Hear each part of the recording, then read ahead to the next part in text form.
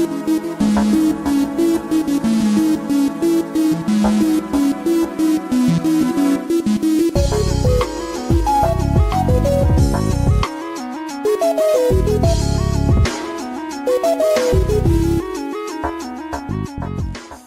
everyone, it is nostalgia time once again, and this is the third episode of our HP mini-series. So, this episode we have a Windows 7 HP, it looks like so here we have an HP Windows 7 installation with drivers. I'm not sure if it's a standard installation or not, and I didn't even swap out the disk beforehand. So let's set. Alright, that should be the correct one. And then we have the HP Pavilion DV2A45SC, which already has a hard drive partition. So it should just boot to the restore partition right away. And yes, it does. We have VDRS.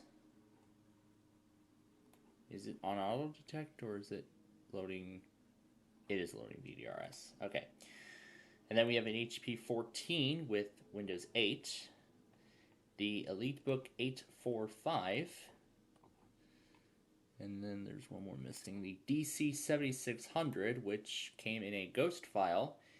And like we've done previously, I'm going to be using Symantec Ghost to do all that. Yes, the partition sizes are correct, and proceed. And then it'll prompt us for disk 2 when that time comes. So, yes, agree to Service Pack 1 and install the operating system. And this guy is still loading here. Because rather than downloading a ghost file, now rather than using the ghost disk from the Internet Archive, I'm using the bootable CD from the TravelMate 2600 to start the initial restore. So of course we can type restore and it'll launch. And next, to proceed, yes, we're going to restore the system, and off that goes. And here is Windows 8 in Chinese, and we will install Windows. You have to put in a product key in order for it to work, so I mean, it doesn't provide a product key, so it's not going to work. See, my flash drive appears. Yes, here's the ghost file. We're going to restore it to the hard drive. Yep, primary C drive. Yes, proceed. And now it is restoring. It is only 1 gig in size, so it's not going to take that long at all.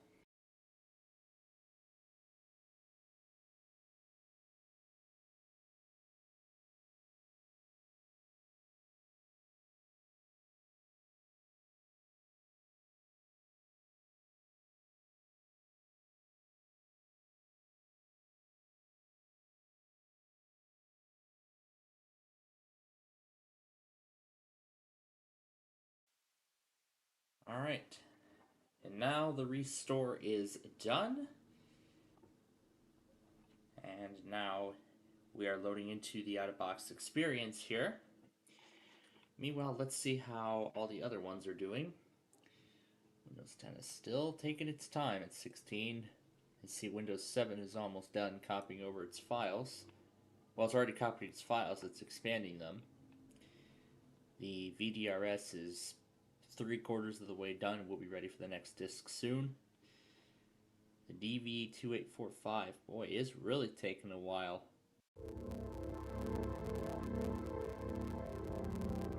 And there's that beautiful animation. It says, "Thank you for purchasing this computer from Apple Corporation." And I can tell this is an Italian copy. Let's see. Wonder if we can do what we've done before. Try to change it to United States.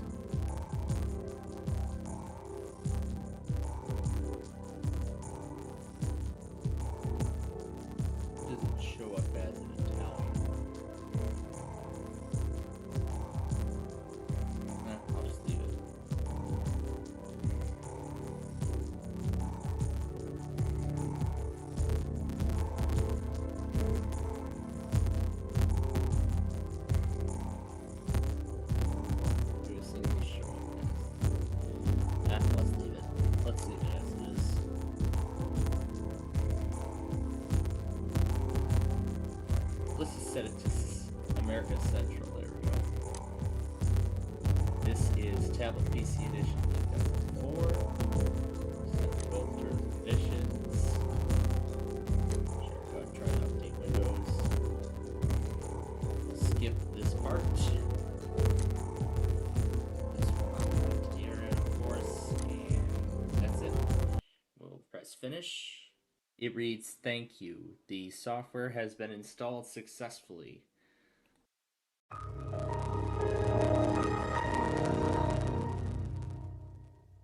Well, a startup sound playing before even the XP logo fades in. That's a first. A Iniciar Windows.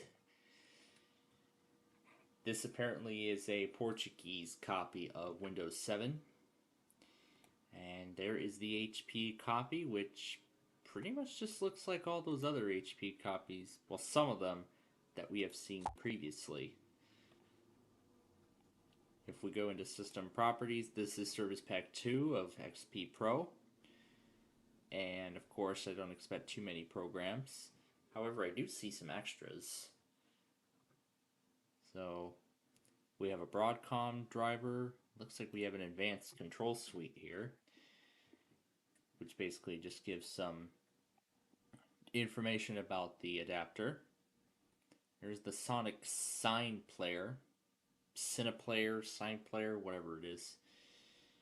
And I see it's already detected our English layout, so we can use the international icon here to switch it to English, which it does not want to do for some reason.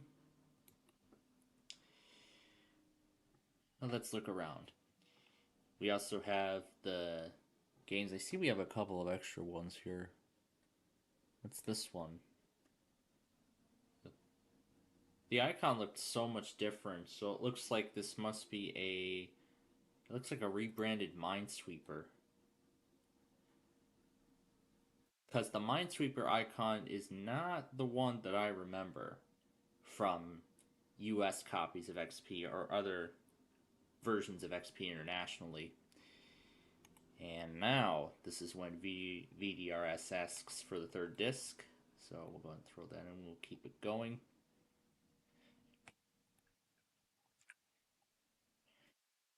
But yeah, as I was saying, this Minesweeper icon is not what I remember. So to me, it looks like it's a flower. It looks like a flower of some kind. But of course, Minesweeper plays just as it is. I'm guessing these are supposed to be grenades or mine icons, but they've changed them. But otherwise, nothing to see there. We have Roxo's Cineplayer here. I believe this is the one I was supposed to open initially. I believe this is one of those pieces of software that has like a trial on it, because it says remaining trial 2. It's saying register your software for 24/7 technical support and additional functionality. So, yeah, see, this is mostly in English. So, pretty much this is just like a DVD player. You could just put a DVD in there. Although Windows Media Player has similar functionality.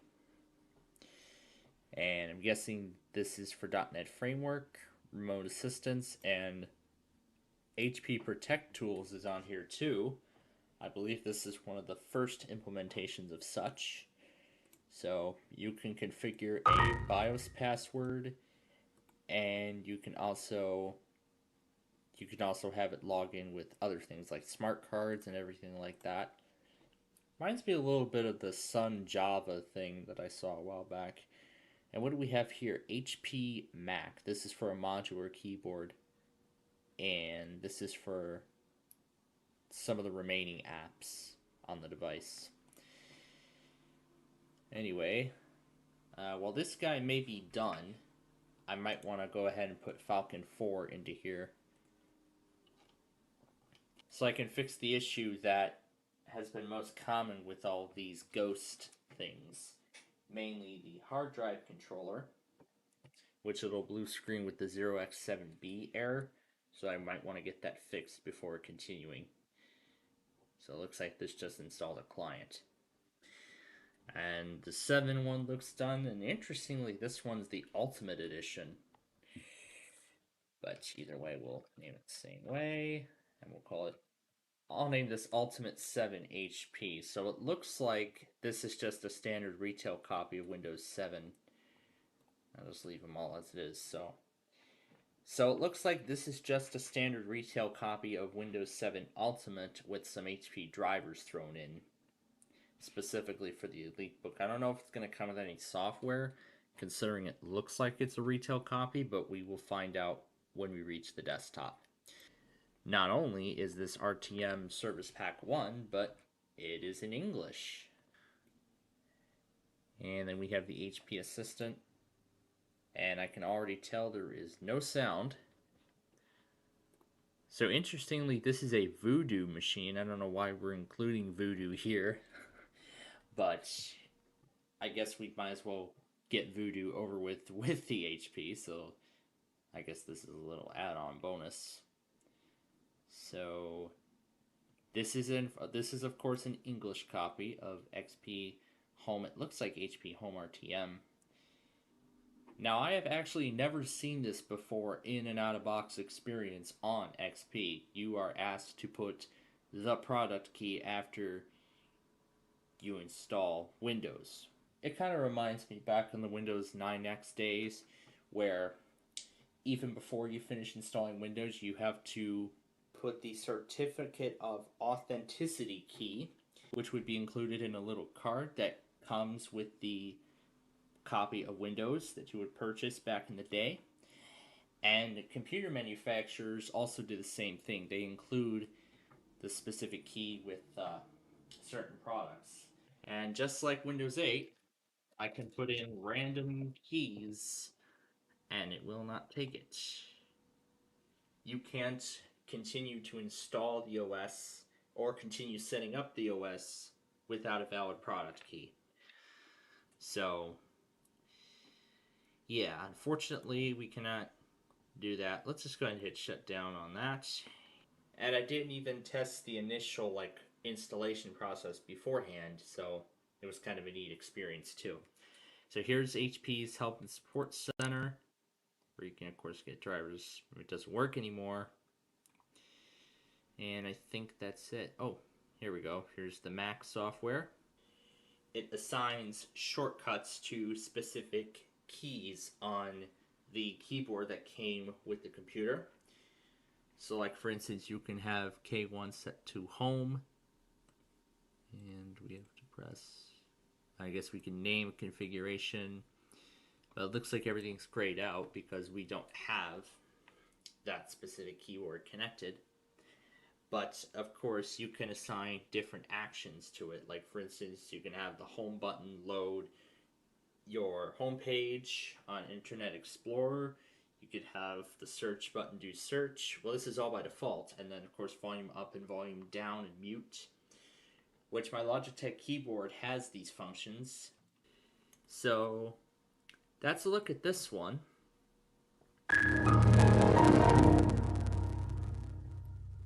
So now let's turn our attention over to this copy of Windows 7.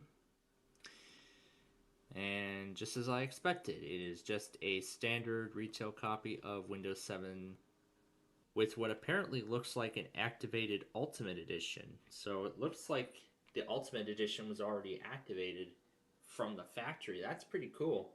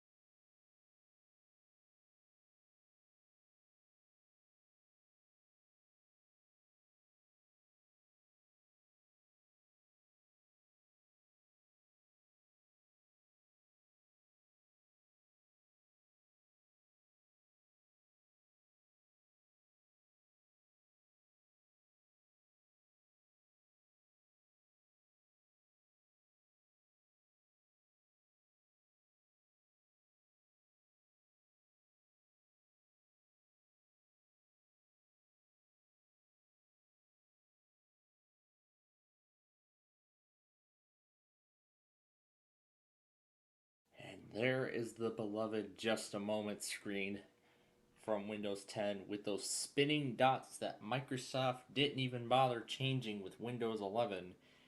Not even 24H2, because Microsoft had released it about a week ago as of the time of recording. And yet still, with that new update, they have not changed the spinning dots at all, except for the boot screen. That happened in 23H2, if I remember. But of course, your typical Windows 10 out-of-box experience. English, US, and we have the UK keyboard layout by default, but I'm going to switch it to United States. No, we're not going to add a second keyboard layout. From here, I can press I don't have internet. And here's their thing about the full setup with a Microsoft account, which we are not allowing. I mean, it's nice here that Microsoft allows you to create a local account in Windows 10. However, in Windows 11 now, you're essentially forced to use a Microsoft account in order to set up Windows. And I also found out that they finally stopped the loopholes of essentially everything. And what I mean by loopholes, the weird and random Microsoft accounts like notethankyou.com, A&A.com, that kind of stuff. So now you're essentially forced to use a legitimate Microsoft account in order to set up Windows 11. And I've heard many people say things about the pros and cons of using a Microsoft account on Windows. And I even heard one express many concerns, particularly in relation to security and other things. Let Cortana help you get things done.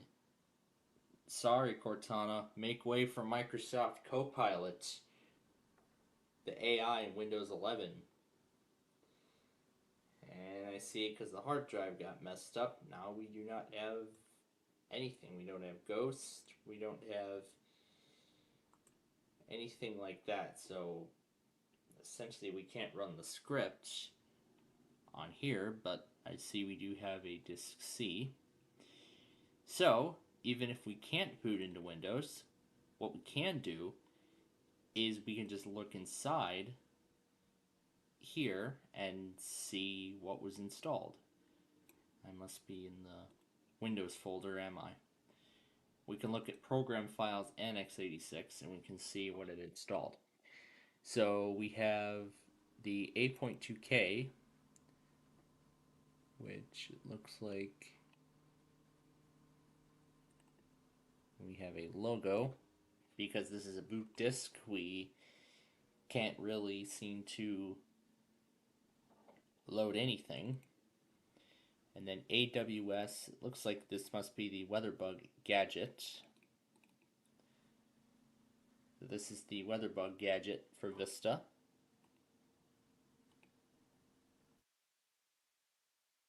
Inside of common files, this looks like it has Norton security. It looks like Norton 2006, I believe.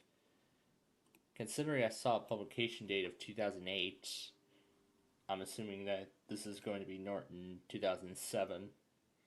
This is the connected audio. Is that how it's pronounced? I don't know. In this folder, we have the HP Quick Touch with its icon.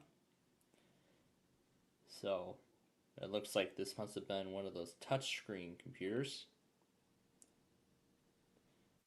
And I see we have a 30-day trial of Office 2007, I believe.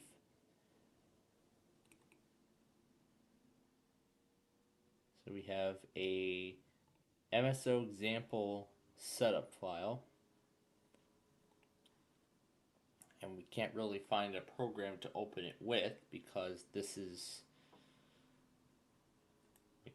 just a trimmed down version of XP. That's the movie maker from Vista. and the online services Mercado apparently was linked to by default, and I see we have an eBay icon. And Symantec. This is the folder for 2007, which looks blank. And then the rest of them are just the essential components of Vista. And this here contains the rest of the bloatware. So this is Office 2007, as I said. We have Adobe Reader 8, AOL Instant Messenger version 6. I see Earthlink is on here, and we got a bunch of Cyberlink components, like stuff that Dell's been including. So we have Cyberlink's UCAM. We have Power Director, which of course is the video editor, but I don't think we can run any of this stuff from within the boot disk. But I'm curious to see if we can. Let's find out. Nope, because this is a boot disk, there isn't really any essential components to allow any other programs or external apps to run. So I see we have Earthlink, the total access panel. And this folder, I believe, contains the stuff here. The wireless assistant, the info center, health check, active support. So essentially a ton of HP components. And in here we have HP's other software. And then HP games. These are all the games that are included on the machine out of the factory. So I see we have Bejeweled 2 Deluxe. So this is what starts the game, which will not start. The game is not properly installed. Please reinstall. I see we got Peggle.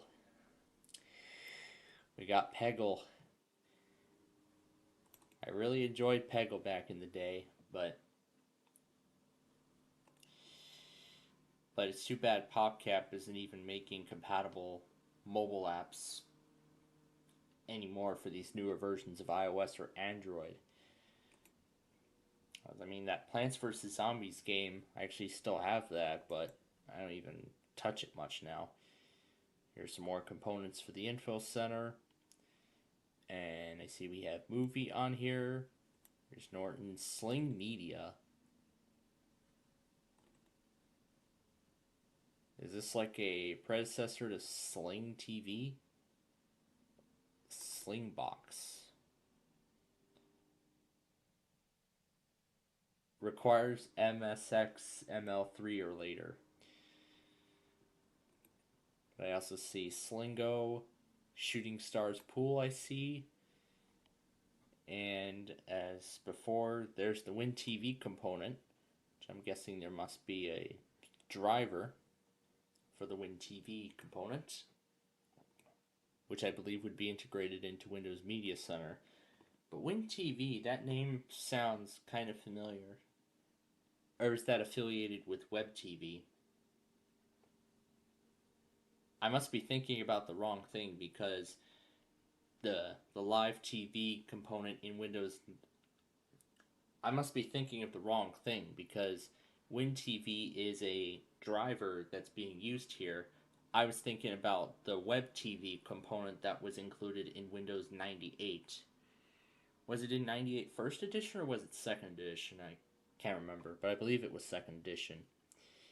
So then we have the setup folder, which contains all of the other stuff. So I'm guessing these are all installers for all the programs and whatnot. So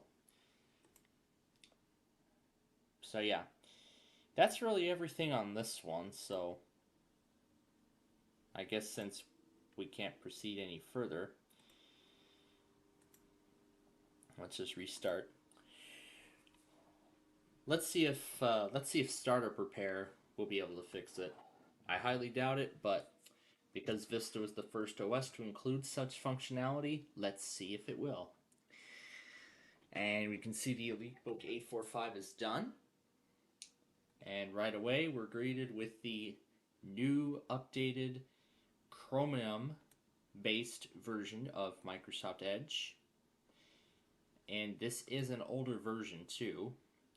If we go to Settings... Oh, no, we're supposed to go to About. We're supposed to go to About Edge. There we go. And you can see version 84 is preloaded on here. The latest version is like version 100 or something. And I see Microsoft Teams is also preloaded.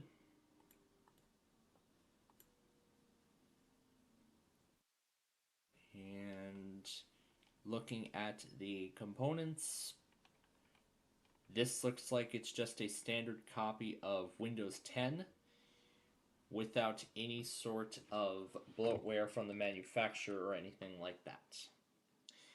And if we run WinVer, this is Windows 10 Pro 20H2 with a dot number of 572. So it said it was last modified on June 8th of 2020.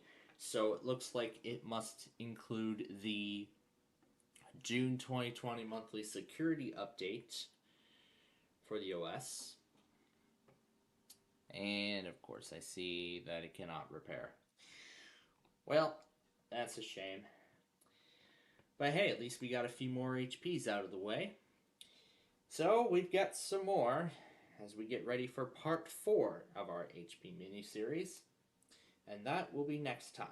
Until then, thanks for watching, and we'll see you in the next episode.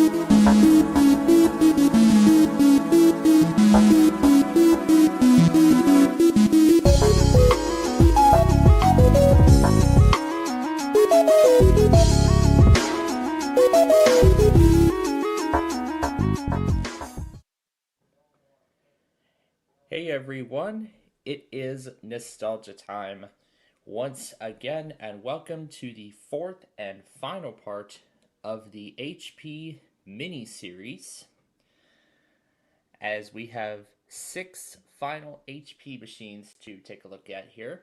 The first one is the HP NC 8430, and in fact I have already done all of the pre-installation stuff. I've already done the ghost file, I've already done everything else in advance. And I can already tell that this copy of XP is in Russian. And interestingly, I also found a way that I could convert this Russian copy of XP to English. This is what I was doing with the Portuguese copy of Windows 7 that we looked at in the last episode. But we can change it all later. So yes, I accept the terms and conditions. Go ahead and turn updates on even though they don't work out of the box. We will skip the computer name.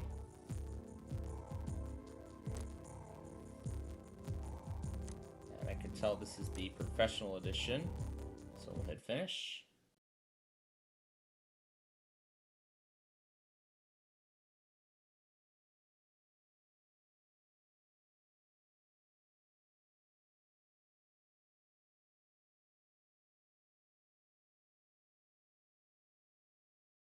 So here we are at the desktop.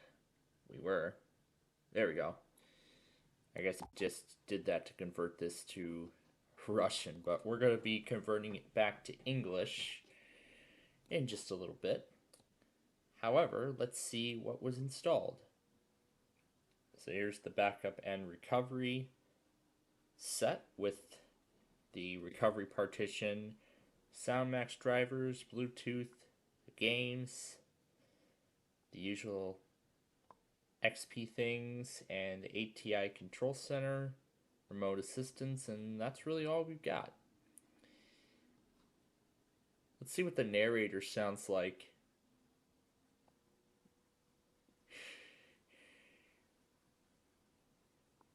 Well, that's on-screen keyboard.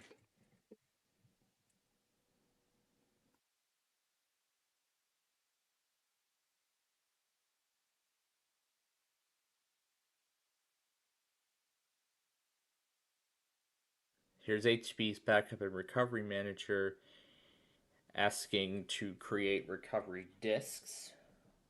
Well, we are just going to just say don't do that. Let's see what kind of keyboard layout it has. Yeah, it doesn't like Russian. Because I put in narrator and it does it in the Russian layout. So I can switch it to English US, and now I can type it in. Oh, I didn't type it all the way. There we go. Will it even speak at all? Wow, Sam doesn't know any Russian. Oh, gosh. Okay. Now let's try to convert the system to English. So we go to language and region. No, that's internet. This is language and region.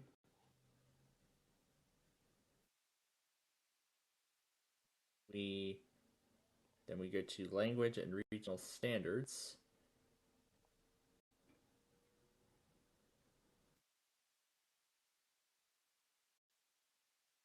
And if we scroll it up, we will find the English countries. This is English United States. And as you can see,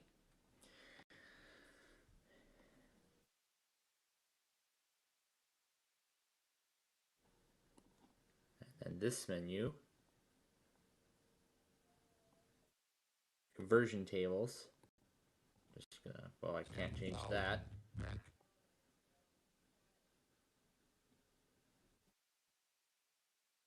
So that only changes the currency, but it doesn't change the locale. Specify your location. Well, we're gonna change that.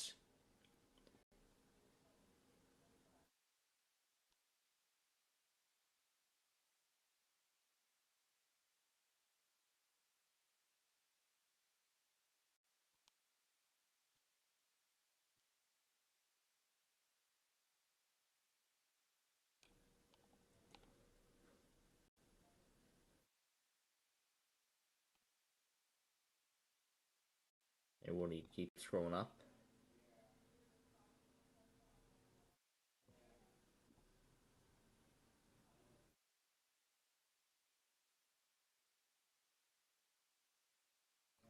Yeah, I think it labels all the countries in alphabetical order by first letter. 30 Windows. Yeah, that's really all Sam says. And this must be United States. And we'll hit apply. And there we go. We now have English time. However, that's it for that. Now we need to... Oh, we don't need to. Because it looks like everything's already been adjusted. Now this is XP, so it might not be as simple as it was in Windows 7. But we're gonna...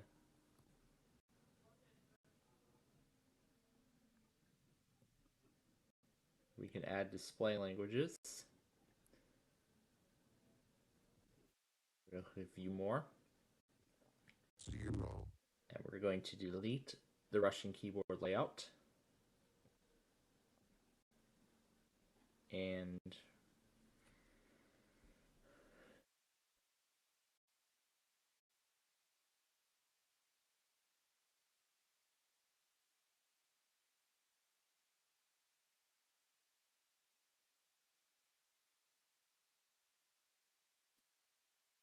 press OK. Unable to remove the Russian layout. It is currently in use. The removal will be done on the next reboot. Okay. So the Russian layout will be removed upon restart.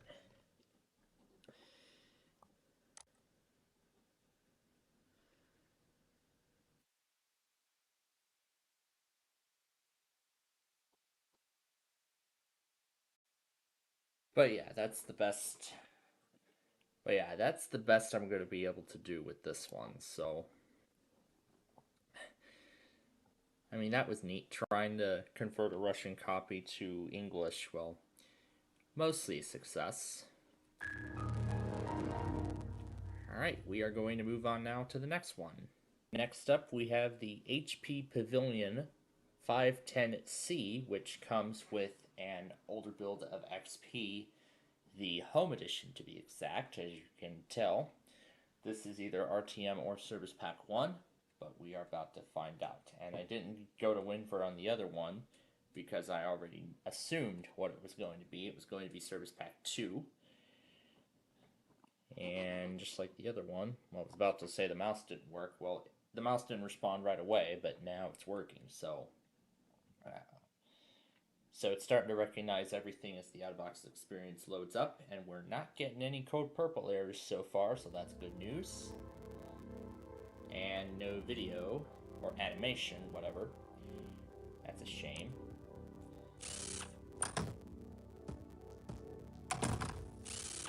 Welcome to Windows XP. I am Victor from the Hewlett-Packard Company, and I am here to help you set up your new computer. I can explain things as you move along. Anytime you need help, just click me with a mouse or press the F1 key. I'll be right here if you need me. That's interesting. They got Victor to replace the question mark in this one, although in later releases the question mark would eventually return. Of course, I can hear the music. All this is correct. Central Time. This is Windows XP RTM, it looks like. We'll skip the computer name for now.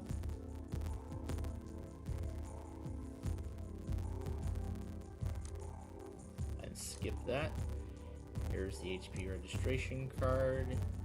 Yes, we're going to skip registration. Do not remind me to register at all. And now we'll click finish.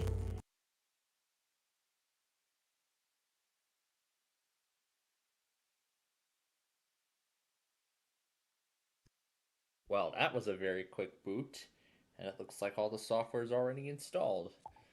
So,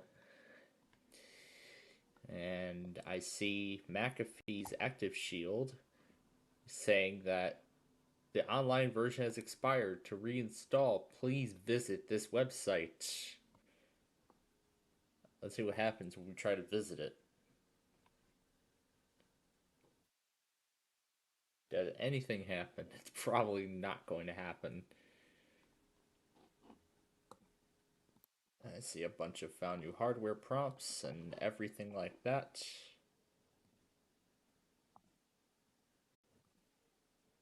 The page cannot be displayed as I've expected. So here's the old trick that HP does, integrating this with the start menu. Now, before we touch this, yeah, sure. No, I'm not rebooting Windows. To set up internet access, please open this. So that's going to be the first one we'll look at. Yeah, you can see what an HP machine with XP was like when this was new. So here's their form, which we'll skip. This also includes a membership of America Online. And it'll go through some other offers and options. And yeah, just go ahead and remind me anyway, although I don't even care.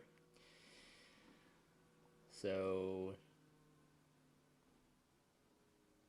I see a music store icon is on the desktop. It'll keep adding stuff as we continue here.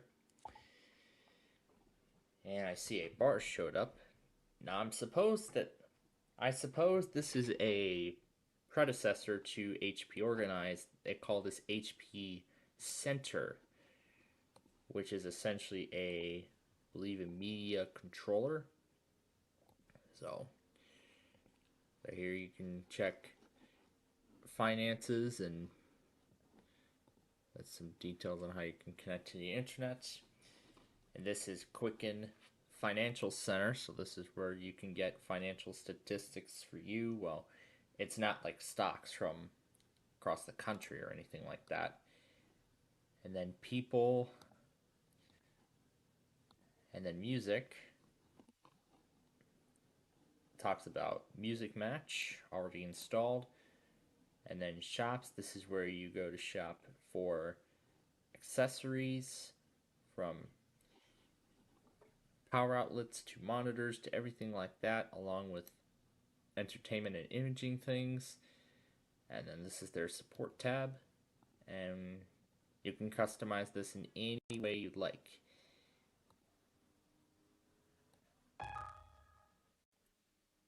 And you can have something on the ticker, which it doesn't give an option to do anything. But that's right, that's pretty neat, although not much of a predecessor, but it's pretty neat. So, let's see what was installed. Of course, nothing here, but we do have the Microsoft Interactive Training for Windows XP Home Edition, which did come pre-installed on my Nana's machine, interestingly. And it works just the same as it was. We have Detto IntelliMover. I'm guessing this is a tool where you move stuff from your old machine to your new one.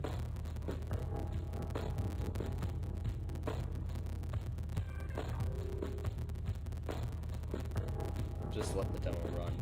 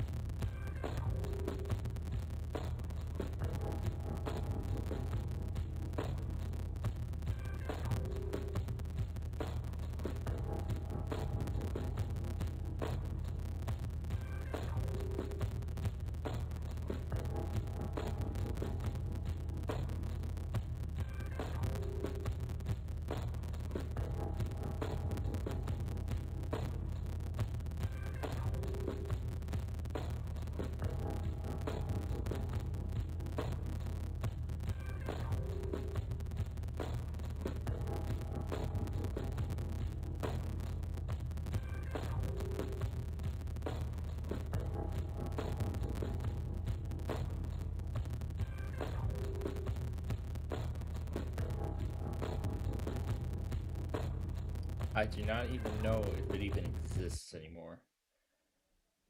So, that's the little demo, but that's really what it is.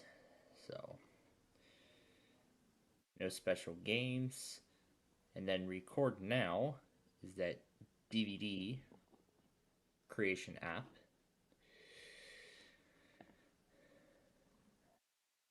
We have the HP tools with PC Doctor and application recovery and system recovery and that tour guide again. So, just for fun, let's have the HP tour guide and the automatic updates thing running at the same time. It's gonna be good. This is gonna be good with all this stuff running. Good afternoon.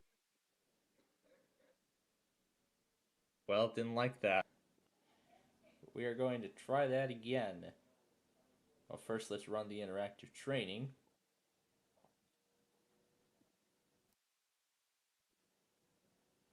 But before we continue, let's see what else we have. We have Kazoo Keeper. Click the button below to go to Kazoo Studio and download the latest version. And that's it. I don't even know what the heck that tool is. And then we have McAfee. Well, we can't do that.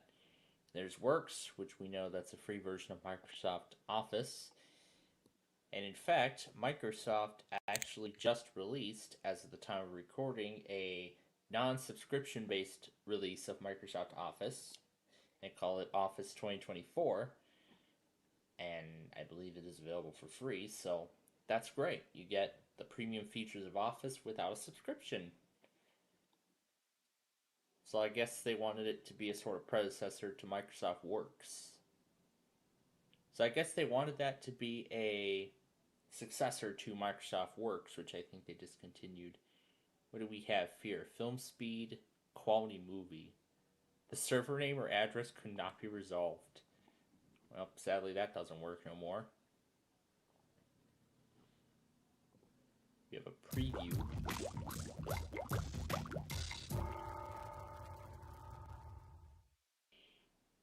And then in my photo center, it looks like we have Photo Fantasy 2000, which runs full screen apparently. Get Fantasy, Get Photo. So, yeah, I suppose this is where you can take pictures and you can create wacky things with them.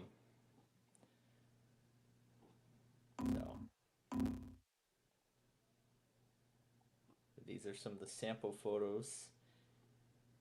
And you can even take some of them from this folder here. We'll press acquire, and that's a source, but we have to click OK. And there we go. Now we can put a sample photo onto a $50 bill.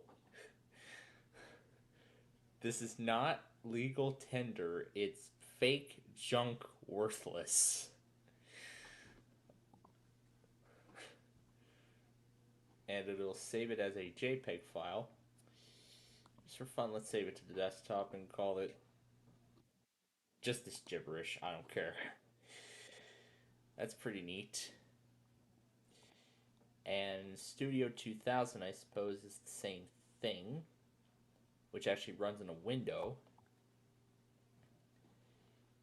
And let's see, we already have some sample photos. And we can open multiple photos and edit them at once. So we can add random text onto it if we wanted to. So we can turn the blur or put the darkness all the way at 100. That's pretty neat. That tool is. My DVD.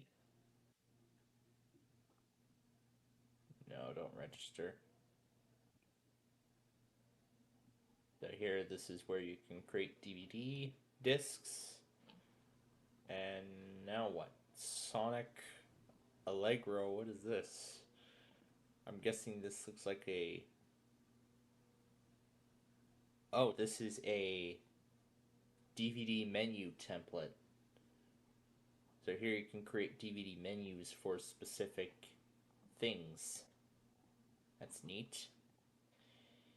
I did use a DVD creator program on my old system, and I created menus of similar nature.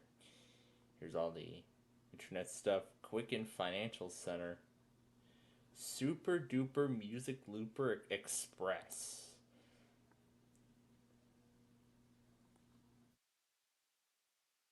And then it just opens up Music Match as well, which is HP branded. I like that. Yeah, sure. Go ahead and start it every time the system boots, although I don't really care. That's really what Music Match can do. Similar to Windows Media Player now. So what's this? It looks like this might be some sort of like GarageBand kind of thing. So what do we do here? Oh, we draw? This is like the simplest version of GarageBand I've ever seen.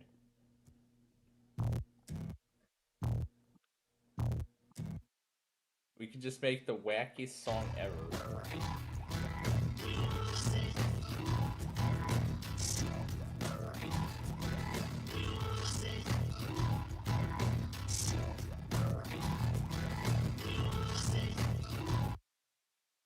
Okay. And we can also add samples from keyboards to anything else, and it looks like this is all we get, because we can't add anything extra because this is only a demo version of the tool, so you're only limited to what we have here. So then if you want to add any more, then you'd have to go and buy the full version.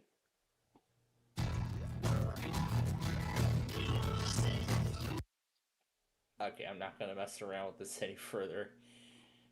That's pretty cool. Almost like I guess that was the GarageBand before there was GarageBand. And what do we have here? All the startup tasks, Sonic Foundry, that's the same one we were just at. What's this Studio 7? Graphics card, this is Pinnacle Studio. No, don't register. Launch, I'll figure it out myself. And this is a movie editor, I can tell. So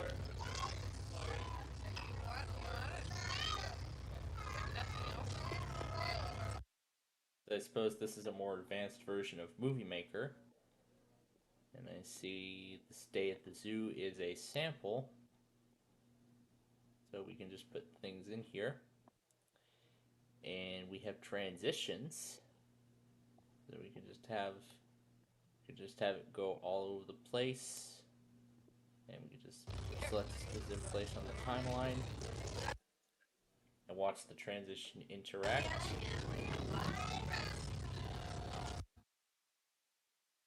I'm not sure what zoo this footage was recorded at, but from what this looks like, it looks like it's coming out of Disney's California Adventure or something like that. I don't know, but that's pretty neat. And then we have Acrobat 5, eMusic, which launches a web page, which does not work, Encarta Online Deluxe, which, as expected, is online. We also have Life Clips, HP Learning Adventure, unable to find program, contact customer support, Life Clips taped to DVD, and we get a 404 error. Market Browser. Now I think this is where we get the financial stuff. You must enter a valid email address. Why does HP not provide this? So interesting. And then move your stuff. Smartclone.com, which doesn't work anymore. Then I think that's it. Money 2002.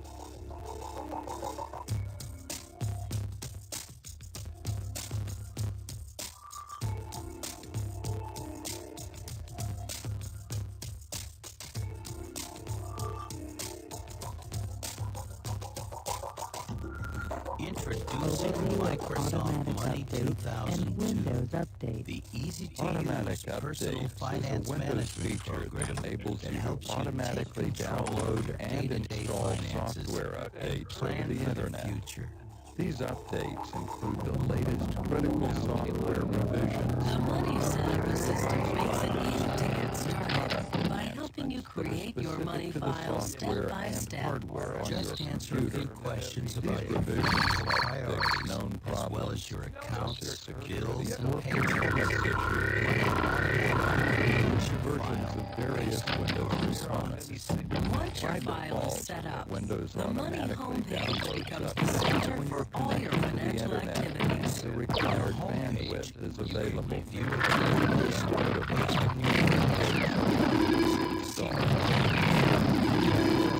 And get updates on your cash.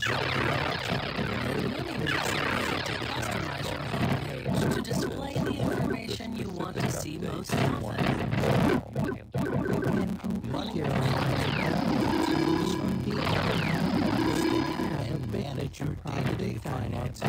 The account is a convenient place to automatic withdrawals and deposits. To notify you before downloading and notify you again when downloads are ready.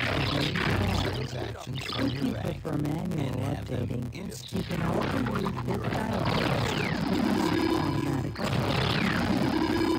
the Windows Update online extension of Windows that helps you manually identify and select updates for your computer's operating system.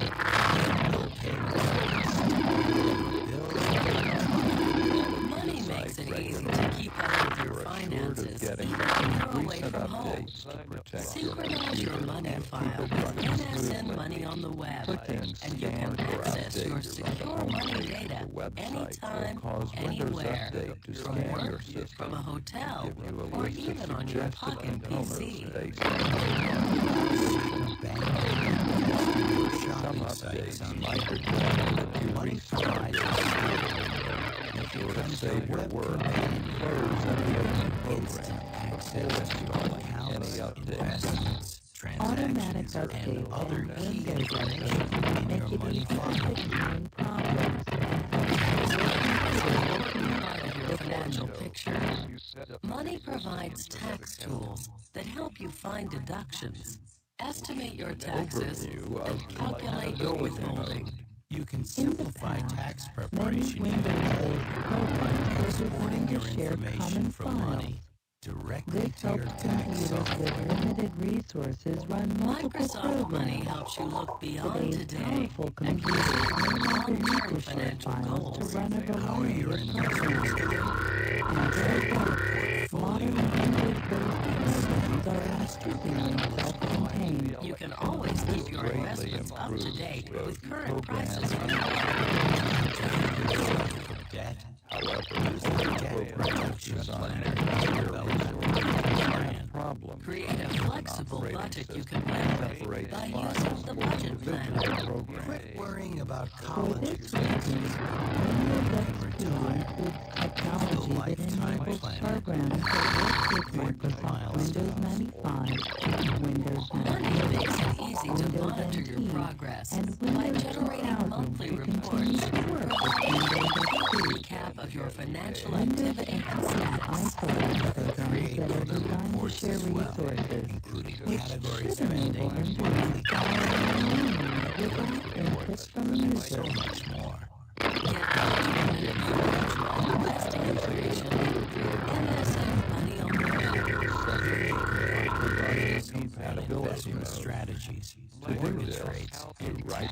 the program Microsoft Money will help you gain valuable insight into your accounts, bills, taxes, and investments. you would select Microsoft Money. You are on the road to That's enough. Let's go to the next. Let's go to the next machine before I have too much fun with this.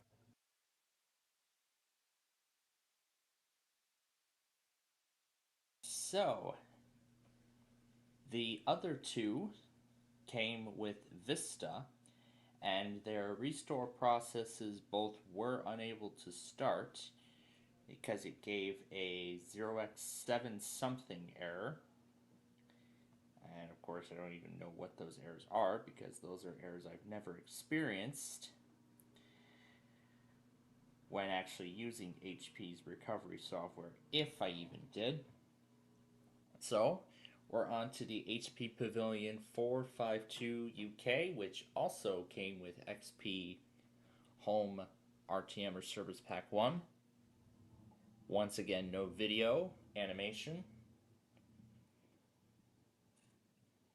And there's Victor again. And yes, we hear the music. And this is a UK copy, but we're going to change everything to United States.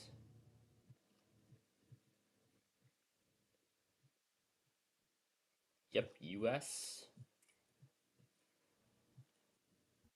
And we're going to switch the time zone to US Central.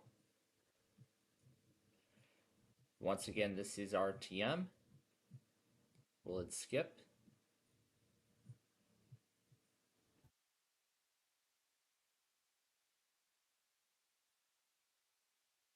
And we'll skip the network. And it didn't ask for a registration card or anything. Interesting. So now it will complete the installation of software and everything else, and then we will be ready to roll with this. Unfortunately, it won't proceed with resetting the timer for XP, but that's alright. At least we can take a look at it in safe mode.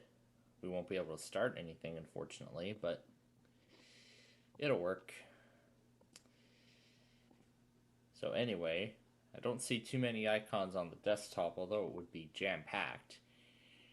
So all this is the same as how it was when we looked at it on the other one just a moment ago. So there's the interactive training, no special games.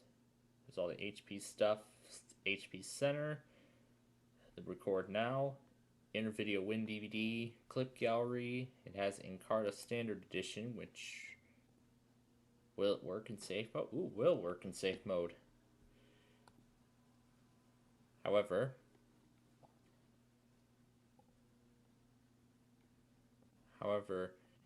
you would need a Encarta CD in order to read the information, or you can copy it to the hard drive and then you won't have to worry about it. We have Office XP, I see. It only comes with Word though. And then we have Works, Norton 2002, and then this is Show Shifter. Television capabilities have been disabled. Yeah, go ahead and turn that off because we're in safe mode. So, the television function. So what's this about? I suppose this is where you go to play videos, and you can even do live television on this? Wow. I guess this is a good alternative to Windows Media Center. And here you have the slumber mode.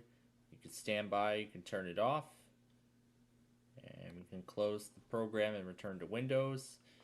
So yeah, this is sort of a good alternative for Windows XP Media Center Edition. Veritas Storage Guard, the Sonic My DVD, and then we have Autoroute 2002, which will not work. Picture It, Money 2002.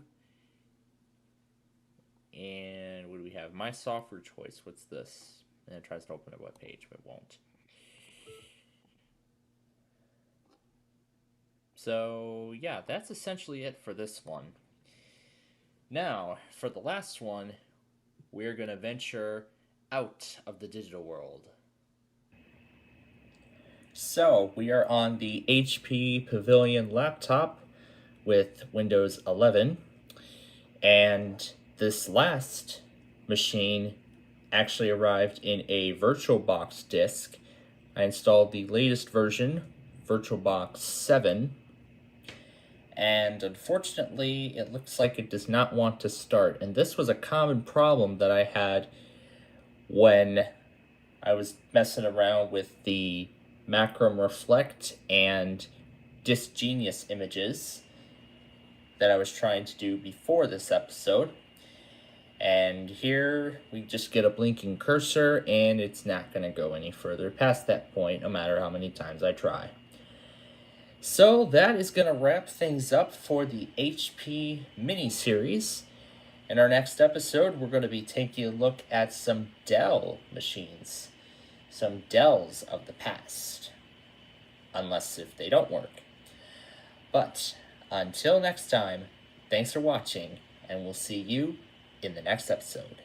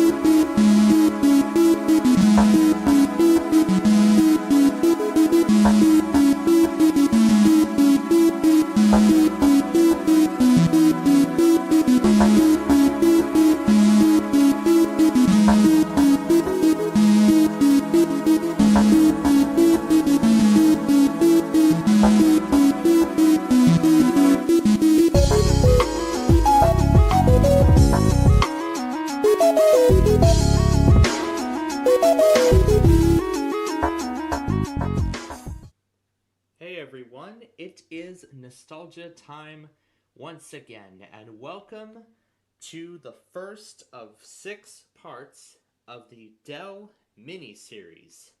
First up, we have the Dell Latitude D610, which shipped with XP Professional. So as you can see, there's the genuine advantage, which warns that the product must be activated in order for it to be properly licensed. But here we really do not have much here. But we do have Dell's wireless card, all the default XP games, and all that. So let's go ahead and log off of the administrator and see if we can log into the Dell account. Looks like yes we can. And we'll run Explorer.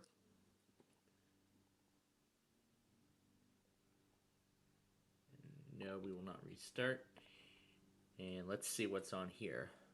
Well, same as before. So it's just a standard Dell installation of this Latitude of Windows XP with nothing too exciting to see other than having all the updates. Next up is the Dell Inspiron E1405, which is one of the Media Center Edition laptops of the time. So it's already loading into Media Direct. Okay, we have a disclaimer that says that this gives access to all media files stored on computer except for licensed and private content. Could include some music or videos purchased online, but you can access them in XP. So this is just a reminder. So essentially this Media Direct thing is it's a media extension of Windows XP. So essentially you can access your music without having to go into Windows. However, there are some limitations. Licensed content you can only access from Windows XP. You can't access them here in this menu. but I saw a bar at the top while it was booting, so Control F11 restores the system. We'll get to that in a moment. But first, let's see what this Media Direct is about. So, and of course, it doesn't have anything, has nothing to play because there's no operating system on the disk. But essentially, that's what this is. And it looks like there's actually some sample songs already. So, we got some artists, some songs. But, of course, I'm not going to play them all. Of course, watch DVDs, videos, and even view pictures. And it looks like all the sample pictures from XP carried over. Nice. Okay, so we're going to exit Media Direct, which will boot us back into Windows. However, there is no Windows partition to boot off of. So, what we will do is once we see the Dell screen, we'll hit Control F11. Okay, it looks like that stopped it.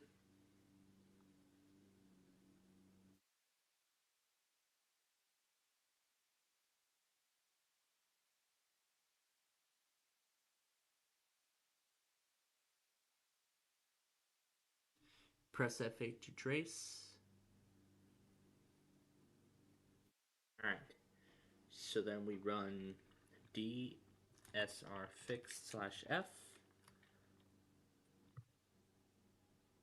And yes. Yes. Yes to all. I think this might work. Let's try it. So let's restart. And then we'll do Control F11 again.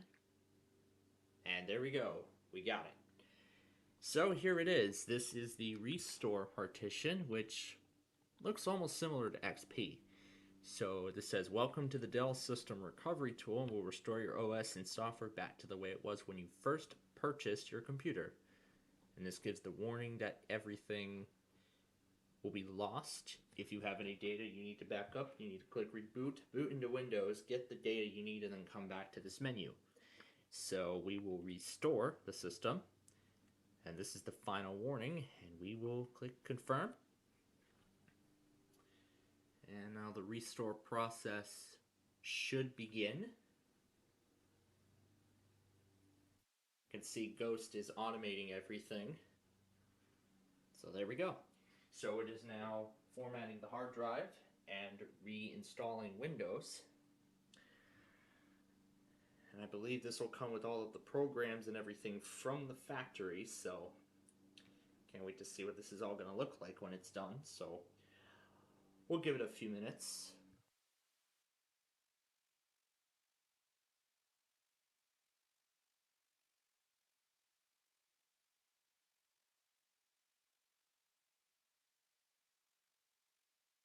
So the restore process was successful, and when you turn your machine on for the first time, you're actually greeted with this end user license agreement screen, which is something that nobody even does anymore.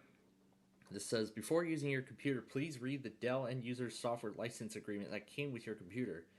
To comply with the terms and conditions of this, you must consider any CD or diskette set part of Dell installed software as backup copies of it installed on your computer's hard drive. If you do not accept, please call the customer assistance telephone number listed in the system documentation. So that says to press any key to accept. And then it gives the service tag and the service code, which you can use to look up drivers and get support for your specific machine on Dell's website, which we do not need because this is a virtual machine. And you will only see that once, only on the first boot. So after that screen, it loads into Windows for the first time. And of course, the setup will go as usual. However, there will be some Dell tweaks to it.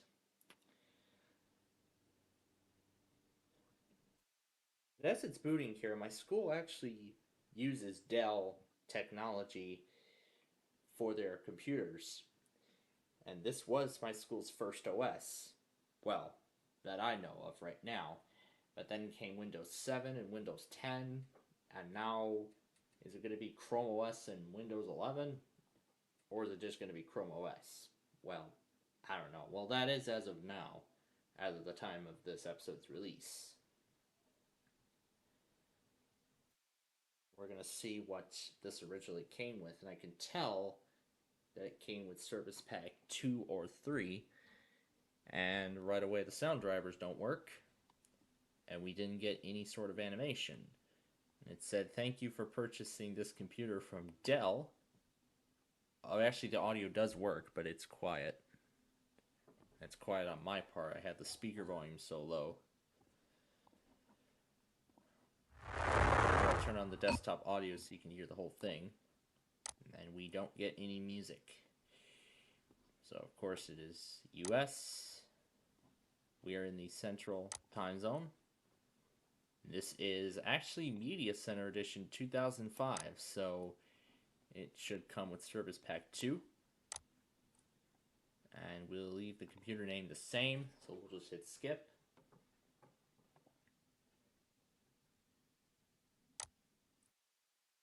And we're going to skip connectivity to the internet. No, we will not register with Microsoft. And here are some of the things that they have. You can enhance a connection with 6 months free of AOL or Earthlink. Or if you have a high-speed connection, you can get a $100 mail-in rebate for some select retailers.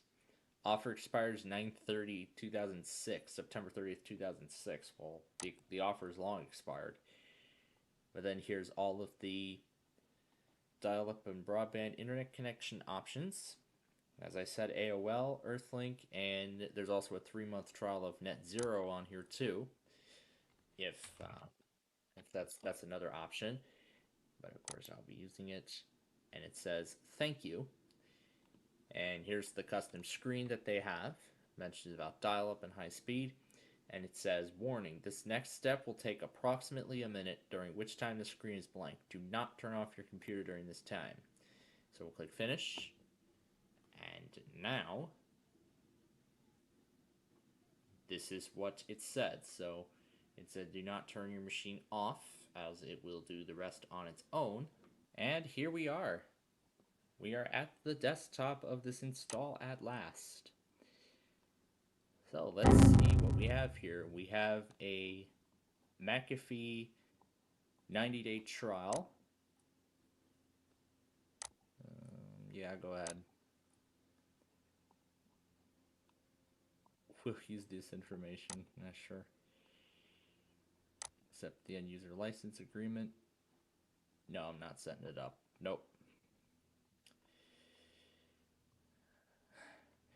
Error loading this file.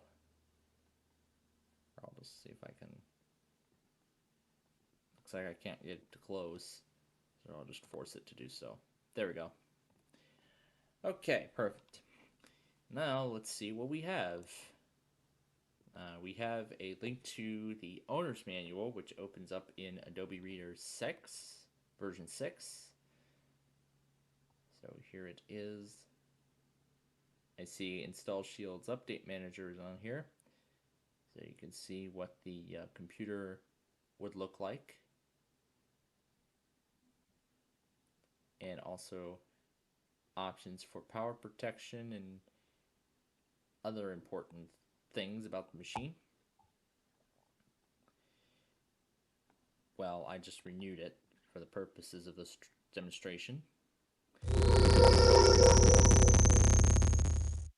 And here's Dell's support program. This is an automated notification system that offers you updates, upgrades, and information relevant to your computer, which is sort of what Dell is doing nowadays with their support assist thing that they have, which you can have it it'll automatically check for driver updates and other things from Dell, and then it will tell you, hey, we have a driver for you, this is a new driver, please restart to apply it and whatnot. Yeah, sure, I guess. Anyway, we're here to see if there's any custom screensaver. And nope, it looks like Dell did not include any. However, we have a My Pictures Premium slideshow. We also have a Coral photo album slideshow, and I see what looks to be some Plus themes actually are already on here too. So I believe it comes with the Microsoft Plus package pre-installed. So here's the user guide for Windows Media Center. Educate you learning from Dell, providing online courses at affordable prices. And then this is the offer for AOL. Here's AOL 9. Please make sure that no one's using the phone right now. Goodbye. And then here's the games, music, and photos. So here's all the games and photos and other utilities. There's a 60-day trial of Coral Photo Album. There's PaintShop Pro. There's Music Match. And here's Dell's Games utility from Wild Tanget. There's McAfee Personal Firewall that wants to gain access to the internet. Okay. Great news. More games and apps are available. Click update now. Is it like I care? But yeah, here's all the games we have. We got Polar, we got Golfer, we even got Bejeweled, and then this X, I'm assuming, removes the game from the list or from the device. While clicking launch just installs it for the first time. The content you are about to enjoy requires the web driver. To proceed, click next, agree, and now it'll install the files. We have Roxo Creator, which of course burns DVDs and other things. Please answer the following.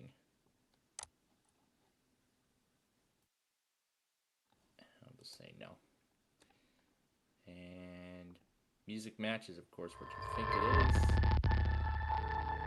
It's a jukebox. And then what does Coral Paint Shop? Yes, I accept the terms and conditions. I'll just accept the photo album too. Just get them both done. So here's what Roxo Creator looks like. I'm guessing this is Dell's edition, so just what you think it is. You can create backups, burn disk images, and everything like that. So we can just close that out. Yeah, just granted access, I don't care. Everything wants access. So here's Coral Paint Shop. Let's launch the photo album. Of course you can look. So this is the starter edition. So it includes a free preview. Again, this is a 60-day trial. However, you can continue to use premium features. So essentially the premium features will be limited after 60 days. So we can go to the Digital Photo Lab, but really this is actually like a little bit of a tour, essentially, as to how the program is used. And of course you can look for stuff everywhere on there and whatnot. And then here is that Paint Shop Pro. Looks like Paint Shop Pro version 10. So, of course, you can get photos, you can retouch and restore, you can add effects to them. In the Photos app now on Windows 11, you can do just that. And this is Dell's game tool. So you only have 60 minutes of playtime before you are then required to activate actually rather I should say buy the game. So we'll go ahead and close that manager out. And let's see what else we have while it loads. So nothing. Media Center. These are some of the application is requesting access to the internet. Of course, it's not going to sound that well. I'll just go A.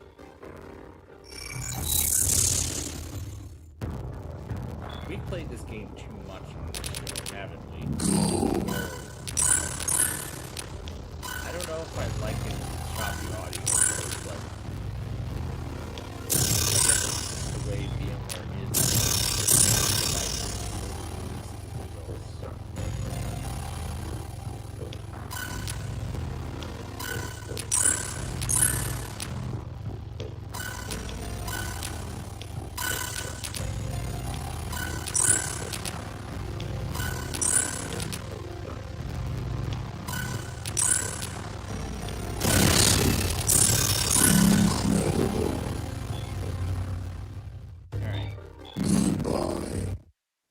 Yeah, I'm not going to play too much of that.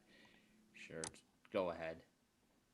And see, I only played 1 minute, so the trial period is actually in total.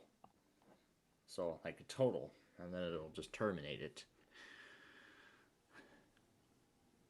Let's see, what media programs do we have? Gem Master. Of course it isn't, but of course it'll run. Yeah, grant access. No, I don't want to join. No, don't even try. And I have to say no.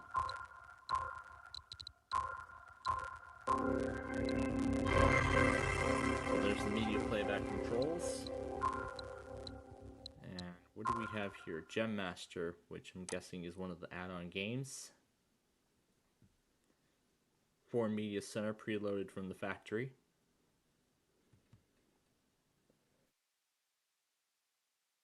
And it seems like we're not getting anywhere here. Is requesting access. Do you want to? Yes. You must accept the terms before running the game. I guess it'll only ask for it once. The wow, dang it. With the flying W. Gem Master Mystic.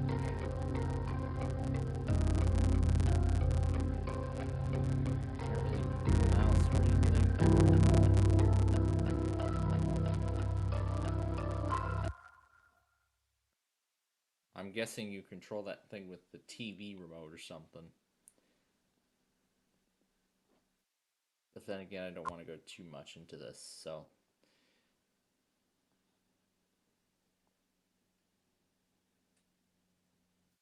Nothing interesting there. There's AOL9, the Broadcom driver, the photo center. There's the Creative Sound Blaster already installed. There's the media source, which actually is this thing up here. So the audio converter is basically where you convert audio formats. And then the media source player plays, records, organizes. And you can edit WAV files in WAV Studio, which is I guess sort of a similar version of the sound recorder. And we can play it back, which is I guess exactly as it is, but in the choppiest voice possible. And then these are some product settings here. Sound font, what did that say? Sound font bank manager? What's this? What is this, a piano? Can I can literally play the piano on this. Dang. Cannot find sound mixer. That's bad. Speaker settings, I don't even know if that'll open. But then we have Dell's SPCPlayer, Sign Player, SPCPlayer, and it doesn't work. Great. Alright, what else do we have? Driver reset, and here we go. Sonic SPCPlayer was just that other thing. Let's just see if either of these two opens. But then again, here's where your service tag is. So that's just some information on your service tag. And then this is some accessories. These are the games that Dell includes from the factory. I see Scrabble is also on here too. Pretty neat. And then what else have we got? We have its quick set driver, then Dell support stuff, and we can open the page at any time. And of course it's got to extract its files for the first time before even opening it. A Dell Wireless's card, XP Games, Java, McAfee, Modem Helper. What's net waiting? Is this a like telephone utility? The Print Me Internet Printing. It's got WordPerfect Office. So I'm guessing this is like a free version of Office. So I want to see what all this is. Perfect Expert. Yeah, it's just going to keep nagging at me and whatnot. Clipbook. And then I see we have digital media enhancements on here too.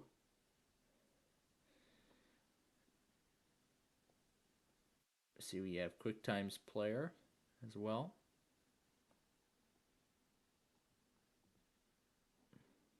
So, yes, I accept all the terms and all agreements. And Clipbook is essentially a clipboard. You can write down names, descriptions, everything like that.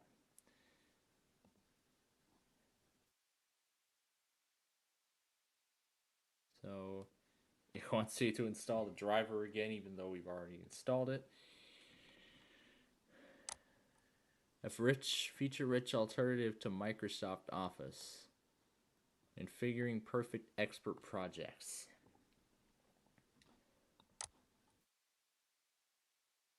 Let's see what else. Roxo is that same tool we had. And then the digital line detect. And then we have some of the Windows Plus packages, like its own audio converter, label maker, dancer, and party mode, which we've looked at back in the Acer mini series, so this should be familiar. And Quattro Pro is essentially like Excel. Well, that's basically what it is. And WordPerfect is essentially Microsoft Word. Thank you for using WordPerfect 2012 or version 12. And then I'm guessing then that other tool is PowerPoint. The page is not responding, and I can't really seem to move the dancer out of the way. But I will open up the properties and show you that this should be Service Pack 2, because Service Pack 3 has not been out yet around the time. Yep, Media Center Edition 2005, Service Pack 2, manufactured by Dell. And then let's see if we can play a QuickTime sample movie. So open movie in new player.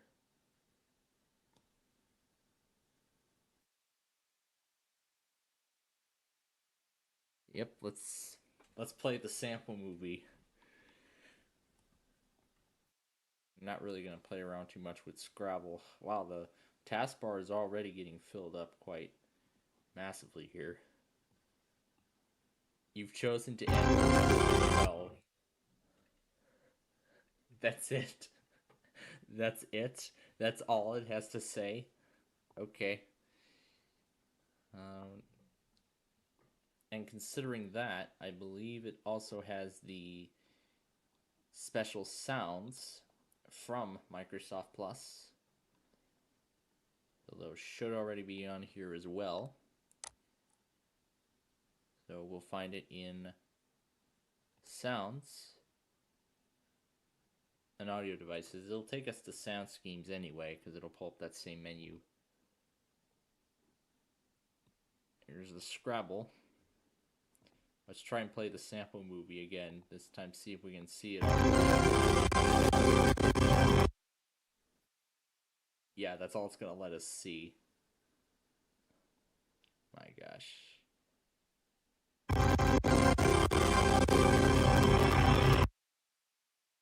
Well, we got a little more of it in. So, no, it doesn't look like it comes with any of the other sounds, so it doesn't come with the plus sounds. These are the default ones. So, nothing too exciting there. So, yeah, this is essentially that same Scrabble game we took a look at earlier on. Alright, let's see if I can... Alright, we're done with this machine. Let's move on to the next one now.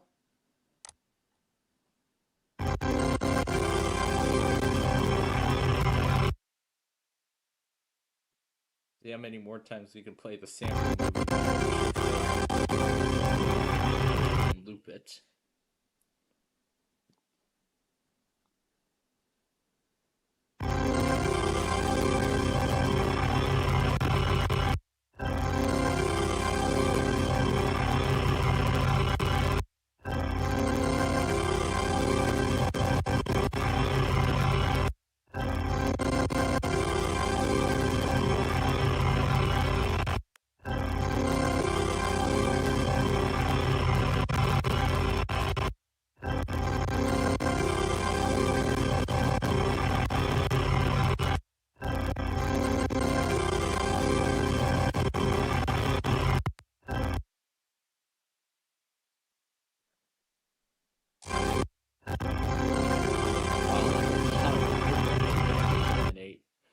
Just before it gets shut down.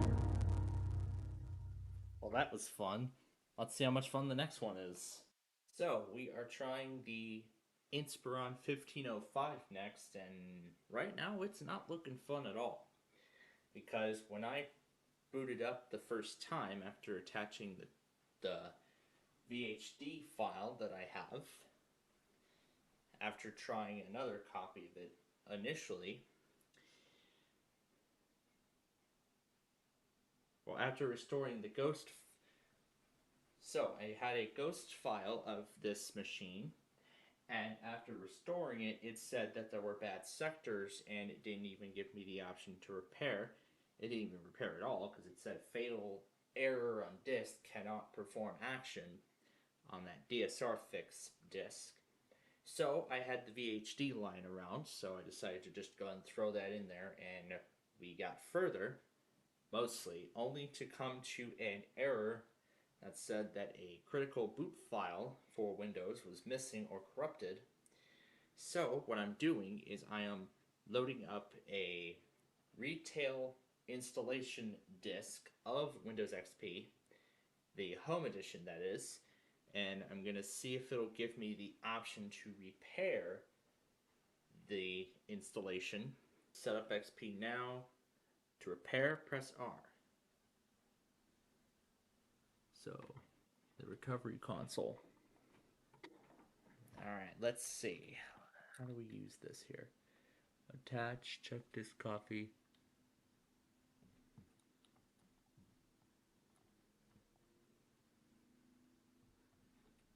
Alright, let's do fix boot. Yes, write a new boot sector. Okay, and then fix MBR.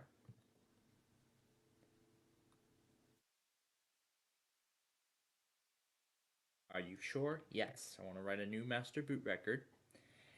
And then, does this have a BCD? Okay, it doesn't. It said that a specific boot file was missing. So, fix boot, fix MBR. Okay, so I don't think writing a master boot record, I think, will work. Volume appears to be in good condition and was not checked. Okay. Alright. I don't think fixing the boot record's going to do anything, but let's find out. So what it did was it replaced the Dell boot record with the standard one from Windows. So that's what happened. So it just wrote over the Dell boot record. So that's why we're just seeing NTLDRs missing instead of Dell. But looking at the archive photos, this machine is exactly the same as the other one, except it's in Russian. So we're not missing out on too much. So next up is the Dell Dimension E521. And just like the 1405, we have the same screens as before. And that's the service tag for it, except instead of the laptop example, it is being shown in the desktop form. So here's the same out-of-box experience from before, except now it's in a much larger resolution. But of course, everything is correct. Central time zone does Eastern by default. This is the home edition of XP. So this will either be Service Pack 3 or 2. It is most likely going to be Service Pack 2, because by the time 2009 came around, everybody was using Vista, or preloading Vista, or in the very early stages of preloading Windows 7 on their machines. I was about to put the wrong name in there. Now, instead of showing the internet thing, we just see the warning below the configured for internet access thing. Now it'll do some final steps, and then we will be ready to roll. Alright, the activation timer ran out, so we're in safe mode here, but really everything is just about the same as we saw in the other one. Just the usual things, except we have the interactive training for XP Home, which we've already seen on our last mini-series we did, the HP, so that should be nothing different. As most of this looks about as similar to the other Dell machine that we just looked at, except there's Google Desktop, McAfee, comes with Office 2003. I'm assuming it's a trial. It's got Works as well. We know what those are. Coral Snap Flyers on here. We can't look at that, sadly. We have the Real Player, the Roxo DVD Creator, Adobe Reader 7, plus Photo Story 2, the Modem Diagnostic, and the Yahoo Music Jukebox. And that's really all there is to see on this machine. Comes with Service Pack 2 of XP Home. Nothing special, no plus packs, no nothing. So that's that. Next one. So here it is, the Dell Inspiron 2200. This is the next one. We didn't even have to go through the end user license screen upon first boot, like with those other two, including the Dimension, which we just looked at. Well, only for a brief time, that is. And this will also come with XP Home Service Pack 2. Judging by there is no addition label on the boot screen. Right away, there it is, the same resolution as we just had. Same as before. Purchasing from Dell. That is how everything should appear. As I just said, this is Home Service Pack 2. Sure, go ahead and do automatic updates. No to the computer name.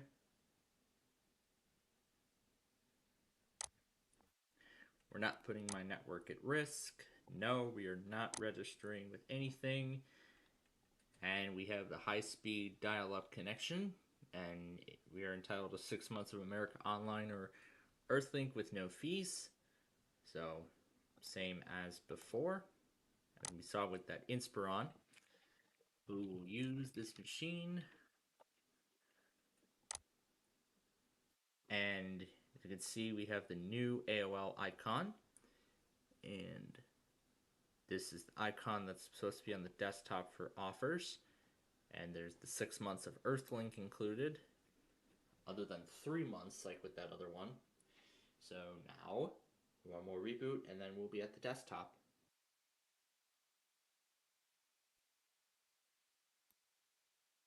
The administrator is a cow. Interesting. But pretty much what this is, it's the same as we saw before. There's 3 months of Net Zero, 6 months of Earthlink, AOL. There's the high-speed internet icon, which opens up an HTML document. Talking about the kinds of internet connectivity options. There's the owner's manual, and what's Simple Start Edition? This is for QuickBooks. And let's see what else we got. Typical XP accessories. There's the interactive training once again. America Online 9, Dell support, accessories with the code, QuickSet driver, support tool, wireless card, XP games, network adapters, Java Start, McAfee, Encarta Encyclopedia Standard Edition.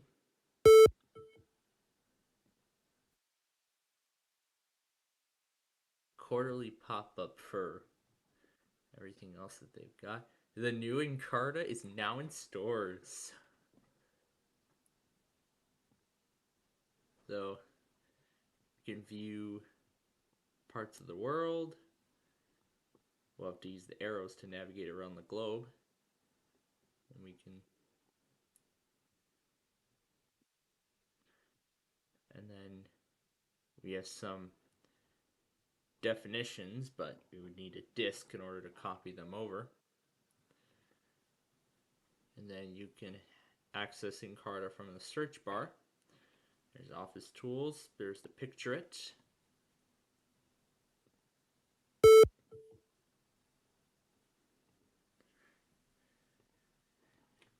But yeah, sure, that's really what that is. And then there's Works, the Modem Helper, Net Waiting, PrintMe, QuickBooks, then QuickTime, the Real Player Sonic, the startup stuff, and that's really it. And that next one is the Dell XPS 15Z.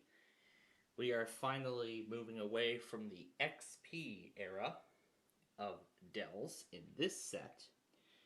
So now the final two are based on Windows 7. Or as I should say, they came preloaded with Windows 7. Because by the time 7 came out, XP's latest service pack was Service Pack 3. And that was the only service pack that was still receiving updates by the time mainstream support ended in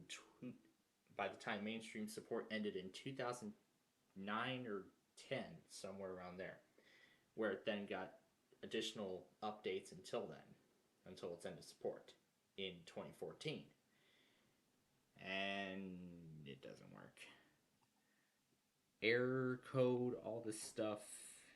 So the final machine of this set is the Dell Inspiron N5110, which came preloaded with Windows 7. Yep, as you can tell, both by that screen and the boot logo. Well, then we saw for a split second. I should really say a split second, but we saw it for a second or two. And now we got the Vista boot animation. Because by this time, everybody stopped preloading XP on their computers, with the only exception being for some of those smaller netbooks that can't even run the basic editions of Vista. But then there are manufacturers that were going more premium and preloading Windows 7 on their machines. And of course, this is in Russian, so I should know how this works. Here's the factory image, and yes, let's proceed.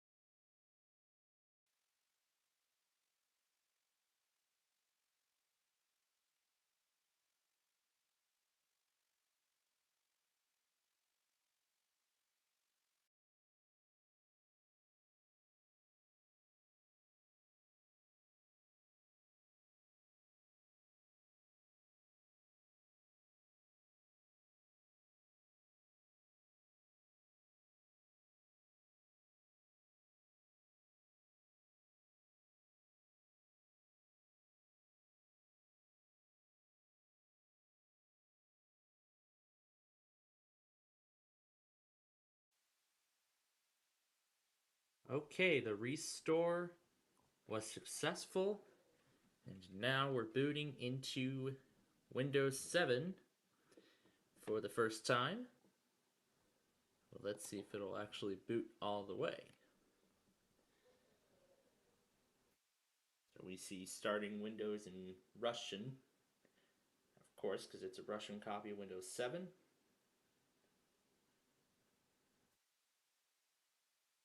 And there it is. Setup is preparing your computer for first use.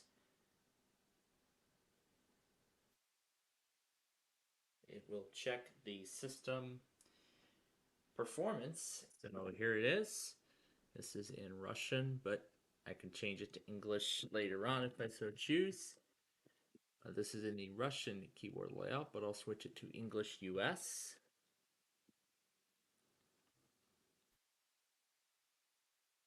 $51.10, I'll name it. I'm not going to do a password. This is Home Premium Service Pack 1. And we'll just keep everything as it is. We'll just tell it that this is a home network. So let's see what this copy of 7 Home Premium has to offer. Essentially, with the whole restore process wise, it's literally the same thing as the Dell Vostro, except the only difference is that this is the Home Premium Edition and this copy of Windows is Russian.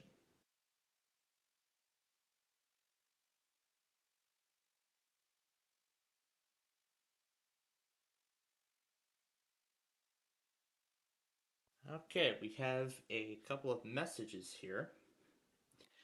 One is Dell's support thing, and the other is a hardware message saying that you need to restart, but we will not do that. And basically these are the license terms and agreements from Dell on hardware support and software stuff. Now on the software side, as I've mentioned, I've been able to turn a Portuguese copy of Windows 7 back in the HP mini-series to English. Now let's see if we can do it, and I can show you how it was done on this Russian copy. But first, let's look at all of the software that comes preloaded. So we don't see anything on the desktop, but this is the page I was going to open up. This is Dell's Getting Started Guide, which has Sync Up,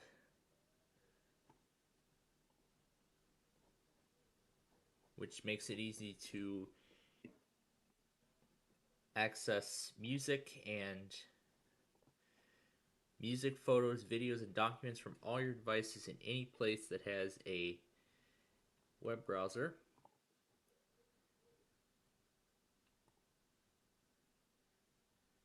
And let's see what this is. This is a control center. What is this doing?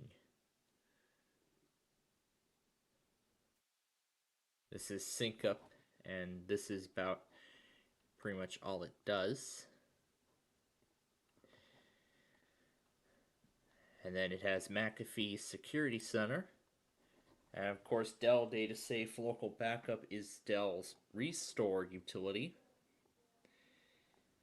And then these are just some final things to note about product support from Dell. And there are some gadgets you could put on the desktop from them, but they're not really anything too special because these are the exact same gadgets that are bundled by default in Windows 7. And then there's Windows Easy Transfer, where you can transfer your data from your old computer. And then there's Dell's Support Center, which of course you can get hardware and software support from Dell.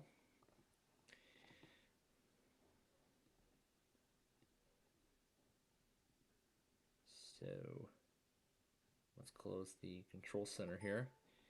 And let's see what Live Central is. I'm guessing this is a photo gallery. So you can post to YouTube on this thing and some other social media platforms. And this says says this version of Dell Support Center is not compatible, or did it say failed to identify license or something?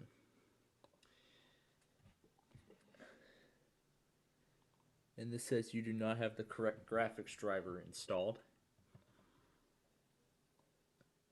And that's what the sync up thing is. This is Nero's update tool that they have.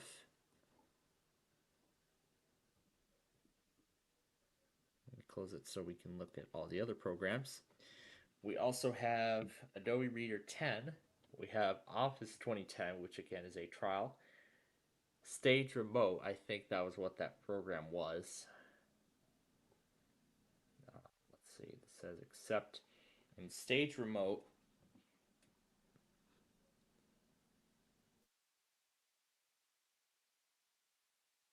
and that you prefer settings.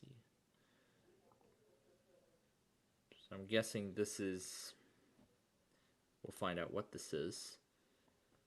I can tell this is a photo gallery, because then we have some pictures provided by this program, and then we have the photos that usually come by default in Windows 7.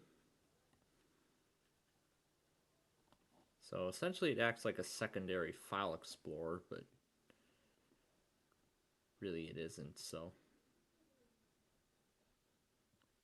here I'll try and close all this crap so we can keep looking. We have Zinio Reader 4, and I see we have Live Essentials bundled here as well. So there's Windows Live Messenger and all that stuff. And then we have Dell's utilities, the Sync Up, the Dell Stage, and you can also get weather conditions as well, all in one place. This is about, air. What does that say? Desktop weather gadget has stopped working. Well, that can't be good.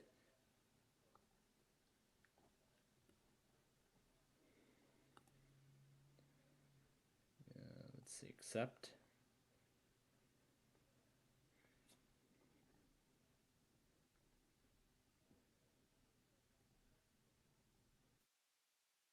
The stage remote is like, what do you want to transfer or something?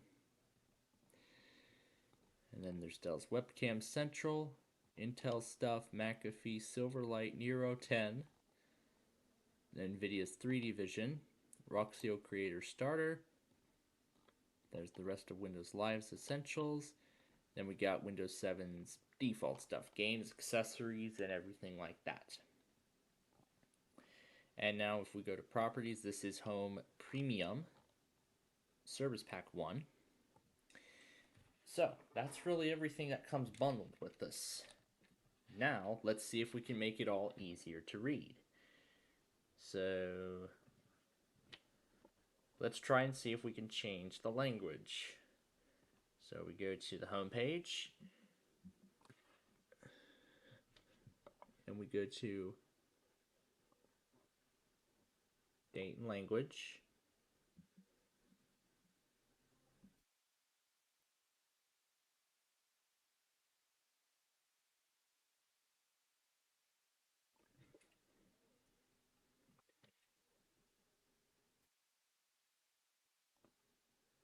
It says Finland.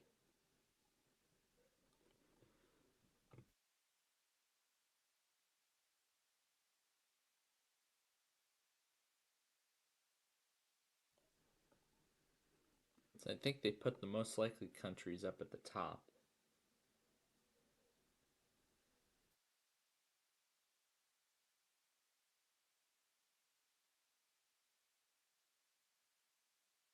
Actually, it doesn't matter. I'm just going to change it to Australia because all I care is I want it English.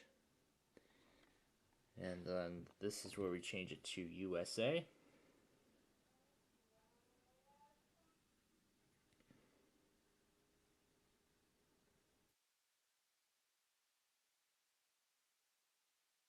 Scroll it up and we'll see more languages.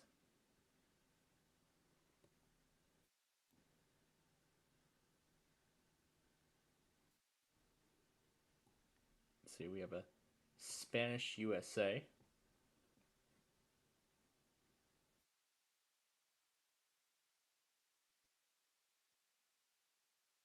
they put the most likely languages up at the top.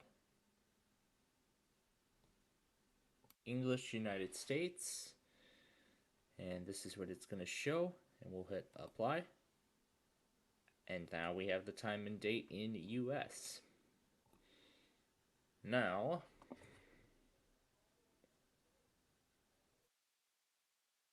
this is where we change the system locale.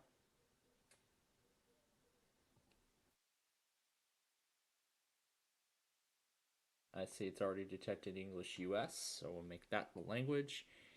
And can we delete this keyboard?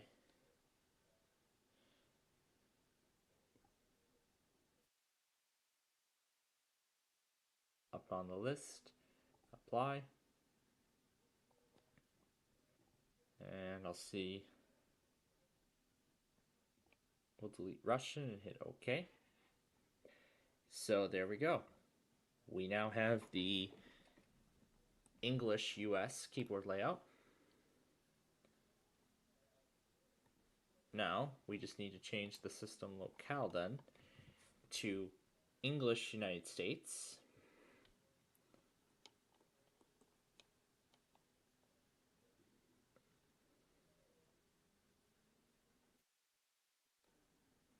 Probably just need to keep scrolling up. Chinese, I'm guessing this is Spanish USA.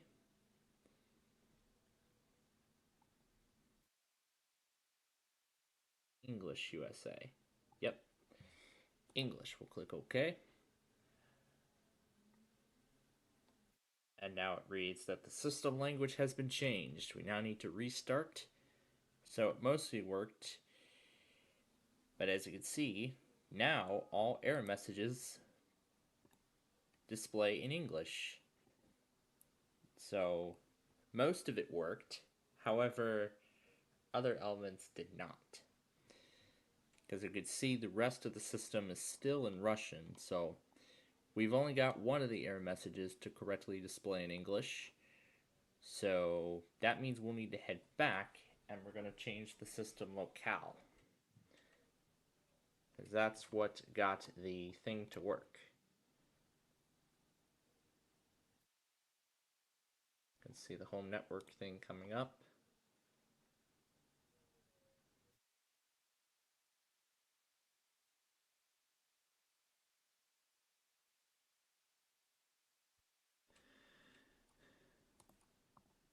And this, I think, changes the locale.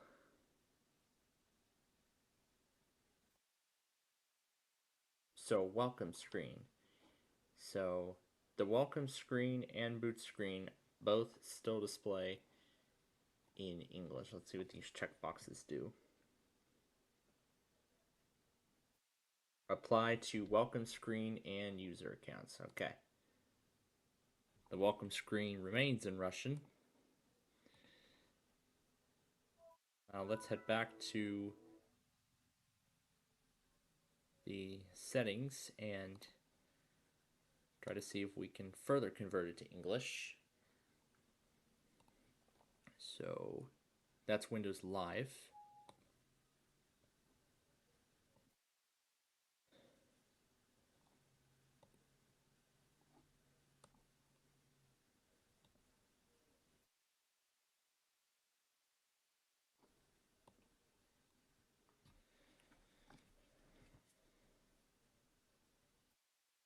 So this says delete all change parameters. No.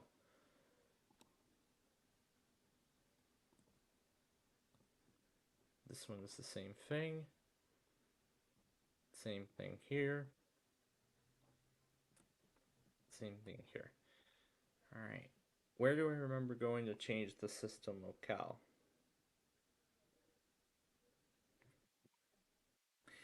Well, yeah, this is the best I can do, because now I can't even remember how I did it. Managed to do it on that Portuguese copy of Windows 7. But hey, at least it was worth the shot, though.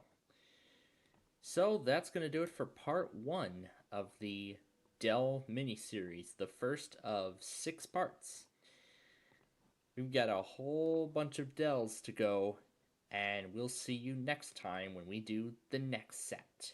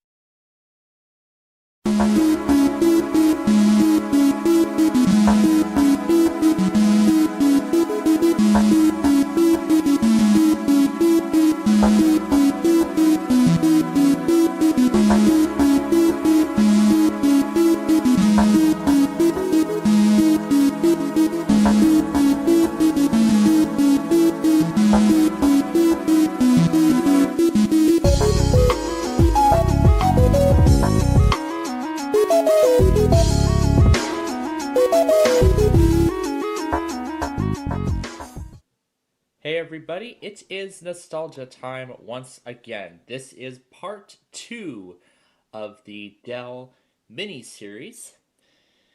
So, we have 9 more Dell machines to take a look at. The first of which being the Dell Dimension 4500. So, as you can see, there's no special Dell branded recovery utility or anything like that.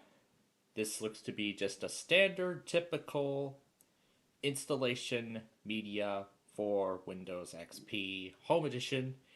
So we're just gonna go ahead and skip right to the good stuff.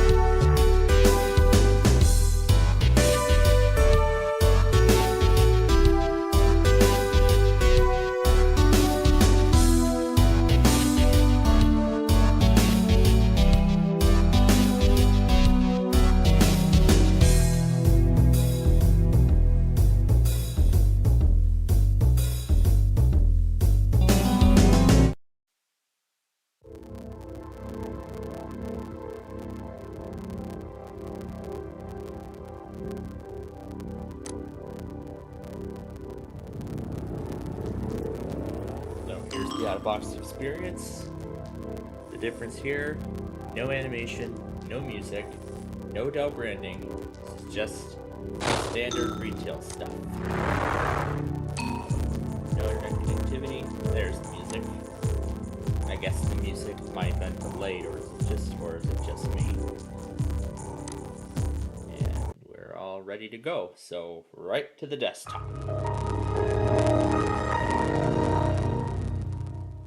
And I don't think we're going to be seeing anything special there either. Yep, as I thought. Nothing else too special. If we go to all programs here, these are all the XP games. So this is just a standard, typical, clean copy of XP, except The only difference is this Dell Solution Center HTML document, where you can get help and support and online support documentation for your machine. But that's not all, because now we are going to insert the Dell Tools disk, a resource CD, which will install all of the drivers. It says the Dell resource CD is about to begin the installation routine. Once the installation completes, you can launch the resource CD by reinserting the CD-ROM. The application can also be started from the Dell Accessories group on the Start menu. So we'll click OK. So this will install the resource CD software. Welcome to the Dell Tools CD. This is not required for the initial installation. Please keep the CD in a safe place for future reference. So this is a resource for reloading certain applications in the event they are required to resolve a problem. You can also reference the CD to learn more about Dell's award-winning products and services. So this is where you go to look for drivers. So it looks like this spanned across the dimension 8200, and these are all of the applications. And this is for the dimension 4500, but I think it looks like they're all the same. Yep, they look to be all the same. Alright, so the first program it originally came with was America Online version 7.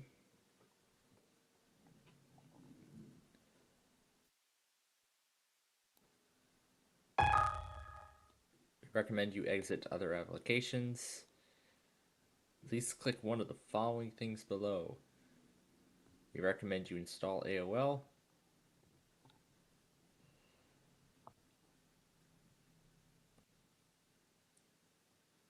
This is Dell Image Expert and Dell Image Studio, powered by Shutterfly. So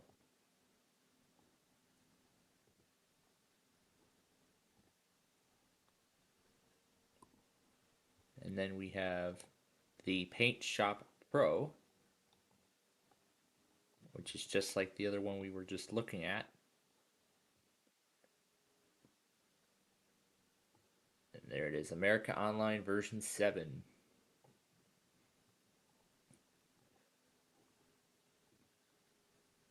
And then we have MSN Delnet, which is an internet service. No, we don't need it. So we'll just go and close it out.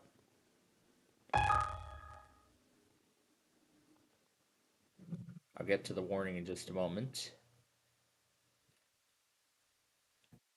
I guess it requires a company name before we proceed.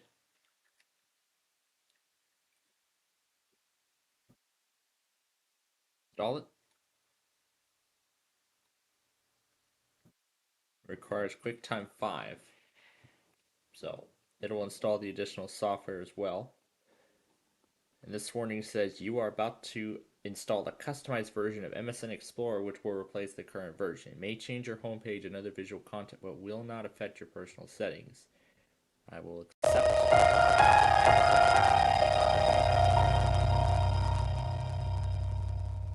Oh, this is the customized version of MSN.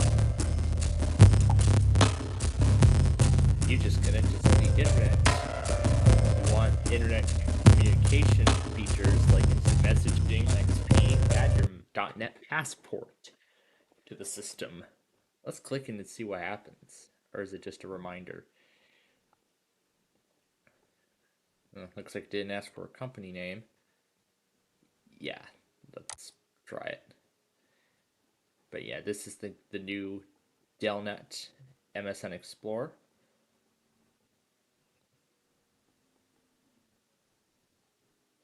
This is JASIC software registration. Dell Image Expert. We hope you enjoy using your standard edition of Dell Image Expert for Windows. And it says that this contains a 60-day period of premium features where after that you will then have to purchase a license by visiting their upgrade page. And you can find more about the Dell service at dell.shutterfly.com, which doesn't even work anymore. And it also runs on Millennium Edition 2000, and just a bit of some basics of the tool and what it does. There's two more programs. The Dell Music Match Jukebox. It's coming up as Media Player 7.1.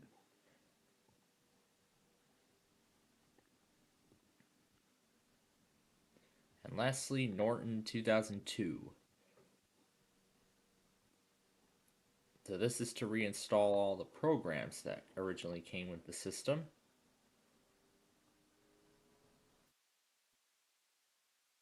But I don't expect any Dell branding in my system properties. Yep. Just a standard copy, now getting some Dell branding put onto it. Except there's no Dell background. So, welcome to the setup for Music Match Jukebox. Yes, proceed with installation.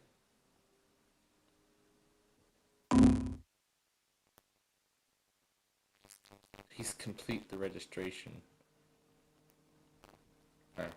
Yeah, I guess you have to go through the registration part in order to finish the setup. So, but that's right. You've all seen you've seen Music Match Jukebox too many times, so it shouldn't really be anything too special. And that's really all of the applications that it came with.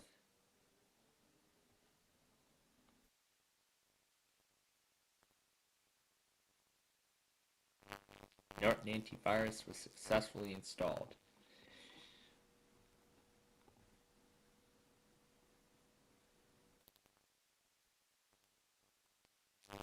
So that was a software disk. There's one more CD. This is another version of Dell Resource CD. The previous version can be uninstalled. Would you like to run?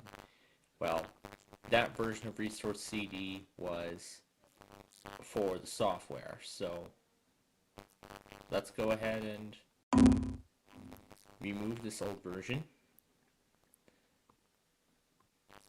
Yes to all files. Okay. And now we go back to my computer. This one should display drivers. So let's see what happens here.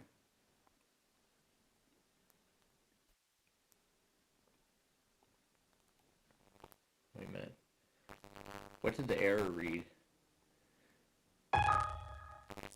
The Resource CD provides backup drivers and user guides for Dell computer systems and is only intended to run on Dell machines.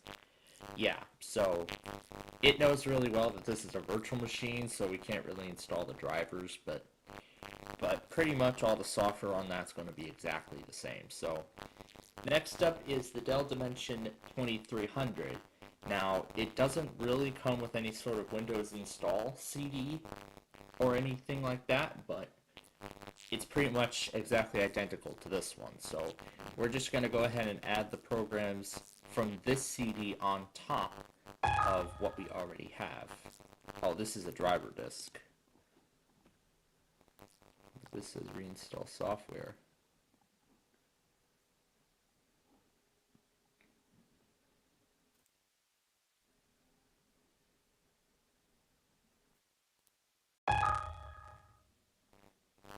Yeah, these disks don't work.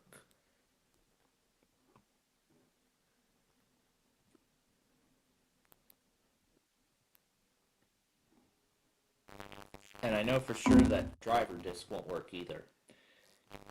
The Roxo Easy CD Creator 5 CD has been detected. Yes, let's install it. This is really the only program we can get installed on top of what we have. So this is one of the many programs, which I think that was about the same as this one here. So I don't think we're really missing out on too much. So let's go ahead and get this installed.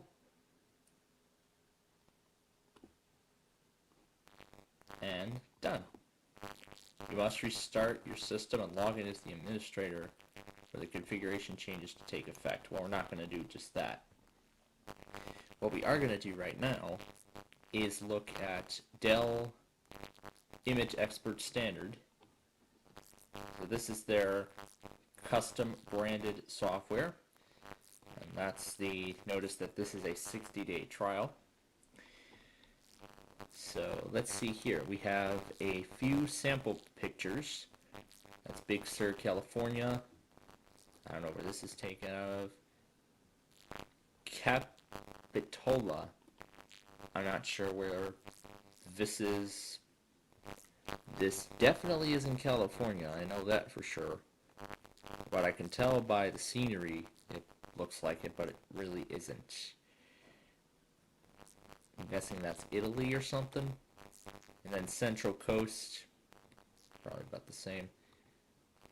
And I don't know what that red eyes is there for, but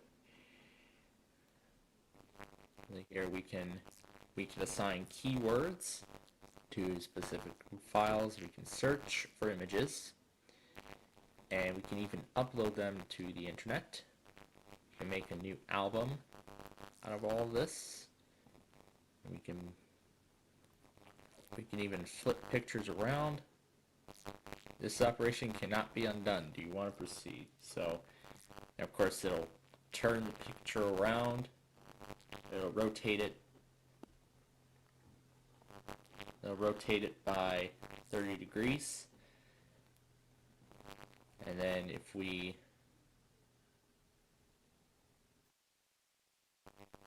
can rotate it to the left, and now we get it upside down. And we can even record audio. However, this is a premium feature, but it's pretty much exactly the same. So that's what that is. And let's see what Paint Shop Pro is. And what's that Dell Picture Studio Home? It's the home page of all this stuff, which explains what you can do with it and some special offers. And we're going to start. Select files that will be associated with this program. Tip of the day, just like in Windows 95. And essentially this is a painting program. Although we have an overview window and tool options. We click new image, and there we go. Now we have a workspace, and we can take this pen and we can draw. Yeah, there we go. Now we can draw with this pen. So this is essentially like an enhanced version of Microsoft Paint that usually comes preloaded with XP. All copies of XP by default out of the box. So I can just fill the whole thing black.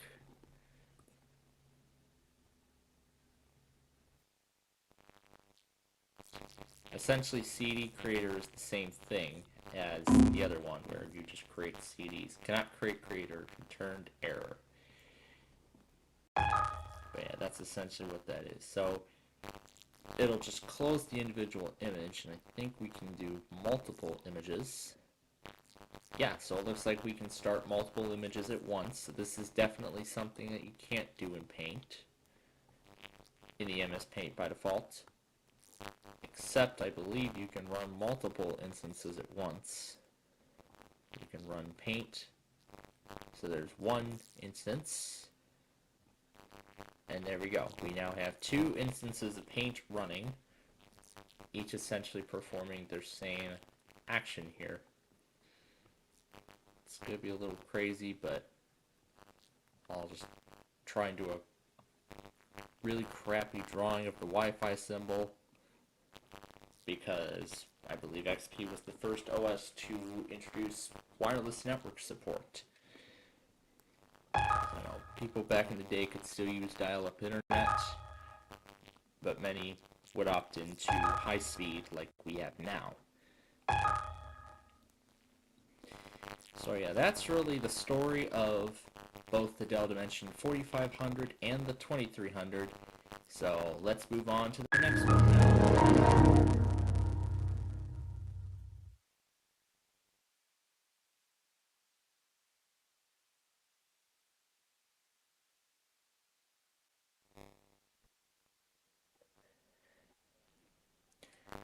Alright, next up on the list is a Dell model, which now I don't even remember which one it was, because when I was getting the CDs, I apparently forgot to determine which one this is. But I'm sure we will find out what model it is when the setup is complete. So, we are loading into the first of the two recovery disks. The overall process should be the same. Alright, so here it is, same as before. Here's the factory image.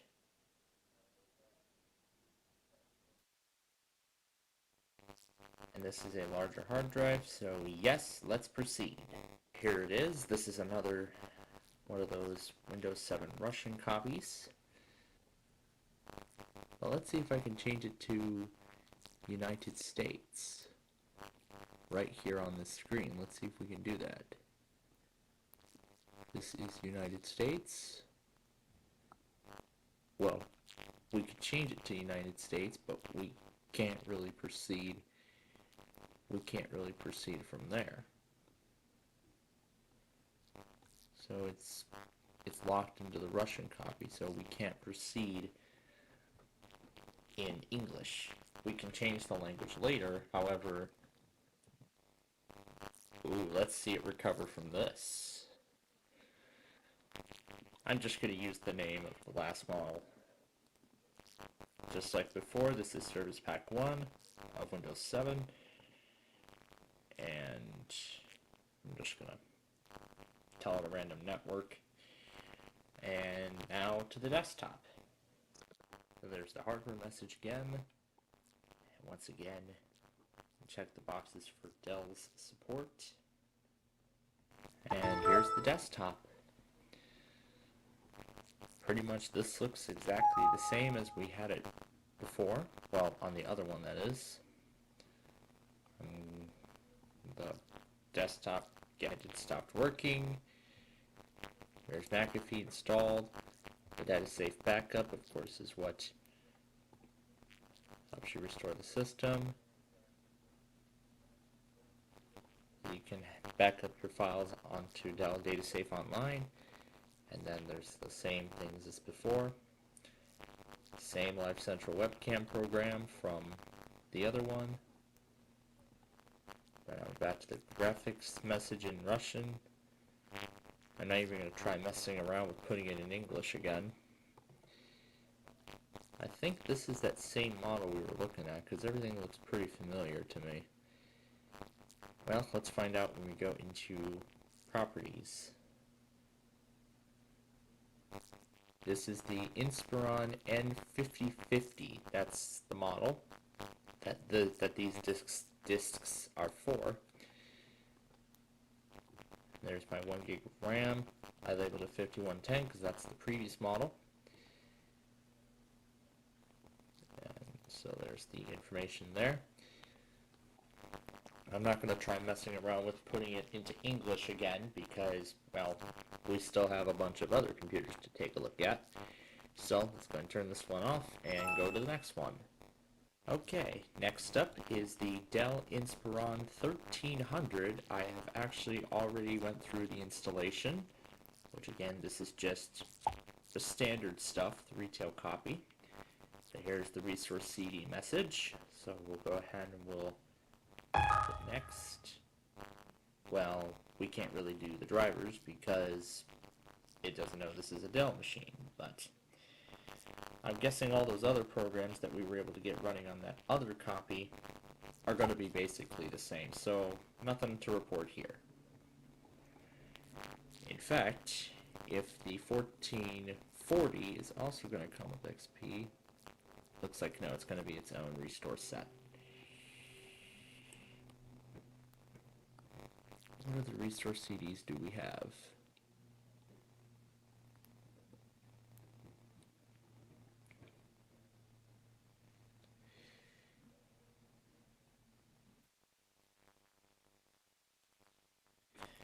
Okay, so let's look at the resource CD then for the Inspiron 3700.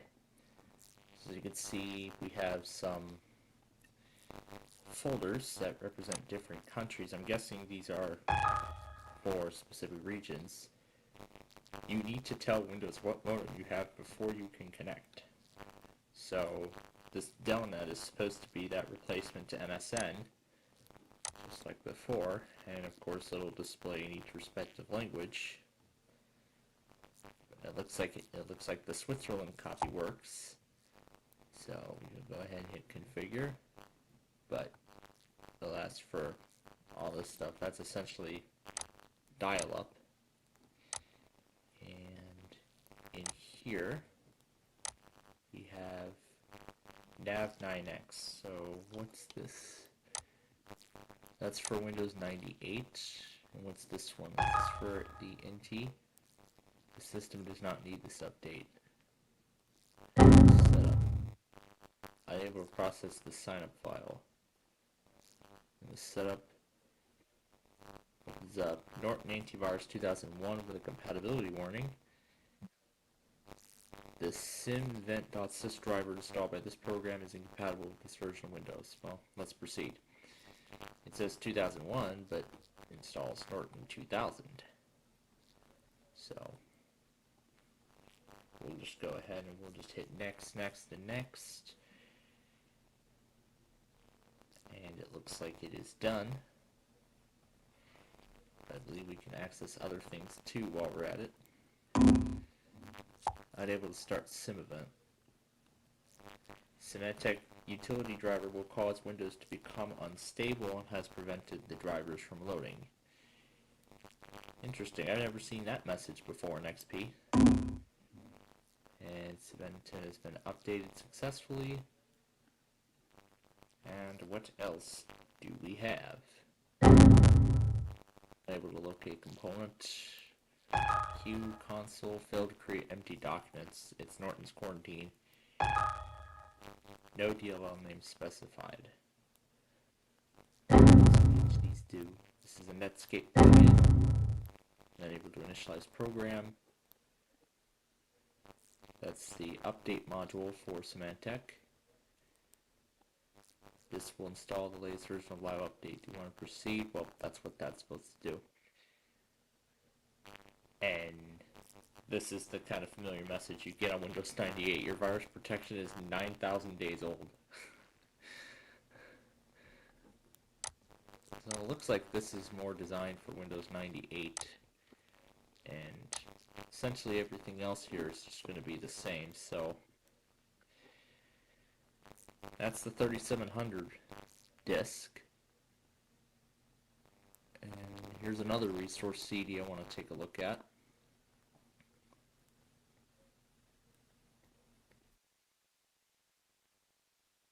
But anyway, here's the REBI file for Norton Antivirus 2000. The installation was successful. And then it just scans the disk. And I do not think this is going to work. Checking OS version. Welcome, next. And it'll work. Okay, this one will work.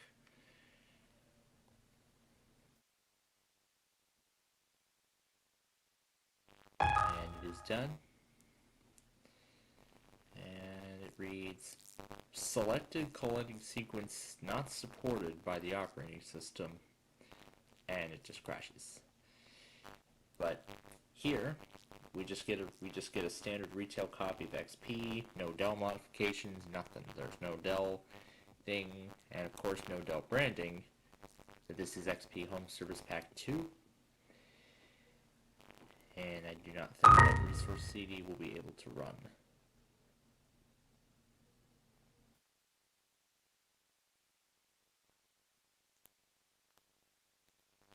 Let's reinsert the CD and see if it executes again. Yeah, so inserting it executes it automatically, which does not work. And then I want to see what this media direct is, because it looks like this is for some other machine. This says installation notice. This install will take several minutes. Press enter to start. So what this basically is yeah, it installs that media direct tool that we took a look at in the last episode. So we're not missing anything, and it can only be used on Dell machines. So that's good to know there. So that's really it then for these CDs. So let's go ahead and move on now to the next one. Next is the Dell Inspiron 1440.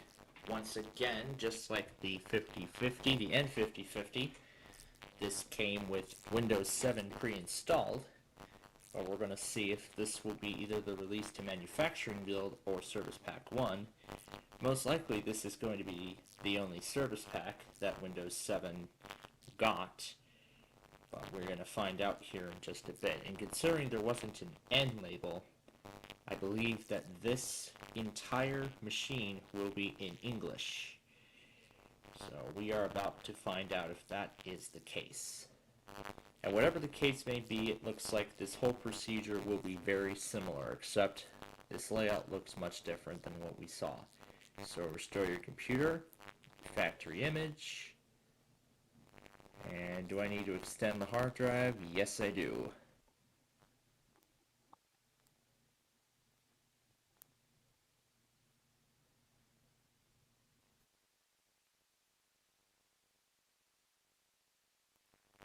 Alright, yep, let's proceed with the restore, and off we go.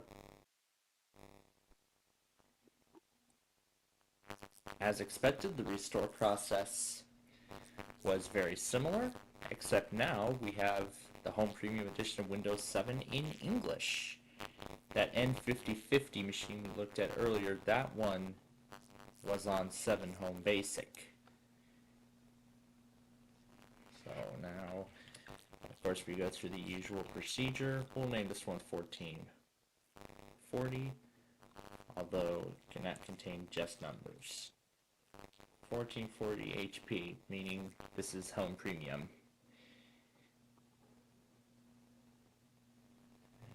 Soon you should let us set a password.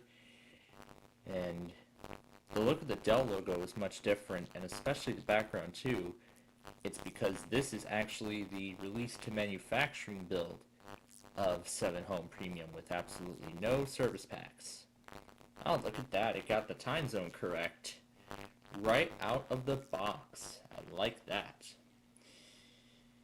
So, let's let it finalize, and we will be at the desktop. And we can see the activation timer already ran out, but we can just click Ask Me Later, and it'll still let us log into Windows and prepare a desktop and whatnot, but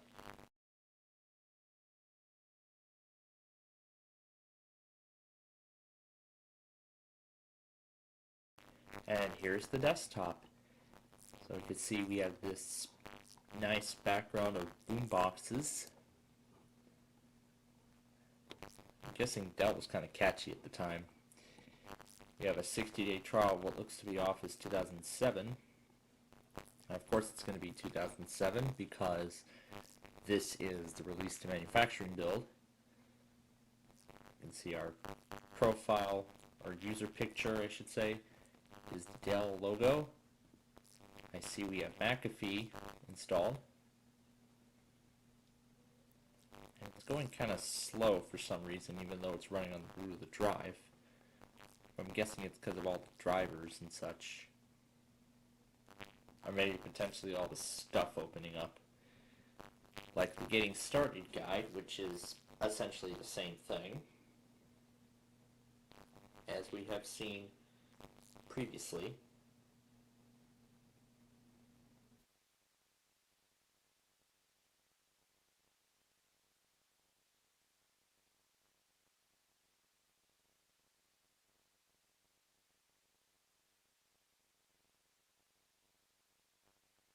However, it actually tells us about McAfee Security Center, that a trial version has been installed, and that then next you should create recovery disks for the machine in the event that something goes wrong. See, it is loading the system properties menu that I requested. Let's try and get over this pretty slow system. See, we have Adobe Reader 9, we have Power DVD DX.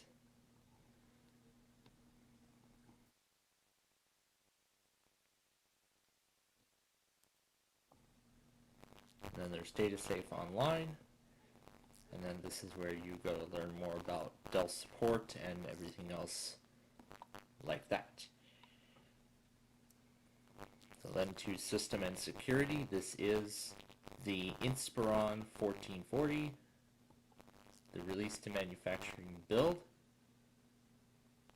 And there you go, it says you must activate today because the timer ran out.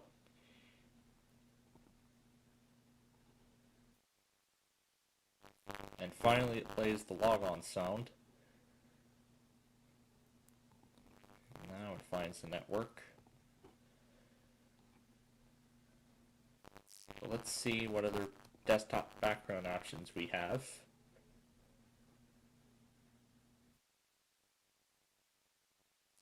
So you can see we have a Dell folder which contains all of these backgrounds, which are essentially the colors, and then one of them is the boombox picture that we have now, and there's actually a second one right here, and it'll change it right away. So, you must be on a Dell computer to use the Dell dock. So I'm guessing Dell dock, I believe, is essentially the answer to, let's see, HP Assistant or HP Organized, whatever. It's sort of their version of that, which essentially really is like quick access to internet options and everything of that nature. And here's Cyberlink's PowerDVD, which I'm sure is a alternative to Windows Media Player's DVD functionality because it really can't play protected media. And here's another nice funky background. And if we want to, we can even set it to the blue like we see on the later Dells. We'll just hit cancel to discard the changes and set it back. Once it lets us open up the start menu, we can see what else we've got. I see we have Works on here too, the free alternative to the Office 2007 trial. Windows Live Essentials is also installed, I can tell.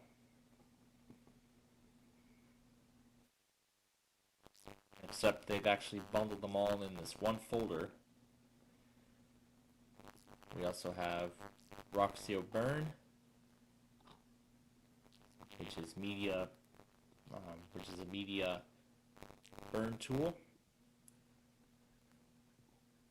We've seen how Microsoft Works works, so we don't need to worry about that. And then Office, this is the 60-day trial of Office 2007.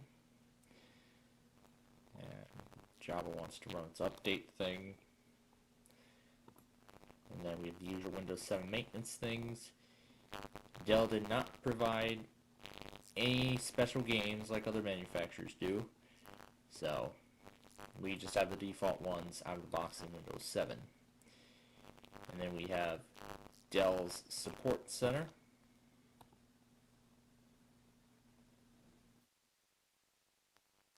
Click here to see how to use it. Sure. And then we have Dell's Support Center, and then here's DataSafe, which contains all the stuff for the recovery partition on the hard drive and everything like that. And then of course there's Dell Dock, and nothing different about the accessories in Windows 7. But then of course data safe local backup is where you restore your partitions for recovery. And then the support center, that's where you go to, get driver updates, technical support, and everything else like that from Dell. And then of course you've of course seen that local backup thing earlier in the series when we were doing the Dell Vostro that I still have in my room to this day. Well, as of the time of recording, that is, but that might differ by the time this episode is released. Just let the Sports Center set up. And that thing right there, that's the local backup thing starting up.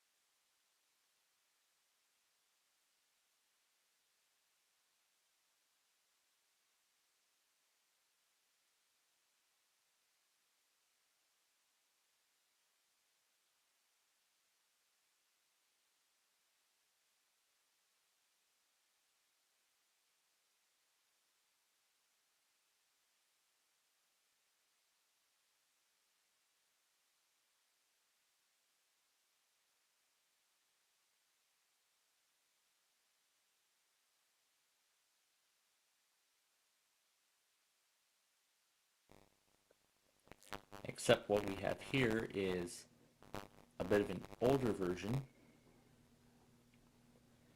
So you go to the restore thing, and here's all the advanced features, and then this, you can restore the entire system to a previous state or the factory. And then of course this is where you go to create backups of stuff. You can see this is the date of when the recovery video was last made. So that must have been when the thing was put up onto the Internet Archive. So really that's what that is, and essentially the support center is nothing too different either. So it's just support for drivers and everything like that, so there's nothing we need to see there. So that takes care of the 1440, so let's move on now to the next one. Okay, we're moving on now to the Dell Inspiron N4010. Now, while the restore was mostly successful, it got stuck at like 25% during the formatting stage when the hard drive was set up. I put in SCSI, it went through all the way, and then the hard drive controller didn't work. Tried putting in Falcon 4, which I know obviously will not work with Vista. I think it mainly is incompatibility or sorts. So, we're going to move on now, and the only difference here is we get the my language is English, and you can tell it's a Dell OEM. You can see by the Dell factory backgrounds, but otherwise everything else about this should be very identical to, a standard retail copy of Windows 7. You accept the license agreement for Home Premium, you do custom, and select your partition, and then you let it do the rest. Pretty much it's the same as the retail disk. So you set your password, use recommended settings. It didn't ask for language. No special offers from Dell, and we're not going to get any sort of Dell support things, so we're just going to go straight to the desktop and just the bare minimum of Windows 7. except the only difference is we get a Dell user profile picture, which is in a very different style, the new style for this time period. And again, nothing special, just the bare minimum. There's Windows 7 Home Premium, Service Pack 1 of course. Now let's look at the resource disk, and this is what it contains. So we'll run auto RCD, and it executes a setup file, and it'll let us proceed. Nice. So it should also come with all of the backgrounds from the factory. So I see we have a Dell theme already. Yep, and these are all of the wallpapers that it comes with. Nothing else too special. But then we have the usual Windows 7 stuff. The main theme, the architecture theme, character theme, all the basic themes in Windows 7. So we'll go ahead and open up the resource disk, and let's see what originally came shipped with this. And here's that same Dell system owner message. So we can see we can choose between 7 and Vista, because it looks like this system also had backwards compatibility for Vista. And here is for this specific model. Now we can see everything that originally came with it. So these are all of the drivers. There are digital TV receivers, so that means that there was a digital TV tuner in the system. So we have a JRE6, which is for Dell OS tools, it looks like.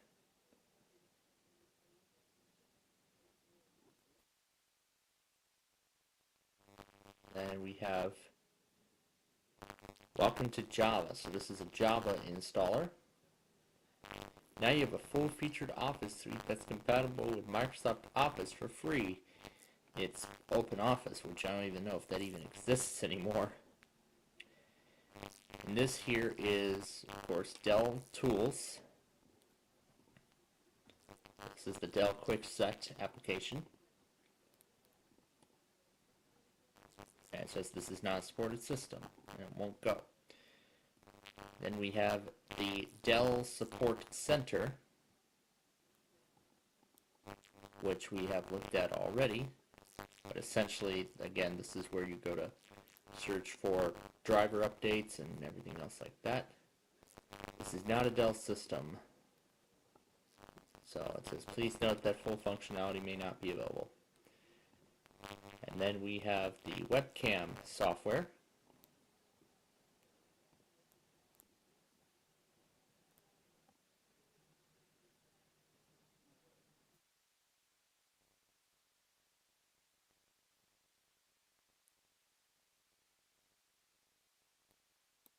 So then we can go to all here, and we can separate everything by category. So we can sort it all by just applications, diagnostic utilities, drivers, and other utilities. So we can separate them all, and then we can even sort it by operating system. So these are all of them that came with the Windows Vista edition. Although we can press all, and it will show all drivers for all versions. But it's best that you do the version of Windows that you have. So this is that same Dell Support Center application that we just saw on that other Inspiron. And again, this is where you can tell it to allow updates and stuff. And then it'll finish setting up. We don't need audio chipset. And then the Turbo Boost, well, you've all seen that. Dell 32-bit diagnostics. And it looks like it opens it up in here.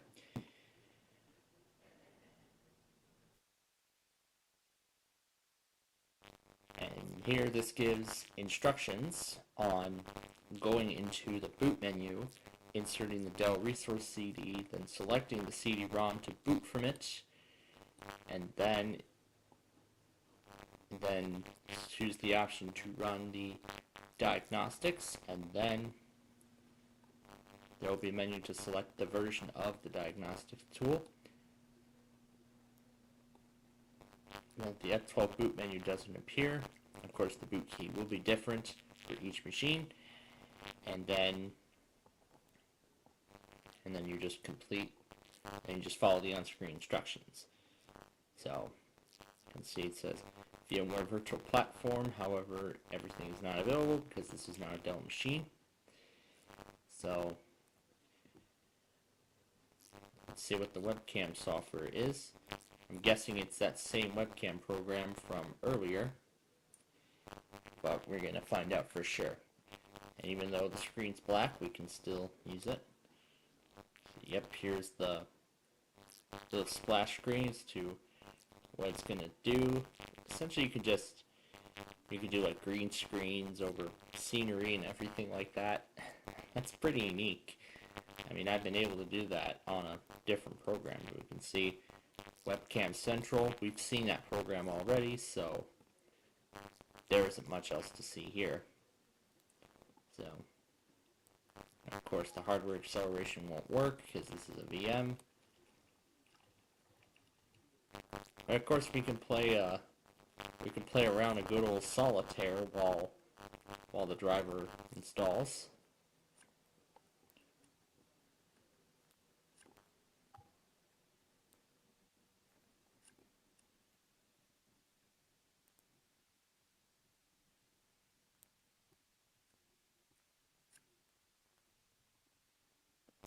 No, it will not restart. This solitaire window is huge on the screen.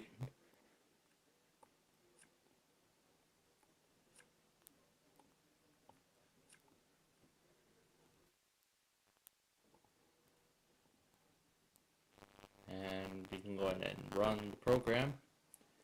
So here's what it actually looks like. It says please plug in a support device, because this machine did come with a webcam. However, this is a VM, so of course it won't. So that's actually it then for this machine. So let's move on to the final one of this set. And finally, we have the Dell Vostro 270 from 2013 from the date. So this will come with Windows 7 Service Pack 1, and I believe this is one of the computers that also offered the option to upgrade and try out Windows 8. So pretty much this restore is identical to the other one. Let's go. While the restore was successful, now it looks like this system does not want to start. And the error went through so quickly I couldn't even see what exactly was the stop code. And the error is 7B, so it is related to the hard drive controller, which I do not think that Falcon 4 is going to fix, but let's try it. And of course I did see the script start right away, so yeah, I don't think this is going to work. So that then concludes part 2 of the Dell mini-series. We got part 3 coming up next week, so we got a lot of Dells to go, still a lot to look at.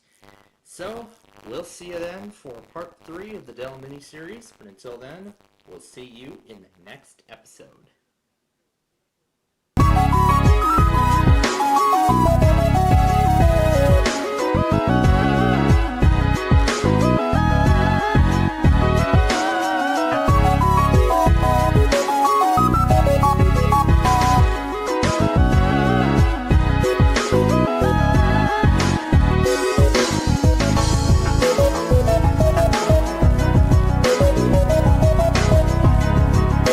back.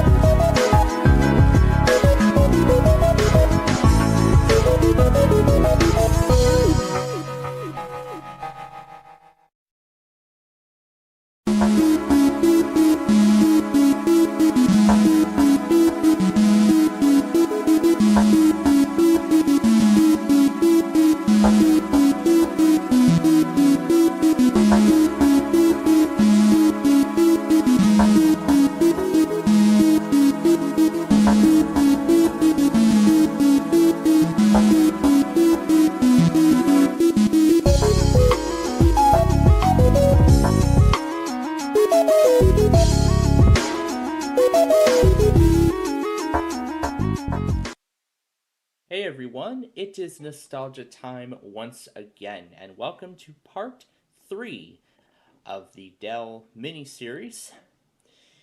I've got 10 more Dell machines to take a look at here, with the first one being the Dell Vostro 3360, which came pre-installed with Windows 7 out of the factory. So this is not a Dell data save tool. This is essentially the original installation media from the manufacturer. So we'll begin the setup here. And considering this is the Vostro line, this should be 7.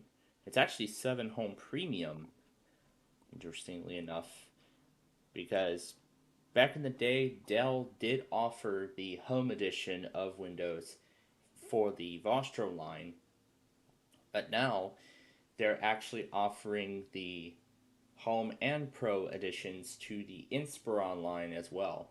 And yep, the same out-of-box experience as we've seen already. So, password, I'll just say ask me later. And everything else is correct.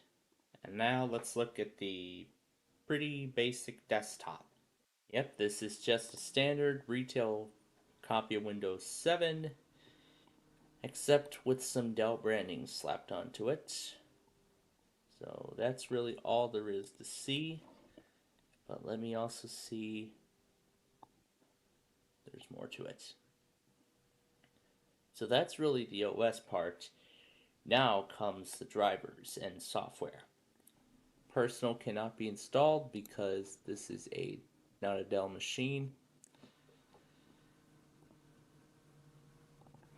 And the 4th disk is Webcam Central, which we have already seen. So next up is the resource disk, which will contain all of the drivers and other software that came pre-installed.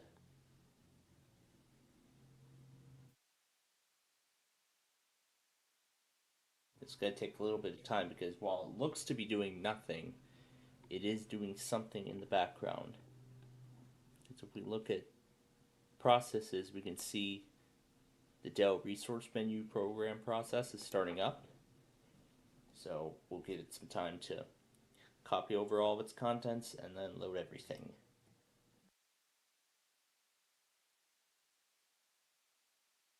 So here it is, Vostro Notebook Resource CD.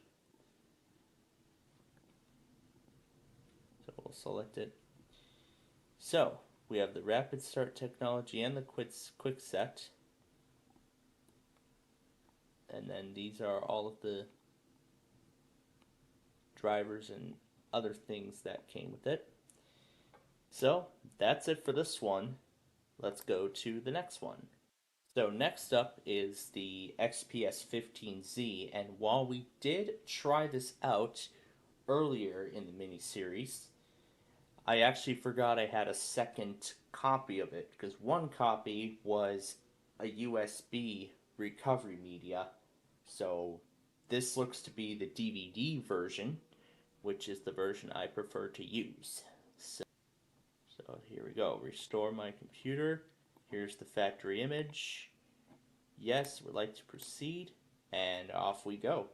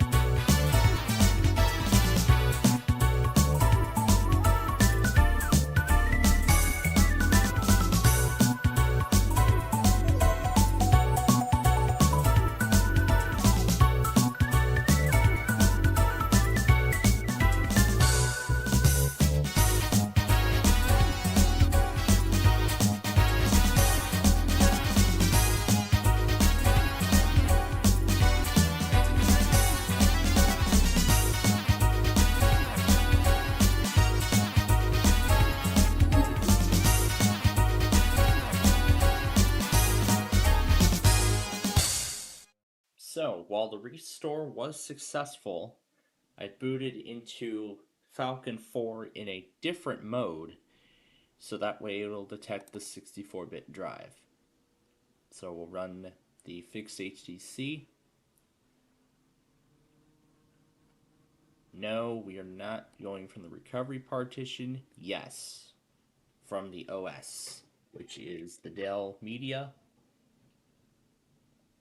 Creating backup.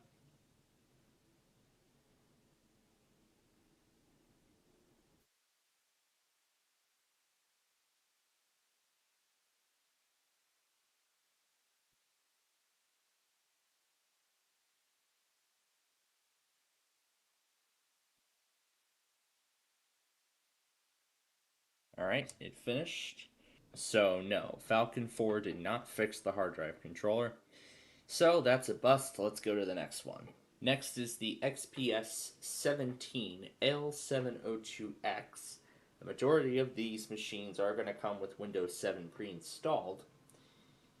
So if I look at the disk, this is going to be a standard install of Windows 7 Home Premium, complete with all. So this is just going to be a standard install of Windows 7 Home Premium. And so we'll just skip right to the desktop since everything else is going to be identical to what we saw at the beginning.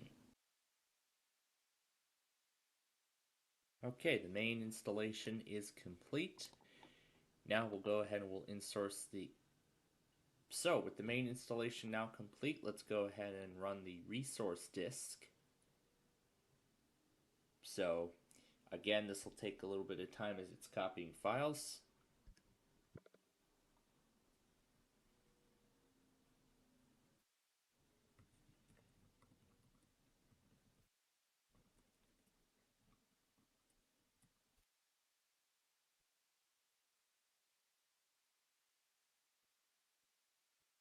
There's the XPS Resource CD, that's our model.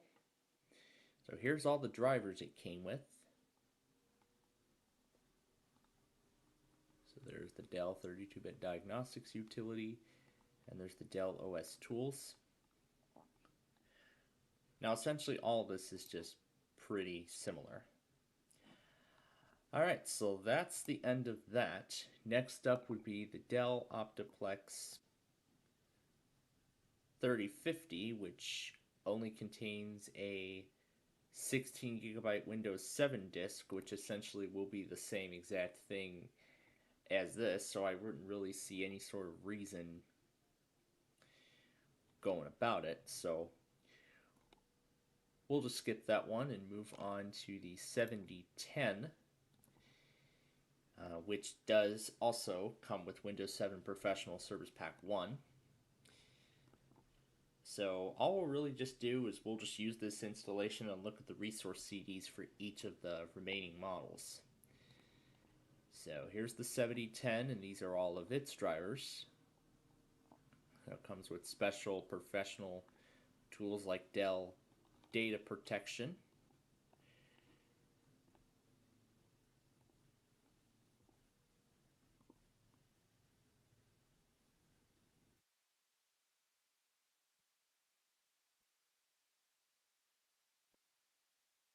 Could not run installer, fatal error. Well, we don't need that. So let's take care of the 1318 driver disk. I was going to install a 32-bit edition of Vista Home Basic. However, I thought, why don't I just go ahead and do the resource CD for that machine here on Windows 7. It doesn't have an operating system. Well, we can select it. So these are all of the drivers it came with. I'm not going to bother installing any of them. So that's a look at that. Are there any additional driver disks we need to do, or is that it? That actually looks to be it. Okay. So let's move on then to the 8100.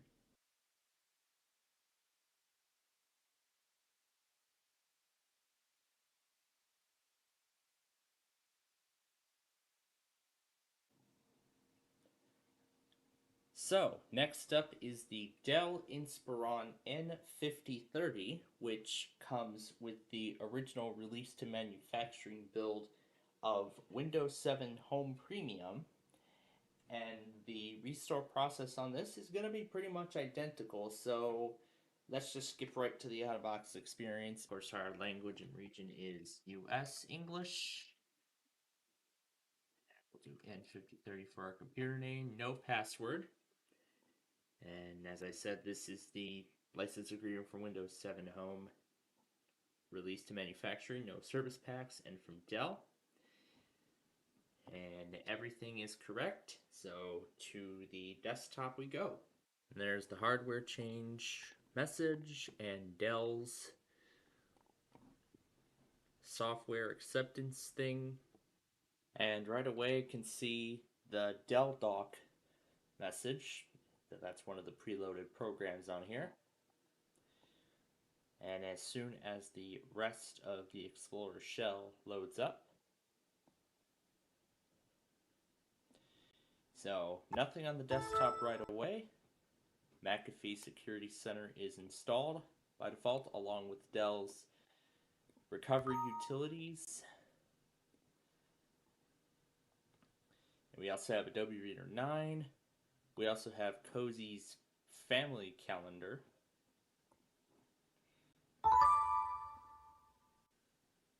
And we see we have a trial of Office 2010.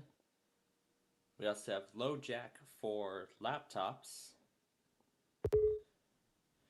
which is a piece of theft protection software, sort of similar to Apple's Find My or Microsoft's similar functionality that they have on both Windows 10 and Windows 11 linked to a Microsoft account. But unfortunately, Cozy no longer works as the service has been shut down for, well, I don't know. So essentially, as I said, this is theft protection, so you could track down the location of your laptop or other Windows device in case you left it somewhere, or if you forgot it, or, well, there's lots of things. Anyway, so there's Windows Live's Essentials, already preloaded. There's Dell Dock, Skype, the Roxoburn, which we've looked at already, Intel's Control Center. We also have the Wild Tank Games collection. I see Yahtzee is also installed. And I see they've also got categories. So there's casual, enthusiast, and then there's a kids game category. So I see Bejeweled 2 is also on here. My goodness, that's become a more famous game on this show. It really has. Of course, accept the license agreement for this thing. And of course, we have the good old Windows Center in Windows 7, which of course will not work as expected because there's no compatible video driver. And there it is. Welcome to Windows Media Center. The last version of Windows to include this out of the box, as this would be part of an extra set in Windows 8, and then it would be phased out altogether in Windows 10 and 11 now. So you can see that this Media Center is Dell branded. So you can see some custom Dell branding on there. Alright, down here at the bottom, well, we saw it for a moment.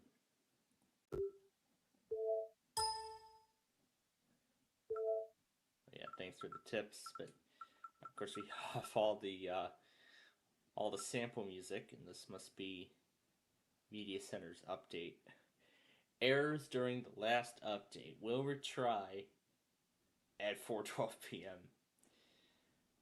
I'm guessing it's because Media Center servers no longer work, considering that this is an outdated piece of software.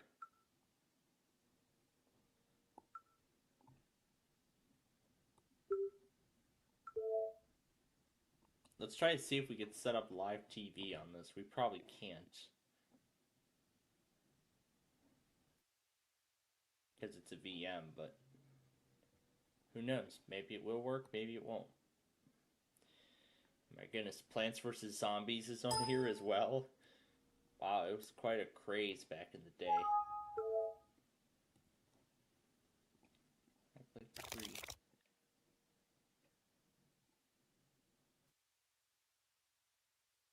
I think I might have ran it twice. Yeah, I think I probably ran it twice.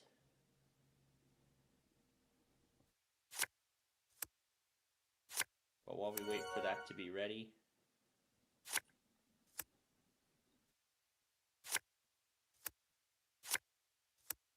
we can of course enjoy the good old Solitaire, the last good implementation before Microsoft started bundling ads into it and combined literally every single Solitaire game ever made into one whole app, now called the Microsoft Solitaire Collection. I think it's actually called the Game Collection now, because they've actually taken all their titles and merged them all into one game bundle.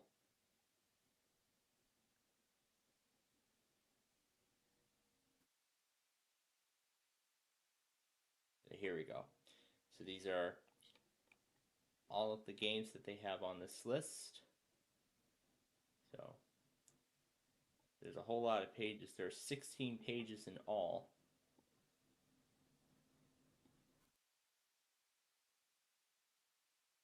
Dora's World Adventure. Of course, these are some of the games that are already installed. I mean, am I even gonna bother playing Bejeweled 2 again? I've showed you Plants vs. Zombies once already. I mean, too many times in these episodes we've showed off these games, so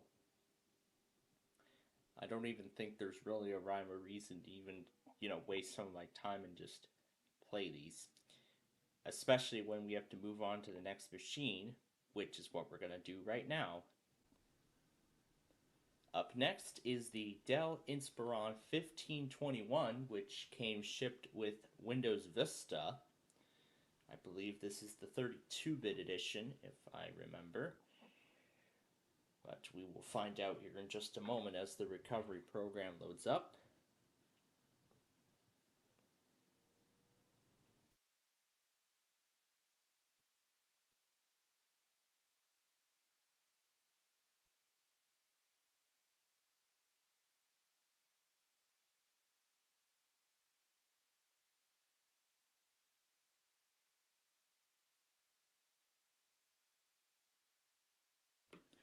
So we have the system recovery options, which has us to select a language, and it doesn't look like there is an operating system.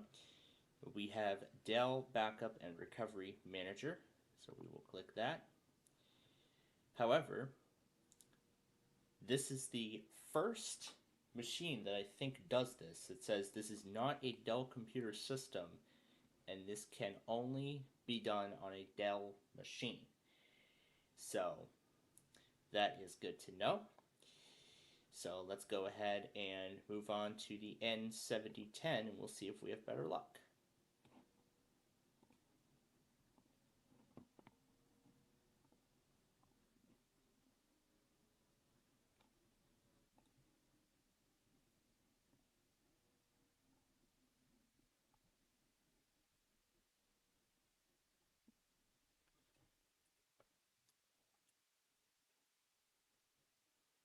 I have discovered that the Dell Inspiron N7110 disk that I found is apparently a driver disk, so we'll have to install a version of Windows in order to take a look at what drivers that thing originally came with. And I've decided that we're going to go ahead and take care of the Optiplex 790, which came shipped with Windows 7 Professional. This is the 64-bit edition of Service Pack 1. Now, of course, this process will be very identical to the other two that we took a look at earlier in the episode. So we're just going to go ahead and skip right to the desktop and we'll look at the driver disk. Alright, the installation is done. So I've already inserted the CD that we need. So let's go ahead and see what's on this. So this CD is essentially just a driver disk. So it's essentially all the drivers for it downloaded from Dell's website. I'm assuming for this specific machine, I'm guessing there's no specific service tag assigned to it or anything else of that nature. So it doesn't look like anything special to see on that one. And I don't think there are other driver disks that I am aware of on this list right now. So that's gonna do it for this episode. Next up, we've got some more Dells as we get ready for episode 4 of this little mini-series. But until next time,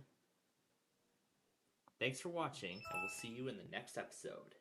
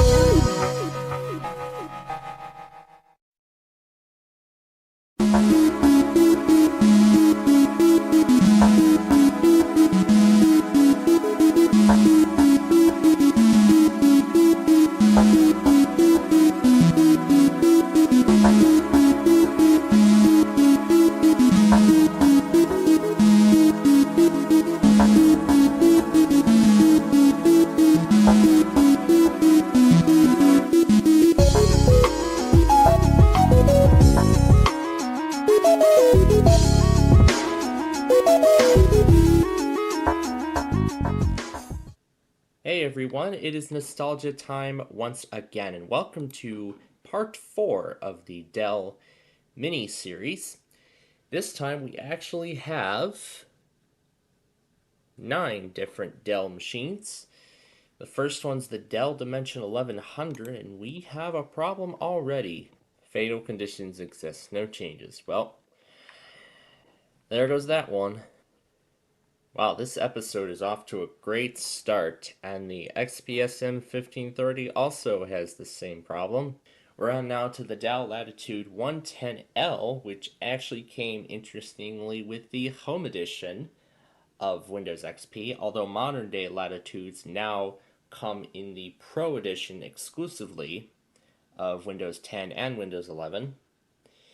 And considering this is just going to be a standard retail copy of XP, we'll just skip right to the out-of-box experience or the desktop, which has nothing special, no Dell branding or anything of that nature. Even looking at the computer properties, nothing special. Comes with Service Pack 2. However, there actually is, and this is one of the next things too, Dell also released a netbook which was themed around Nickelodeon, and they also included a special theme in a program called My Colors. So we will install this theme, and we'll show you what it looks like.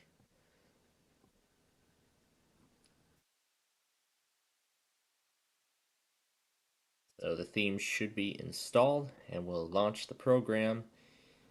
And so we'll click Apply Theme. However, the theme didn't apply all the way.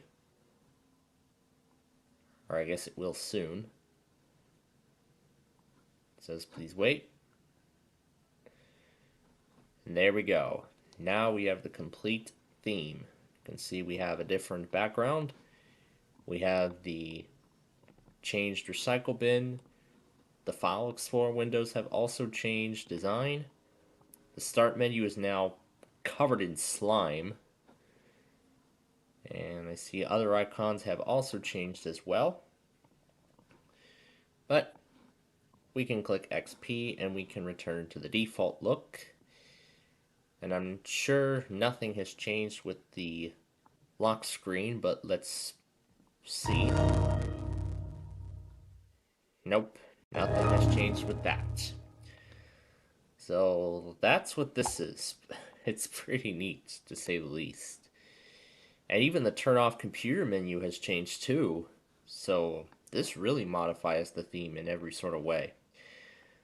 So let's go on to the E6530, which comes shipped with Windows 7. So I'm not even going to bother making us sit through the whole install. So we're going to go right to the desktop of that.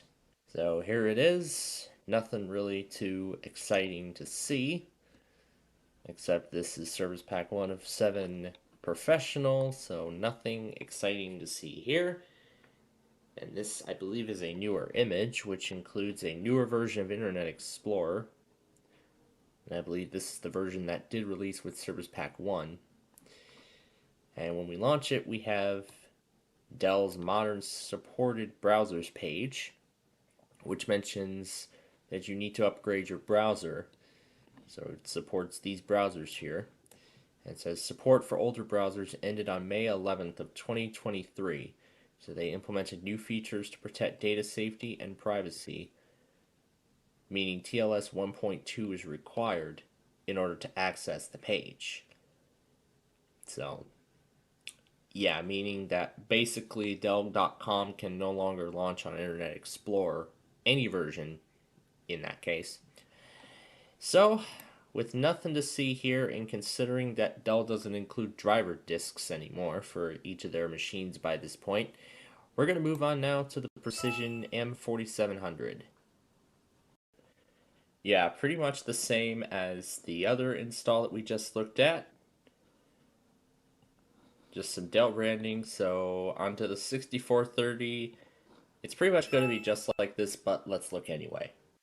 Yep, the same old configuration from before. Standard retail install of Windows 7 with Dell branding slapped onto it. So we're going to move on to the next system, which actually is a XP Media Center Edition installation. So let's get to that. So I've already noticed a difference in the installation sequence of this disk. It didn't ask for welcome, press enter to begin install, press R to repair an existing installation, and it didn't ask for the license agreement on that first screen. It just went straight to the recovery partition. And it's only up until this point that it finally asks for the license agreement. So it looks like they must have done some modifications here, but we'll find out when the rest of the installation is complete. And even though it's mentioning professional, this is the Media Center Edition. So this is actually an Alienware OEM of XP Media Center Edition. It just looks standard, except the only difference is the Alienware branding at the top. Now this was actually before Dell bought Alienware, and that name is still being used today, mainly in the gaming sector. So we'll just skip all this stuff, and now when we go to the desktop, we will see if there's any custom Alienware branding. And of course, nothing different on the welcome screen. And once we arrive at the desktop, we have a command line that says, now starting Alienware's Windows Media Center Edition Automated Updates Loader. This process may take 5 minutes. So what this is doing is it's installing patches. And I can see we already have some programs preloaded on here. So there's Adobe Reader 7 plus the digital media enhancements. which we've taken a look at already. Of course, Media Center is on here as well, considering this is the Media Center edition. And we also have a special theme from Alienware with the Alienware logo and the silver look, but doesn't come with any sounds though. I see an aquarium background. So it comes with the backgrounds, but do we have any of the custom sounds? No, we don't. It's the default ones.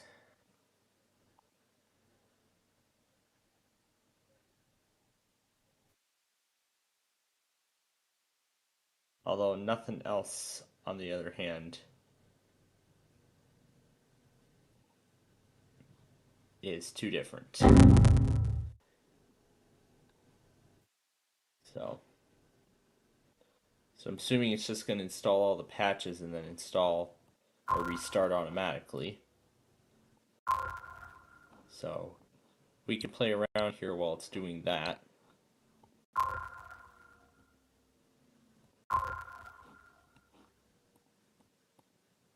And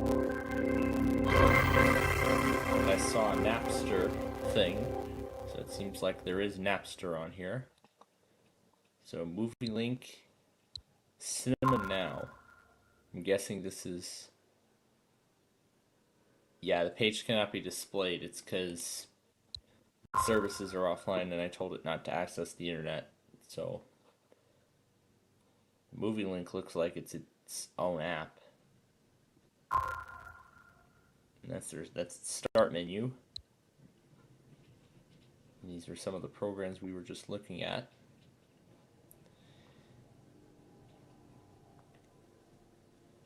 And considering that this is Media Center Edition 2005, it's already safe to assume that this is going to be Media Center Service Pack 2. The link, of course, isn't going to work. So let's go ahead and exit Media Center.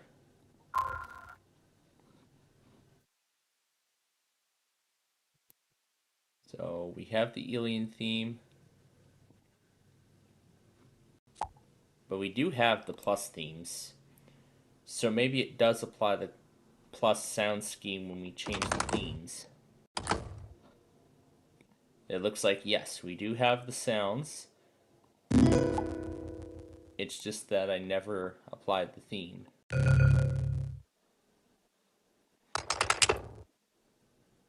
So, nothing much is different. Let's apply the space theme now.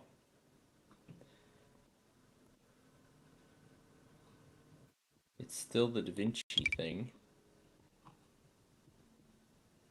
Alright, so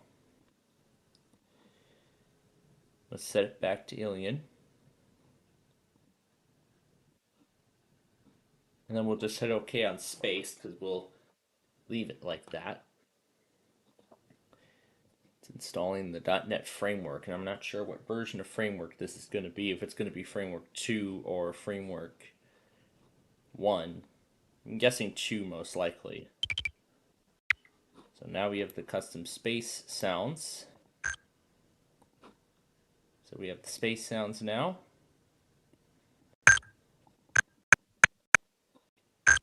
And of course we can turn it up all the way if we wanted to. And of course we have the 2 sample songs and sample photos. Please verify that all updates or patches listed above have installed correctly. With no errors reported after this update process is complete, your system has been restarted. What happens if we press any key? Alienware is now updating your Media Center machine to version 2006. So, what version 2006 is it talking about? Or is it installing the 2006 updates or something? So that's interesting. It seems like it comes preloaded with 2005, and then it says it's going to try and update it to the 2006 edition. You can see there is the custom Alienware branding. At the time it was called Alienware Corporation. That was before the company was bought out by Dell, and Dell uses now the Alienware name in their gaming line of computers. And they're pretty cool machines, to say the least. I mean, you can have it flash colors. I mean, you could have it flash colors and everything. But I'm not sure if you could still do that now with the modern day Alienwares, but we'll do as it says and make sure that the update's installed correctly. And we'll find it in add or remove programs. And we can check show updates and we can see all the hotfixes and everything. And we get its support information, but it doesn't give anything else. It also redirects us to the support article for the update, which they unfortunately no longer provide. So yeah, all the hotfixes did install correctly, along with update rollup 2 for XP Media Center. Success. Your system is going to be restarted, so all the updates can take effect. But yeah, that's really everything there is to discover on this thing. So now it's going to restart the system. And since that's pretty much everything, let's move on to the Optiplex 3020. Alright, so here we are on Hiren's boot CD with Windows 11. So here is the image that the Optiplex 3020 comes in. And we will hit restore image, and it should have found my virtual disk. Yes, it has. And even though this has 4 gigabytes of space, we're going to copy over both of these partitions, and this will leave 89 gigs of space, but we'll see if it works. So go ahead and proceed with the restore, and now we wait.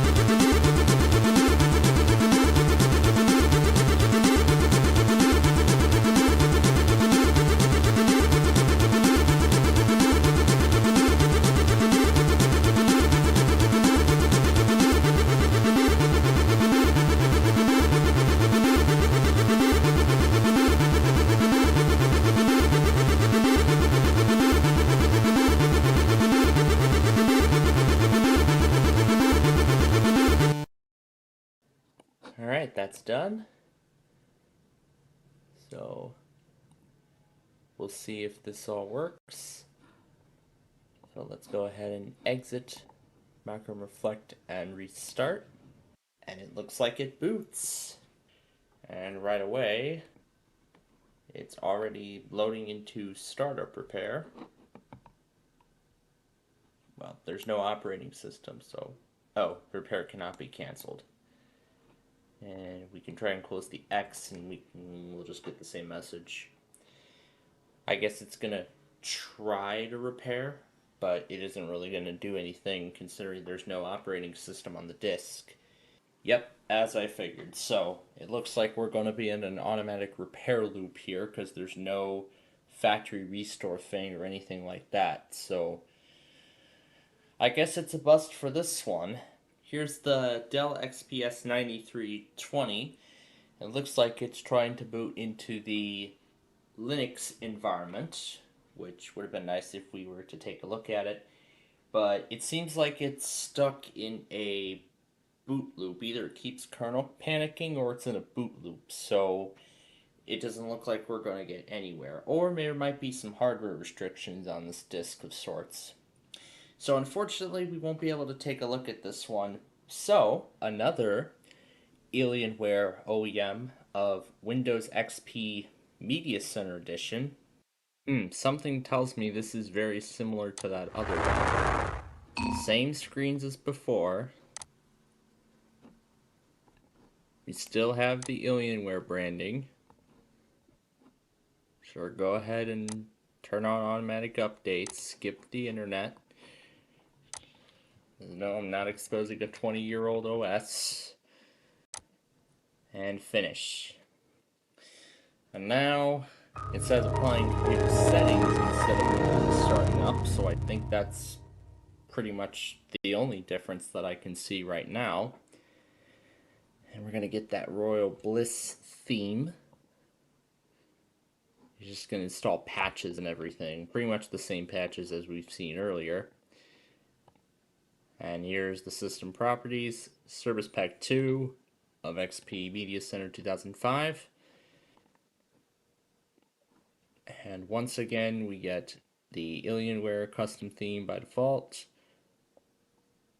And then we have the Plus themes. And of course, we also get the Plus sounds.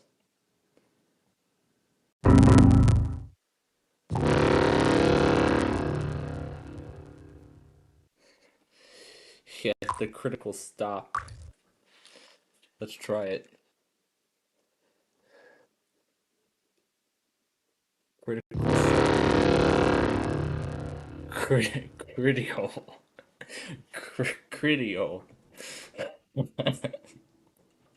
Well, that was my best attempt at pronouncing critical, or trying to at least spell critical. Well, here's Adobe Reader 7 we didn't get to look at previously, but yep, as with the other one. We didn't open up the Windows Dancer on the other one. Ooh, that sounds terrible.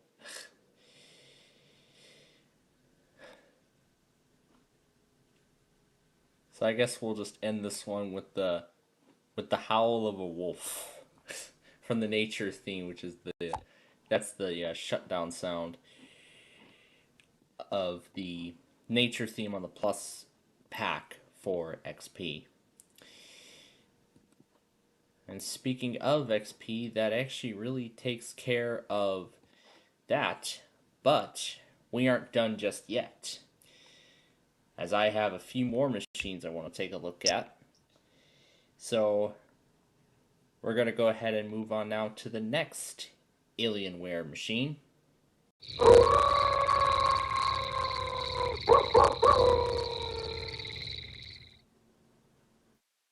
Kind of fitting because this was recorded on Halloween 2024. Now that I mentioned the wolf thing, I actually, when I was a kid, used to be scared of the Wolf Films logo. The little logo with the wolf at the end, with the wolf howling in the background. To me, I kind of get scared of it at night. And although I haven't seen it in a very long time, they've actually finally updated their logo after all those years. When seeing the original logo at night, it kind of gives me like a spooky feeling. But then again, I'm kind of mentioning Halloween stuff, considering that we're taping this episode on Halloween, and that it's going to be way past it by the time this thing is released. So anyway, this Alienware M7700 is just going to be a standard retail install, but it said XP Home, but this says XP Pro. Well, we'll have to see what edition it actually installs when this is done. I figured this was going to be one of those XP things that is going to ask for a key. I'm not even going to continue with this, considering that everything on this is going to be pretty much just like a standard retail copy, maybe with that same Alienware branding we saw in that other install. So that's a bust. So now I've got one more Alienware to take a look at. And so that last Alienware is the M14XR2. And I believe this was when Dell bought the Alienware brand and began using it in their gaming line of computers, which I think was a first for this company, to be exact. You know, there are other gaming companies out there that do gaming computers like MSI, and yeah, I think MSI is the only other one I can name right off the top of my head. So we will be seeing Dell's factory restore program. We do, but it's coming up under a different name. They're calling it Alien Respawn. Interesting. So here's the factory image from 2013. Is this going to come with Windows 7? As it looks like this might come with Windows 8. Well, we're going to find out when this is done.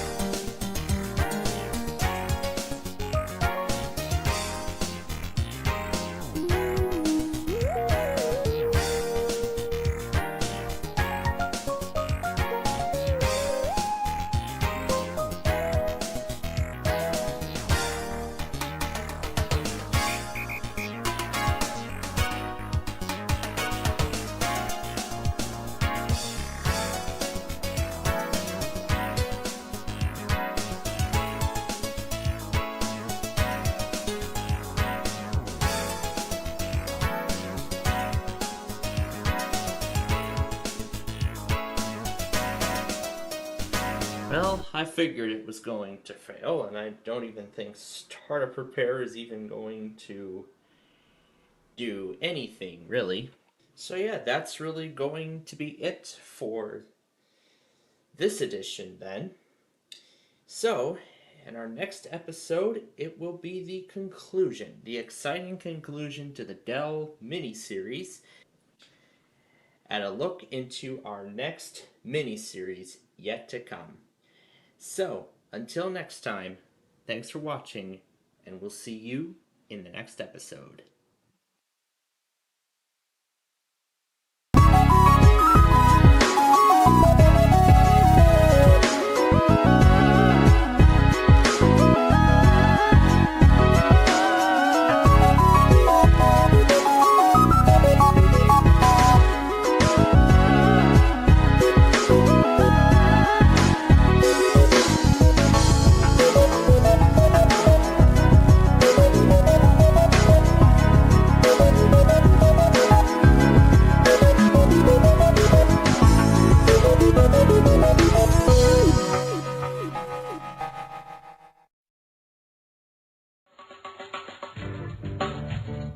We are at the middle of a work week, and we are going to do number 5 as our platter. Hope it's a good one. All right, 19. Cinnamon bun, 22. Intestines, 6. The bunny cake, 18. Fried rice, 3. Juicy peaches, and 24. There's the wing stew. All right, let's see what our first offer is. Nice bubble tea, but no thank you. All right, here we go. 15. Cigars, 21. Tomato pizza, 8. Zucchini salad, and it's bonus time.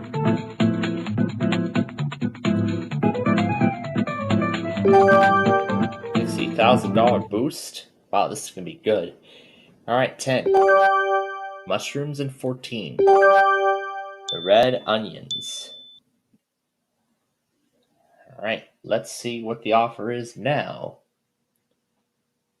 We're up to a custody bun. Wow, that's $60,000 boost. Didn't do anything. Alright, 16 is the dessert, 25 is the banana surprise, 1 the chicken, and 13 puffy fish.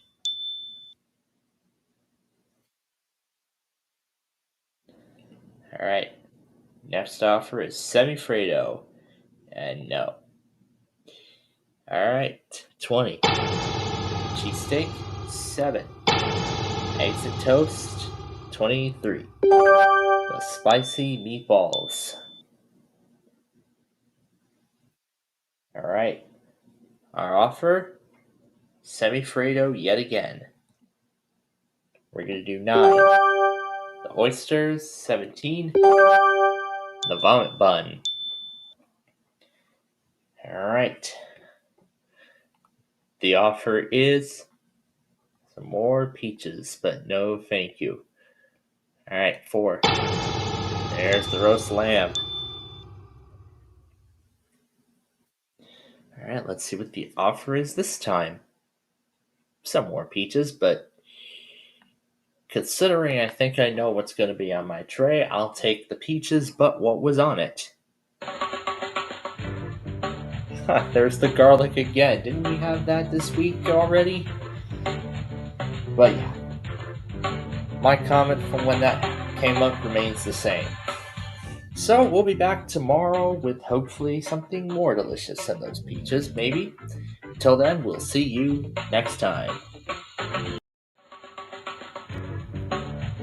We are almost done with the work week. Let's get right to it. And we are going to do 24 as our platter this time. Hopefully it's a good one. We'll start things off with 22. Roast lamb. Okay, 7. Eyeless fish, 13. Mushrooms, 19. Cinnamon bun, 2. That was the cake. And 5. The intestines. The top amount's already gone. That's that cake. Let's see what the first offer is. Lasagna. Nope. Well, I was looking 26. And we'll do 21 too. And also 6, because that's another Morris number. Ooh. 15. And 10. The zucchini salad. Wow. Lots of big amounts already gone. The offer is bubble tea. And I say no. 12. Eggs and toast, 23. Juicy peaches, 11. Fresh garlic, and 4. The bunny cake. Right. Offer now is lasagna. I say no. Okay, 17. Chicken, 14. Wings, 2 and 3. The red onions.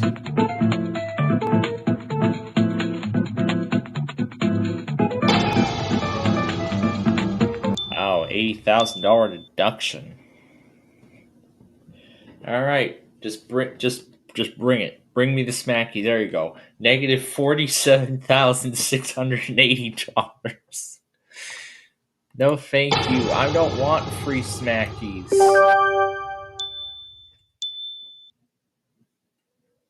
Okay, give me something that's not prickly.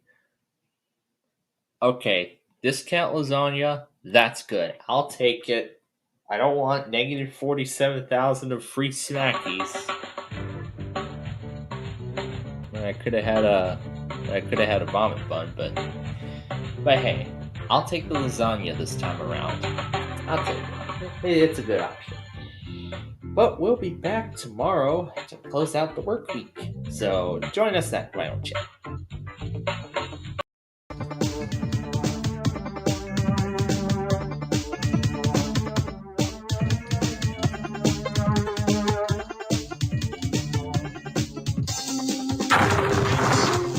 We are moving on up in the week, so here we go.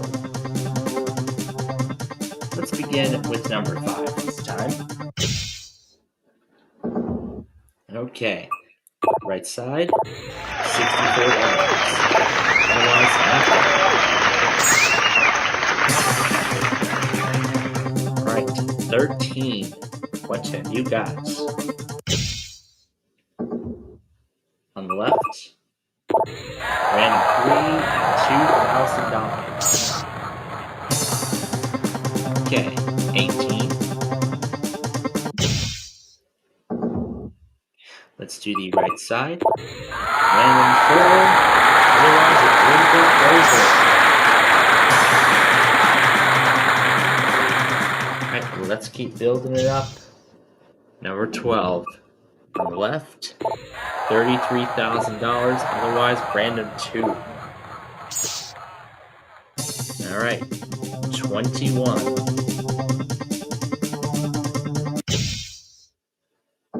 Alright, left side. $250,000, otherwise it would cost 35%. Okay, number 3.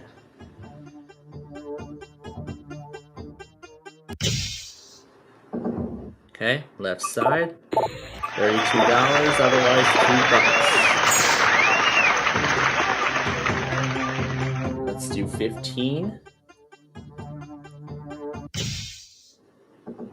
Alright, left side, $16, otherwise nothing.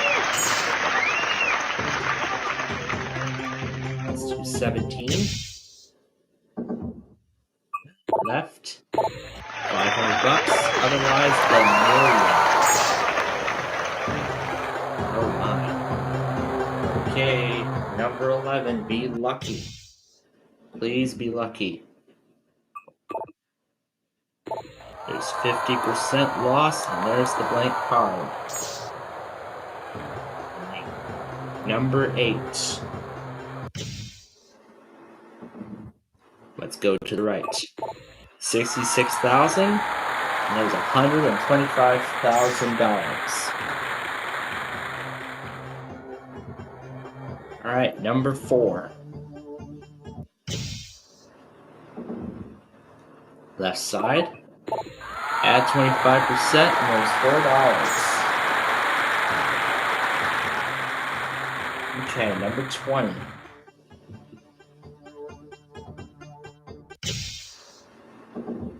Let's do the right side. $8, otherwise $1. Let's do 10.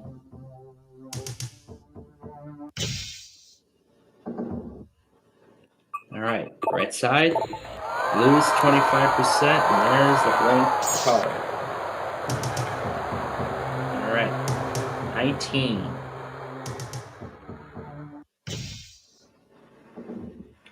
Let's do the right side. There goes for number 1, and we would have lost everything. Nice. So now we can just build up our bank. So left side of 9 has add half, and there's the add of 1. 16.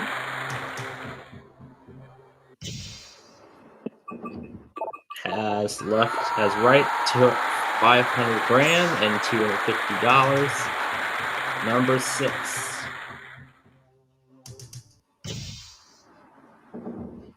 Alright, left side.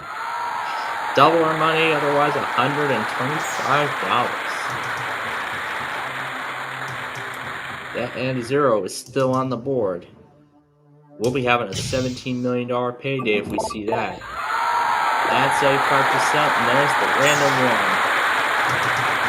Actually, now it'll be $30 million if we see it. Left side, there it is, $8,000. Alright, last floor. Bonus 4,000 or bonus 1,000. Bonus $4,000, and there's $1,000 on the other end. So we finish with another very impressive total. $30,015,660. That is an amazing sum of money. But we'll be back tomorrow to see if we can win more. I sure hope we can. But until then, we will see you next time.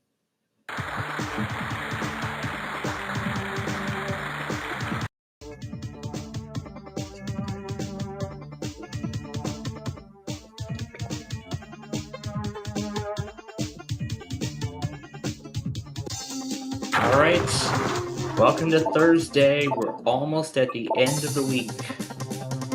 So here we go. We're going to start things off with number 5. Number 5. Okay, so let's do the right side. $16. Otherwise,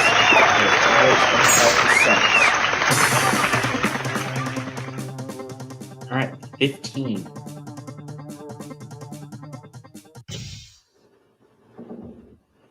Let's do the left. Lose it all. But we got out of the way early, which is good. Alright, number 10.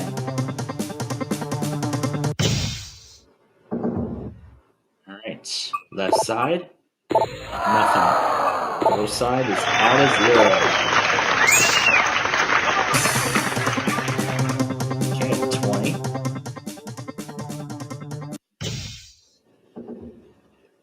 We will do the right side. Lose 75, and there's the dollar. Number 12.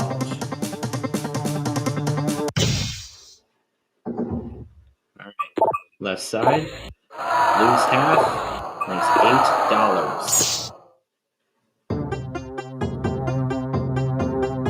Okay, let's go to 18. Alright, left side, $32. Let's do 14. Let's do the right hand side. We double our money, otherwise $2,000. Okay, number 8. Right side. There goes floor number 1. There goes $500. Alright, 16.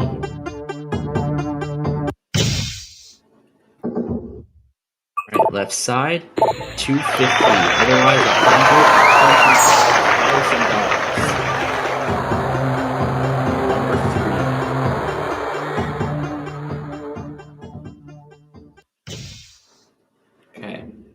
What do we have on the right side? 33,000. Otherwise, $500,000. Alright, 17.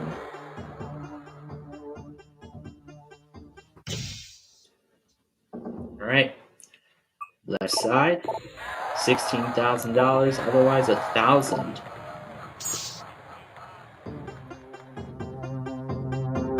$21.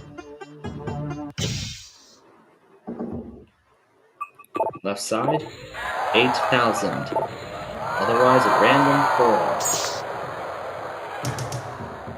Okay, number 2.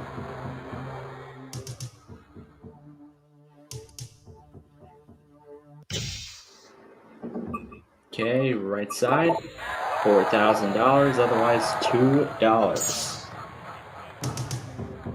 Okay, number 7.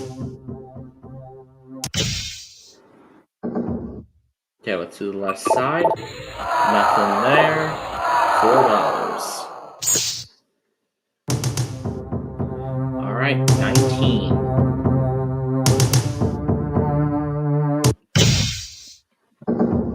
Okay, let's look at the right side. Random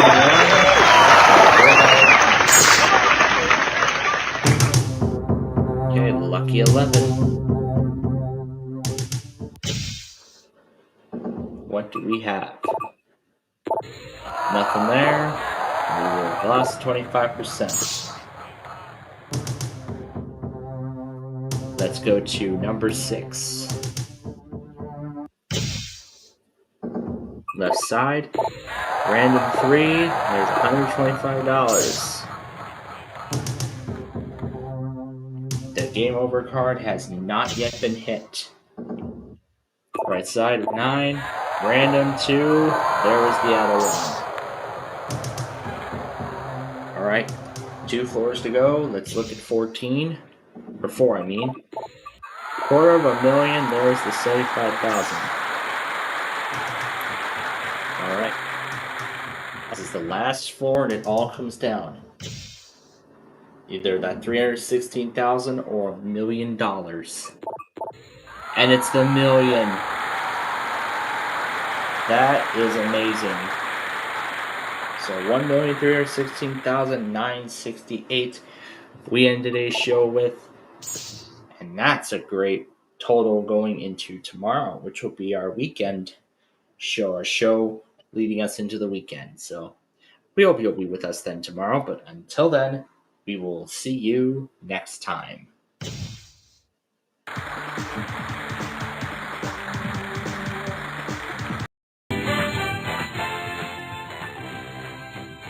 It's the middle of the week. Here we go. We start with a 2 and it's a double. Let's clear that. Next roll, 5. And we'll take the 5 off by itself. Next roll, there's the 5 again. Clear the 4 and the 1. Next roll, it's a 7 on its own. Alright, next roll, another 7, but we have insurance. And there's the 11. Alright, 6 and 9 are all that remains on their own. There's the 8. And we didn't do it this time, but we're going to try again game number 2. And see if we can do it this time. First roll, 7. Let's clear the 7. Next roll, 3. Clear the 2 and the 1. Okay, next roll, 7 again. This time the 5 and the, no, 4 and 3. That's the only way. Next roll, it's a 4. Yep, we had no choice but to clear that. But we didn't do it this time, but maybe tomorrow. Join us then, okay?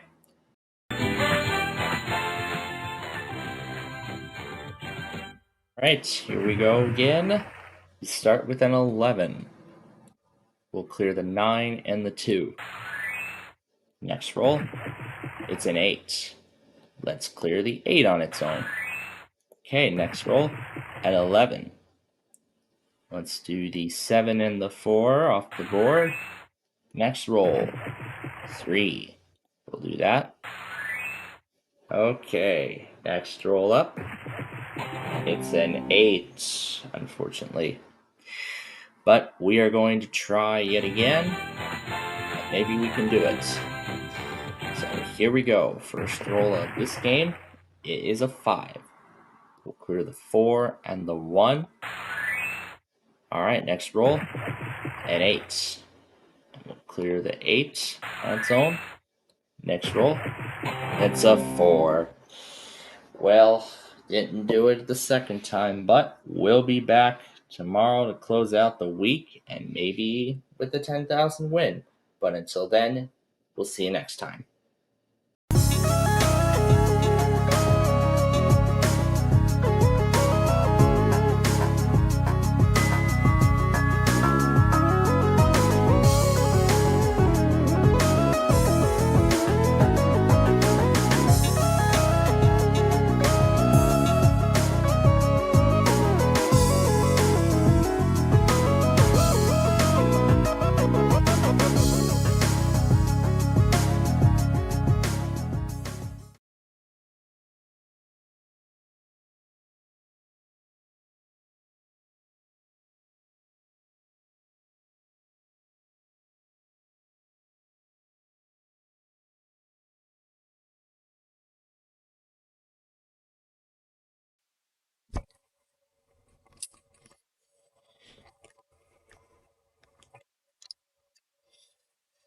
All right.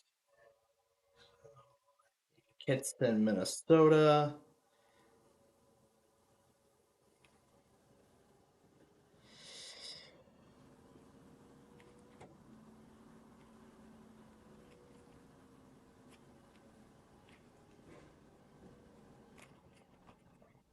Get all there.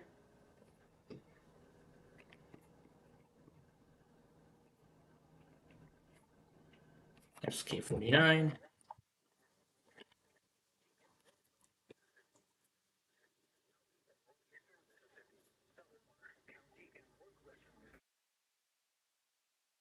Alright. Please tell me that link works.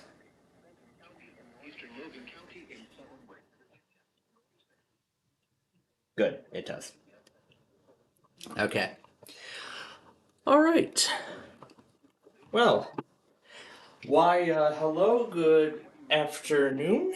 I hope your Thursday has been well. But oh man, what a crazy night last night was. And I had quite a hard time catching up too. But today it was actually much easier today. So, I do actually have a programming note that I would like to pass along here as like a little reminder.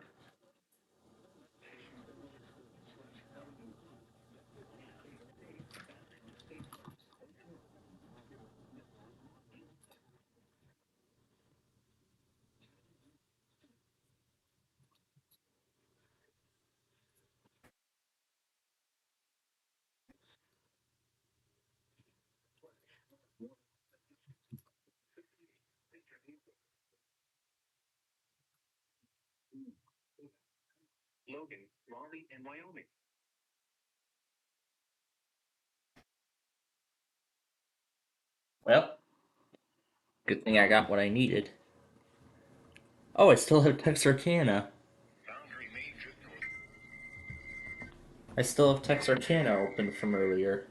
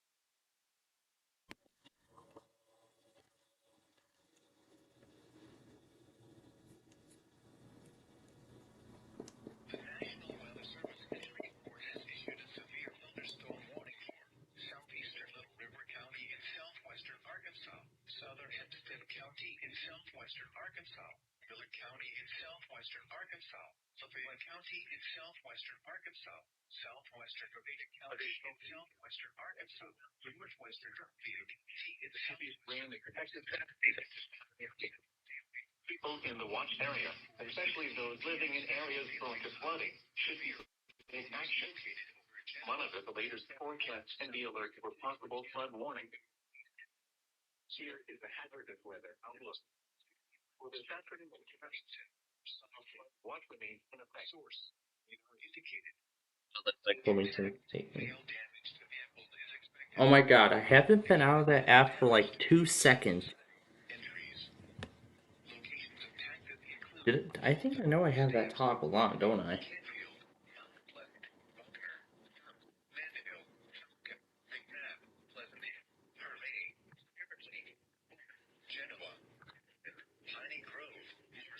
Sheer is the word today.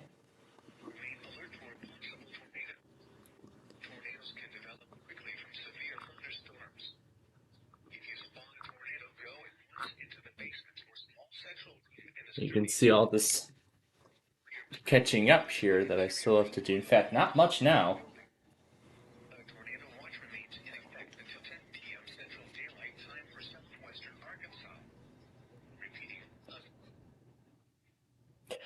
Alright. So there we go. I got everything I needed.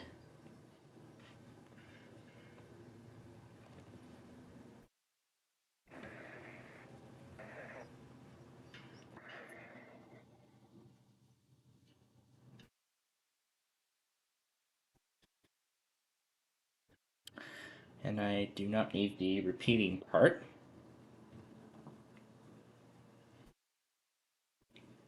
There's just a few more things I need to print down. And then this thing will be set to go here. Well, in its current state, that is. Alright. Now, for the programming note, if you may remember, I believe I said that because of our we're actually looking to go out for dinner tonight. So now we're considering going out for dinner tonight. So,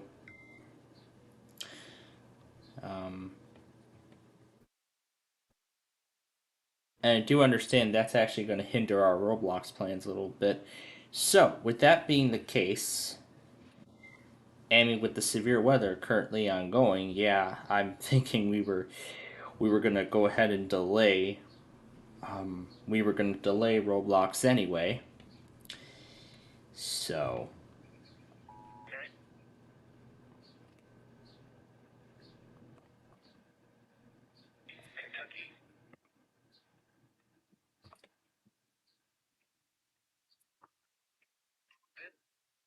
So let me get to the.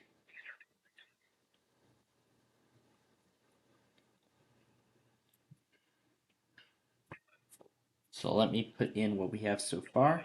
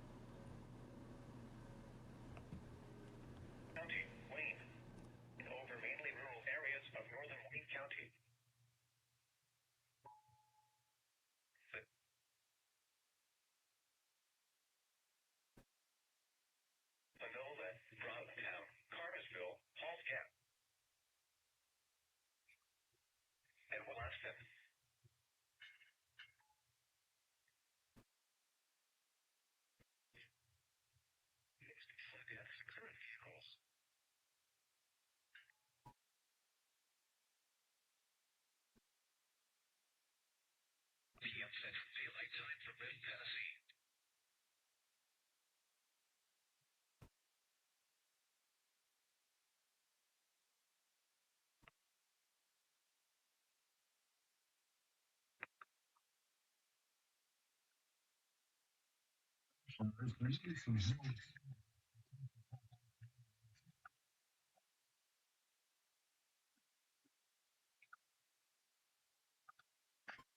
is Sea River flood warning. Flood warning in effect from Friday morning until further notice. What? Moderate flooding is forecast. Where? Great Miami River at Miami Town. When? From Friday morning until further notice. Impact. At 28 feet, water covers Harrison Heiken and near Miami Town. Several businesses east of the Harrison Heights Bridge in Miami Town, including Bluebell Beach Lounge and Riverfront West Sports Complex. Some structures along East Miami River Road become flooded. In southern Miami Township, water flowed to homes along Lawrenceburg Road. Additional details at 4:45 p.m. Thursday at 12.2 feet. The river is expected to rise at flood stage 5 in 1 and to rise into threats of 27.9 feet Sunday evening. Flood stage 16 feet. Thunderstorms producing heavy rain across the warned area. Between 1.5 and 2 inches of rain have fallen over the last hour, mainly over central and western. Additional rainfall amounts of 1 to 2 inches are possible in the warned area. Flash flooding is ongoing or expected to begin shortly. Hazard. That's what we got already. In of small streets and urban areas, highways, streets, and underpasses, as well as other sewer drainage and low-lying areas. Some locations that will experience flash flooding include Hot Springs Village, Perryville, Mountain Pine, Perry, Lansdale, Death Meadow, Hot Springs National Park, Washington Park, Hot Springs Memorial Park, Rockwell, Walton, Williams Junction, Myers, Antioch and Perry County, Magnet Cove, Mountain Valley, Belfry Gorge, Hamilton, Oaklawn Racetrack, Turn Around, Don't Drown when encountering flooded roads. Most flood deaths occur. Well, that's all that I'm going to get for right now. So, if we look at the SPC page, we can see all the watches that have been evenly spread out for this slight and enhanced risk today. I guess in some way, this is a continuation of the.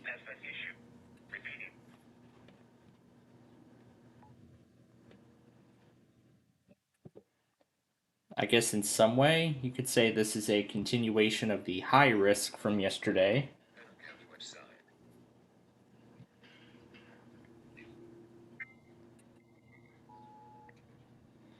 Still got some trimming to do. But in fact, I'm almost done with this part.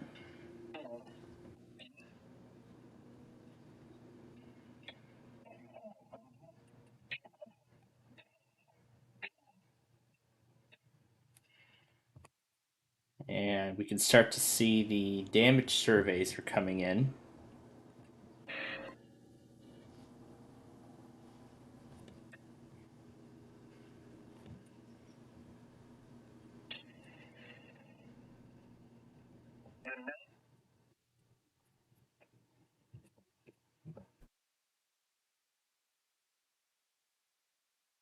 And do not drive on flooded roads.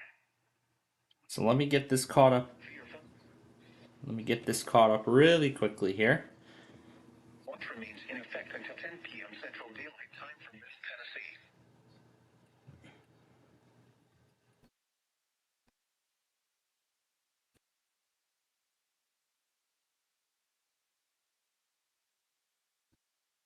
And of course, I'll make sure to put each.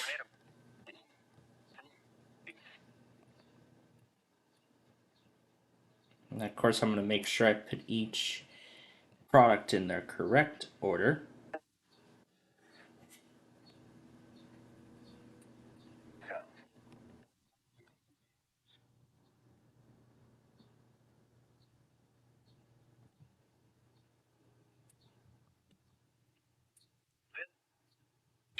Daylight time.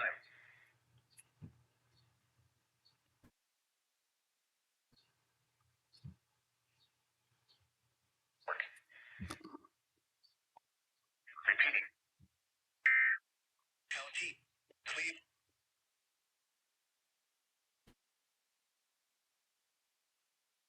Jefferson. Following counties. Issued at 4. Flash flood warning remain.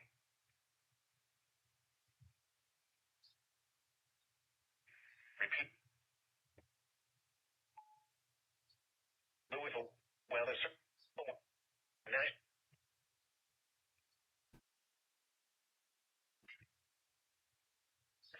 Right. Blue red. Weather. Night.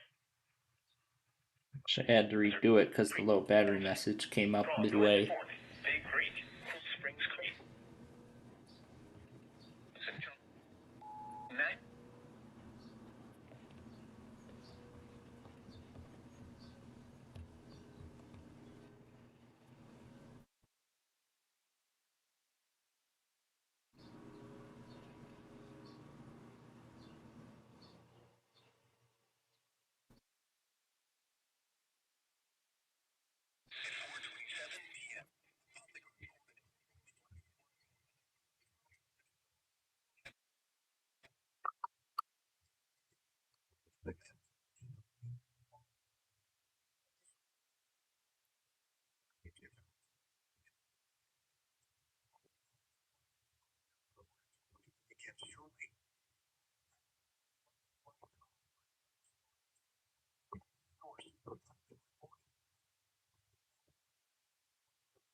Now, flash flooding, that's actually a big factor.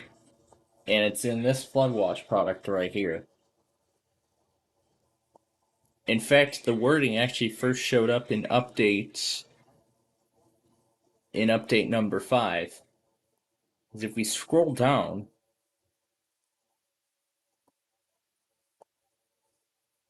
right here, look at this.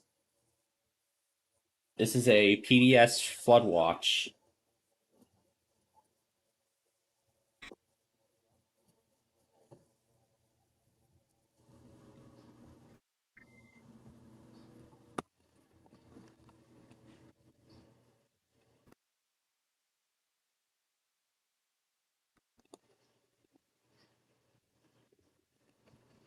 Looks like we might be nearing the end, so I can get another chance to get that product and include the counties this time. But if we look at the FloodWatch product right here, this goes through Sunday morning. And here's the impact and additional details section. Extremely rare multi-day heavy rainfall event. Extensive, rare, and at times catastrophic flash flooding is likely. It says water levels for flash flooding may reach areas that rarely or have never flooded before, in addition to the threat of low-lying flooding. But rare flash flooding may pose a significant threat. And then here's the additional details section. Multi-day is expected. I expected to drop 6 to 10 inches, with isolated areas of 12 to 15 inches possible where heavy storms fall. The forecast heavy rainfall for this event has a return interval of anywhere from 25 to 100 years. In other words, a heavy rainfall event of this magnitude falling within 4 days is an event that happens once in a generation to once in a lifetime. Now, when was the last time we had this wording? Do you all remember when we last had wording like this in a FloodWatch? That was for Helene. It seems like we're getting Helene vibes again, but this time in Arkansas.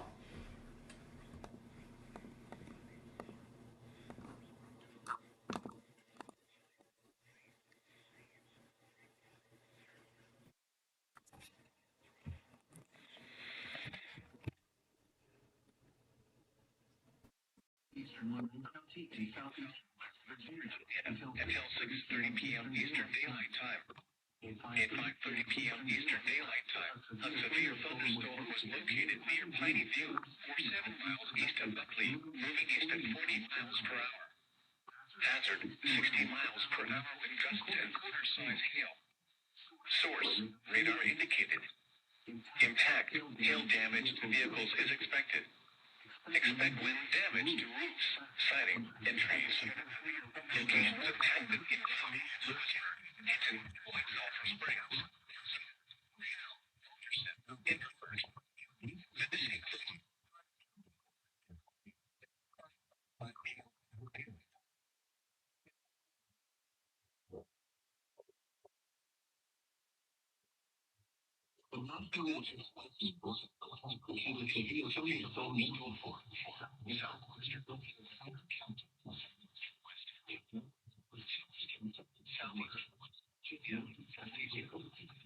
Southeastern West Virginia until 6:30 p.m. Eastern Daylight Time. 5:30 p.m. Eastern Daylight Time. A heavy thunderstorm is located near Piney View, 47 east of Buckley, moving east at 40 miles per hour. Hazard, 60 miles per hour. Source, radar indicated. Impact, hail damage to vehicles is expected. Expect damage to roofs, siding, and trees. Locations of active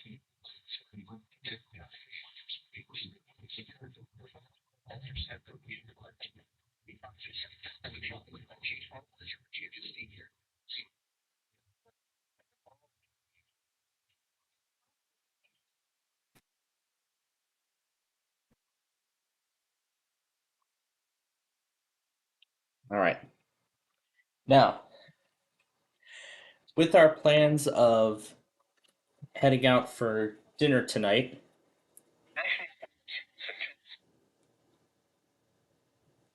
I'll probably tell you where later, afterwards. I believe I planned for this ahead of time, so as a result, we are, again, because of this severe weather event and my plans for this evening, we are not doing Roblox this week.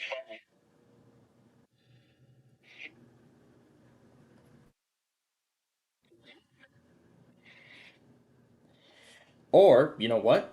Maybe we could do it while I'm caught up, so.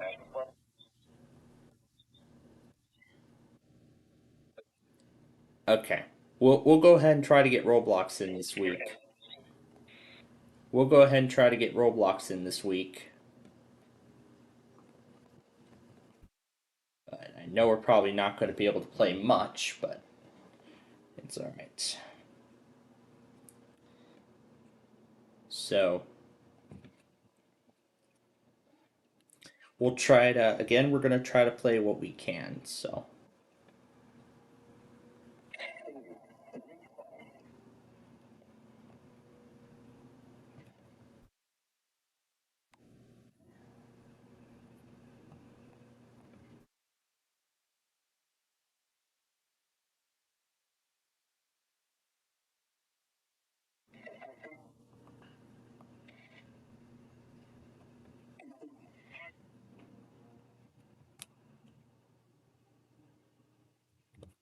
Then I just wait for the local. Okay.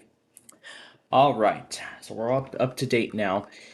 But if we zoom in the map here, look at all of these and look at all these flood warnings that are active right now. And here's all the tornado watches that are still active. Those go till 10 tonight. So this is going to be potentially a historic event for Arkansas, because this is the kind of rainfall that the state probably doesn't even see. Convective trends will continue to be monitored, but a watch is unlikely at the moment. Okay. So that's good to know.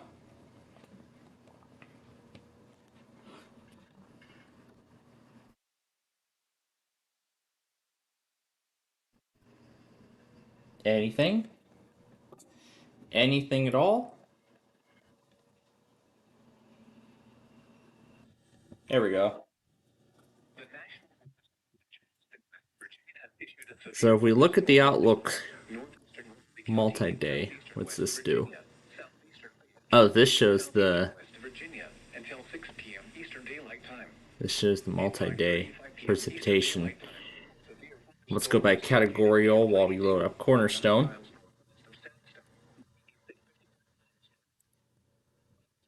So here's the enhanced risk we're dealing with today. You see, everything is neatly spaced. Going to day 2, we have a moderate risk for our Arkansas. And then day 3, we have yet another enhanced risk. So yeah, it looks like it's going to be a multi-day event. And then Sunday, we actually have yet another risk of severe weather. Right down there in Georgia, as you can see, the day 4. All right, so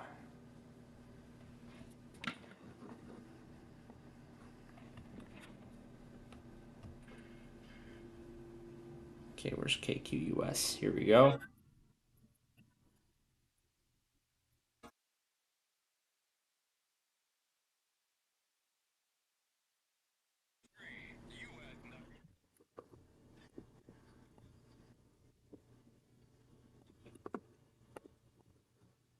So yeah, I spent literally the entirety of my night last night playing catch up with everything from the high risk, and it didn't take me until 2:30 in the morning to finally have everything caught up. And I was gonna eventually return the Lembine's call, and I did, but of course he didn't pick up because he was sleeping. And of course, you called 3:30 a.m.? Was half asleep. Yep, that's what he said. Yep. So I guess I understand. If I try to call the Lembine past midnight, I don't expect a response. Because he'll already be asleep by then, so.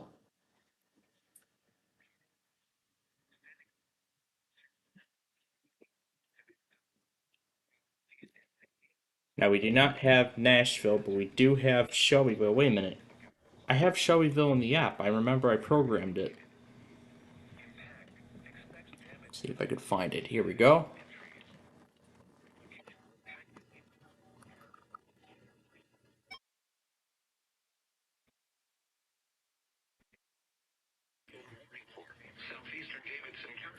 Middle Tennessee, northwestern Rutherford County in Middle Tennessee, northern Maury County in Middle Tennessee, Williamson County in Middle Tennessee, east central Hickman County in Middle Tennessee, until Maybe I should have rephrased my sentence. So this week, we're going to try to get as much in of Roblox as we can. We're probably not going to be able to get all of it in, but we're going to try to get as much as we can in today. See what we can get in of this. So, going on to last night, you may remember I told you all about the story of how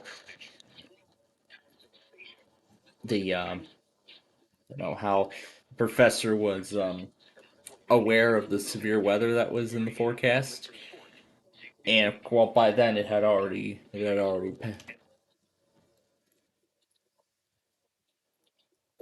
by then the threat had already passed. So yeah, the threat had already passed by then. So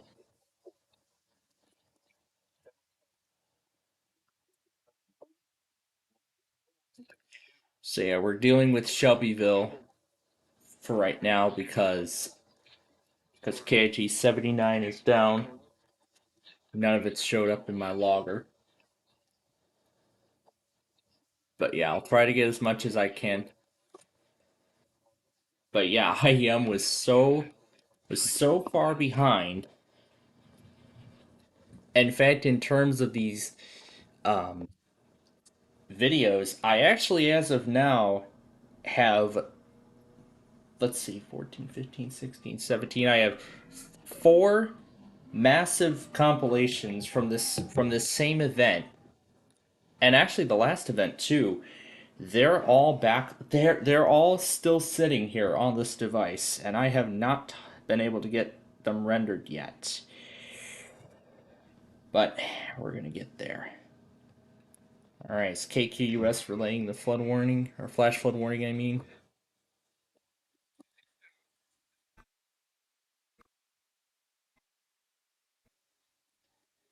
There it goes. There it goes. All right. So yeah, been catching up on the high risk, and in the middle of that catch up, VH09 was nice enough to test. So the Verizons are officially complete now for this week. But I'm sure the next question you're asking is what happened today? With me, that is. Well, of course, as expected, there were some final college assignments for me to get done. So I got those completed. And we also took and then me and my father took the opportunity today to get the classes set up for the fall semester because my priority registration date is next Friday. So that's a week from tomorrow. That's when my priority registration date is. So we spent some time getting some of the classes ready, and in addition to that, I never got to experience this in high school, but this is college, and there was that one math course that I didn't want to, that I had some difficulty with on year 2, I think it was.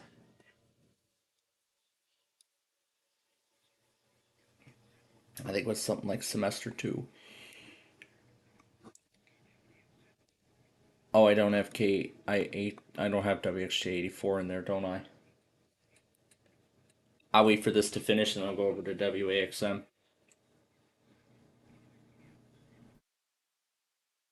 Or if they relay sooner.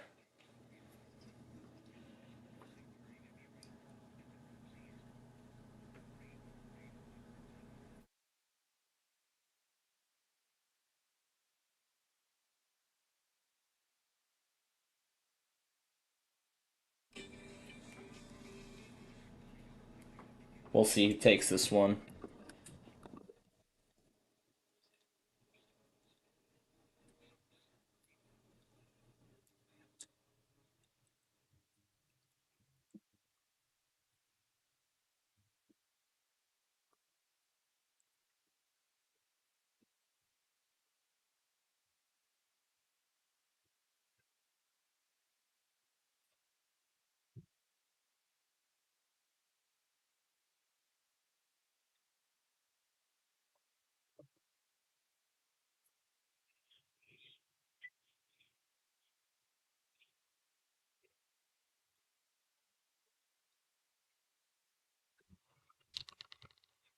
There we go.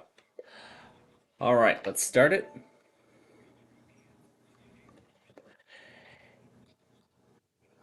All right, where was I at?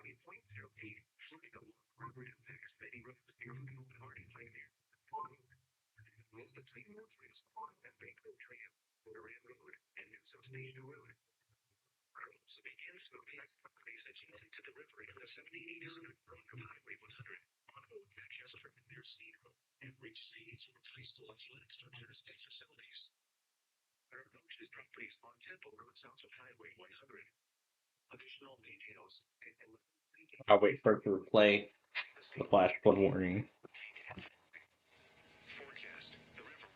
Of course, I'm watching the IEM as we play too. Yeah, and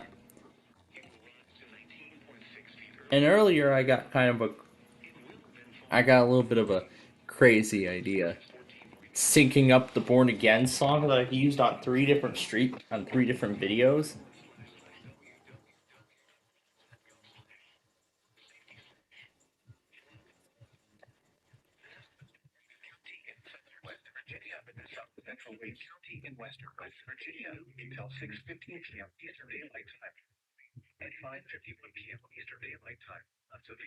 So let's see how much of this we can get in.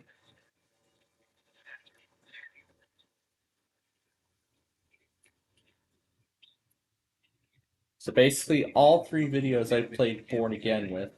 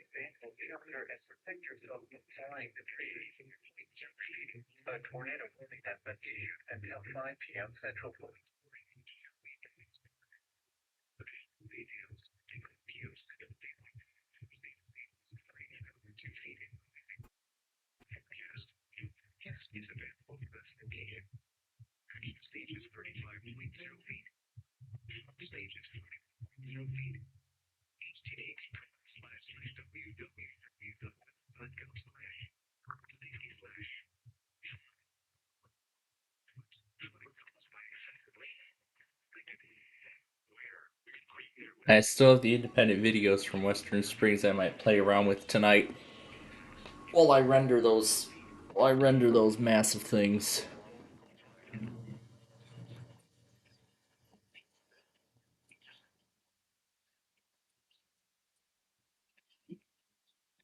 I could feel the rumble of the locomotive through the window. And of course, let's not forget about the clips that, wait, how did that end up in the random? Oh, that's right, I'm playing both playlists together.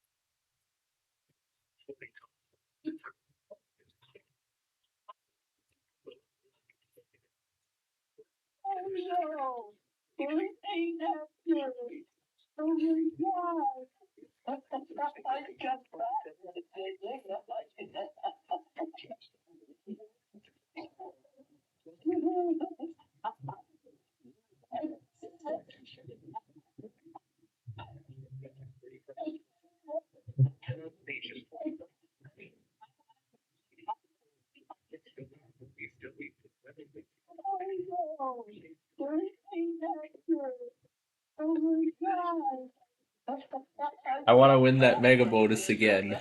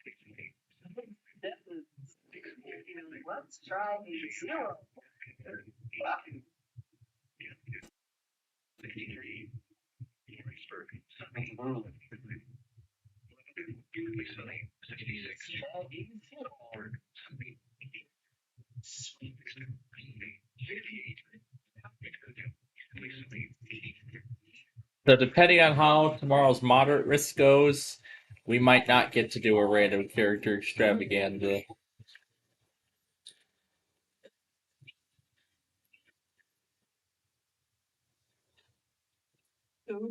No, it's maybe not actually.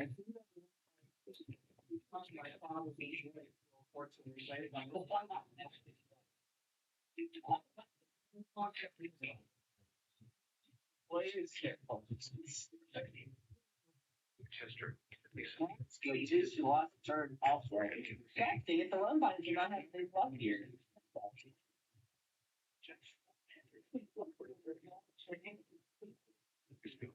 They're not having any whatsoever. They're making a show. They're gonna take in the recap like no.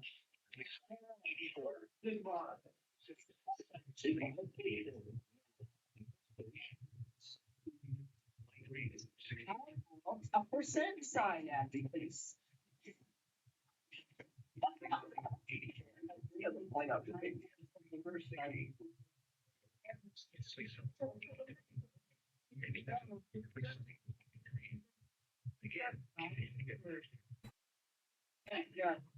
How about an and sign? And sign or an ampersand. Like an ampersand. Is this the first one we did?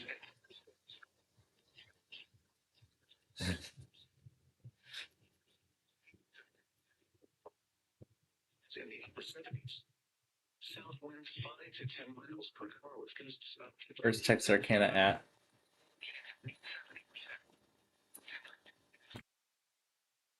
Oh, that episode of Remote Control? I'll take care of it.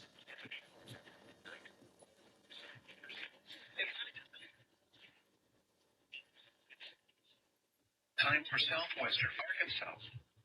Repeating, a severe thunderstorm warning has been issued until 6 p.m. Central Daylight Time for following counties in Arkansas, Columbia, Hempstead, Lafayette, Miller, and Nevada.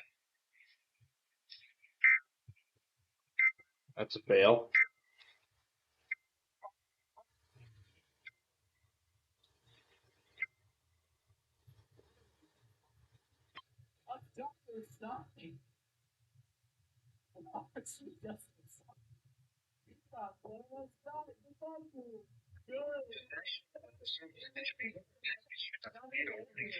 East Central Lafayette County in southwestern Arkansas, Eastern Nevada County in southwestern Arkansas, Northwestern Columbia County in southwestern Arkansas until 5 p.m. Central Daylight Time. At 5:59 p.m. Central Daylight Time, a severe thunderstorm capable of producing a tornado miles per hour. Hazard, tornado at quarter size 2. Source, radar indicated rotation. Impact, On the buzzer. dangerous to those without shelter. Be damaged or destroyed. Damage, streets, windows, and vehicles will occur. Tree damage is likely.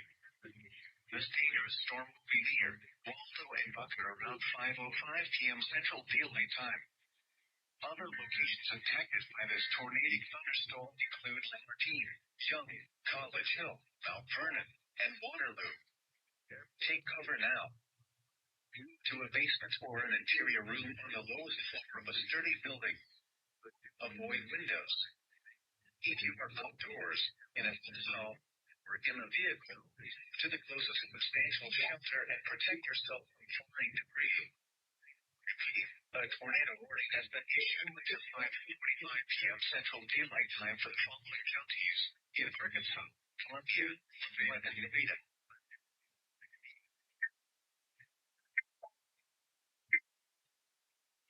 The National Weather Service in Shreveport has issued a tornado warning for southeastern in southwestern Arkansas, northeastern Lafayette County in southwestern Arkansas, southern Ada County in southwestern Arkansas, until 5:30 p.m. Central Daylight Time. At 4:55 p.m. Central Daylight Time, a severe thunderstorm capable of producing a tornado was located. All right, just pause a moment to.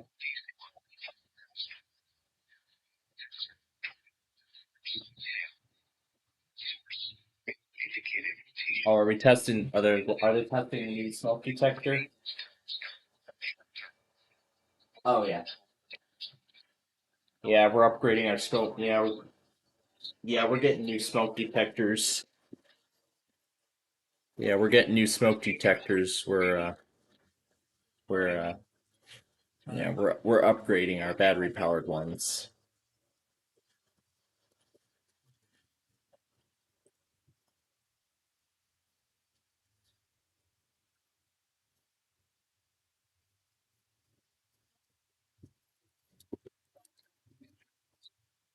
Take cover now or deploy to a basement or an interior room. How does pencil show up on that? Alright. Then if what the fuck? What the hell? I try to go to the YouTube app and it pulls up Safari. Well, while that feature is sometimes useful, it can be annoying in some cases. Alright, here we go. Alt control.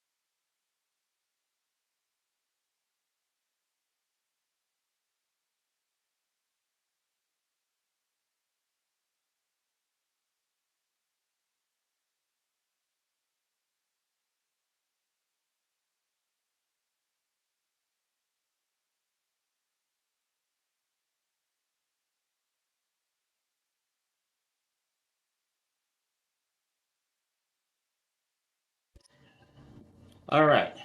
Well, there we go. At least we got the important games in. Okay. So, now I've got a few more products to catch up on here. So I just want to... So I'm going back on each of them.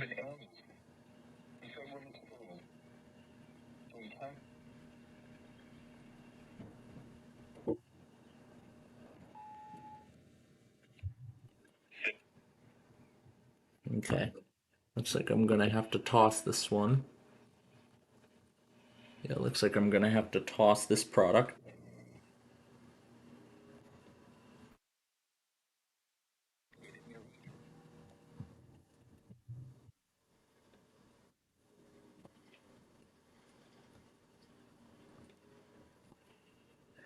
Actually, better yet, I'm going to toss the whole set out and...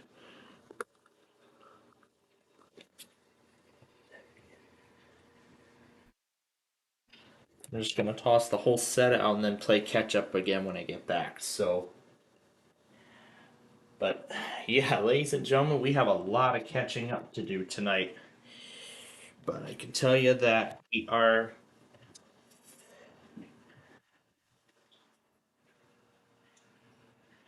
So I guess then the determining factor is how behind are we? Well, we're going to see how behind we are after this event is over. Well, when this event comes to a close. But then, of course, we have a moderate risk tomorrow, so... I haven't even gotten around to preparing the monitors for that. I was going to do that. But I am going to get to that later tonight after I get caught up with these other things. And then when this event is over, I'll start rendering all 4. And then I will start making changes to the... And then I'll start making changes to the... Yeah, then I'll start making changes to the lineup, so... So let me go ahead and do sort of a pre-preparation.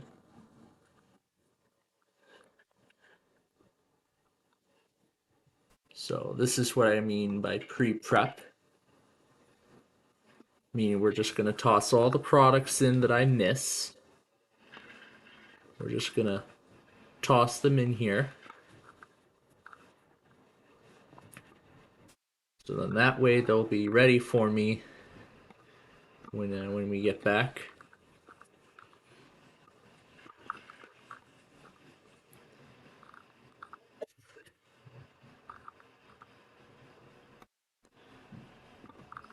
We'll do the Jackson relay of that. We'll do the Charleston relay of that. Here's an Amber Alert for Utah. Is that the same thing? Yes, that is the same thing, as I decided.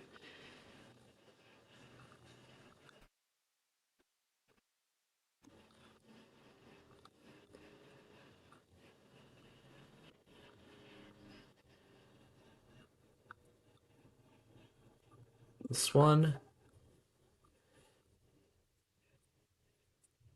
And that's as far as we're going. So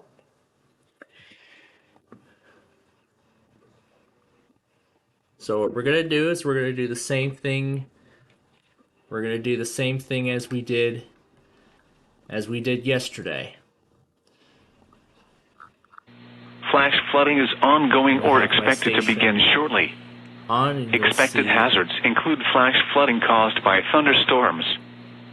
Source, radar. I have my station running. The following impacts are...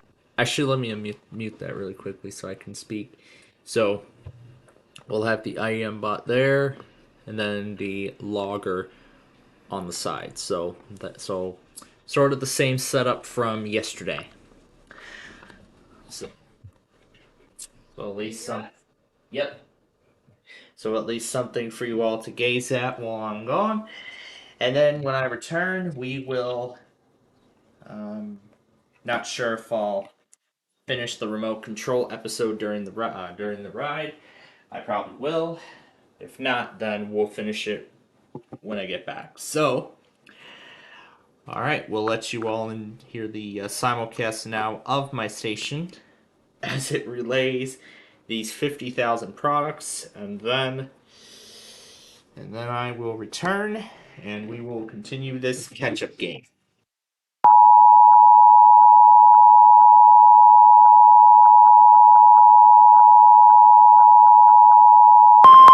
National Weather Service in Memphis has extended the flash flood warning for southeastern Crittenden County in eastern Arkansas, central Mississippi County in eastern Arkansas, DeSoto County in northwestern Mississippi, northwestern Marshall County in northwestern Mississippi, northwestern Fayette County in Tennessee, northwestern Haywood County in Tennessee, Lauderdale County in Tennessee, Shelby County in Tennessee, Tipton County in Tennessee, until 7:15 p.m. Central Daylight Time.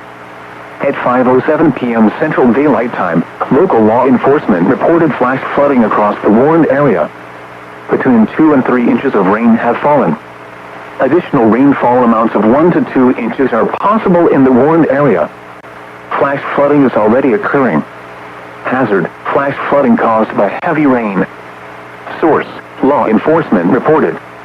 Impact: flash flooding of small creeks and streams, urban areas, highways, streets and underpasses, as well as other poor drainage and low-lying areas.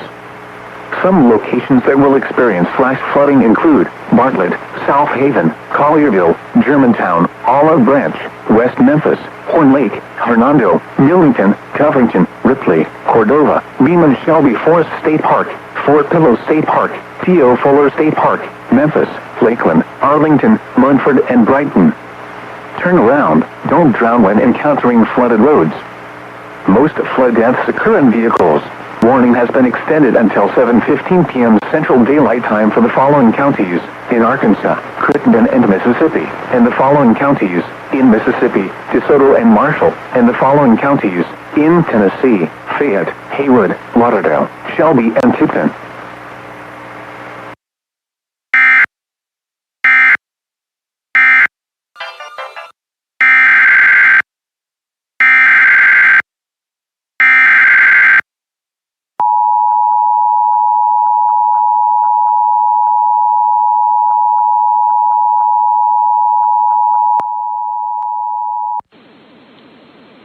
The National Weather Service in Memphis has extended the flash flood warning for southeastern Crittenden County in eastern Arkansas, central Mississippi County in eastern Arkansas, DeSoto County in northwestern Mississippi, northwestern Marshall County in northwestern Mississippi, northwestern Fayette County in Tennessee, northwestern Haywood County in Tennessee, Lauderdale County in Tennessee, Shelby County in Tennessee, Tipton County in Tennessee, until 7:15 p.m. Central Daylight Time. At 5:07 p.m. Central Daylight Time, local law enforcement reported flash flooding across the warned area. Between 2 and 3 inches of rain have fallen. Additional rainfall amounts of 1 to 2 inches are possible in the warned area. Flash flooding is already occurring. Hazard: flash flooding caused by heavy rain. Source: law enforcement reported. Impact: flash flooding of small creeks and streams, urban areas, highways, streets and underpasses, as well as other poor drainage and low-lying areas. Some locations that will experience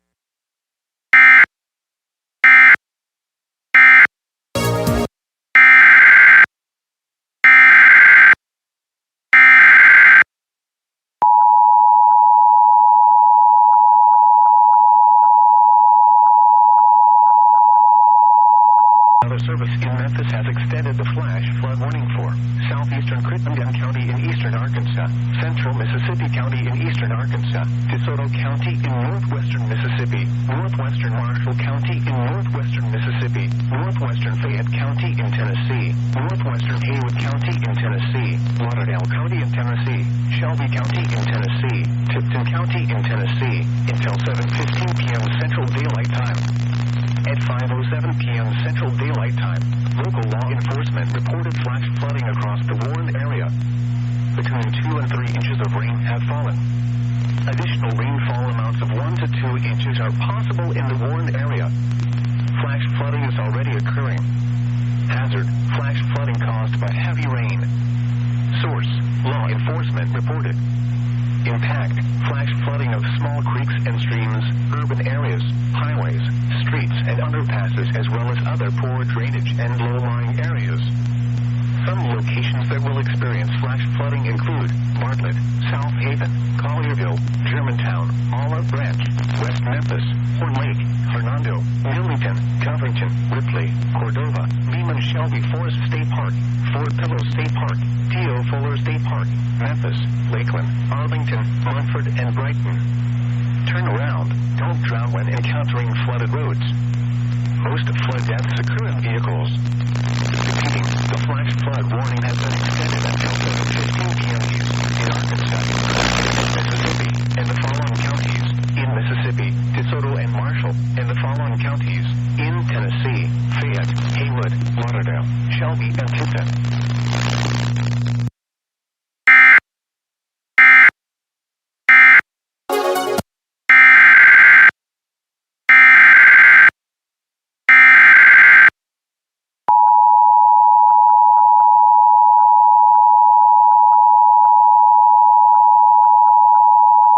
National Weather Service in Little Rock has issued a severe thunderstorm warning for southeastern Clark County in southwestern Arkansas, northern Calhoun County in Dallas County in southwestern Arkansas, Ouachita County in southwestern Arkansas, south central Hot Spring County in southwestern Arkansas, until 6 p.m. Central Daylight Time.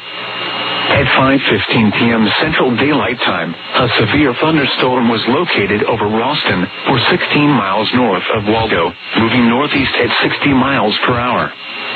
Hazard, 60 miles per hour wind gusts and quarter-size hail.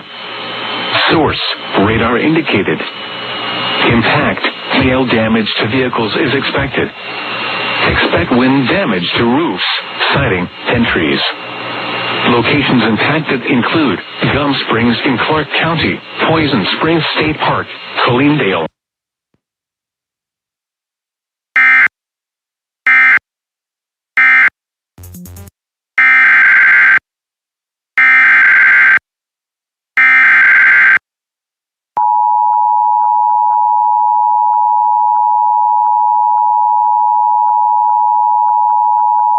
National Weather Service in Little Rock has issued a severe thunderstorm warning for southeastern Clark County in southwestern Arkansas, northern Calhoun County in Dallas County in southwestern Arkansas, Ouachita County in southwestern Arkansas, south central Hot Spring County in southwestern Arkansas, until 6 p.m. Central Daylight Time.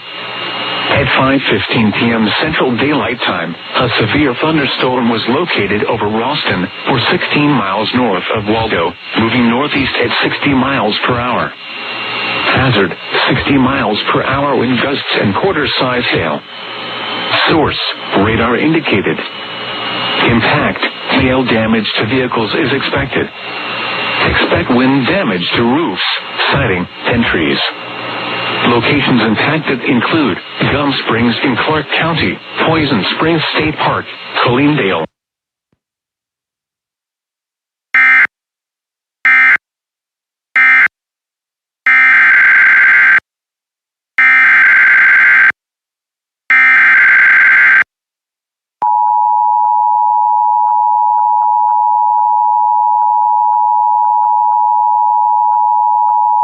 thunderstorm warning for southeastern Clark County in southwestern Arkansas, northern Calhoun County in southwestern Arkansas, western Dallas County in southwestern Arkansas, Ouachita County in southwestern Arkansas, south central Hot Spring County in southwestern Arkansas, until 6 p.m. At 5:15 p.m., a severe thunderstorm was located over Ralston, or 16 miles north of Waldo, moving northeast at 60 miles per hour.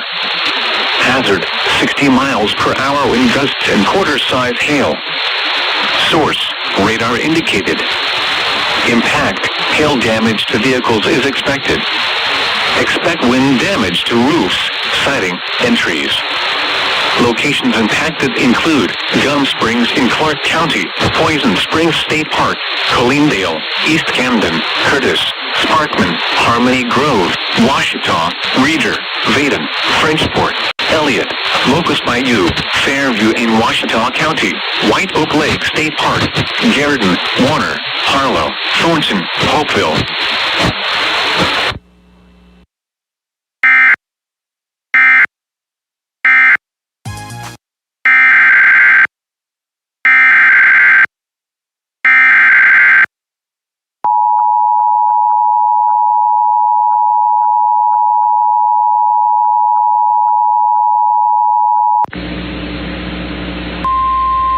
The National Weather Service in Little Rock has issued a severe thunderstorm warning for southeastern Clark County in southwestern Arkansas, northern Calhoun County in southwestern Arkansas, western Dallas County in southwestern Arkansas, Ouachita County in southwestern Arkansas, south central Hot Spring County in southwestern Arkansas, until 6 p.m. At 5:15 p.m., a severe thunderstorm was located over Ralston, or 16 northeast at 60 miles per hour. Hazard, 60 miles per hour wind gusts and quarter source, radar indicated. Impact, hail damage to vehicles is expected. Expect wind damage to roofs, siding, and trees. Locations impacted include Gum Springs in Clark County, Poison Springs State Park, Colleenville, East Camden, Curtis, Sparkman, Harmony Grove, Ouachita, Reeder, Vaden, Frenchport, Elliott, Locust Bayou, Fairview in Ouachita County, White Oak Lake State Park, Garrison, Warner, Harlow, Thornton, Hopeville.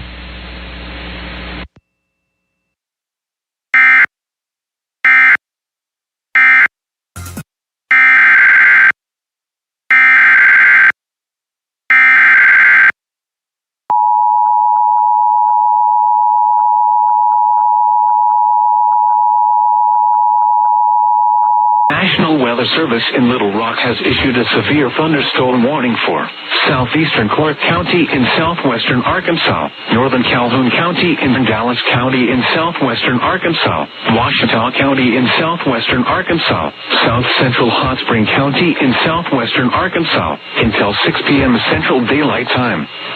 At 5:15 p.m. Central Daylight Time, a severe thunderstorm was located over Ralston, or 16 miles north of Waldo, moving northeast at 60 miles per hour. Hazard, 60 miles per hour wind gusts and quarter-size hail. Source, radar indicated. Impact, hail damage to vehicles is expected. Expect wind damage to roofs, siding, and trees. Locations impacted include Gum Springs in Clark County, Poison Springs State Park, Colleenville.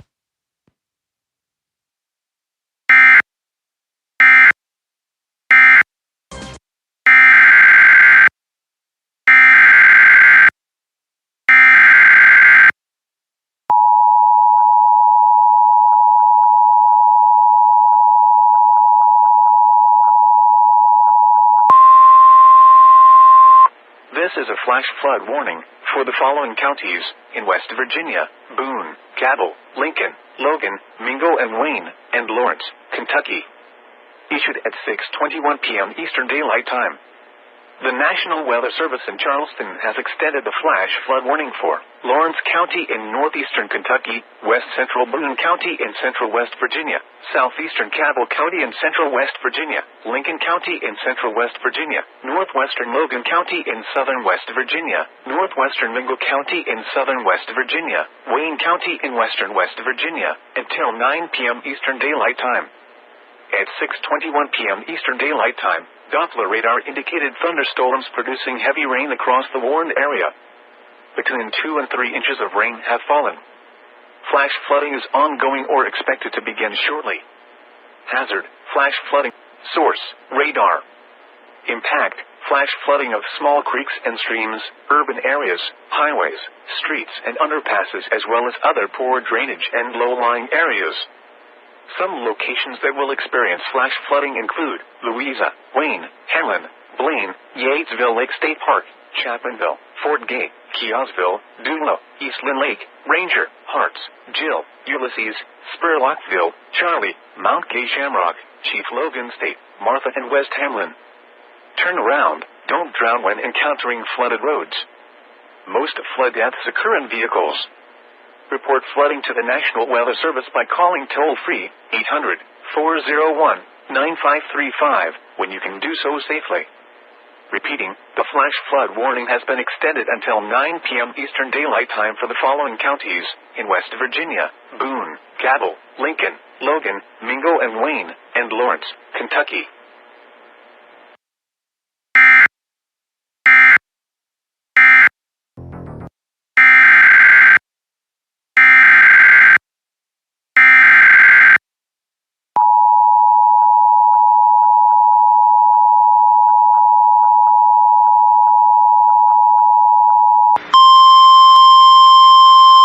The National Weather Service in Blacksburg has issued a severe thunderstorm warning for the city of Covington, Allegheny County, Virginia, southeastern Greenbrier County, and southeastern West Virginia until 7:30 p.m. Eastern Daylight Time.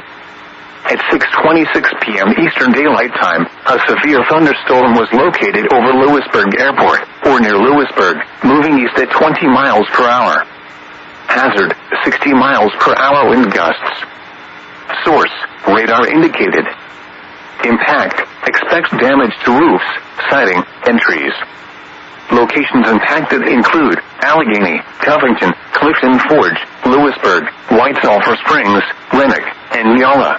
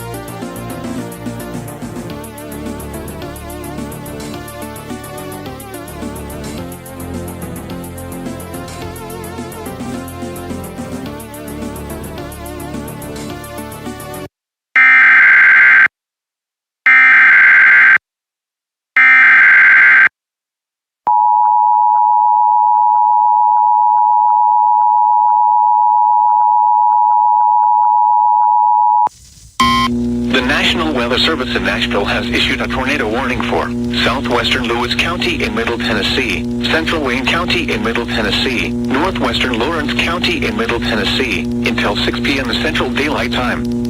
At 5:26 p.m. Central Daylight Time, a severe thunderstorm capable of producing a tornado was located near Collinwood, or 10 miles southwest of Waynesboro, moving northeast at 55 miles per hour.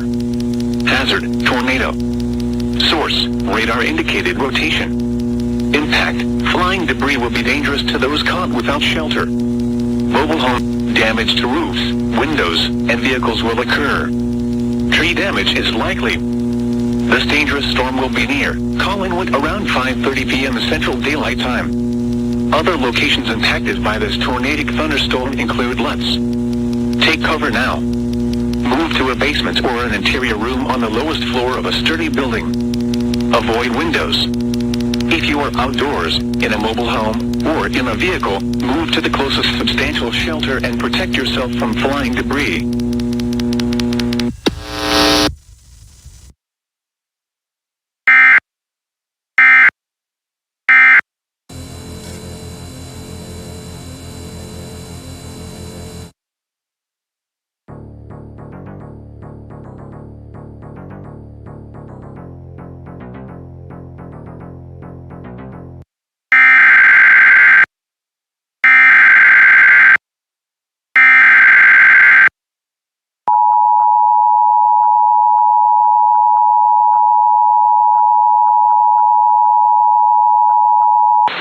This is a flash flood warning for the following counties in West Virginia: Boone, Fayette, Cuyahoga, Logan, Raleigh, and Wyoming. Issued at 6:34 p.m. Eastern Daylight Time. The National Weather Service in Charleston has extended the flash flood warning for southeastern Boone County in central West Virginia, south central Cuyahoga County in central West Virginia, Fayette County in southeastern West Virginia, Raleigh County in southeastern West Virginia, eastern Logan County in southern West Virginia, north central Wyoming County in southern West Virginia, until 9:15 p.m. Eastern Daylight Time. At 6:34 p.m. Eastern Daylight Time, Doppler radar indicated thunderstorms producing heavy rain across the warned area. Between 1 and 2 inches of rain have fallen. Additional rainfall amounts up to 1 inch are possible in the warned area. Flash flooding is ongoing or expected to begin shortly. Hazard: flash flooding caused by thunderstorms. Source: radar. Impact: flash flooding of small creeks and streams, urban areas, highways, streets, and underpasses, as well as other poor drainage and low-lying areas. Some locations that will experience flash flooding include Beckley, Fayetteville, Babcock State Park, Oak Hill, Mount Hope, Mabscott, Instead, Sophia, Bradley, Prosperity, Piney View, Stanafford, Dry Creek, MacArthur, Crab Orchard, Beaver, Powellton, Daniels, Burnwell, and Hawks Nest State Park. Turn around. Don't drown when encountering flooded roads. Most flood deaths occur in vehicles. Report flooding to the National Weather Service by calling toll-free 800-401-9535.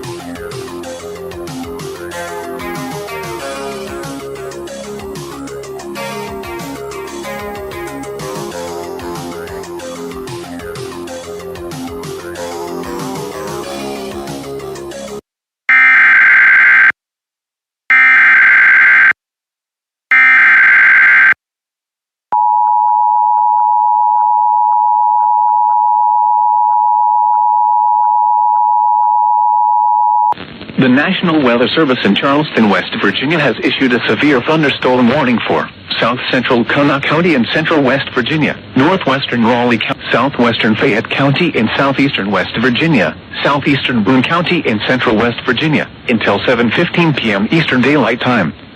At 6:44 p.m. Eastern Daylight Time, a severe thunderstorm was located near Bald Knob, or 16 miles southeast of Madison, moving east at 50 miles per hour. Hazard, 60 miles per hour wind gusts and quarter-size hail. Source, radar indicated. Impact, hail damage to vehicles is expected. Expect wind damage to roofs, siding, and trees. Locations impacted include Van, Whitesville, Bradley, Pax, Neoma, Arnett, Dorothy, Mount Hope, Wharton, Stickney, Artie, Bald Knob, Piney View, Prosperity, Oak Hill, and Powelltown. This includes the following highways: West Virginia Turnpike between mile markers 49 and 66. Route 19 between mile markers 1 and 7.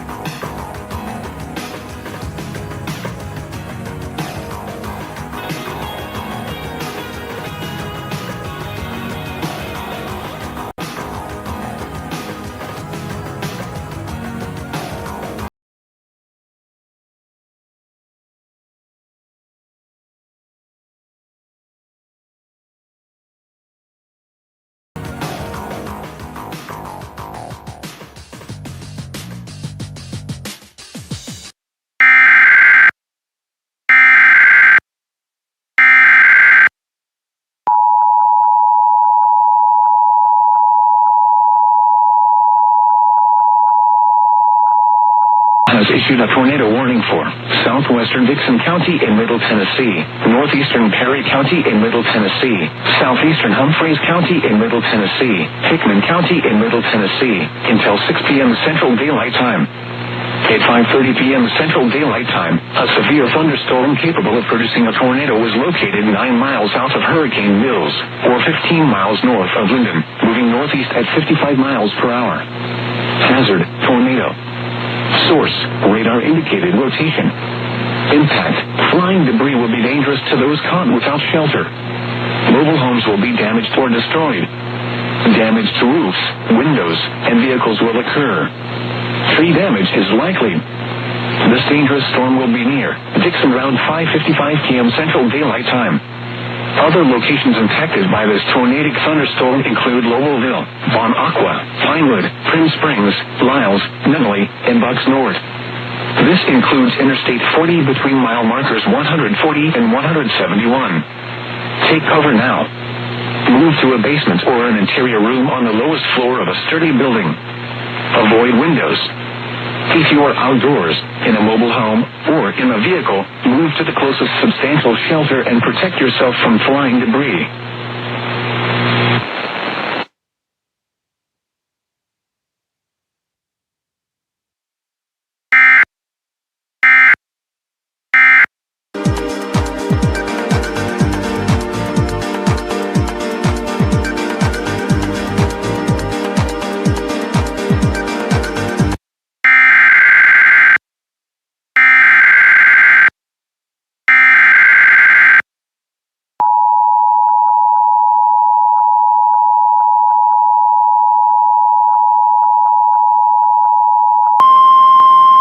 National Weather Service in Memphis has issued a severe thunderstorm warning for Lee County in eastern Arkansas, eastern St. Francis County in eastern Arkansas, northern Phillips County in eastern Arkansas, southwestern Crittenden County in eastern Arkansas, west central DeSoto County in northwestern Mississippi, northern Tunica County in northwestern Mississippi, until 6:30 p.m. Central Daylight Time.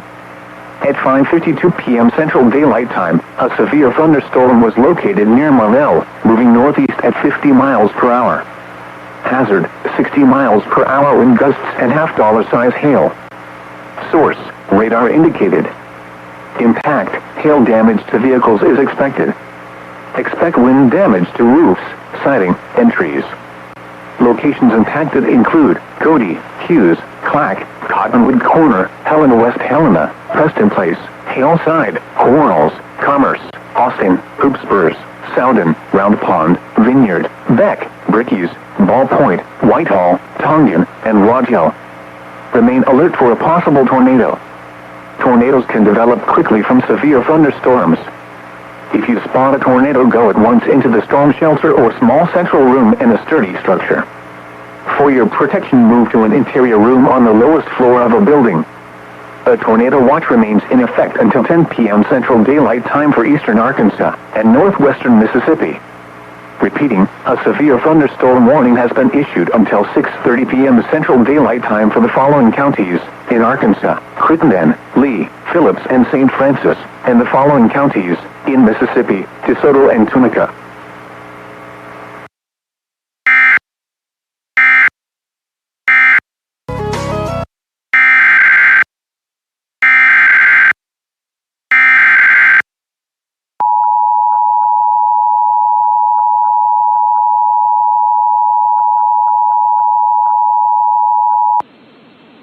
The National Weather Service in Memphis has issued a severe thunderstorm warning for Lee County in eastern Arkansas, eastern St. Francis County in eastern Arkansas, northern Phillips County in eastern Arkansas, southwestern Crittenden County in eastern Arkansas, west central DeSoto County in northwestern Mississippi, northern Tunica County in northwestern Mississippi, until 6:30 p.m. Central Daylight Time.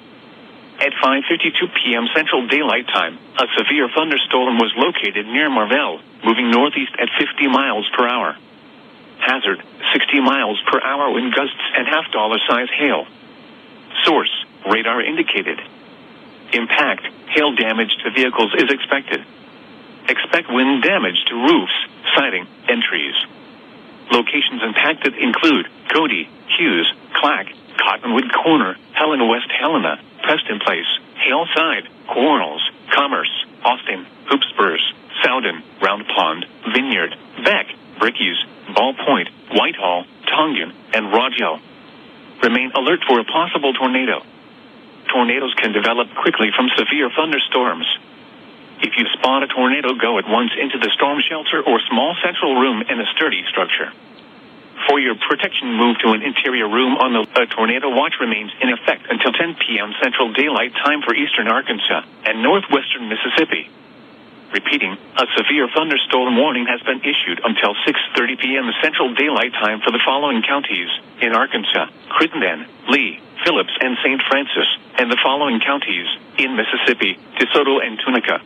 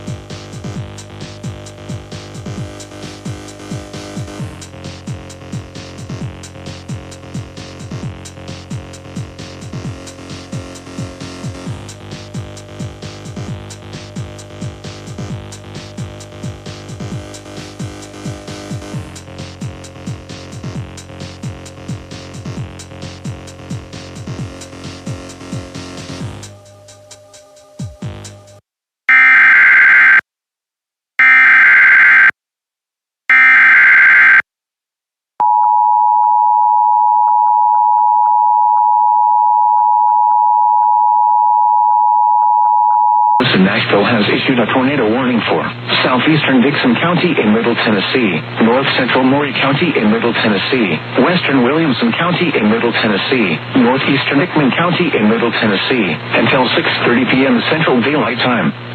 At 5:55 p.m. Central Daylight Time, a severe thunderstorm capable of producing a tornado is located near Centerville, moving east at 45 miles per hour.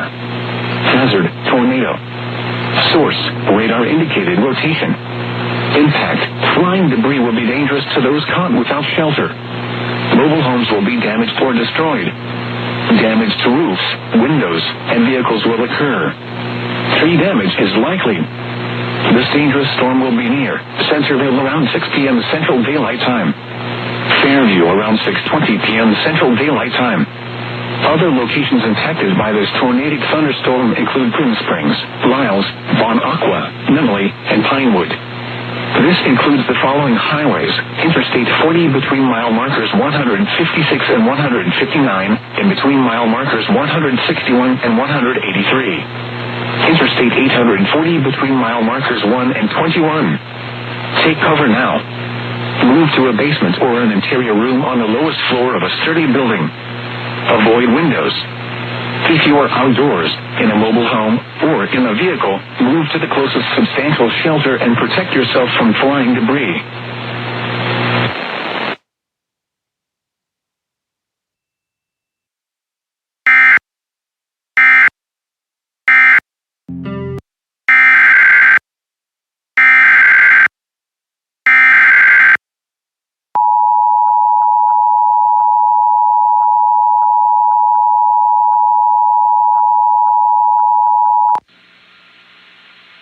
National Weather Service in Los Angeles, Oxnard, has issued a flash flood warning for a small portion of west central Los Angeles County in southwestern California until 6 p.m. Pacific Daylight Time.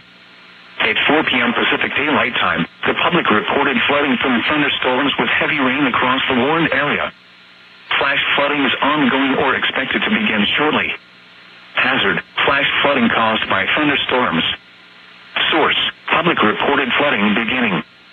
Impact, flash flooding of small creeks and streams, urban areas, highways, streets and underpasses, as well as other poor drainage and low-lying areas. Rock slides and mudslides will be possible. Some locations that will experience flash flooding include Northridge, Van Nuys, Granada Hills, Silmar, Tacoma, Porter Ranch, Panorama City, Arleta, San Fernando, and North Hills. Turn around, don't drown when encountering flooded roads. Most flood deaths occur in vehicles. Be aware of your surroundings and do not drive on flooded roads.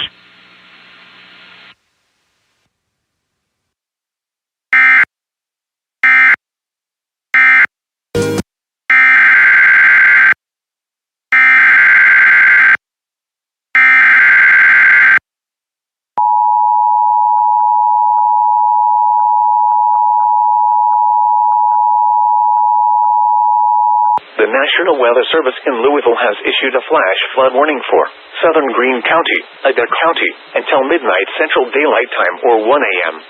At 6:03 p.m. Central Daylight Time or 7:03 p.m., Emergency Management reported thunderstorms producing heavy rain across the warned area. Up to 5 inches of rain have fallen. Additional rainfall amounts of 1 to 2 inches are possible in the warned area. As steady to moderate, rainfall continues, with additional heavy rainfall and storms likely overnight. Flash flooding continues. Hazard, flash flooding caused by thunderstorm. Source, Emergency Management reported. Impact, flash flooding of small creeks and streams, urban areas, highways, streets and underpasses, as well as other poor drainage and low-lying areas.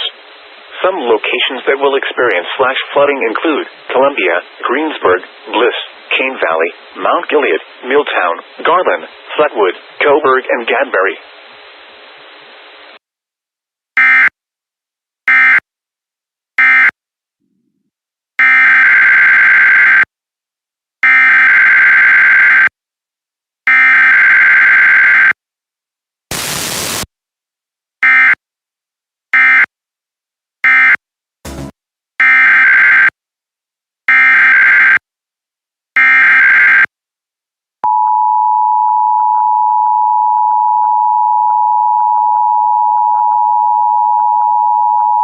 of the Emergency Alert System, originated by the Arizona Department of Public Safety.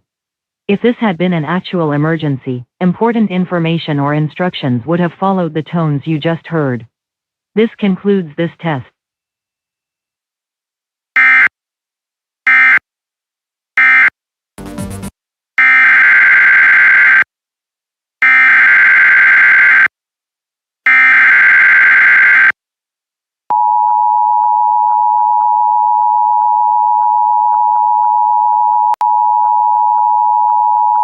The National Weather Service in Louisville has issued a flash flood warning for southern Greene County in central Kentucky, Adair County in south central Kentucky, until midnight Central Daylight Time, or 1 a.m. Eastern Daylight Time. At 6:03 p.m. Central Daylight Time, or 7:03 p.m. Eastern Daylight Time, Emergency Management reported thunderstorms producing heavy rain across the warned area. Up to 5 inches of rain have fallen. Additional rainfall amounts of 1 to 2 inches are possible in the warned area. As steady to moderate, with additional heavy rainfall and storms likely overnight. Flash flooding continues. Expected hazards include flash flooding caused by thunderstorms. Severe weather has been confirmed by emergency reported.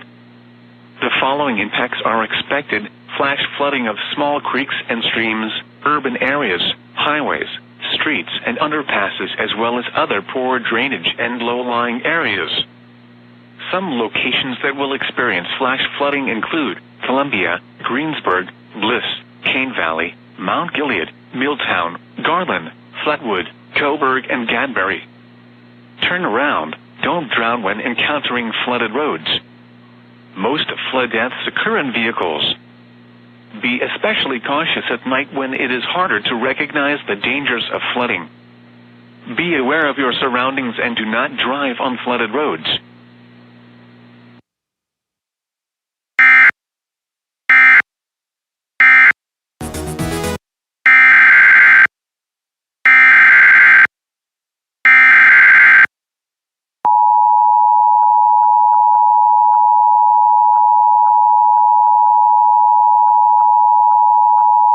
The National Weather Service in Nashville has issued a tornado warning for southeastern Dixon County in Middle Tennessee, north central Maury County in Middle Tennessee, western Williamson County in Middle Tennessee, northeastern Hickman County in Middle Tennessee, until 6:30 p.m. Central Daylight Time. At 5:55 p.m. Central Daylight Time, a severe thunderstorm capable of producing a tornado was located near Centerville, moving east at 45 miles per hour. Hazard: tornado. Source: radar indicated rotation. Impact: flying debris will be dangerous to those caught without shelter. Mobile homes will be damaged or destroyed. Damage to roofs, windows, and vehicles will occur. Tree damage is likely. This dangerous storm will be near Centerville around 6 p.m. Central Daylight Time. Fairview around 6:20 p.m. Central Daylight Time. Other locations impacted by this tornadic thunderstorm include Grim Springs, Lyles, Bon Aqua, Nunnally, and Pinewood. This includes the following highways: Interstate 40 between mile markers 156 and 159, and between mile markers 161 and 183. Interstate 840 between mile markers 1 and 21. Take cover now. Move to a basement or an interior room on the lowest floor of a sturdy building. Avoid windows. If you are outdoors, in a mobile home, or in a vehicle, move to the closest substantial shelter and protect yourself from flying debris.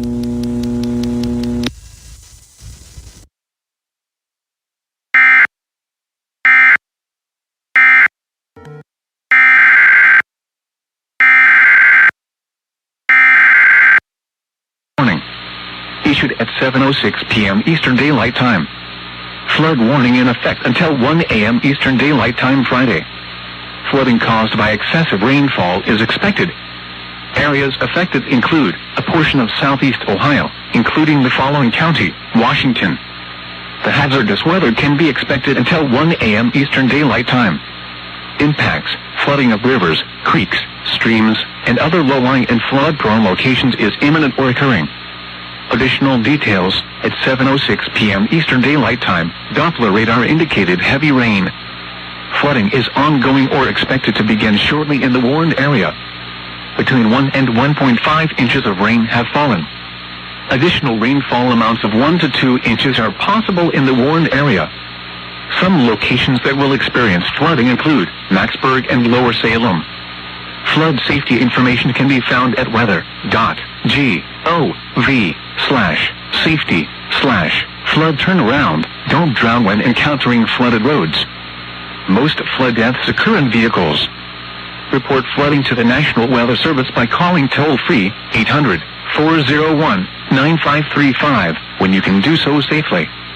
Repeating, an aerial flood warning has been issued until 1 a.m. Eastern Daylight Time Friday for the following county: Washington, Ohio.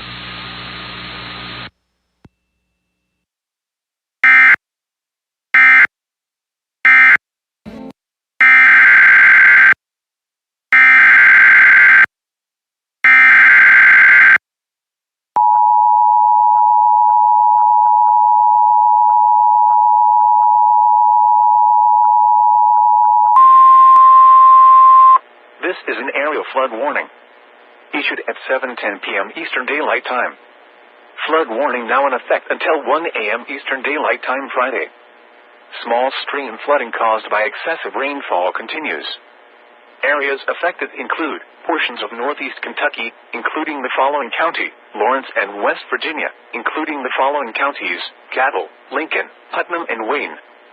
The hazardous weather can be expected until 1 a.m. Eastern Daylight Time. Impacts: flooding of rivers, creeks, streams, and other low-lying and flood-prone locations is imminent or occurring. Streams continue to rise due to excess runoff from earlier rainfall. Additional details: at 7:09 p.m. Eastern Daylight Time, Doppler radar and automated gauges indicated heavy rain due to thunderstorms. Flooding is ongoing or expected to begin shortly in the warned area. 3 inches of rain have fallen. Some locations that will experience flooding include Louisa, Wayne, Harlan, Blaine, Beach Fork State Park, Yatesville Lake State Park, Fort Gay, Centerville, East Lynn Lake, Wedgeville, Martha, West Hamlin, Genoa, East Lynn, Buchanan, Fallsburg, Branchland, Salt Rock, Myra, and Houckville. Flood safety information can be found at weather.gov/safety/flood turnaround. Don't drown when encountering flooded roads. Most flood deaths occur in vehicles. In hilly terrain, there are hundreds of low water crossings which are potentially dangerous in heavy rain. Do not attempt to cross flooded roads. Find an alternate route. Report flooding to the National Weather Service by calling toll-free 800-401-9535 when you can do so safely. Repeating, the aerial flood warning has been extended until 1 a.m. Eastern Daylight Time Friday for the following county: Lawrence, Kentucky.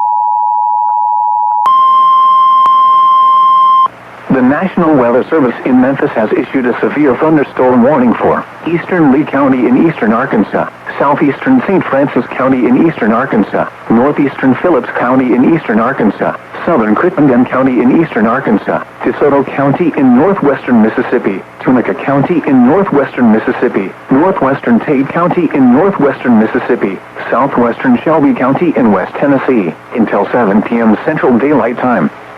At 6:15 p.m. Central Daylight Time, a severe thunderstorm was located near Tunica, or 10 miles northeast of St. Francis National Park, moving northeast at 55 miles per hour. Hazard: 60 miles per hour wind gusts and $half-size hail. Source: radar indicated. Impact: hail damage to vehicles is expected. Expect wind damage to roofs, siding, and trees. Locations impacted include Lake Cormorant, southwest Memphis, Savage, Horn Lake, Hillside, Commerce, Louise, Austin, Bright, Edmondson, St. Clair, Strayhorn, Richard, President's Island, Beck, Simsboro, Dubs, Glover, Brickeys, and Whitehall. Remain alert for a possible tornado. Tornadoes can develop quickly from severe thunderstorms. If you spot a tornado, go at once into the storm shelter or small central room in a sturdy structure. For your protection, move to an interior room on the tornado watch remains in effect until 10 p.m. Central Daylight Time for eastern Arkansas, northwestern Mississippi, and west Tennessee. Repeating, a severe thunderstorm warning has been issued until 7 p.m. Central Daylight Time for the following counties in Arkansas: Crittenden, Lee, Phillips, and St. Francis, and the following counties in Mississippi: DeSoto, Tate and Tunica, and Shelby, Tennessee.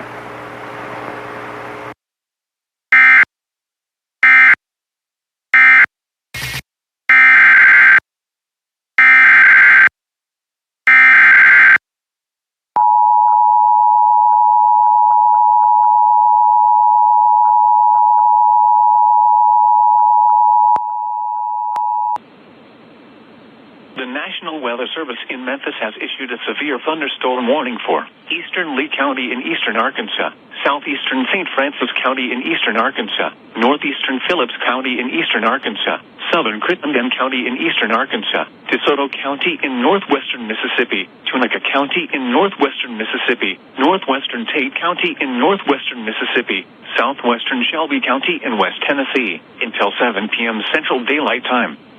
At 6:15 p.m. Central Daylight Time, a severe thunderstorm was located near Tunica, or 10 miles northeast of St. Francis National Park, moving northeast at 55 miles per hour. Hazard, 60 miles per hour wind gusts and half-dollar-size hail. Source, radar indicated. Impact, hail damage to vehicles is expected. Expect wind damage to locations impacted include Lake Cormorant, southwest Memphis, Savage, Horn Lake, Hillside, Commerce, Louise, Austin, Bright, Edmondson, St. Clair, Strayhorn, Richard, President's Island, Beck, Simsboro, Dubs, Glover, Brickeys, and Whitehall. Remain alert for a possible tornado. Tornadoes can develop quickly from severe thunderstorms. If you spot a tornado, go at once into the storm shelter or small central room in a sturdy structure. For your protection, move to an interior room on the lowest floor of a building. A tornado watch remains in effect until 10 p.m. Central Daylight Time for eastern Arkansas, northwestern Mississippi, and west Tennessee. Repeating, a severe thunderstorm warning has been issued until 7 p.m. Central Daylight Time for the following counties in Arkansas.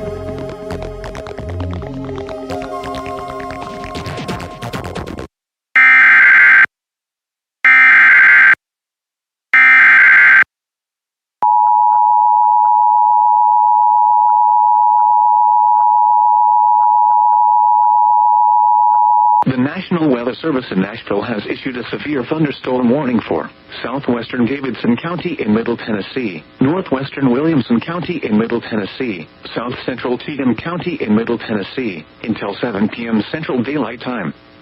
At 6:21 p.m. Central Daylight Time, a severe thunderstorm was located over Fairview, or 14 miles southeast of Dixon, moving northeast at 40 miles per hour. Hazard, 60 miles per hour wind gusts and penny-size hail. Source, radar indicated. Impact, expect damage to roofs, siding, and trees. Locations impacted include Fairview, Forest Hills, Belmead, Bells Bend, Brentwood, Bellevue, Oak Hill, Natchez Trace at Highway 96, Pegram, Kingston Springs, and Franklin. This includes the following highways: Interstate 40 between mile markers 182 and 205. Interstate 65 between mile markers 69 and 75. Interstate 840 between mile markers 7 and 14. For your protection, move to an interior room on the lowest floor of a building. A tornado watch remains in effect until 10 p.m. Central Daylight Time for Middle Tennessee.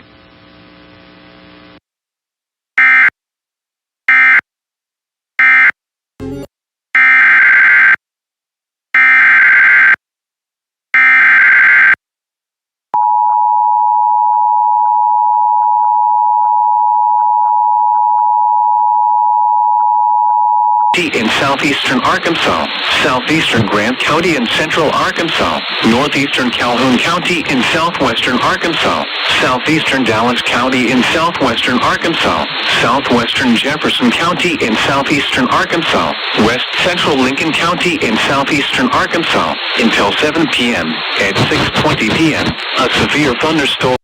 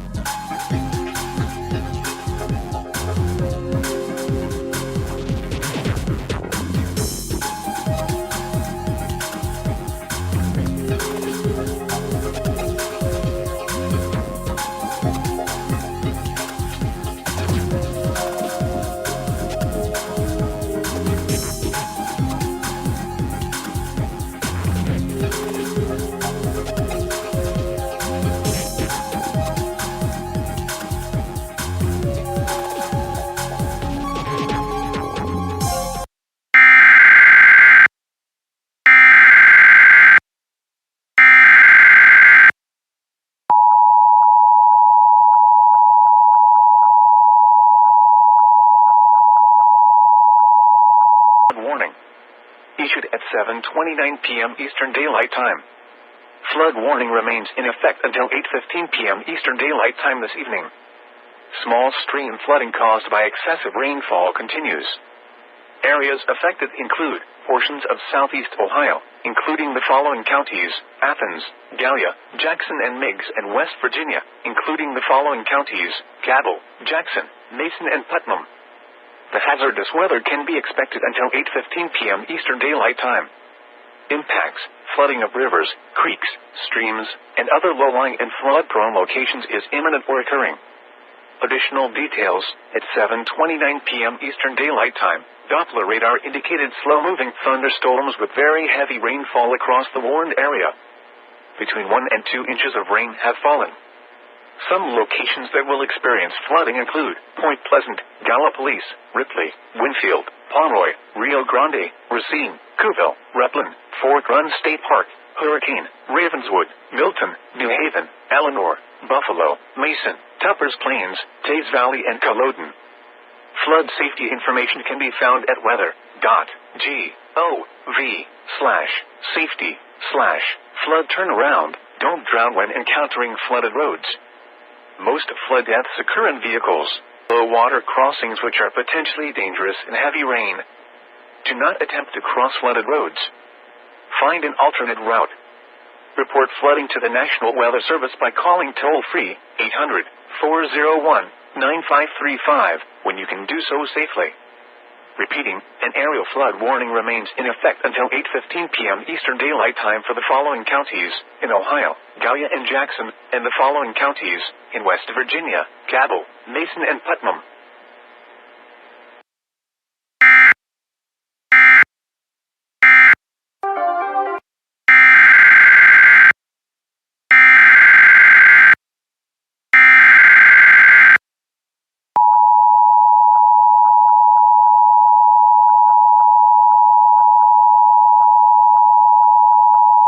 Issued at 7:29 p.m. Eastern Daylight Time. Flood warning remains in effect until 8:15 p.m. Eastern Daylight Time this evening.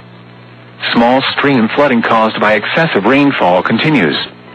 Areas affected include portions of southeast Ohio, including the following counties: Athens, Gallia, Jackson and Meigs, and West Virginia, including the following counties: Cabell, Jackson, Mason and Putnam. The hazardous weather can be expected until 8:15 p.m. Eastern Daylight Time. Impacts: flooding of rivers, creeks, streams, and other low-lying and flood-prone locations is imminent or occurring. Additional details: at 7:29 p.m. Eastern Daylight Time, Doppler radar indicated slow-moving thunderstorms with very heavy rainfall across the warned area. Between 1 and 2 inches of rain have fallen. Some locations that will experience flooding include Point Pleasant, Gallipolis, Ripley, Winfield, Pomeroy, Rio Grande, Racine, Couville, Replan, Ravenswood, Milton, New Haven, Eleanor, Buffalo, Mason, Tuppers Plains, Taves Valley, and Culloden. Flood safety information can be found at weather.gov/safety/flood turnaround. Don't drown when encountering flooded roads. Most flood deaths occur in vehicles. In hilly terrain, there are hundreds of low water crossings which are potentially dangerous in heavy rain. Do not attempt to cross flooded roads. Find an alternate route.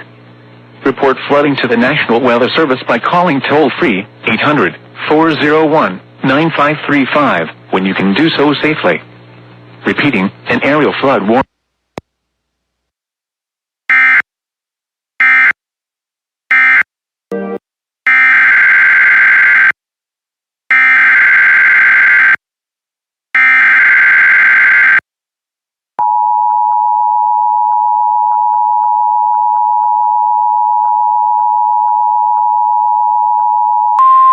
This is an aerial flood warning. Issued at 7:30 p.m. Eastern Daylight Time. Flood warning now in effect until 10 p.m. Eastern Daylight Time this evening. Small stream flooding caused by excessive rainfall continues. Areas affected include portions of northeast Kentucky, including the following counties: Boyd, Carter, and Greenup; southeast Ohio, including the following counties: Gallia, Jackson, and Lawrence; and western West Virginia, including the following counties: Cabell and Wayne. The hazardous weather can be expected until 10 p.m. Eastern Daylight Time. impacts, flooding of rivers, creeks, streams, and other low-lying and flood-prone locations is imminent or occurring. Additional details, at 7:30 p.m. Eastern Daylight Time, the public reported heavy rain in the warned area due to thunderstorms. Flooding is ongoing or expected to begin shortly. Between 1.5 and 2.5 inches of rain have fallen. Some locations that will experience flooding include Huntington, Ashland, Ironton, Grayson, Cold Grove, Olive Hill, Oak Hill, Chesapeake, Proctorville, Lake Vesuvius, Cannonsburg, Grayson Lake State Park, Carter Caves State Park, Barboursville, Kenova, Milton, Cadletsburg, Cerrito, Greenup, and Naples. Flood safety information can be found at weather.gov/safety/flood turnaround. Don't drown when encountering flooded roads. Most flood deaths occur in vehicles and crossings which are potentially dangerous in heavy rain. Do not attempt to cross flooded roads. Find an alternate route. Report flooding to the National Weather Service by calling toll-free 800-401-9535 when you can do so safely. Repeating, the aerial flood warning has been extended until 10 p.m. Eastern Daylight Time for the following counties: in Kentucky, Boyd.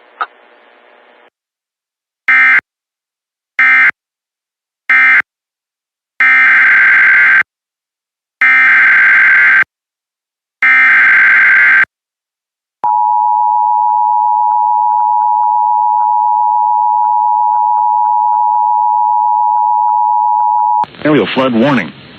Issued at 7:29 p.m. Eastern Daylight Time. Flood warning remains in effect until 8:15 p.m. Eastern Daylight Time this evening. Small stream flooding caused by excessive rainfall continues. Areas affected include portions of southeast Ohio, including the following counties: Athens, Gallia, Jackson and Meigs, and West Virginia, including the following counties: Cabell, Jackson, Mason, and Putnam. The hazardous weather can be expected until 8:15 p.m. Eastern Daylight Time. Impacts, flooding of rivers, creeks, streams, and other low-lying and flood-prone locations is imminent or occurring. Additional details, at 7:29 p.m. Eastern Daylight Time, Doppler radar indicated slow-moving thunderstorms with very heavy rainfall across the warned area. Between 1 and 2 inches of rain have fallen. Some locations that will experience flooding include Point Pleasant, Gallipolis, Ripley, Winfield, Pomeroy, Rio Grande, Racine, Couville, Rutland, Fort Run State Park, Hurricane, Ravenswood, Milton, New Haven, Eleanor, Buffalo, Mason, Tuppers Plains, Taze Valley, and Culloden. Flood safety information can be found at weather.gov/safety/flood turnaround. Don't drown when encountering flooded roads. Most flood deaths occur in vehicles. In hilly terrain, there are hundreds of low-water crossings which are potentially dangerous in heavy rain. Do not attempt to cross flooded roads. Find an alternate route. Report flooding to the National Weather Service by calling toll-free 800-401-9535 when you can do so safely. Repeating, an aerial flood warning remains in effect until 8:15 p.m. Eastern Daylight Time for the following counties: in West Virginia, Cabell, Jackson, Mason, and Putnam.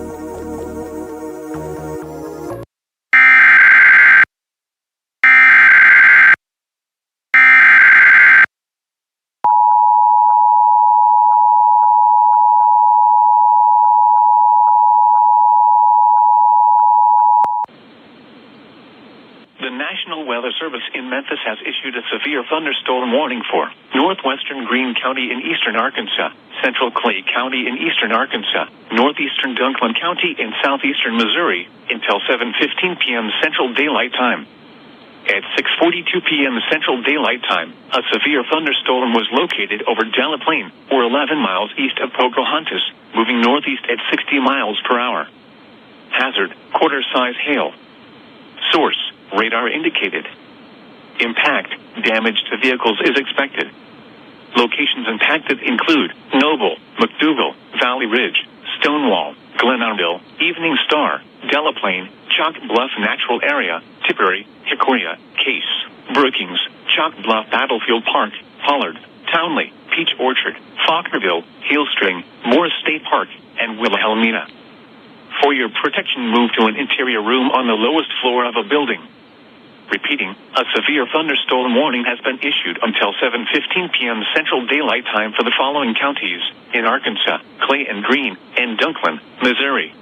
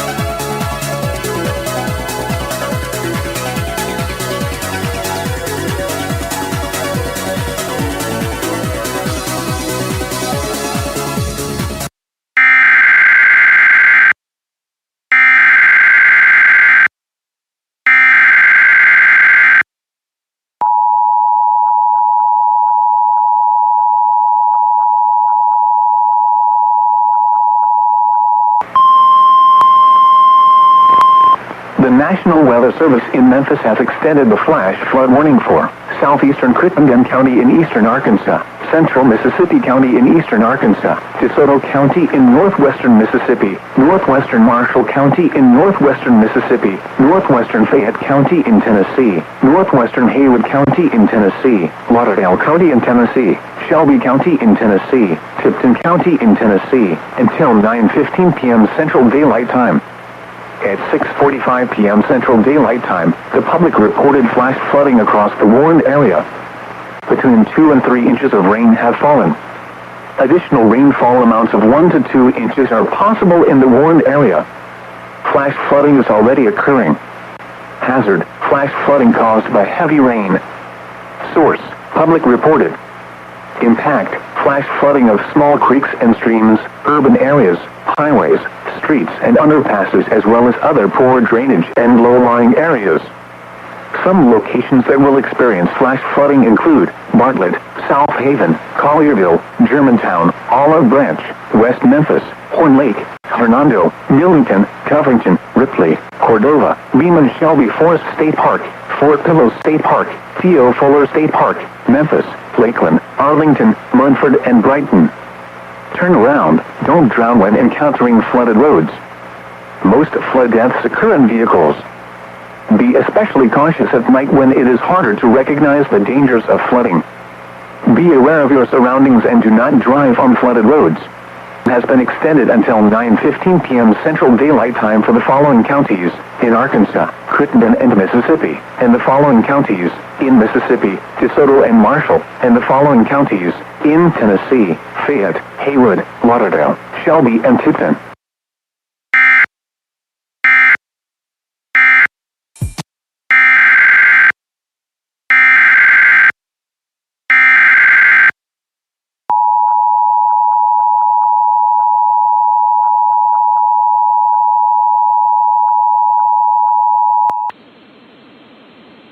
National Weather Service in Memphis has extended the flash flood warning for southeastern Crittenden County in eastern Arkansas, central Mississippi County in eastern Arkansas, DeSoto County in northwestern Mississippi, northwestern Marshall County in northwestern Mississippi, northwestern Fayette County in Tennessee, northwestern Haywood County in Tennessee, Lauderdale County in Tennessee, Shelby County in Tennessee, Tipton County in Tennessee, until 9:15 p.m. Central Daylight Time. At 6:45 p.m. Central Daylight Time, the public reported flash flooding across the warned area. Between 2 and 3 inches of rain have fallen. Additional rainfall amounts of 1 to 2 inches are possible in the warned area. Flash flooding is already occurring. Hazard: flash flooding caused by heavy rain. Source: public reported. Impact: flash flooding of small creeks and streams, urban areas, highways, streets, and underpasses, as well as other poor drainage and low-lying areas. Some locations that will experience flash flooding include Bartlett, South Haven, Collierville, Germantown, Olive Branch, West Memphis, Horn Lake, Hernando, Millington, Covington, Ripley, Cordova, Beeman Shelby Forest State Park, Fort Pillow State Park, Theo Fuller State Park, Memphis, Lakeland, Arlington, Munford, and Brighton. Turn around. Don't drown when encountering flooded roads. Most flood deaths occur in vehicles. Be especially cautious at night when it is harder to recognize the dangers of flooding. Be aware of your surroundings and do not drive on flooded roads. Repeating, the flash flood warning has been extended until 9:15 p.m. Central Daylight Time for the following counties.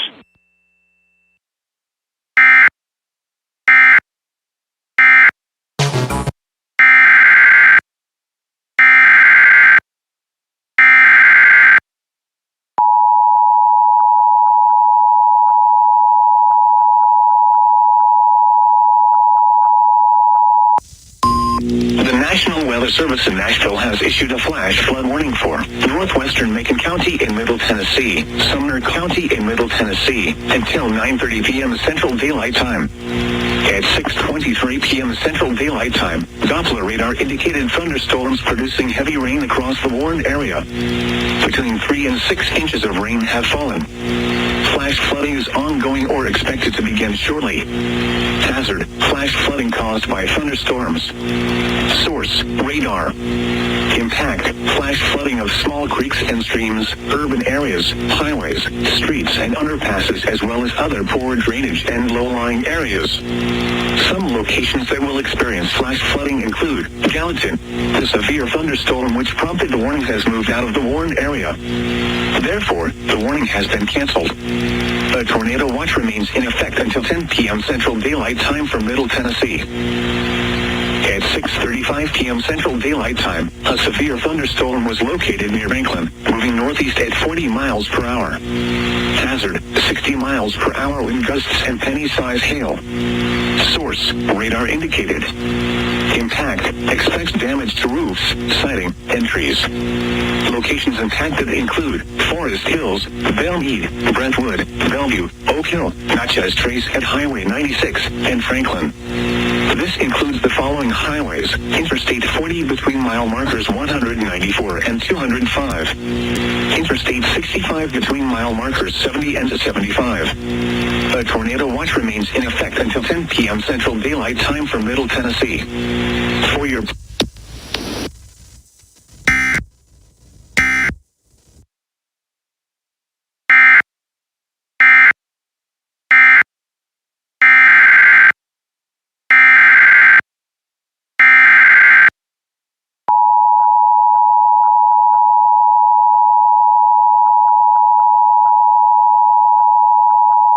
Weather Service in Memphis has extended the flash flood warning for southeastern Crittenden County in eastern Arkansas, central Mississippi County in eastern Arkansas, DeSoto County in northwestern Mississippi, northwestern Marshall County in northwestern Mississippi, northwestern Fayette County in Tennessee, northwestern Haywood County in Tennessee, Lauderdale County in Tennessee, Shelby County in Tennessee, Tipton County in Tennessee, until 9:15 p.m. Central Daylight Time. At 6:45 p.m. Central Daylight Time, the public reported flash flooding across the Warren area. Between 2 and 3 inches of rain have fallen. Additional rainfall amounts of 1 to 2 inches are possible in the Warren area. Flash flooding is already occurring. Hazard: flash flooding caused by heavy rain. Source: public reported. Impact: flash flooding of small creeks and streams, urban areas, highways, streets, and underpasses, as well as other poor drainage and low-lying areas.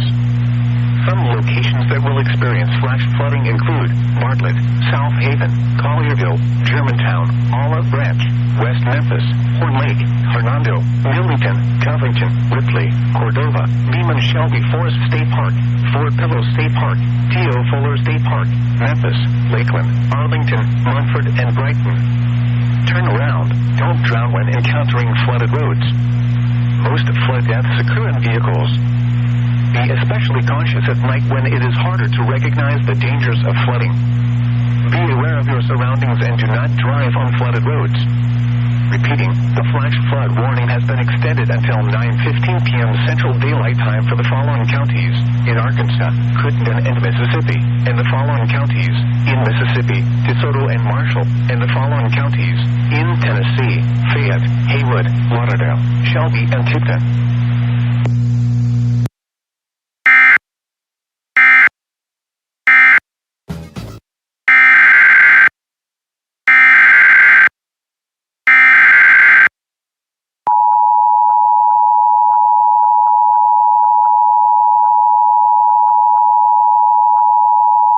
The National Weather Service in Louisville has issued a flash flood warning for Garrett County, Lincoln County, Madison County, until 1:45 a.m.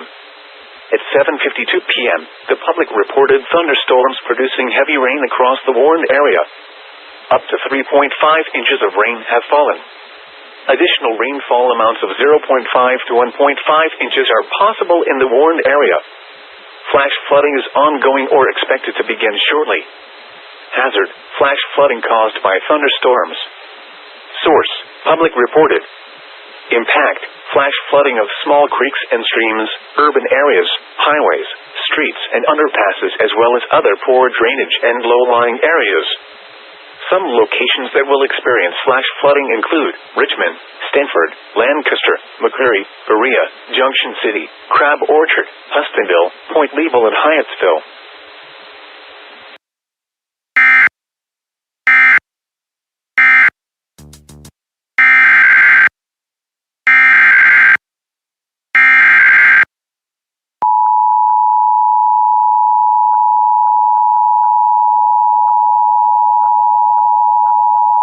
The service in Memphis has issued a severe thunderstorm warning for DeSoto County in northwestern Mississippi, northern Marshall County in northwestern Mississippi, northeastern Tunica County in northwestern Mississippi, northern Tate County in northwestern Mississippi.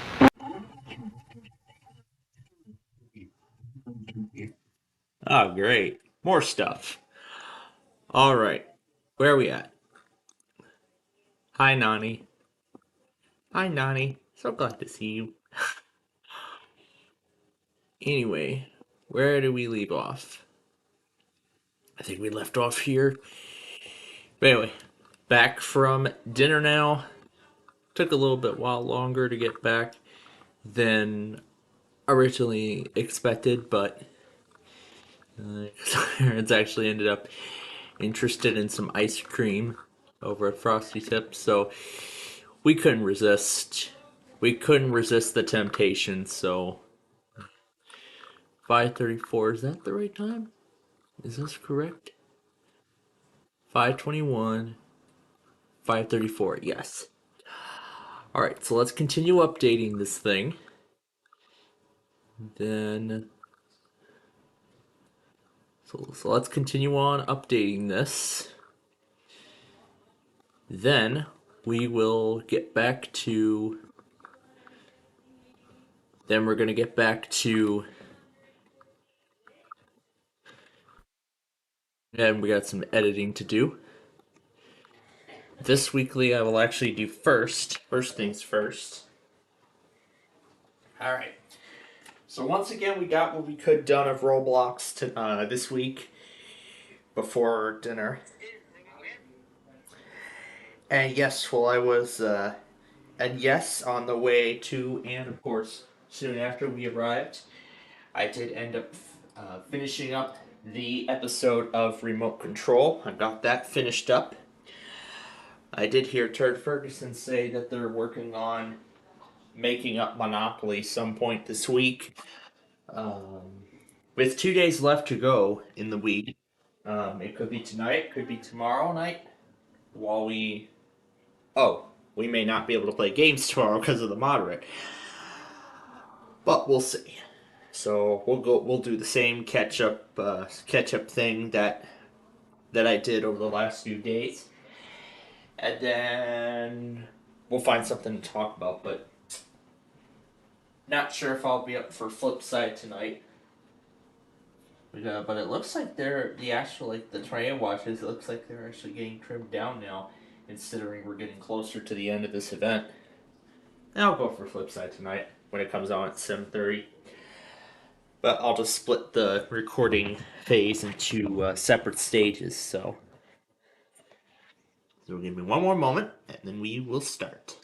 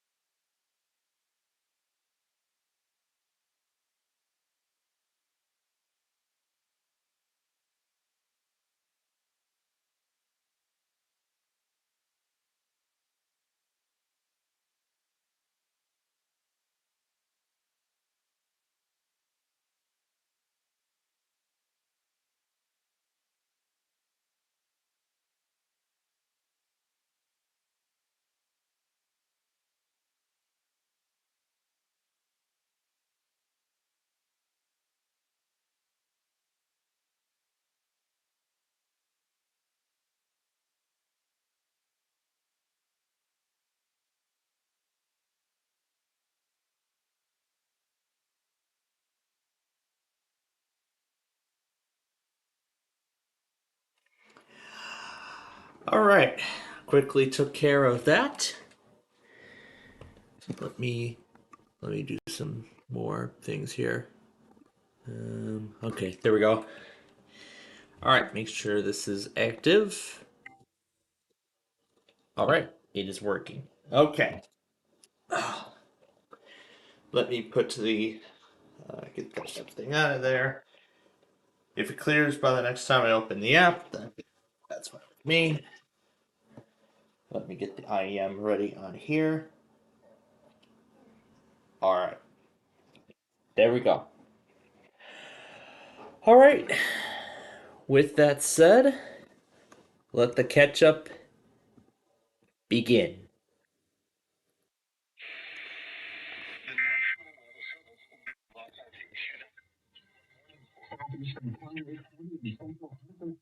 Southern Faulkner County in central Arkansas, northern northwestern Grant County in central Arkansas, northwestern Lonoke County in central Arkansas, eastern Perry in central Arkansas, Pulaski County in central Arkansas, Saline County in central Arkansas, northwestern Jefferson County in southeastern Arkansas, northeastern Hot Spring County in southwestern Arkansas, until 7:45 p.m. and 4:41 p.m. A line of thunderstorms extending from Conway south from Almel and Benton is producing very heavy rainfall as it moves east.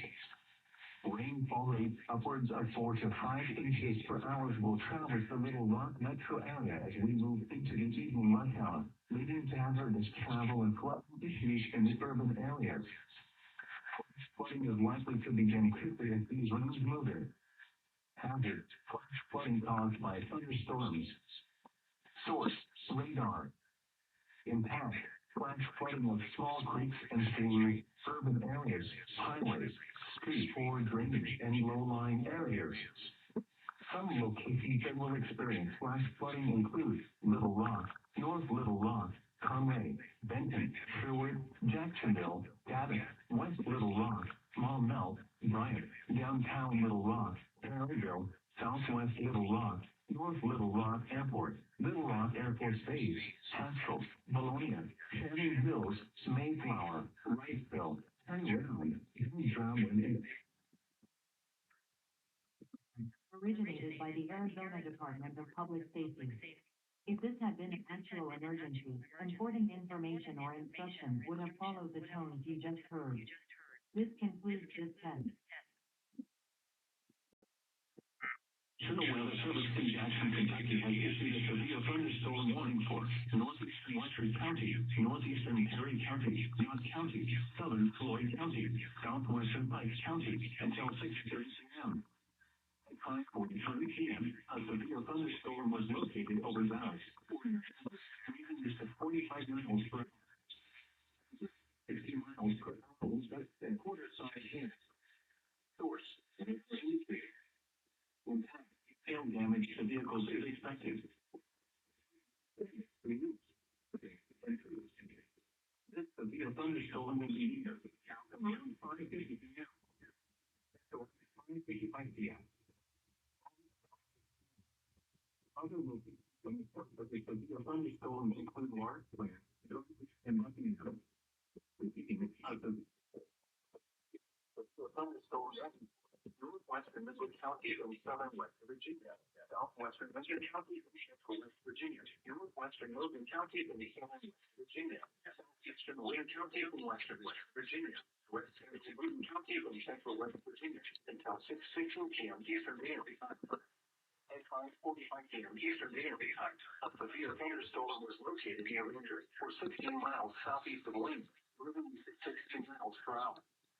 After 16 miles per hour, and quarter-size hail.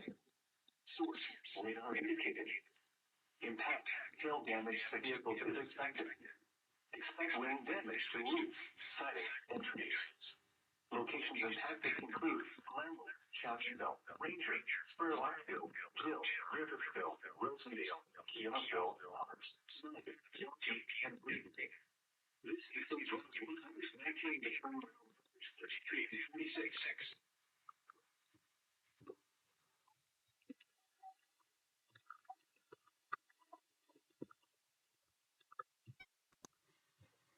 The National Weather Service still has issued a flash flood warning for Clay County in Middle Tennessee, Central Jackson County in Middle Tennessee, Lincoln County in Middle Tennessee, northwestern Overton County in Middle Tennessee, northwestern Pickett County in Middle Tennessee, northern Smith County in Middle Tennessee, east central Sumner County in Middle Tennessee, South Hale County in Middle Tennessee, northeastern Wilson County in Middle Tennessee, until 8 p.m. Central Daylight Time. At 4:46 p.m. Central Daylight Time, Doppler radar indicated thunderstorms producing heavy rainfall from one area. Between 2 and 4 inches of rain has fallen. Flash flooding is ongoing or expected to begin shortly. Hazardous flash flooding caused by thunderstorms.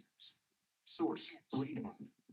Impact trees, urban areas, highways, streets, and other uses, as well as other forward drainage and low-lying areas.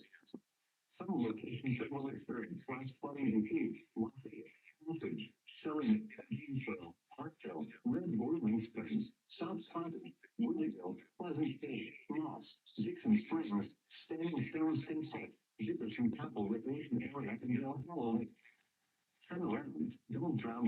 and flooded roads.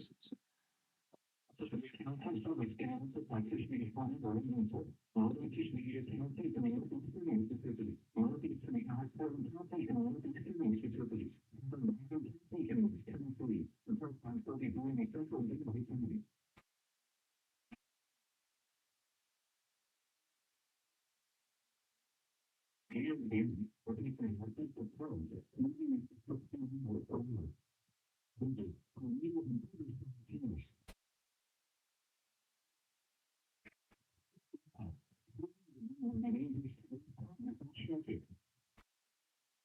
I did that one already.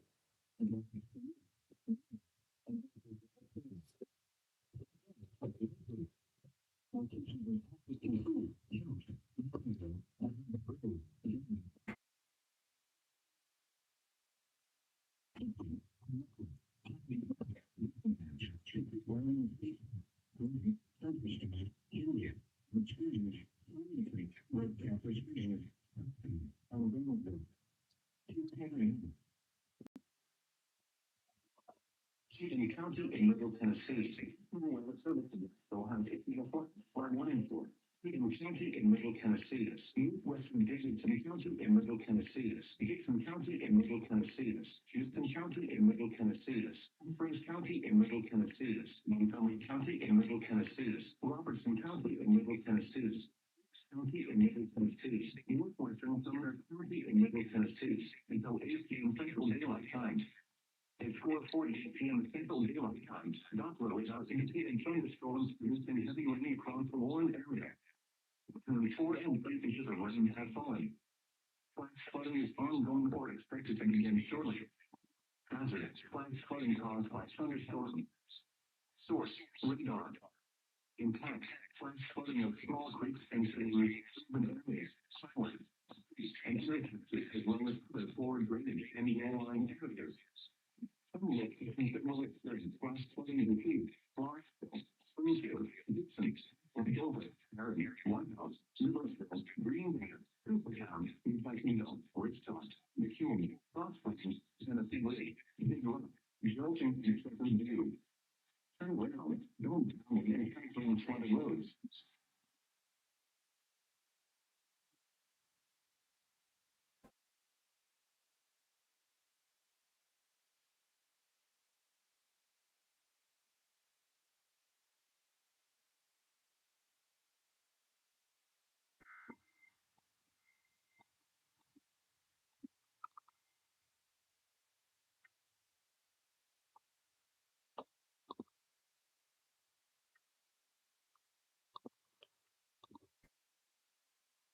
The National Weather Service in Charleston, Virginia, has issued a severe thunderstorm warning for western Middle County and southern West Virginia, western Locust County and southern West Virginia, central Wayne County and western West Virginia, until 6:15 p.m. Eastern Daylight Time. At 5:51 p.m. Eastern Daylight Time, a severe thunderstorm was located over Warfield, 7 miles east of Annette. Looks like this is going to be a fast catch-up game here. 60 miles. And if I have to take the catch-up into flip side, I will.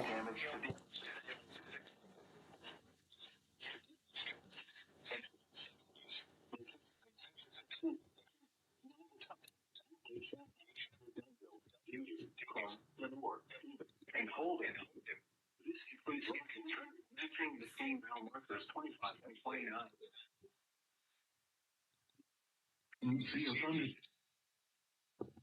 The National Weather Service in Shreveport has issued a severe thunderstorm warning for southeastern Hempstead County in southwestern Arkansas, Miller County in southwestern Arkansas, Lafayette County in southwestern Arkansas, Nevada County in southwestern Arkansas, northwestern Columbia County in southwestern Arkansas, until 6 p.m. Central Daylight Time.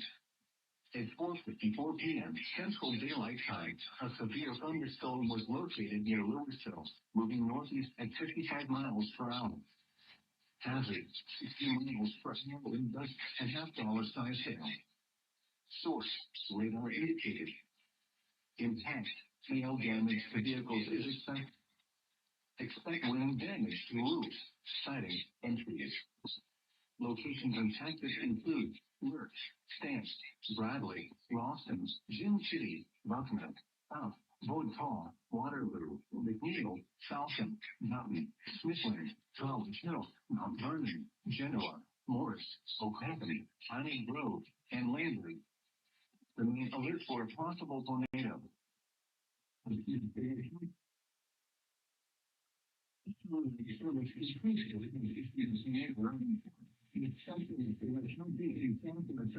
That's how far behind the weather scan is. Wow.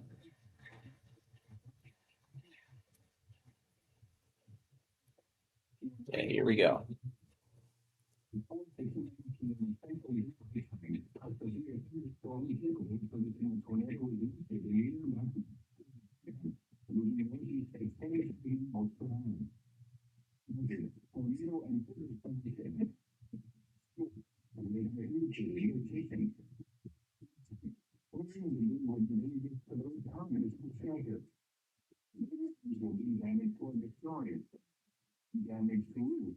I actually like this catch-up method more.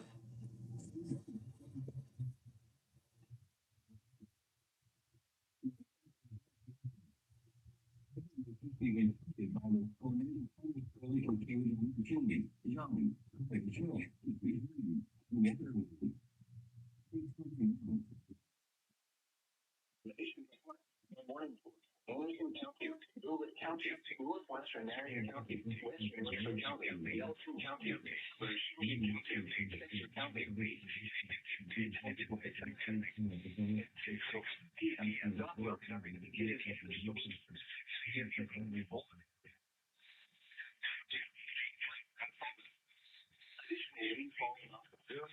Where were the two Huntsville worms from earlier?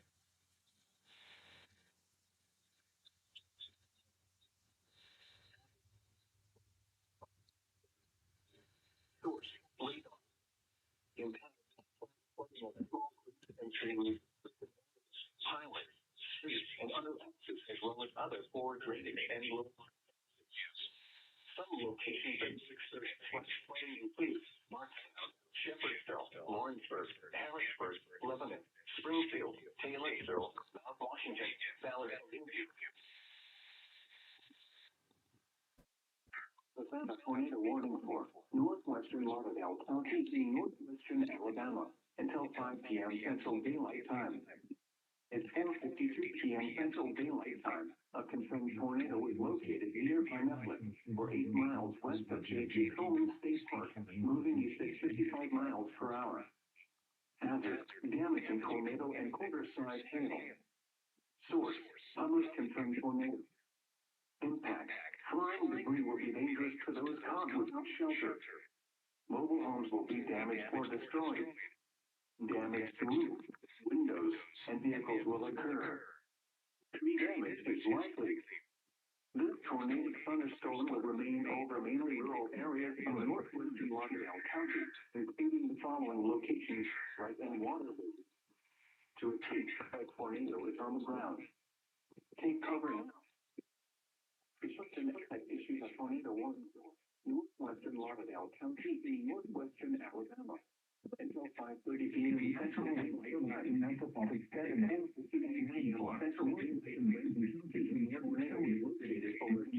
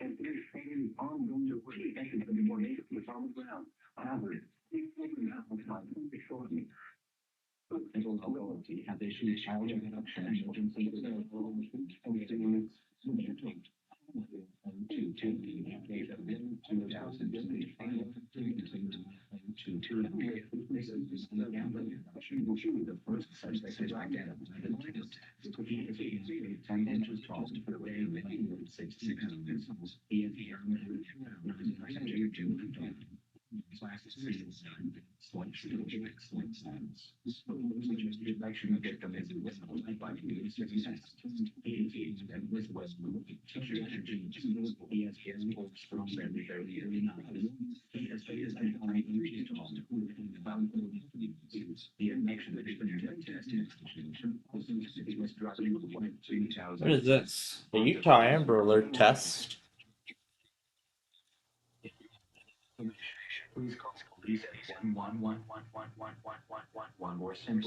That's a test. That's an Amber Alert test.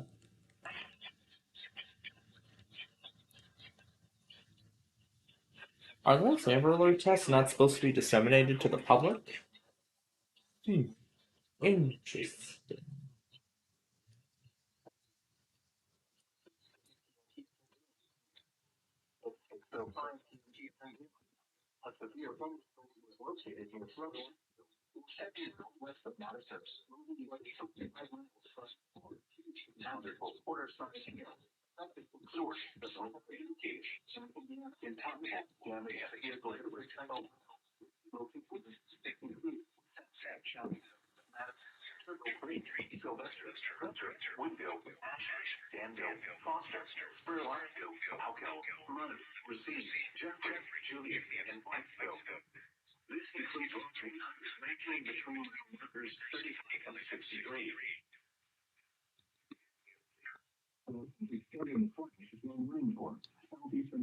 County in eastern Arkansas.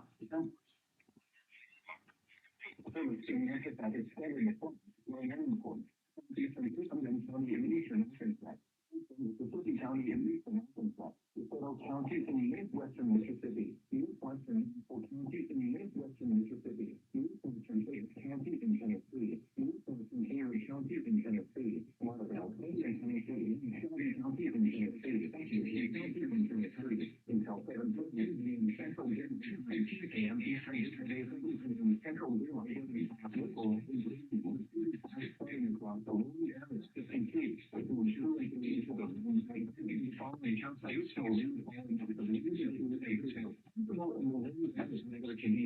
Until 2:15 a.m. Eastern Daylight Time. Warning in effect until 2:15 a.m. Eastern Daylight Time Friday. Flooding caused by excessive rainfall is expected. Affected include a portion of southeast Ohio, including the following counties: Dahlia, Jackson, Meigs, and Benton. This weather can be expected until 2:15 a.m. Eastern Daylight Time.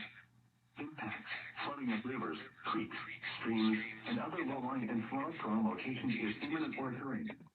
Additional details at 8:19 p.m. Eastern Daylight Time. Oh, we didn't go back on Amtrak. The evening stuff. We'll take care of it when we're caught up.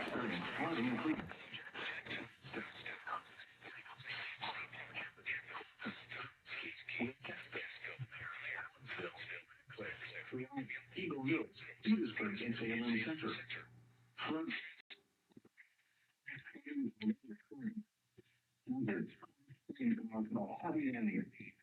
Source: law enforcement reported.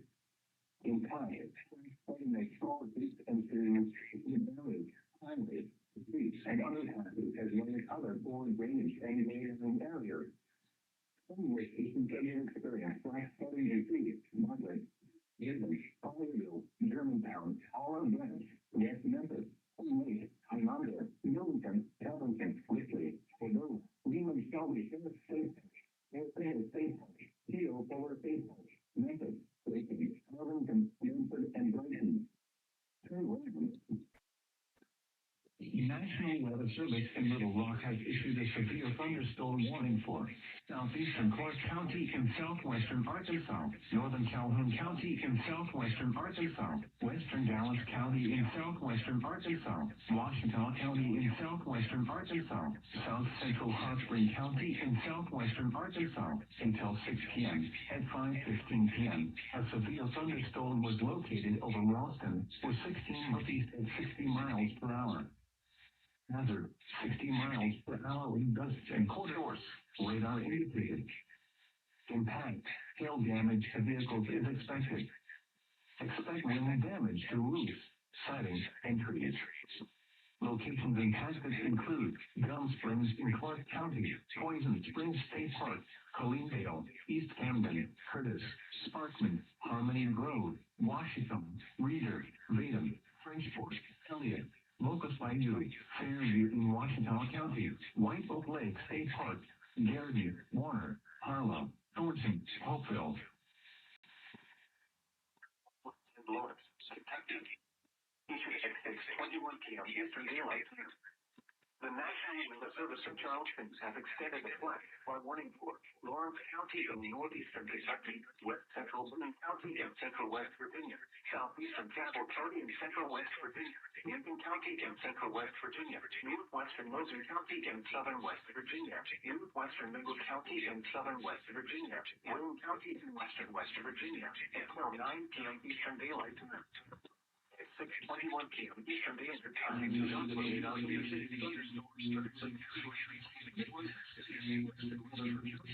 Tennessee, southeastern County and Middle Tennessee, southeastern Williamson County and Middle Tennessee, western Bedford County and Middle Tennessee, until 7:30 p.m. Central Daylight Time. At 7 p.m. Central Daylight Time, severe thunderstorm was located 9 miles from west of Lewisburg, northeast 85 miles per hour. Hazard 60 miles from corners of the city. Source radar indicated. Impact hail damage to vehicles is expected. Expect wind damage to roofs, siding, and trees. Locations impacted include I-65 East Columbia, Woodville, Farmington, Newville, Chapel Hill, and Columbia. This is Interstate 65 between workers 35 and 47. The main alert for a tornadoes can develop quickly from severe thunderstorms. The significant rain has fallen. Flash flooding is ongoing or expected to begin shortly. The catch-up continues. It's like the watches haven't been turned down. So.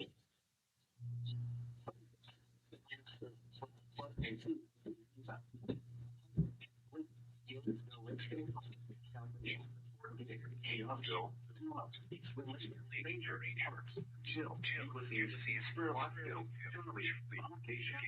Chief Logan, and West Hamlet. Turn around.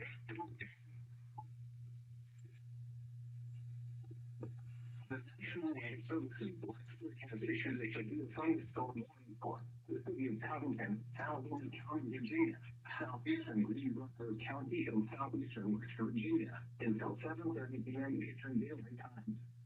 At 6:26 p.m. Eastern Daylight Time, a severe thunderstorm was located over Lewisburg Airport, within Lewisburg, 6.2 miles per hour. Hazard, 15 wind. Indicated. Impact, expect damage to roofs, siding, and trees. Location is indicated. Allegheny, Portland Forge, Lewisburg, Washington, and Leon.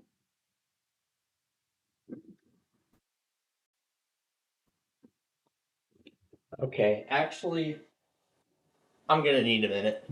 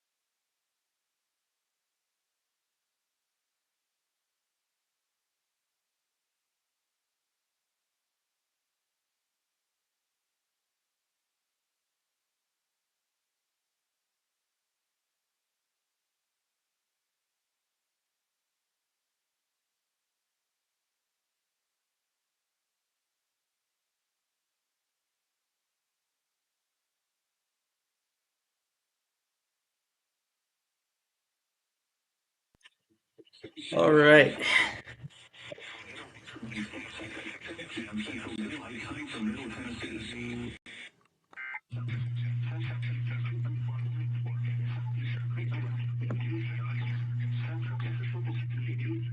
All right, 6 products left. So, wow. All right, we got 6 products left. Then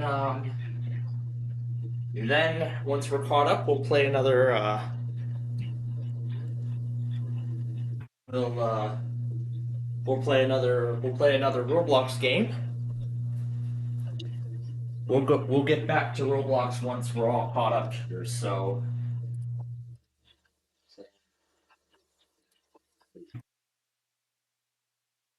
Are you streaming to Twitch? No. No, this isn't going to Twitch. I don't even have Twitch.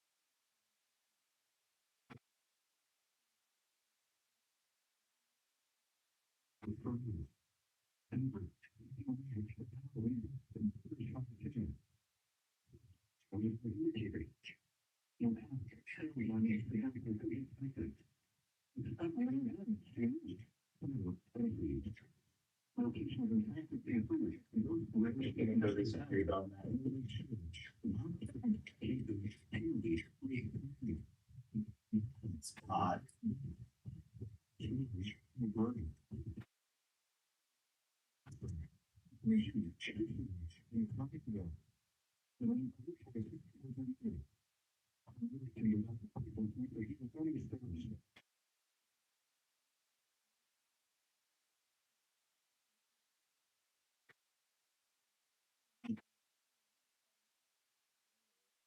When we're done here.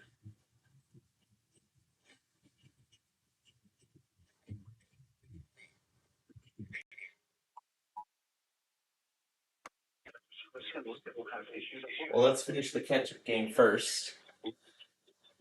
We'll launch the next Roblox game, then we'll get you.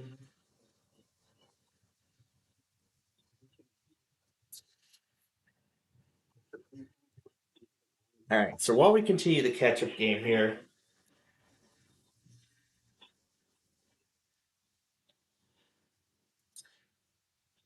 I'll tell you a little bit about the place and we'll take a look at it later. We went up to a Thai restaurant for dinner tonight. And to be honest, I have never been to a Thai restaurant before. Although my mother actually remembers me actually going to one back in the day, but I had their kids menu, but I haven't even had any of their food.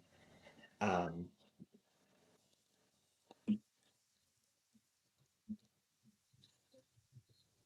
right. 4 products to go. We are almost done.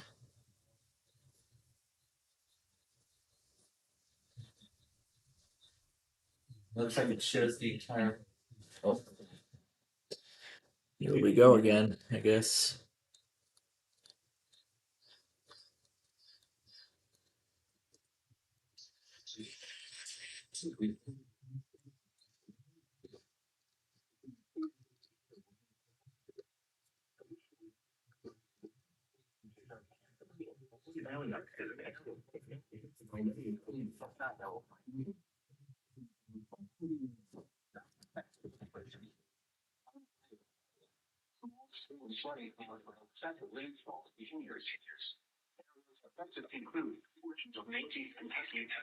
Yeah, I do apologize if the other channel folks saw what was going on the other end.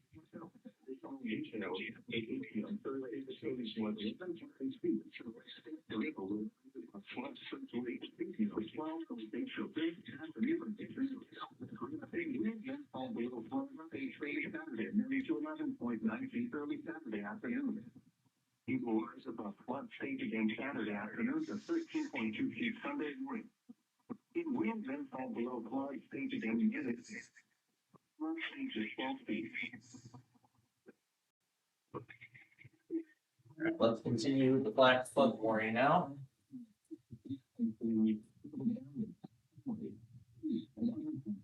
Yeah, looks like those watches are being trimmed down significantly now. Not too much remain. Very soon it'll all be canceled. Or rather, we'll take care of the products, during the. We'll rather take care of the monitors during the final hour of our show here.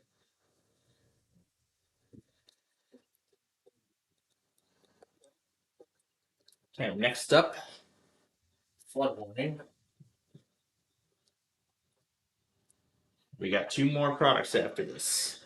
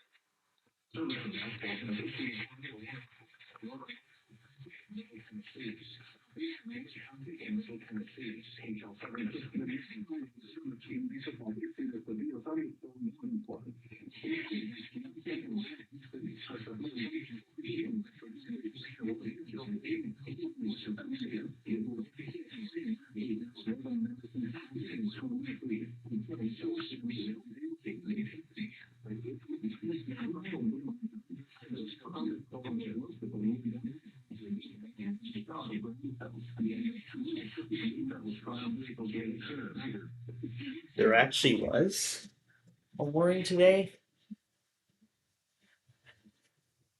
Who put that? Who put that out?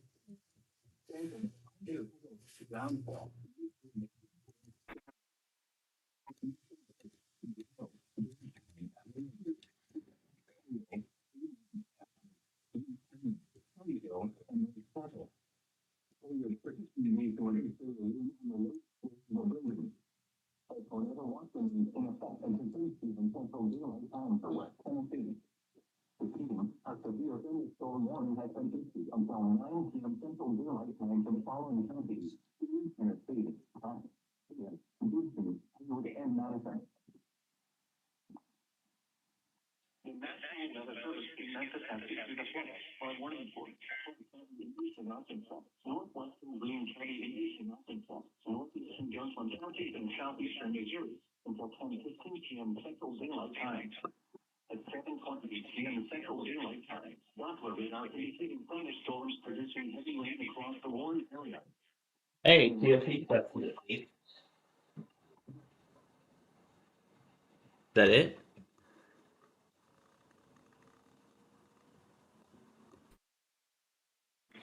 At 7:00 between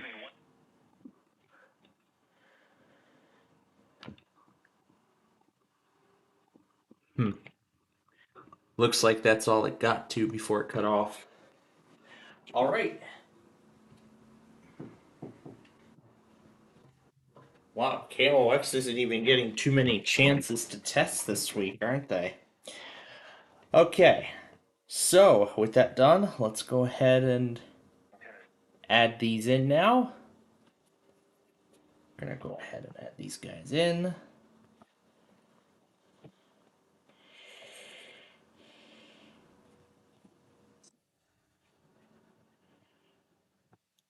Okay, let's go ahead.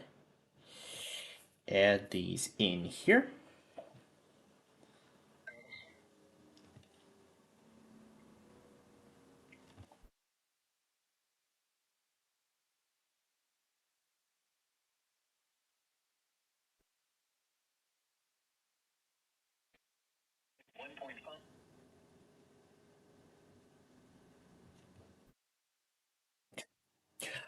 All right. We are all caught up now. So, now we can resume our Roblox show here. We didn't get to play that Sensory Playground yet, so yeah, I'm gonna need to play that game now. Oh, this one here, Sensory World. Alright, and if the Lembine is ready, so am I.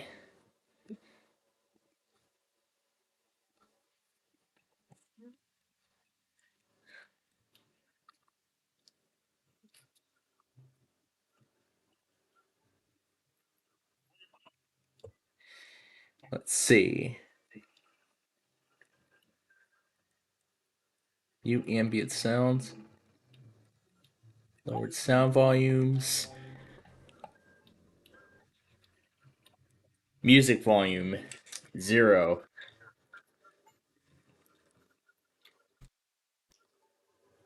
Okay, there we go. That turns the music off.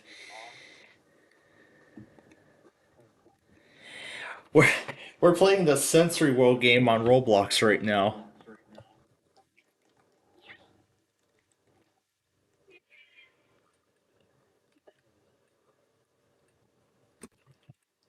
And I'm hearing like feedback on the other side. Yeah. Oh yeah, that's right. Yeah, I'm really Yeah, we got to get back to these Roblox games now because I have been playing catch up for the past I don't know, let's say hour and 15 minutes. Yeah, after going out to a Thai restaurant for dinner tonight, and man, I was up till like 2:30 in the morning last night catching up on everything on that high risk. And that was crazy. And I still have a whole lot of stuff to rent. I have still got a lot of stuff to upload. So now 4 more compilations to add on to the already incredible amount of content yet to be released. It's gonna be a while before everything's fully done. But then the question is, how am I gonna be able to get it all 8 of these things up in one weekend, or all 6 of these up in one weekend? I might. Oh, I'll find a way to manage it all.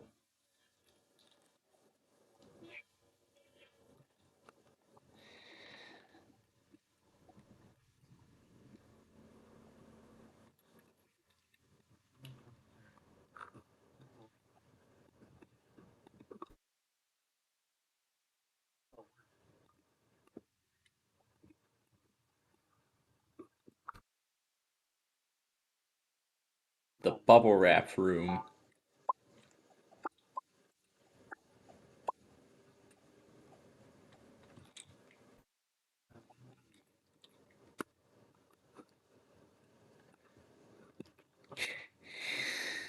Yeah, there's the Real Fanning Western Springs video I was playing around with even before we got on the air.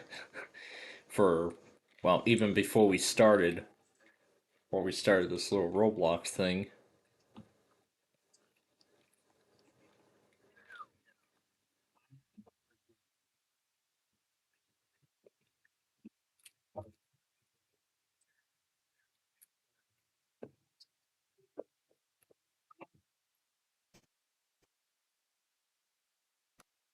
Oh yeah, I was gonna go back on the. I also said I was gonna go back on the Amtrak trains. Let's first start with the. Let's first begin with the. Okay, I guess not yet, because Nashville just put something out. And of course, KG79. Oh, it actually works now? Nice. KG79's working again. It wasn't working this earlier today. And yeah, because there haven't been too many warnings now, everybody's gonna start canceling the tornado watch. So Nashville is done. So Nashville's done.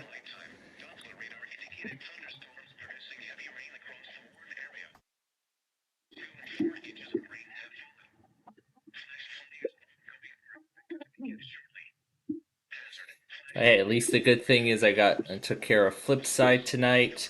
I still got like three other episodes from this week to watch. So I'll do that. And my parents are still falling behind on Celebrity Jeopardy.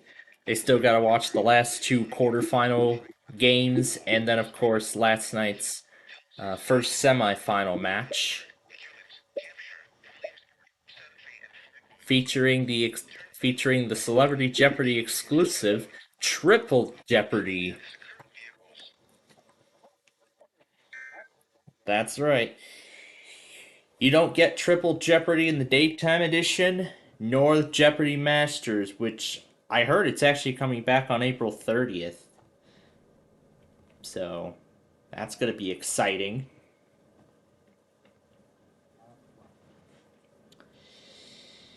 Okay, let's start with 5. Oh, right here for Amtrak 3. Let's start with that.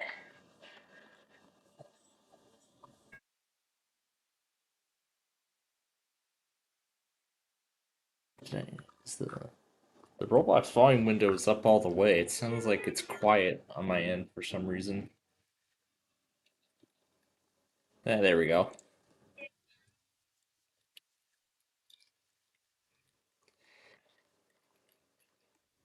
At least I got enough credits to spin this wheel here.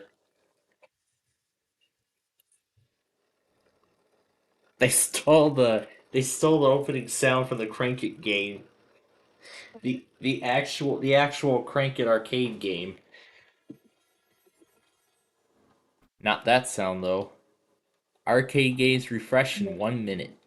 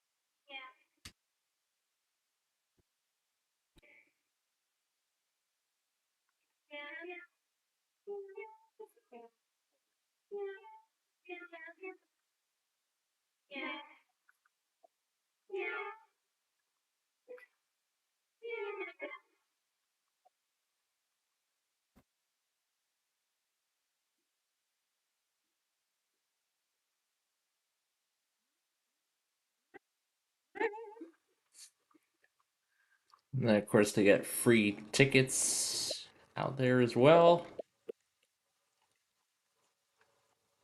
They got Poppets here. And here's the bubble wrap room, which just reset.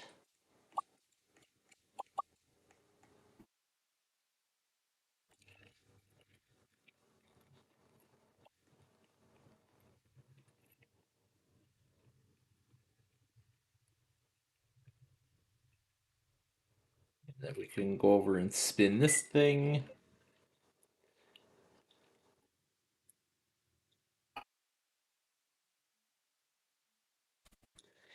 Yep, that's the game's exclusive win cue, I guess I could say.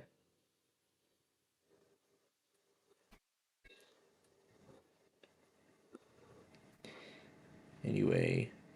Oh yeah, destroy the logos. We usually do that during Wheel of Fortune.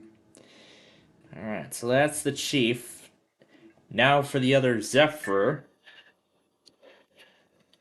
So those of you folks who might remember the Western Springs video I made on Monday this week, I finally got to see Amtrak California Zephyr number 5 and Chief number 3. A front row seat to the BNSF racetrack in Western Springs, which was pretty amazing. And Morristown is done as well. They canceled the watch, and I'm sure everybody else will follow. Everybody else will follow here very soon.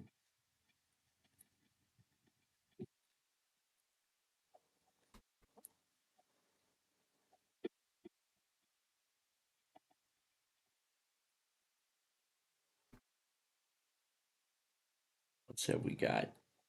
The BBC channels.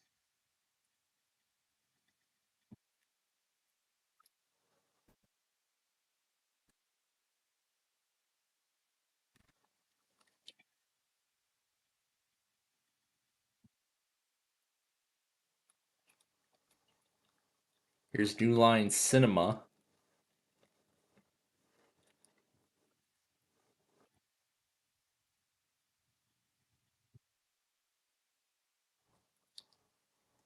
And here it is.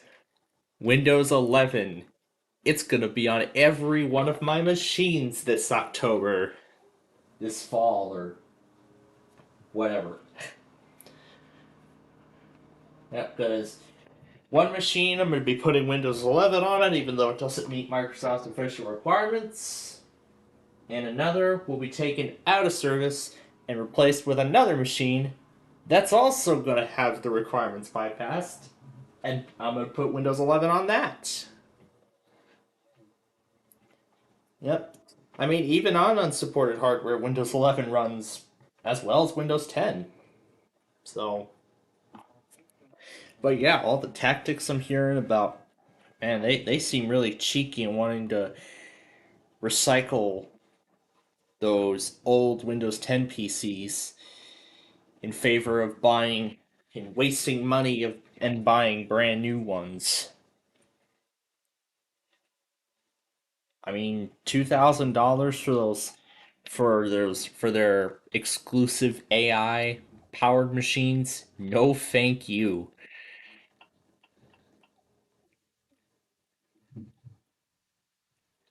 RIP NBC Peacock.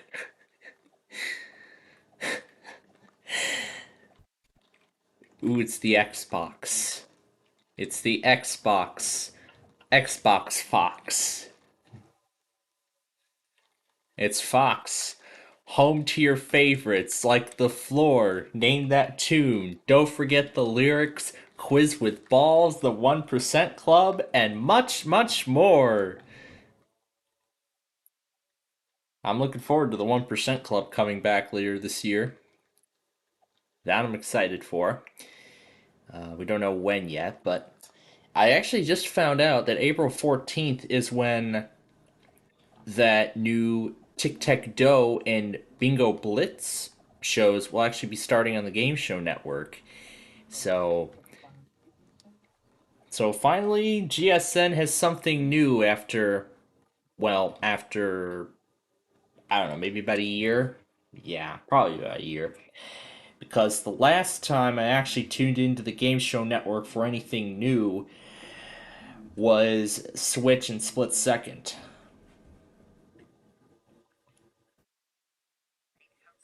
Yeah, it was for Switch and Split Second when GSM was still making episodes of those.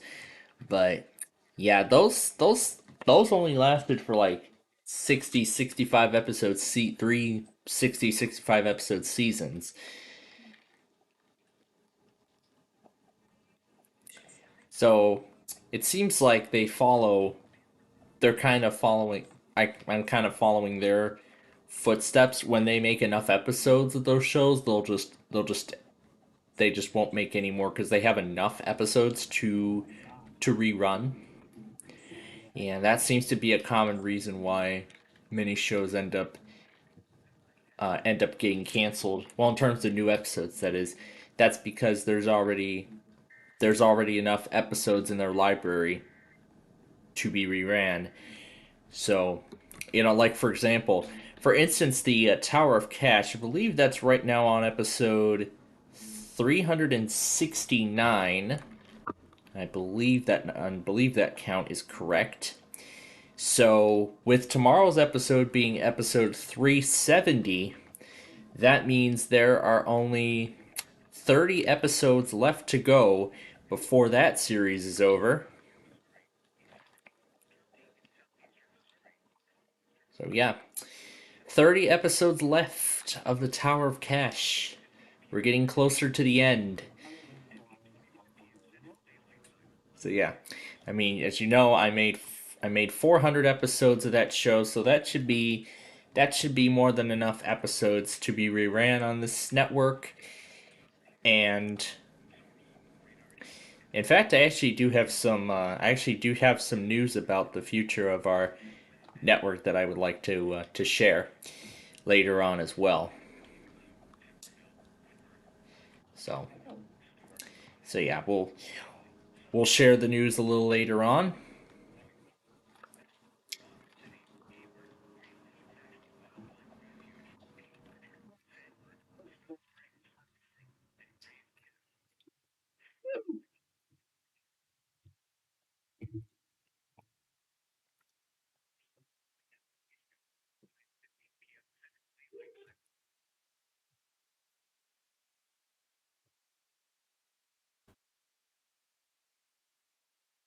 Not sure if they're finally playing catch up on Celebrity Jeopardy.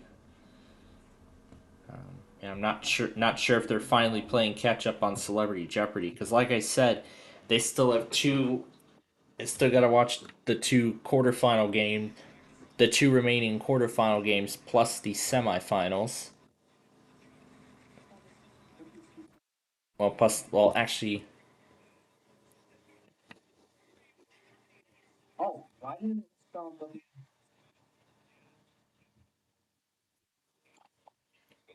All right. Where do we go next? Let's head to. Oh my God, Louisville! That's a huge flash flood warning. Nashville just put down. Louisville just put down. My bad. That's a bit too loud.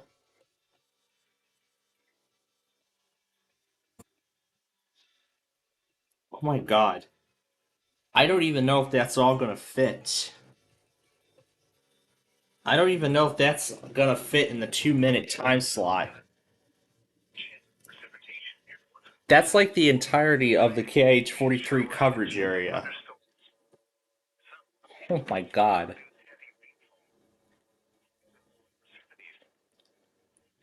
Now let me take a look at it.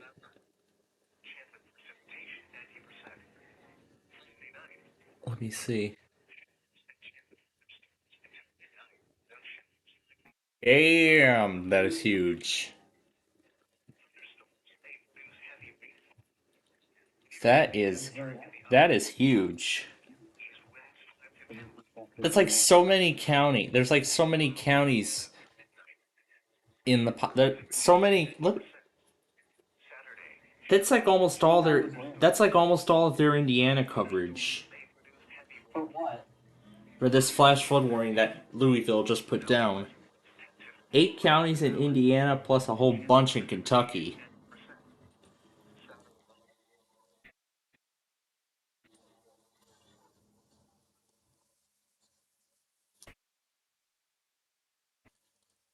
You know what? This product is probably going to be so long.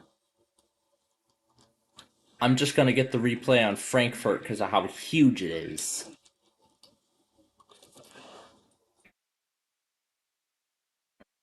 Here we go. Frankfurt. But this DLL doesn't fit. Why does it require that? I'm not using it. You didn't even do that? All right, let's see if it fits. Let's see if they can fit it all.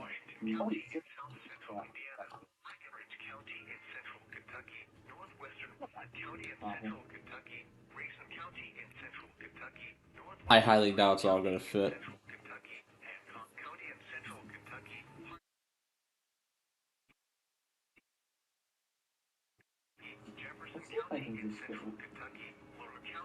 Oh my god.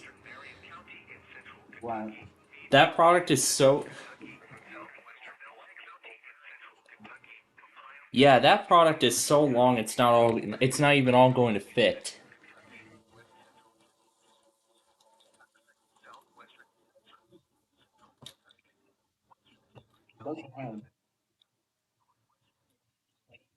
Swipe card, that's what I'm trying to do. It glitched, didn't it? Alright, let's play this ticket board.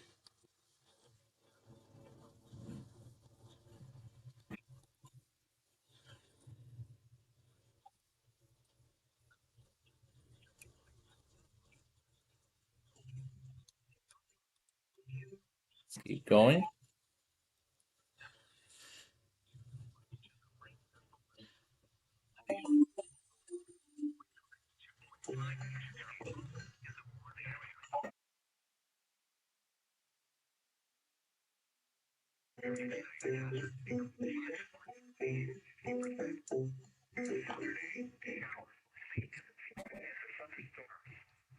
That didn't even get to the affected areas section. That's how huge it is.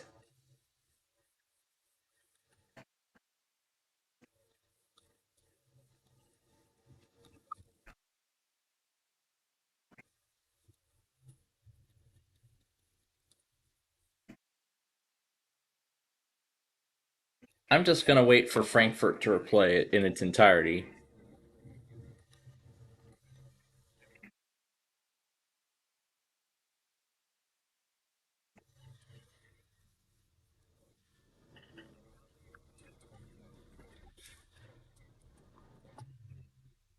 Yeah, take the tickets in the game. Let's play the suit race. There's my office's damage survey.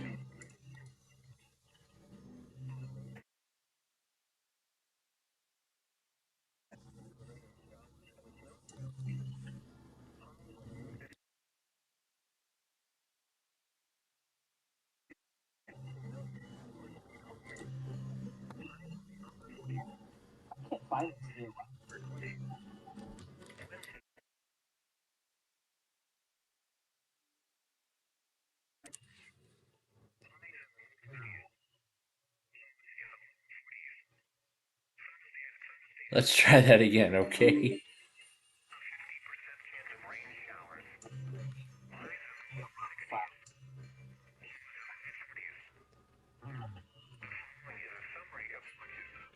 What? I haven't found that thing?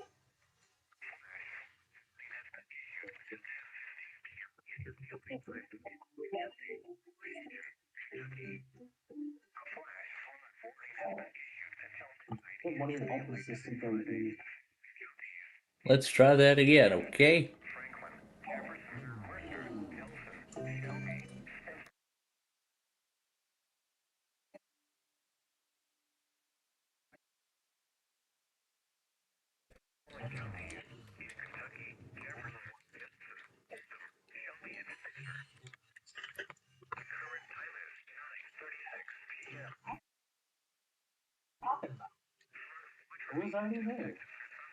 And it looks like Shreveport is done. They've canceled both watches.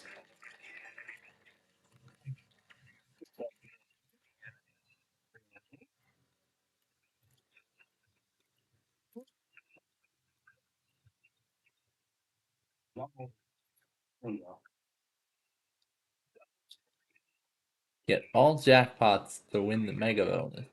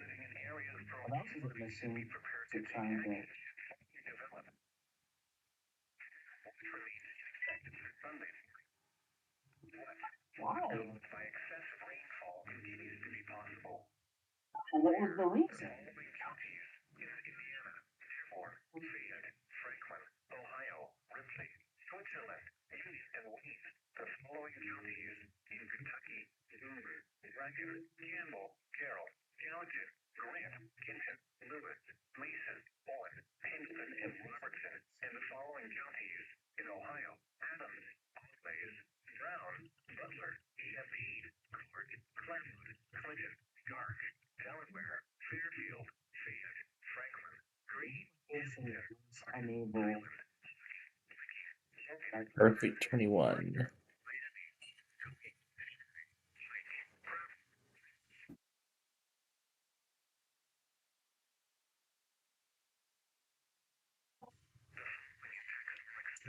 Not chancing it.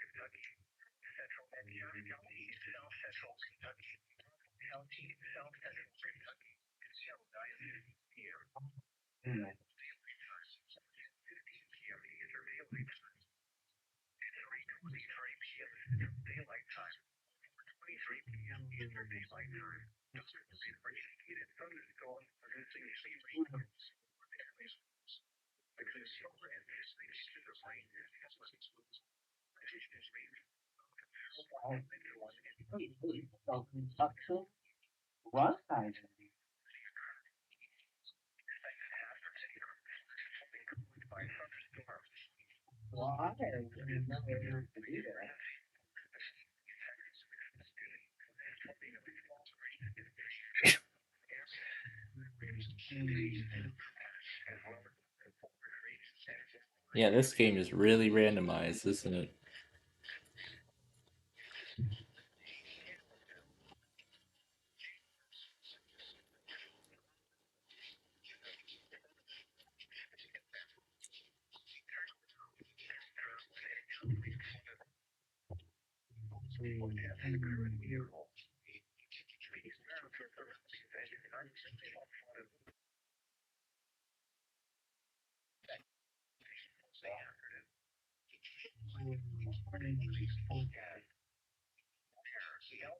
Oh, no. The following effects are expected. 12.0 feet north approximately 20 alcohol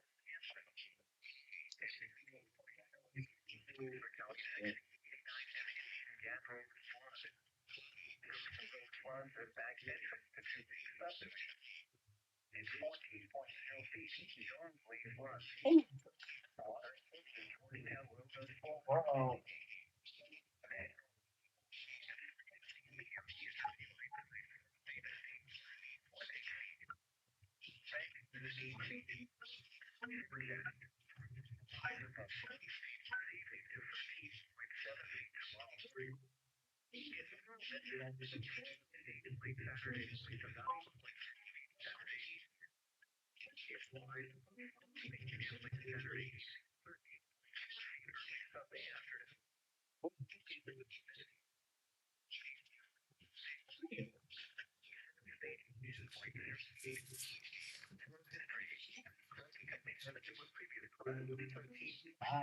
What did you do?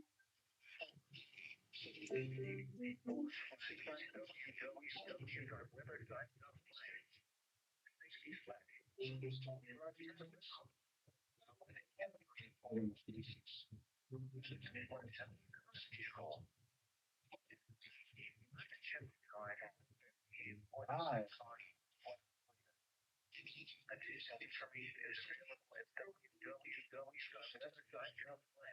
It doesn't work with Windows 11. I don't know why. That didn't work with Windows 11. What thing doesn't work? No, it's Windows NT Cat doesn't even freaking work. NPM? MT Pat or Pack?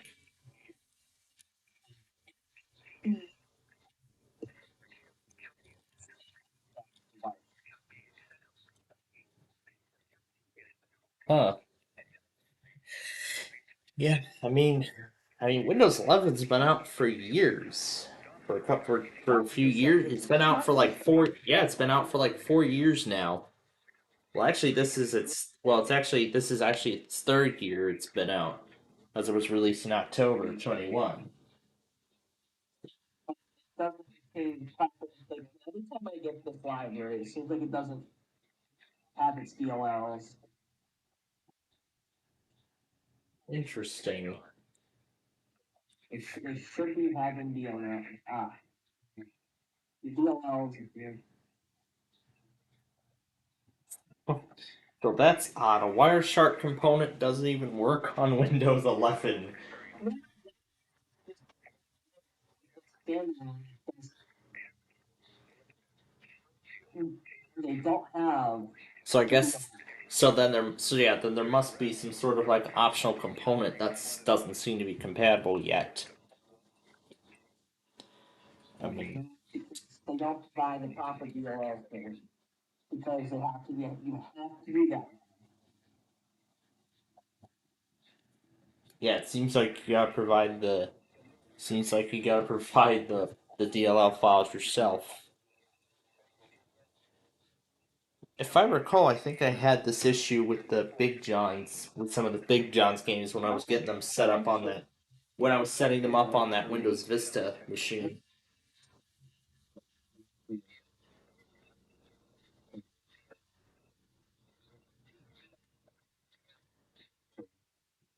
Yes, yeah. Sometimes the directories can change. Even after, well, yeah, in some cases after you roll back, like after I roll back the system. Like on the Insider program, the Windows folder was all uppercase, which is pretty odd. It was pretty odd that the Windows folder on the Insider build was renamed to all uppercase. So if I open up the Explorer shell, That's so nothing. What the hell? yes, if I open up the C drive, the Windows folder is all uppercase. No. Windows is all uppercase. It should not be uppercase. There's 32. I mean, it's kind of odd it did that. Why Most likely, it's most likely is because that computer I rolled it back on. It's on the Windows Insider program and it's running it on the beta channel of Windows 11 Insider. Why am I not allowed to do that for? I don't understand. See, Windows.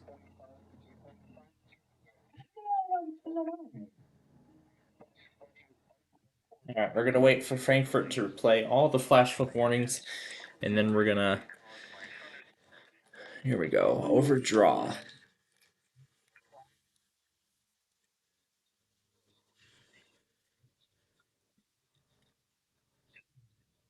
Files on the system. It's like wow. Continue.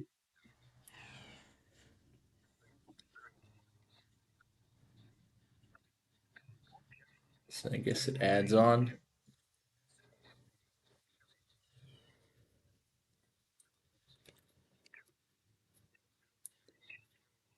Yeah, that's good enough. Let's stop. Oh,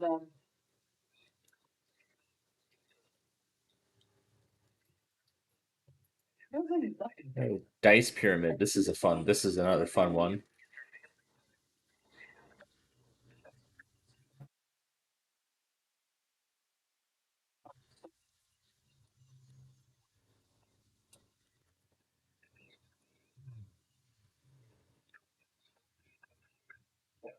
Oh, wait, what's that?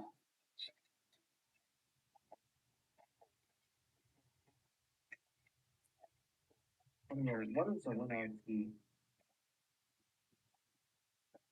WinRT? Find it out. It sounds like that. It sounds like that version of Windows that was created for the Surface. That was created for the Microsoft's version of Windows 8, created for Surface devices. It's gonna be like iPad, where you're only able to download apps from the App Store, not install third party or third party programs like the Chrome browser or Edge or anything like that. And the only thing you could use to browse the internet on that thing all right. We have plenty of credits, so we can use them. We could play hours there if we want to. Okay.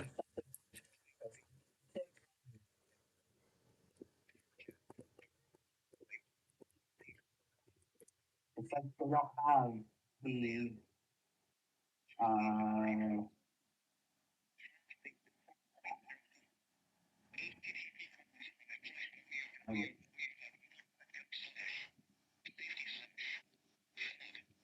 let's see, this is ridiculous. Excessive rainfall is expected. Where? From the Lynn River at Hunter's Point. When? From the central There we go. All right. Here we go. Frisco.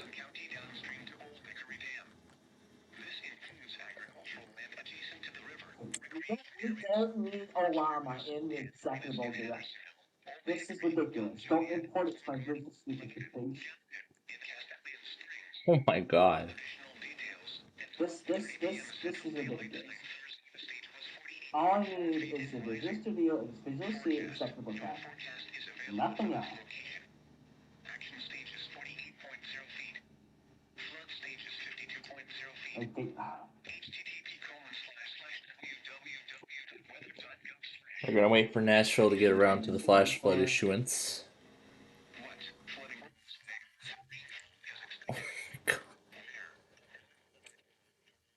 What? But why does it have to be in the common direction? Why? I want it to be in its own direction. I have to go to change the system volume variable. Change the attribute.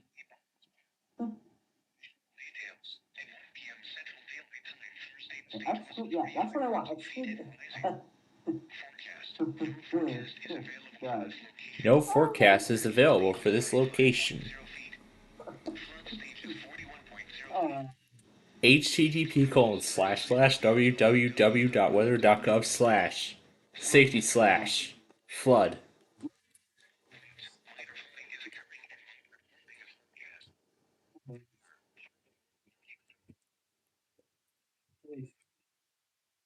Has this thing already lost its strength?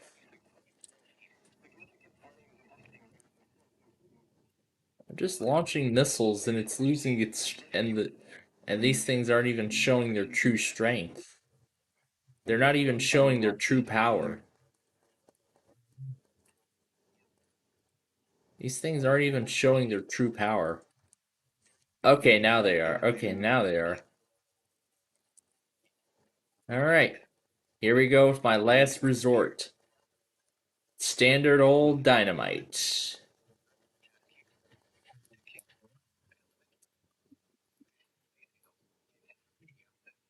I knew the point was corrected. Why am I not allowed to include?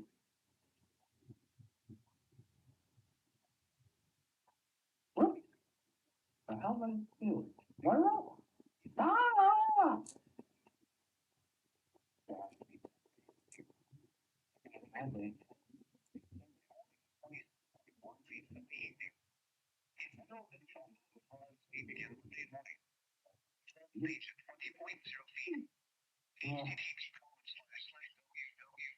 Cannot open.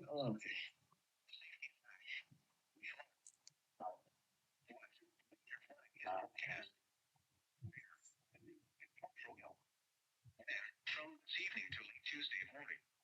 Additional details. At 11:30 a.m. Central Daylight Time, Thursday, the stage was 18.1 feet and rising. Forecast, electrical rise above flood stage this evening to 33.4 feet. Well, that didn't do a lot. That didn't do a lot of damage.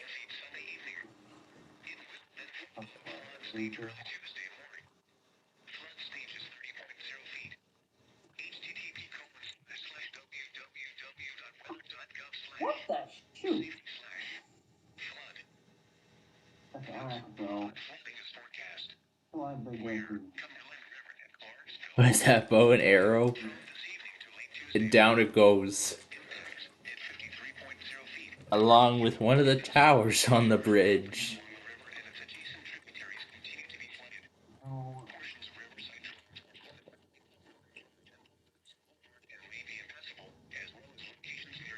In my phone.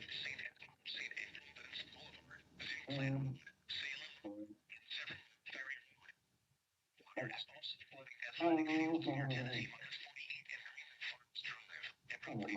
you fucking doing?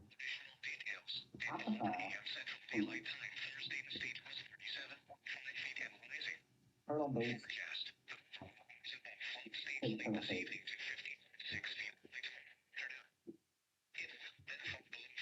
Oh my god. No.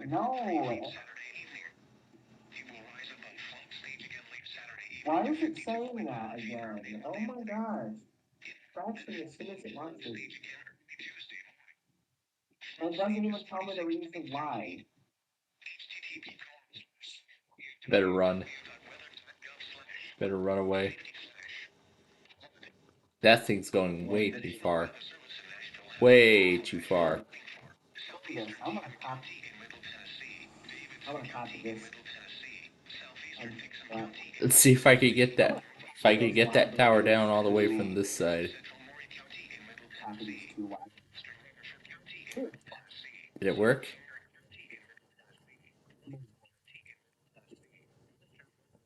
Oh my god. Oh my god, it actually worked. It actually worked. I managed to take down one of the towers all the way from Yerba Buena Island.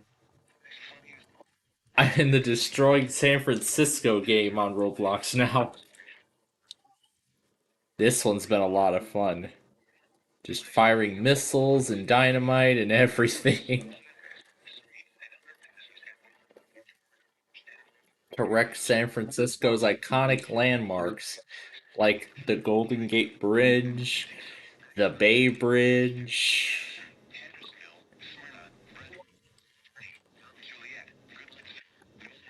Let's just fire more.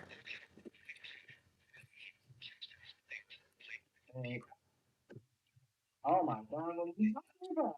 Why is it so funny for this country?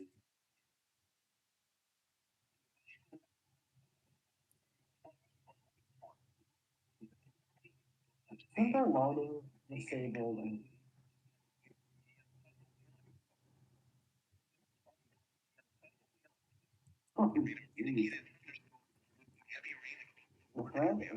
Yeah, I believe at this point the event is pretty much over. I don't expect too much more from anybody, whether it's Nashville or Memphis. I don't expect anything else from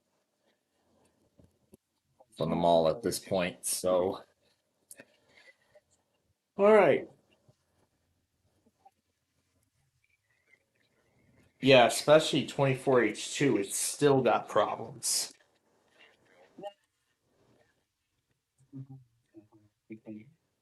Yeah. Yeah, that's what I just said. 24H2 has been plagued with problems since day one.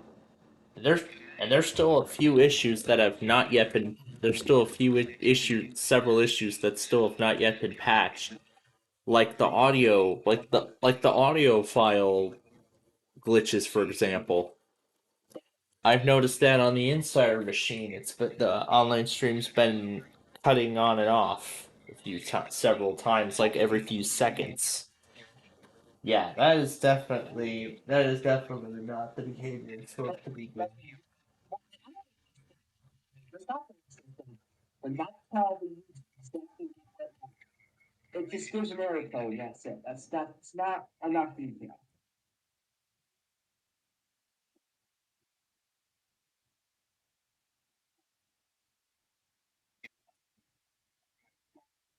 I'm just gonna install it. Yeah, it doesn't give like the exact description like it used to in Windows 7.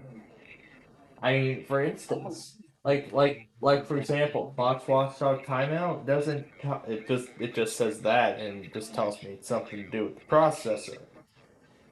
Or another example being what's another error? System.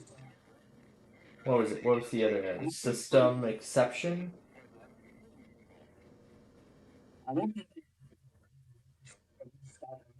so it's gonna give me a couple minutes. Yeah. But yeah, I now that I remember, are you kidding me? Another watch? A risk for large hail may persist overnight. A watch may be needed.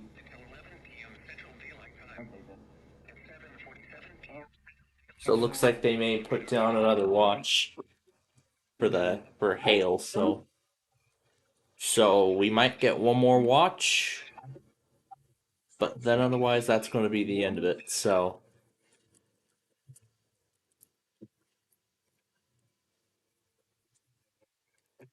yeah, the other thing I was going to say was I remember that bug that was discovered in a Windows 10 update where if you type like a specific command anywhere, whether it be in a web browser or a shortcut to it in File Explorer, no matter where, the system would immediately crash. In fact, I had so much fun with that bug. So rather than going into the command prompt to terminate a critical process to crash the system, I would instead just type that command and in fact I would even do it on my school's managed device.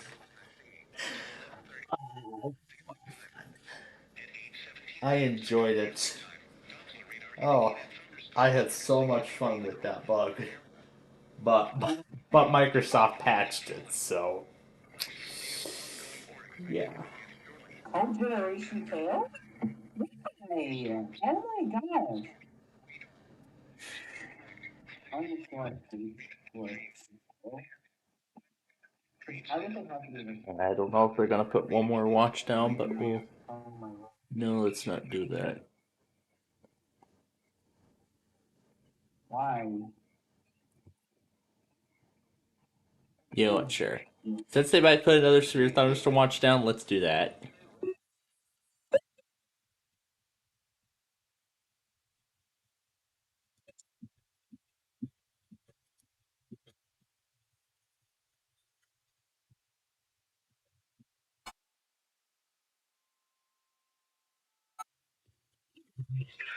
Message.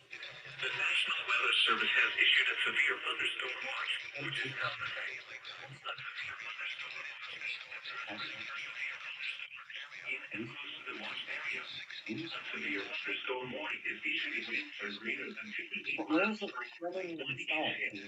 Tornado is warning. If a severe thunderstorm warning. This one isn't working right now, but I'm sure the operator that's whoever made this is working on it.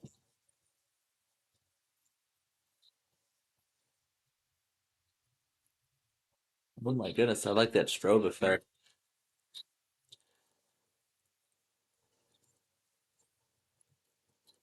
Also,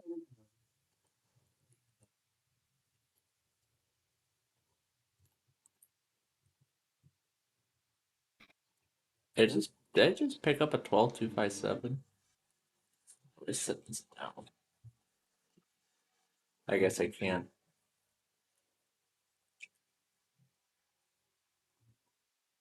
I guess I can't.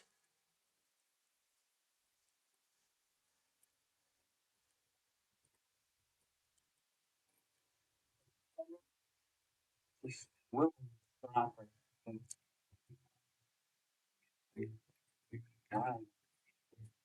All right, that's finally it.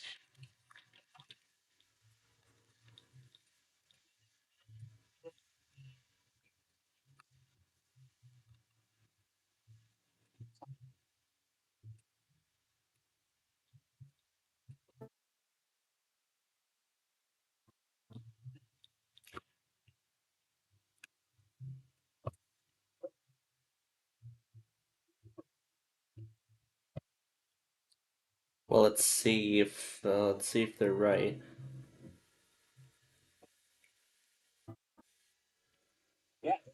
Yeah, it looks like. Yeah, it looks like they might put another watch down tonight. And if so, that would then be the last one. So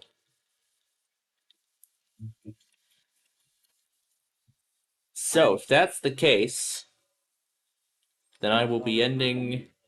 Then I will be ending this specific compilation after when that watch gets put down.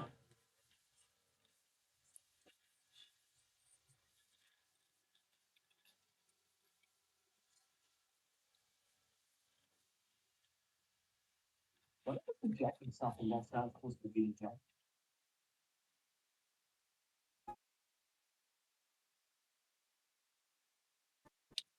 What say that? It's simple or simple. By include exclude credit.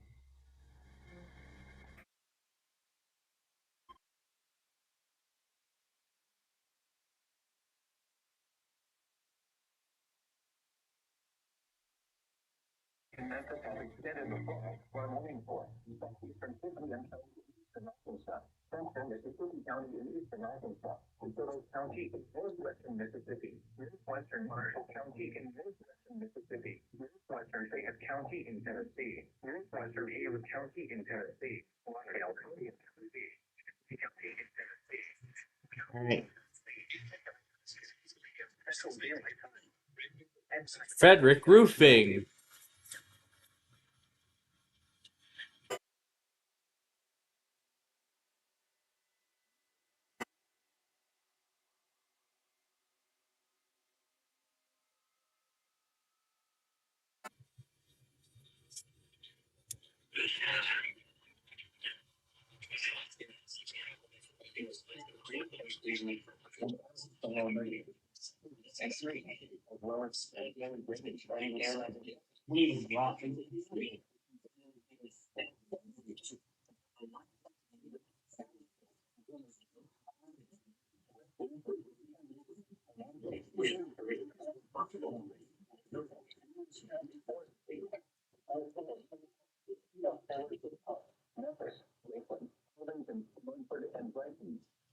Don't sound like encountering these other roads. Was that 2 years old? Yes, actually, because when it is harder to recognize that he was upsetting, be aware of your surroundings and do not go from what it is. Warning has been extended until 11:15 p.m. Central View.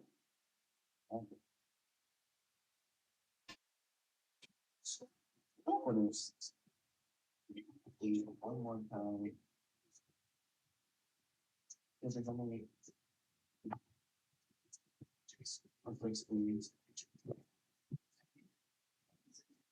Huh, that's interesting. KIMS apparently simulcasts the Blues.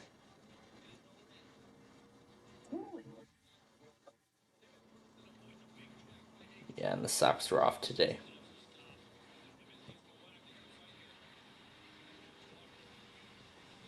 We're gonna keep them going for a few minutes, and we're gonna see, unless John found a station that takes that. All right, to the city game now.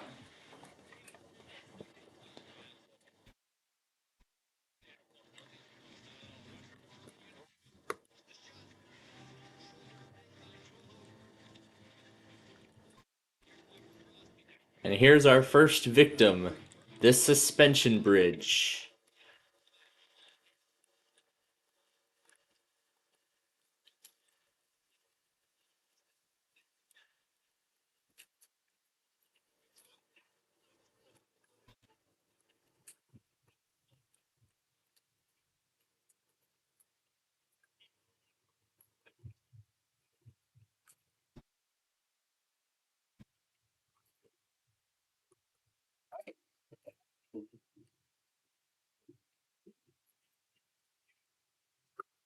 Try it one more time.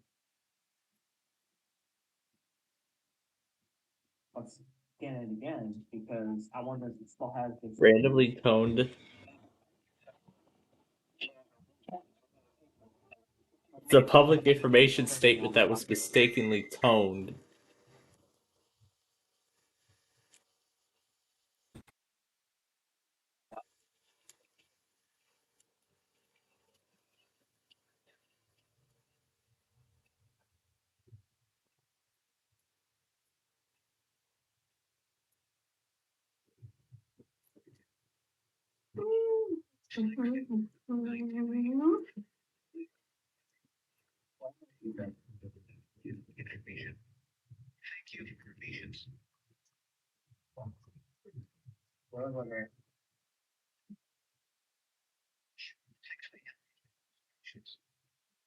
So it was actually toned at 8 o'clock this morning.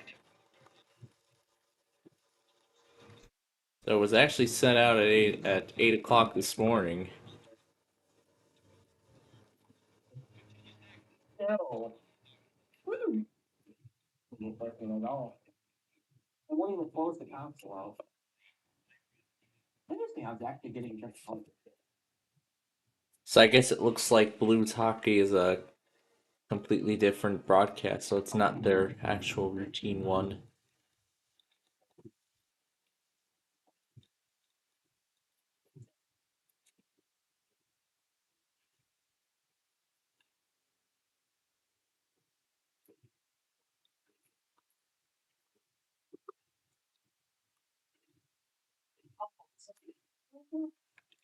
console.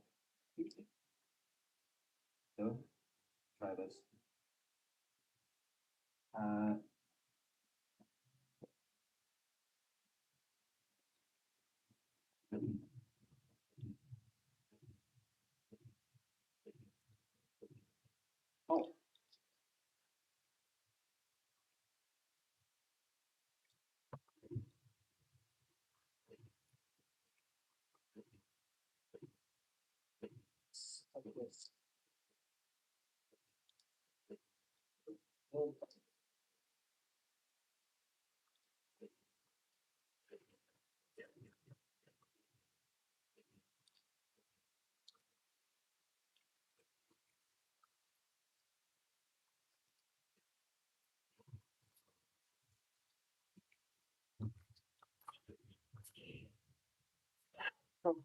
Where's this one warning for?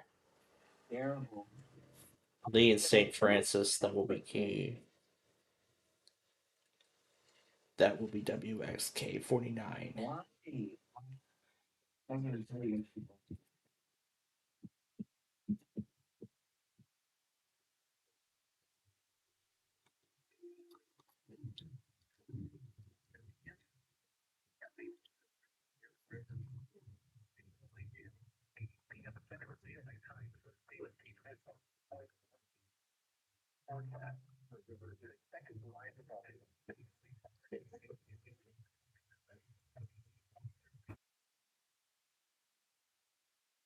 See the light.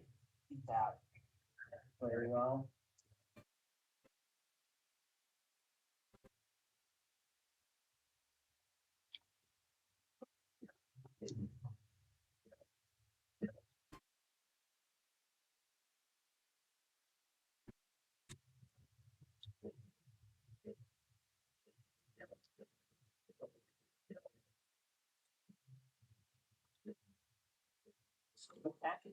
So it slides at someone.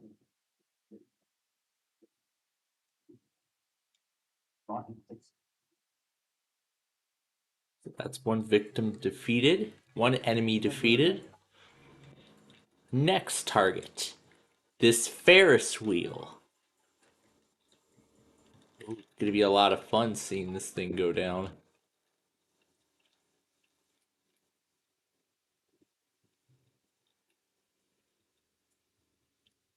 And it's running.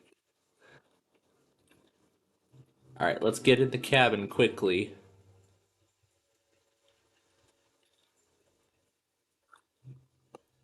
And it's still standing on one leg.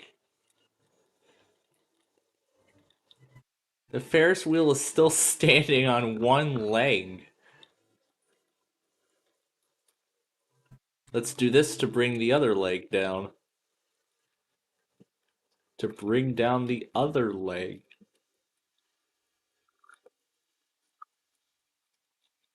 Okay, that didn't work. Because it's still alive.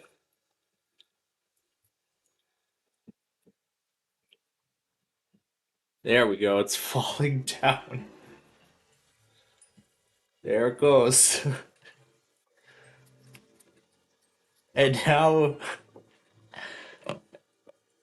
And now it's tilted over.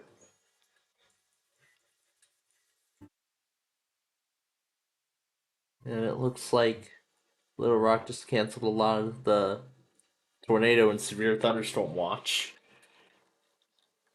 So very soon this event will be over. Unless the SPC does something about Kentucky overnight tonight. So I'm sure they will.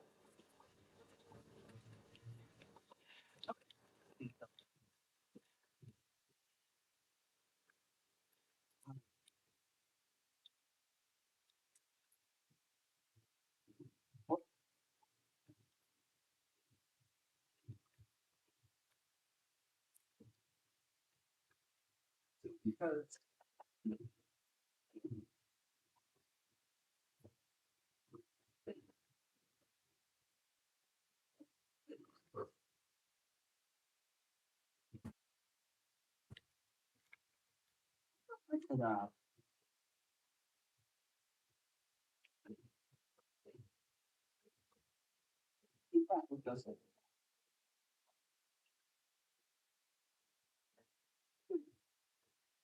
what does it do?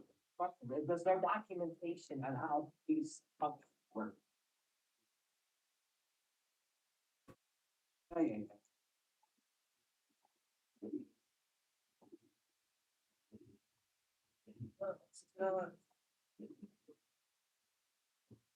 Let's go.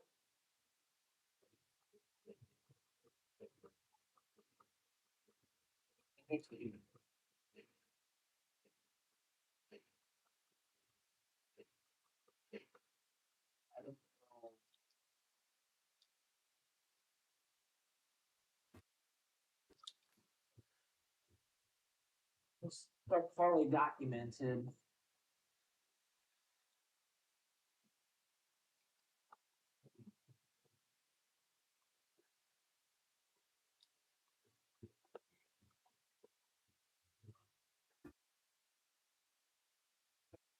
That's gonna be a loop.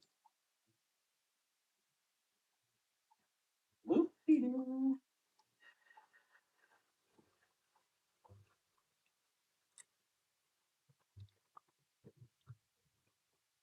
Oh.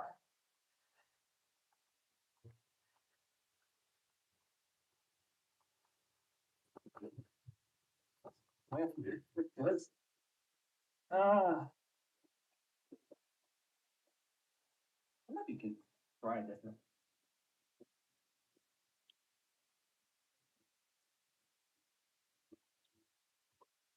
And now to the boss of this thing. This generating station.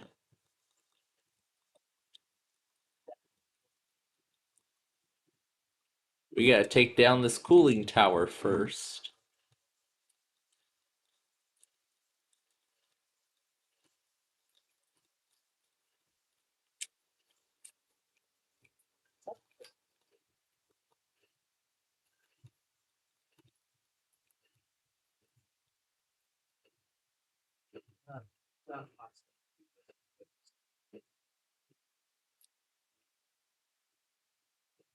I can't just cross.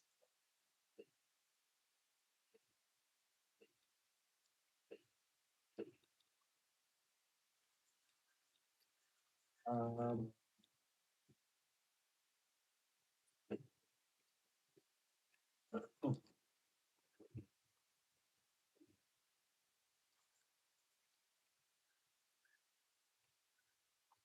Okay, is it get desktop window? Oh, that's that out. Okay. That's not.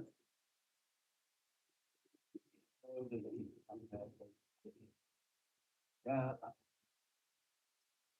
What?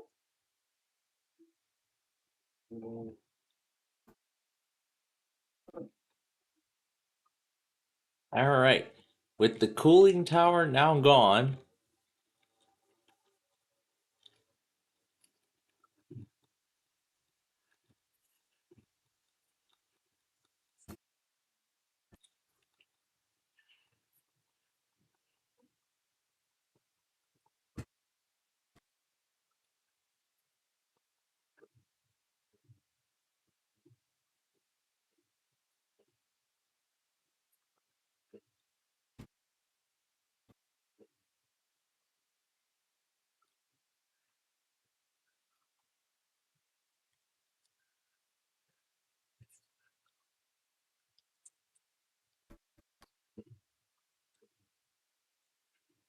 Oh.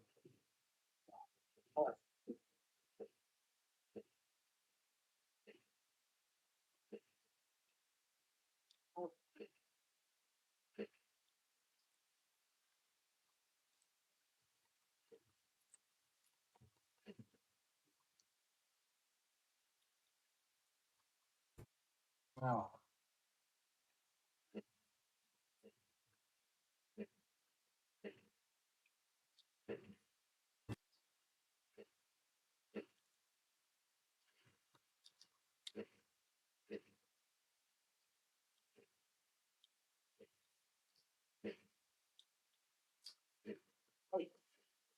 All right.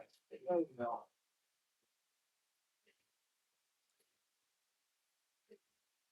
Hey.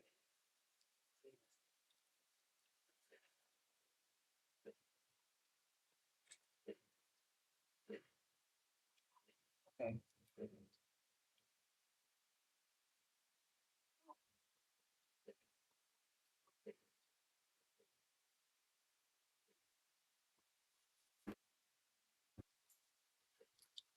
Sounds wonderful.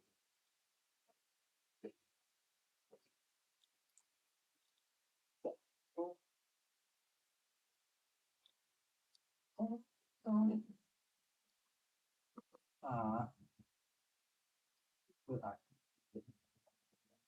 Well, first I need to, oh,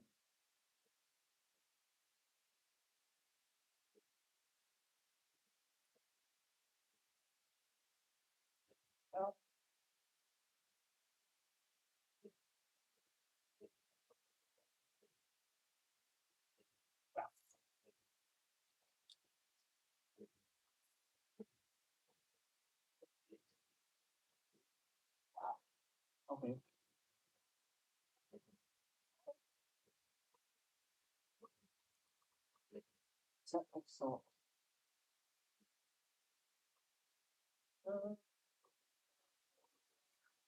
what?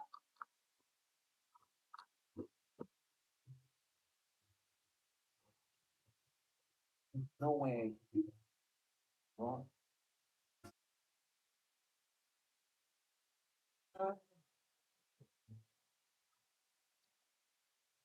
who?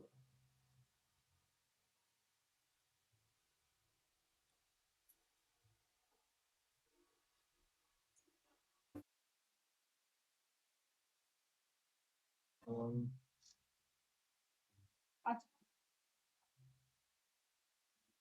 Oh. Well, alright.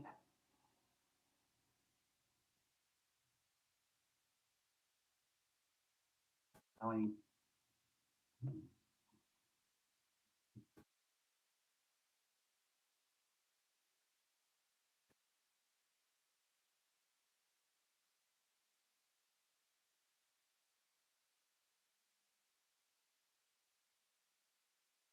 so that was the reason why I was doing that.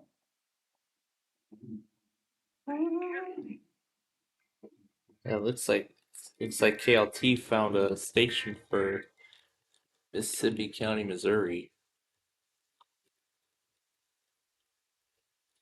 The same station that committed weekly spam last night while I was catching up.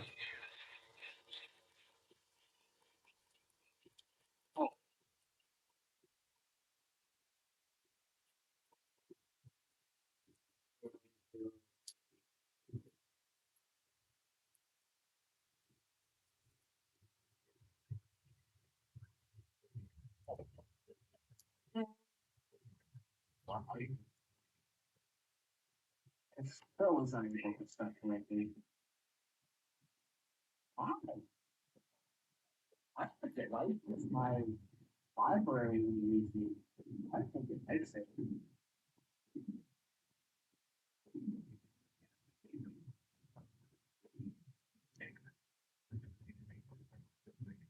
There we go. That's one ceiling coming down.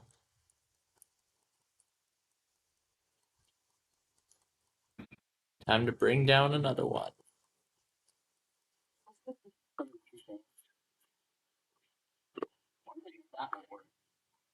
We should go to the because I'm trying to.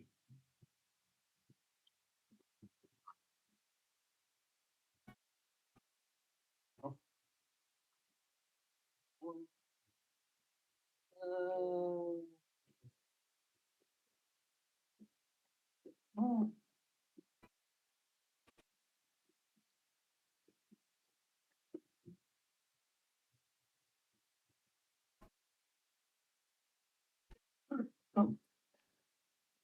Oh.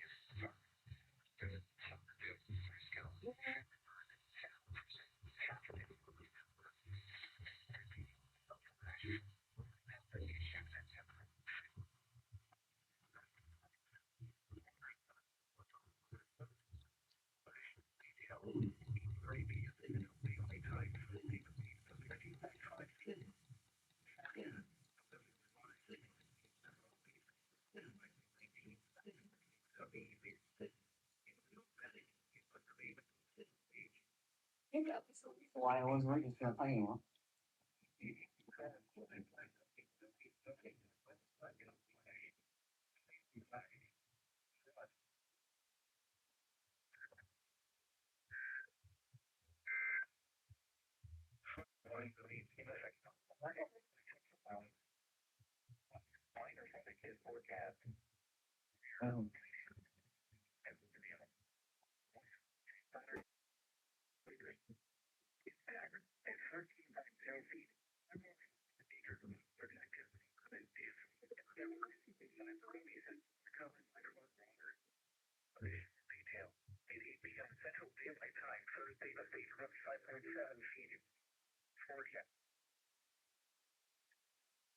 Who's the first one?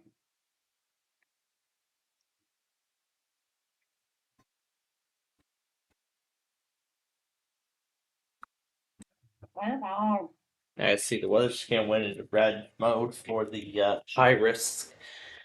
He hasn't switched it back yet. Yeah, what? Oh. Oh, okay.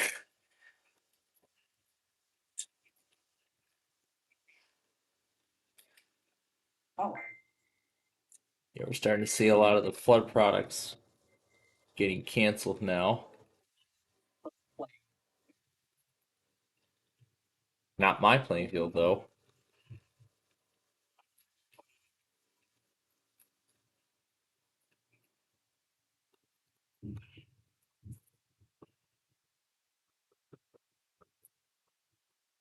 Now we can fire missiles at the sign.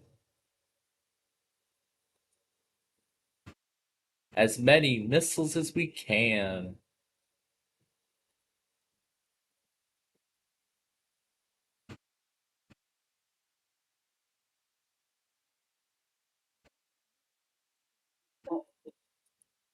Oh no.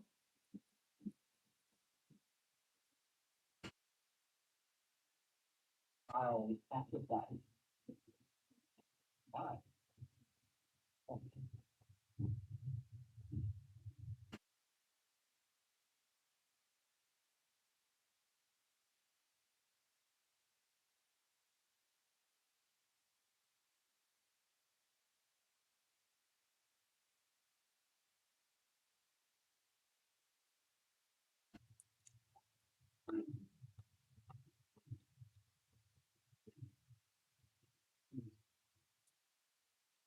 What else?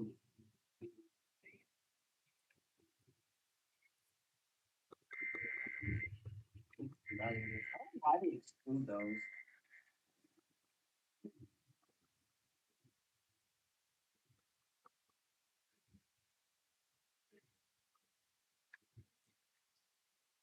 Oh, why? Opening get that lid. Oh my gosh.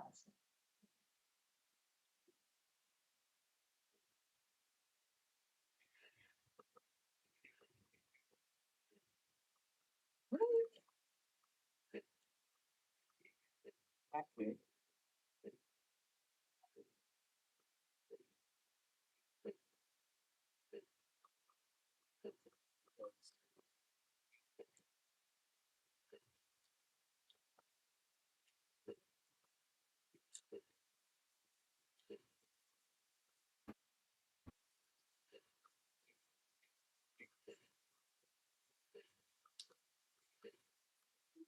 Ah.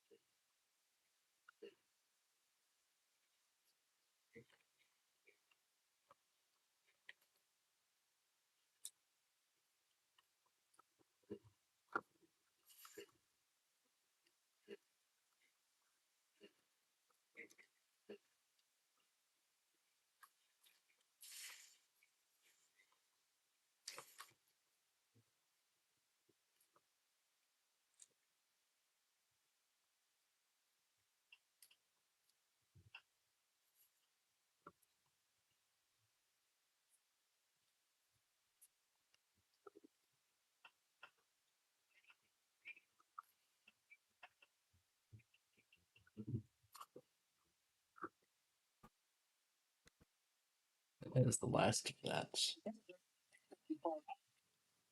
It doesn't like it. What? Does not like F64.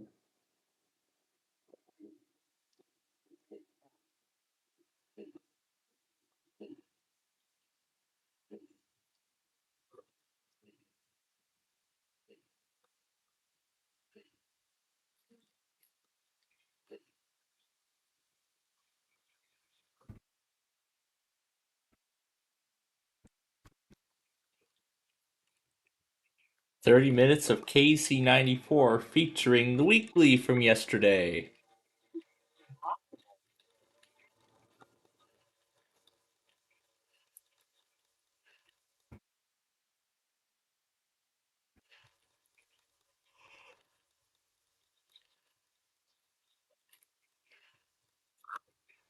Why too? Yeah, and then there was something I didn't talk about earlier. It was the offices that made their weeklies up today after yesterday's high risk.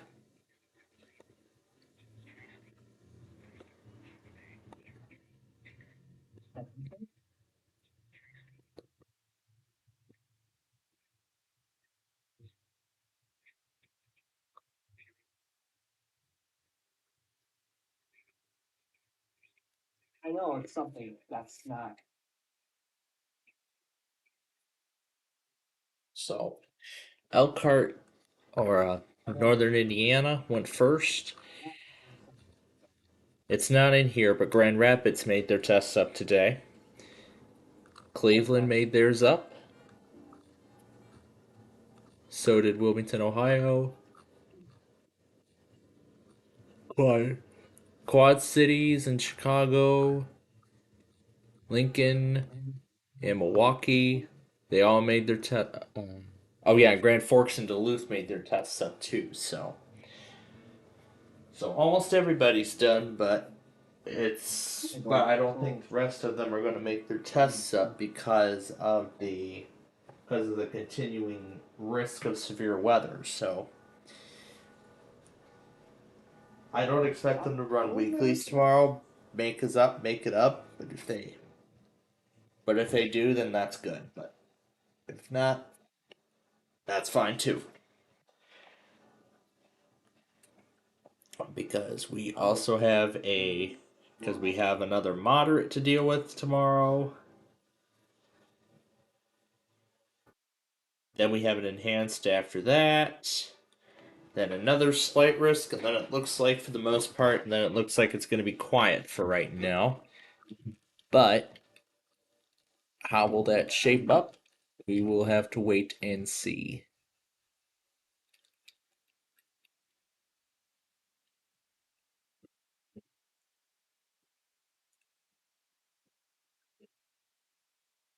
Okay, first off, this is not.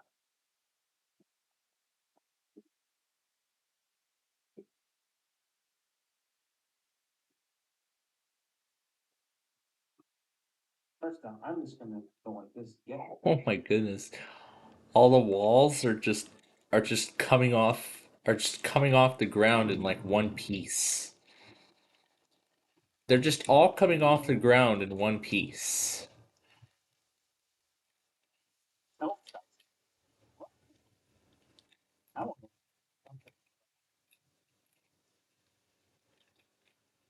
It's literally what's left of this plant now. Wait a minute. What was that? Oh, here's a building that survived. But no.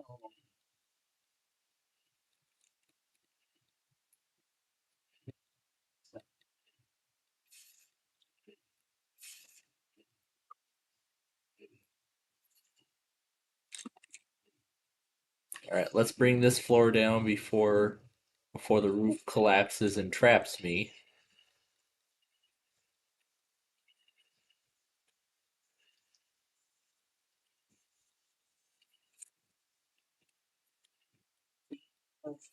Stop.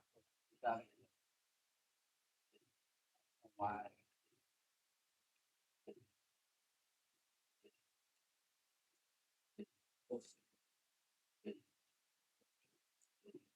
Why?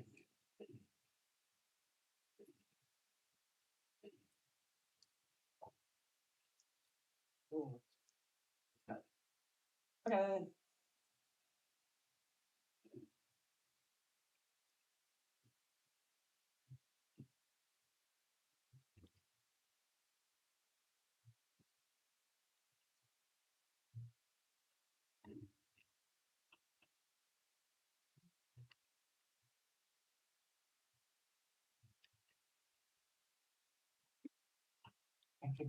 Africa. Uh-oh. Oh, no. Okay, reference it.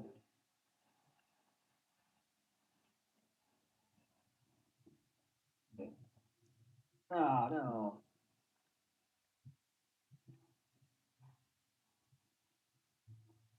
It is.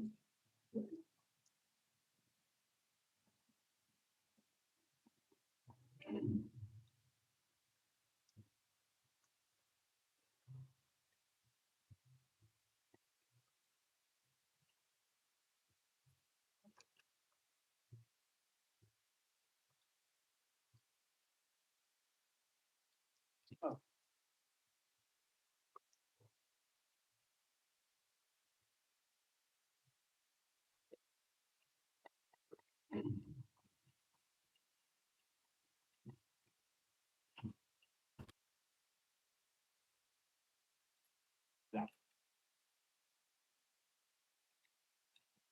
And there we go. That just blows the rest of the rest of the sign into shambles.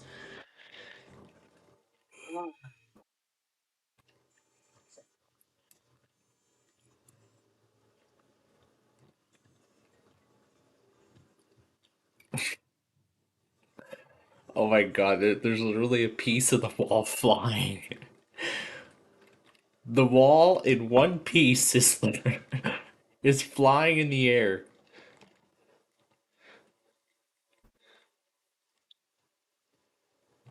This is this is this is just like what happened with what's been happening with the cooling tower a few times. I gotta be careful not to go over the regen buttons because when I do that, that's gonna mess things up. And then I'm gonna have to do the destruction all over again. And that is not what I want to do.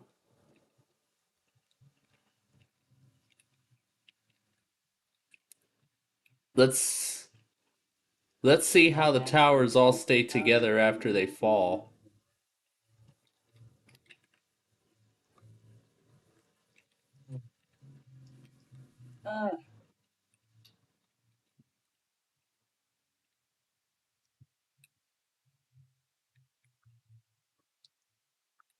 Where?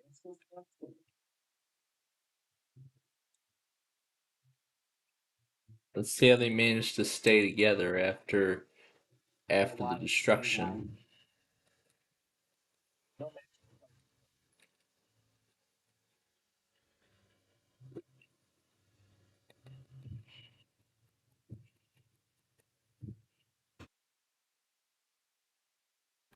There's still pieces going rogue. Maybe I'm not using the right station for this kind of stuff.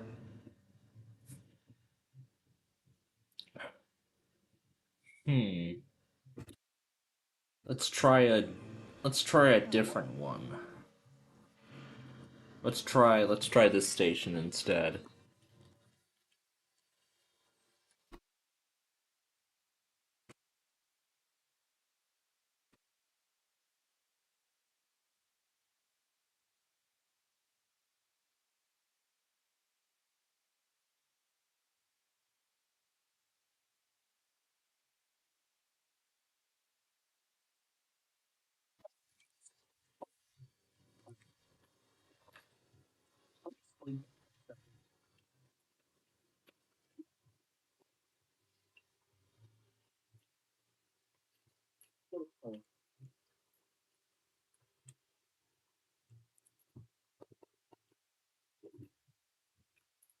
So I go.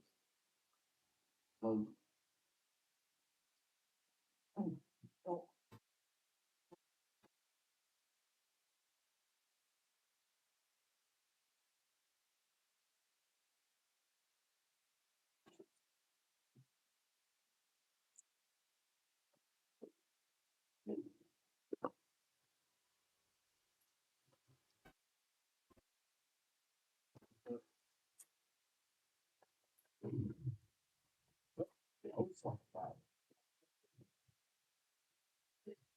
Remember?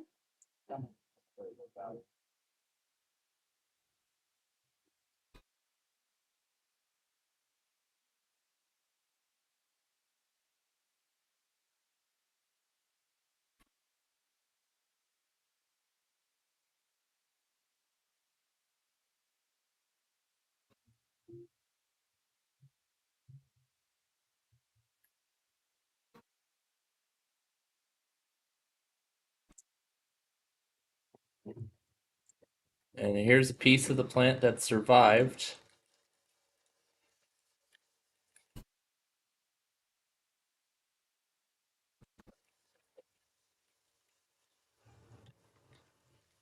Well,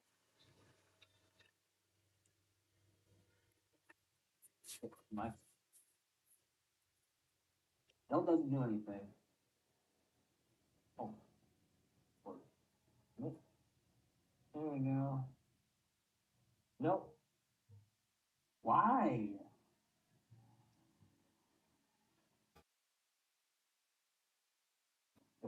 That's the problem. All right. That should be the last of it. Plus, And now it's no more. No more power plant. Rip. um,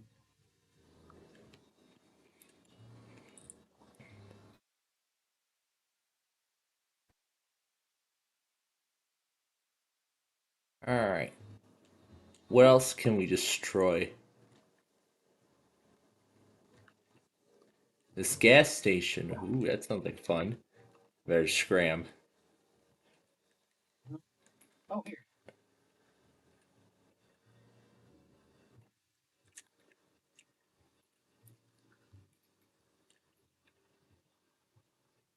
Bullet off one of the supports.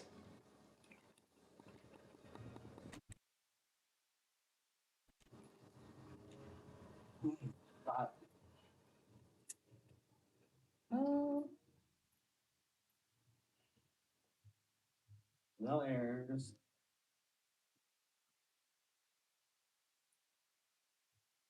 Well, with the gas station itself going goodbye.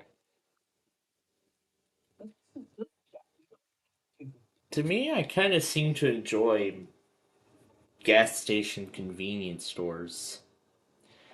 They give me like a they give me like a different kind of I don't know. I kind of feel a bit different when I end up in a gas station store. Which reminds me, I haven't even had Speedway's food in like years. Yeah, last time was like years ago. Like 2019, I think it was. Yeah, that was the last time I remember I had Speedway.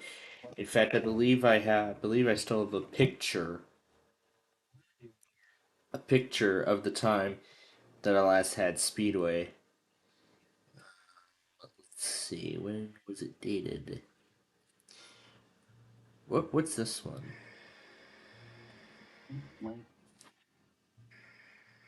Oh, it was just a sample of what we call the static channel.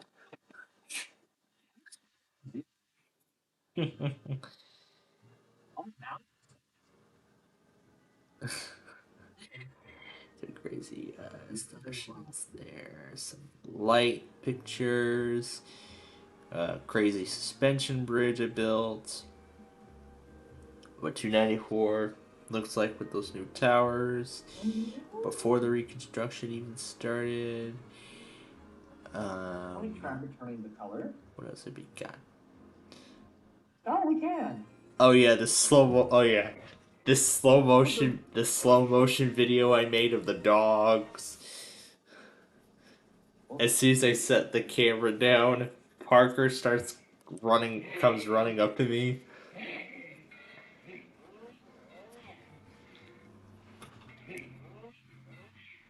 So is Charlie.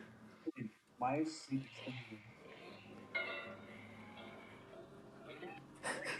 In the last shot, it caught Charlie barking. And this is another slow motion video. Actually,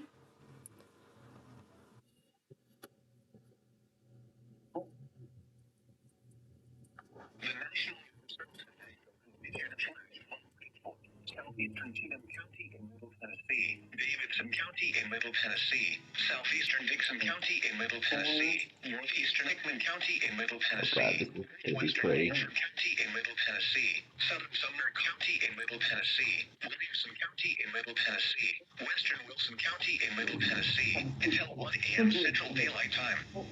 At 9:48 p.m. Central Daylight Time, Doppler radar indicated thunderstorms producing heavy rain across the Warren area. Between 3 and 8 inches of rain have fallen. Flash flooding is ongoing or expected to begin. that would be a doubleheader. Hazard: flash flooding caused by thunderstorms. Source: radar. Impact: flash flooding of small creeks and streams, urban areas, highways, streets, and underpasses, as well as other poor drainage and low-lying areas. Some locations that will experience flash flooding include Franklin, Gallatin, Lebanon, Dixon, Ashland City, Nashville, Madison, Hendersonville, Smyrna, Brentwood, La Vernie, Mount Juliet, Goodlettsville, Nolensville, Forest Hills, Oak Hill, White Bluff, Bellmead. Don't drown when encountering flooded roads. Most flood deaths occur in vehicles.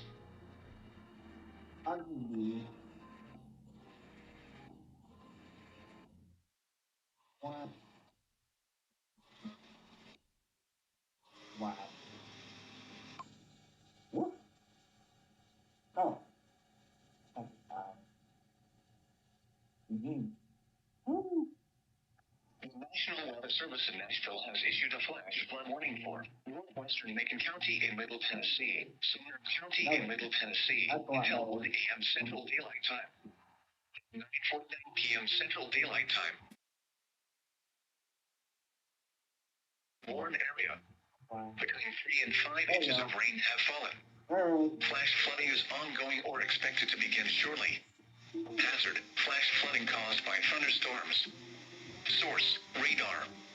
Impact: flash flooding of small creeks and streams, urban areas, highways, streets, and underpasses, as well as other poor drainage and low-lying areas. Some locations that will experience flash flooding include Gallatin, Hendersonville, Goodlettsville, White House, Millersville, Westmoreland, Portland, Mitchellville, Cottontown, Oak Grove, Bethpage, and Bledsoe Creek State Park. Turn around. Don't drown when encountering flooded roads. Most flood deaths occur in vehicles. There you go.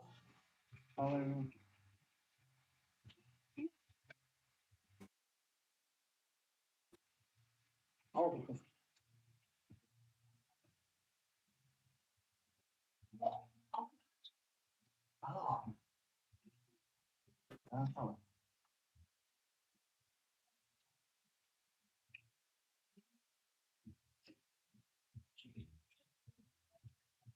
okay, that doesn't make any sense. Why is it not recognizing? Oh.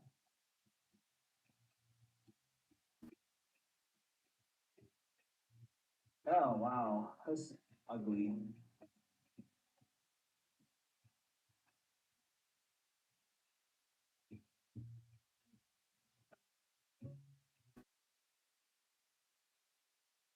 Huh, it doesn't actually find it.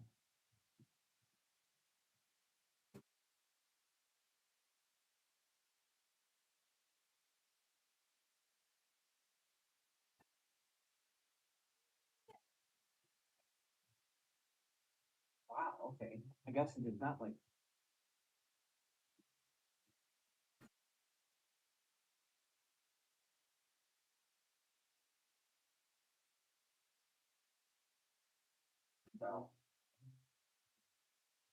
out here.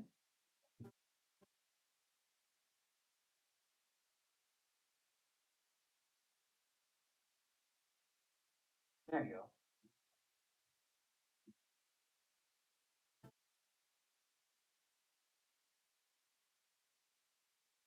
Why is it having an issue? Why is it having an issue? What the heck?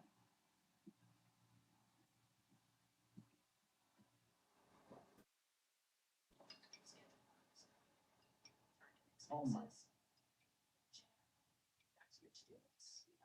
Oh. Okay.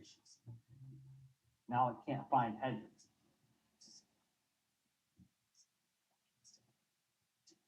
Needs to be in the same scope. Why doesn't it detect it? That's so weird. It should do it.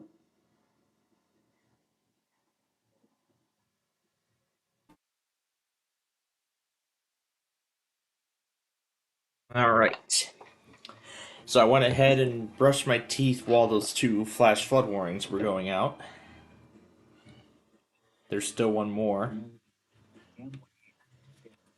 It's Mississippi. We'll give it a sec. We'll give it a second. We'll give it a second and it will eventually show up. Did I just lose both my legs? I just lost both of my legs in the game. Here's a McDonald's. It's a McDonald's.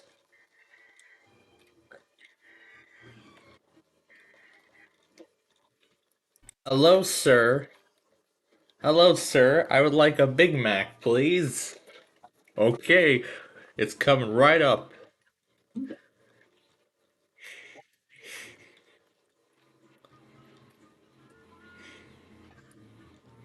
The double triple.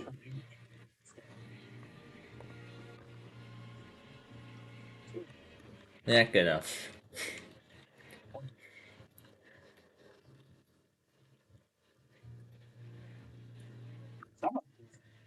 Is that how it actually sounded? Let me take a listen.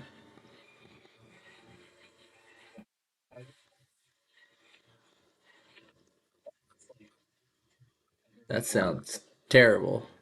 What about this one? That one sounded better.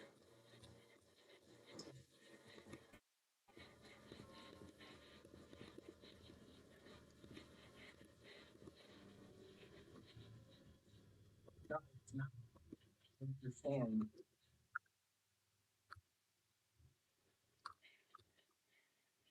It's there, but you won't let me view this header. Good.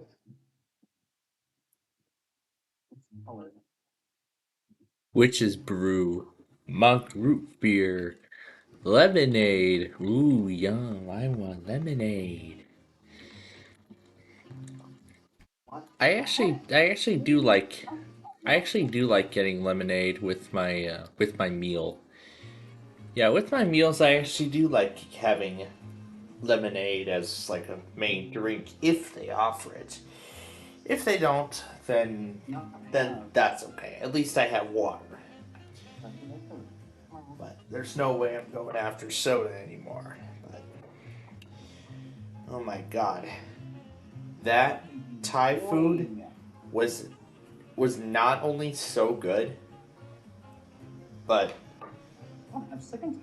that filled me up so much. I didn't even bother going after popcorn tonight as much as I'd like to. Yeah, as much as I'd like to, I am not going after popcorn tonight after what I had to do right before Flipside came on. I only got those 3 episodes from Monday, Tuesday, and Wednesday this week to take care of. I'll actually take care of it after Jeopardy tomorrow, since my father will be since my father will be at work.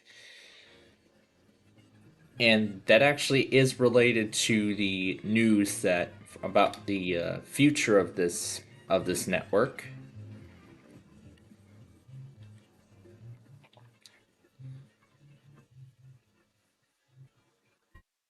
How does it do that? How is it not understanding these freaking stupid variables suddenly? All right, let's go ahead and just wreck some of these buildings here. We'll keep playing here for about maybe another 15 or so minutes before we move on to the actual finale.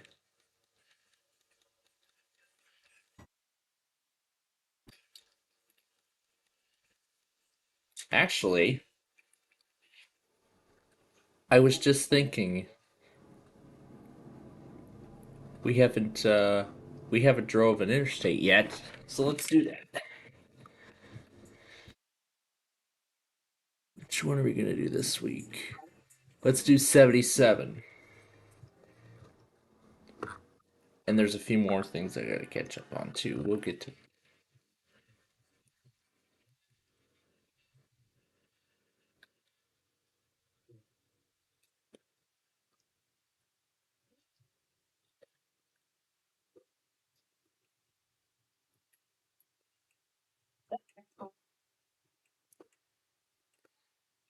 All right, and I guess we'll start with I-26. All right. So here we go. Our journey begins.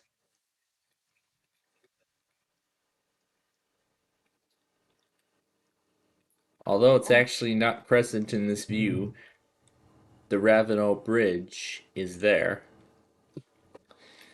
That reminds me. I haven't been back to Charleston in a long time. Actually, in a few years to be exact.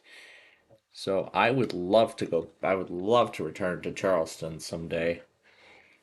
Although that actually, from what I've heard, could potentially be our Christmas trip.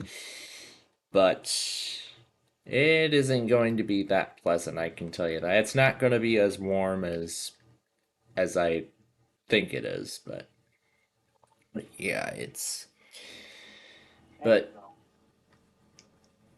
No.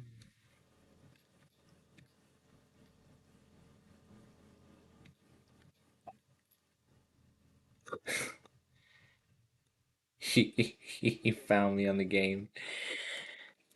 As we're about to start driving. Here we go. I-77. Here we. All right.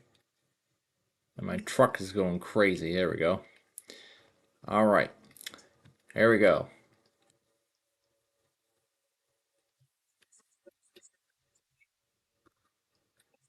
Actually, wait a second.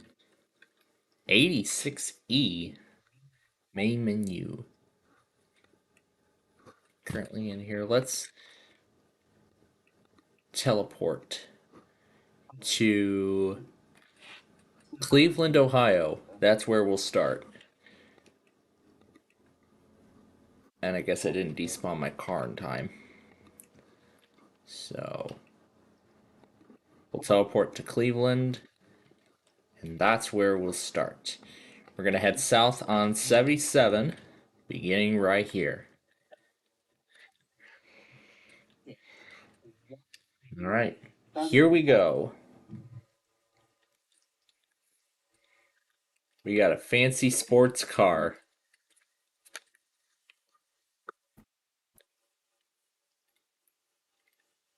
I-480. I would have done a Street View video on that, but unfortunately I didn't. But oh well. Oh well though. 76.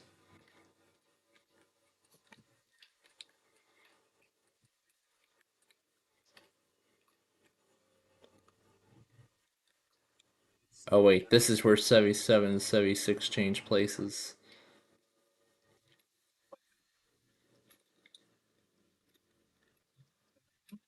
flip the car around. And now let's keep going.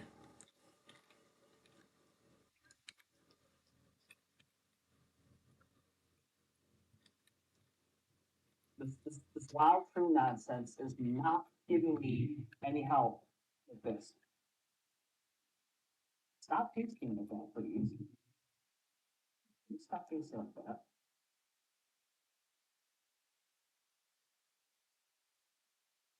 Now you're not detecting anything on the next line of this.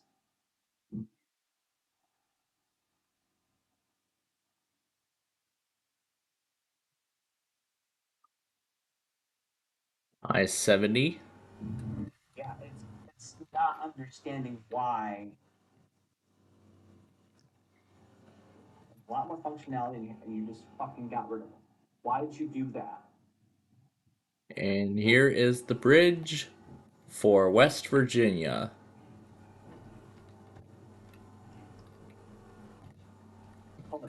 So Put the fucking color in there. So we're now in West Virginia. Really?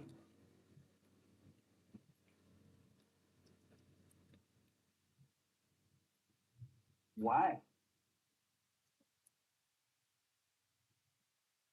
Can't explicitly make those variables. Here's I-79. This is the terminus of I-79. And now this is Yeah, I'm not even gonna try to drive that. Oh, wait.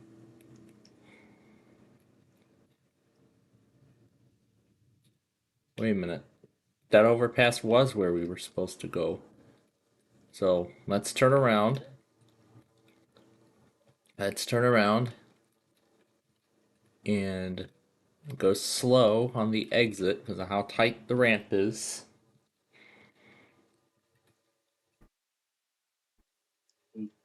As we are now in Charleston, Charleston, West Virginia.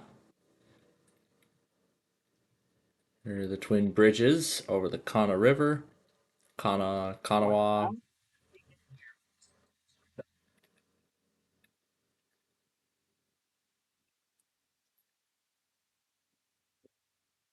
And then I-64 splits off of 77 and continues.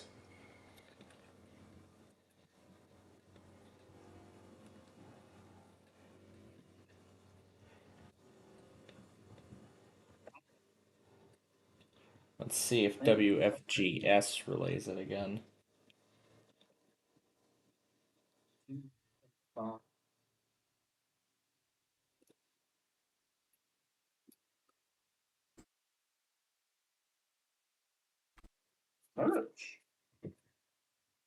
And here's the tunnel that will take us into Virginia.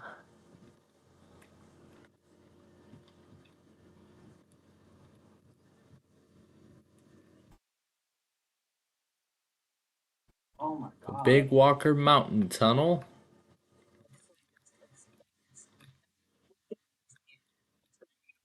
And now we're going to run concurrent with I-81.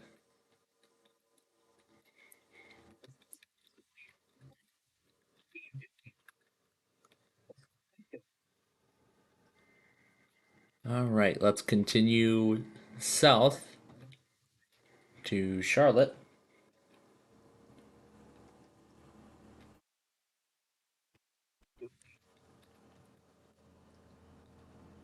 We're not going to be in Virginia for long because we are now in North Carolina.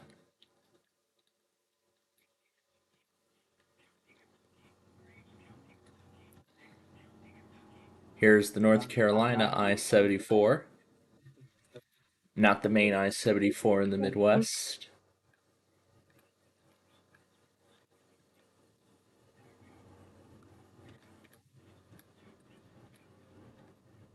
It's like, it's spelled correctly, but it can't even do it.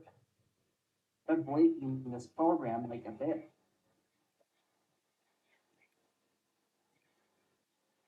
It's not undeclared. It's supposed to go in there. It's already declared. Why can't you give me it? This is broken.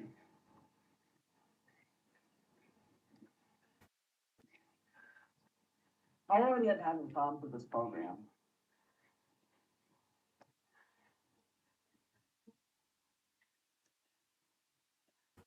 And right in the middle of a theme park is the border for South Carolina.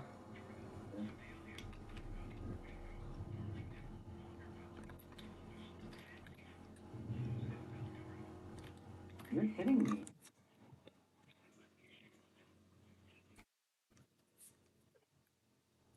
And there we go. 109, 107, and 108 have all expired. Oh, this thing was being a bit doing. Meaning this event is now completely over. What definition for the symbol all devs cannot be found? It's literally right there. Why are you not understanding and Here's seeing it? I-26. Oh my gosh, this thing is so horrible. Keep this hard.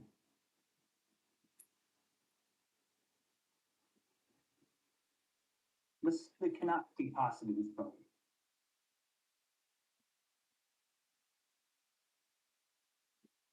What's going on here? But something. And I very, think we very just wrong reached with the it. end of I-77. So we're going to turn around and we're going to head back to I-26 and we'll finish that off. So we're going to turn around and head back the other way to continue I-26 from where we were at. No, it doesn't even work. God.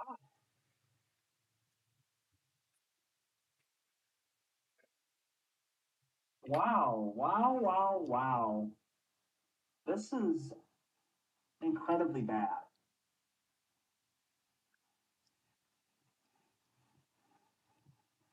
This is a constant character, and it doesn't even know how to reference it.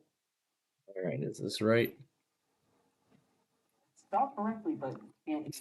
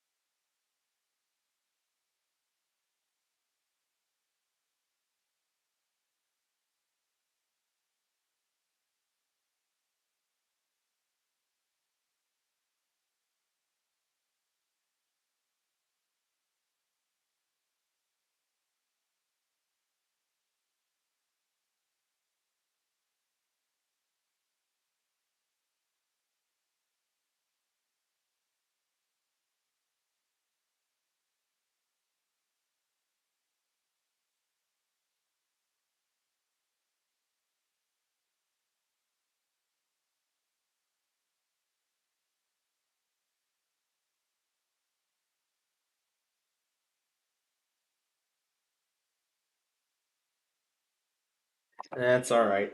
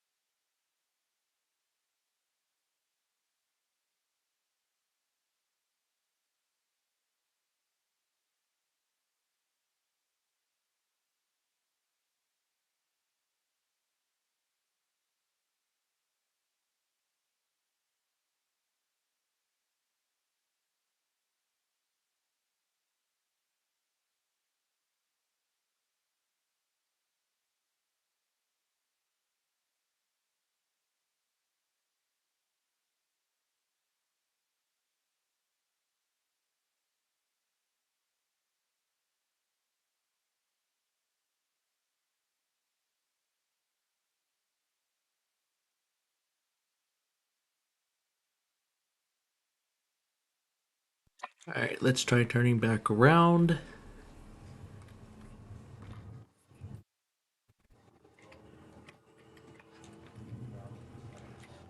And look for the sign that says I-26. Yeah, look for the sign that says I-26.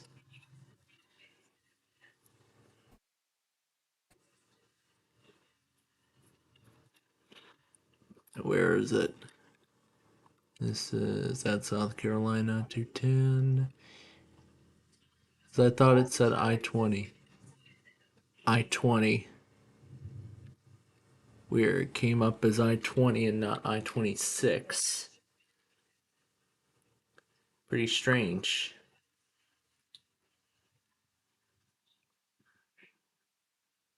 Okay, here comes I-26. I was in the wrong spot. So this is correct. The terminus of I-77 is in fact I-26.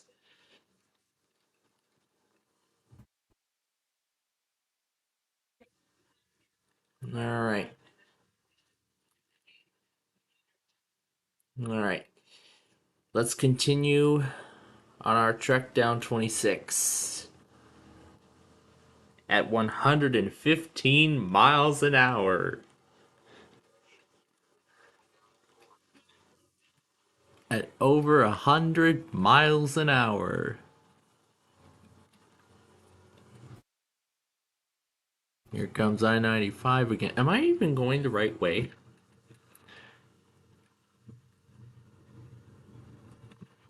Or am I just heading back the way we came? Oh yeah, I'm going back the way we came. I'm not even going the right way. Okay, here we go. I-95.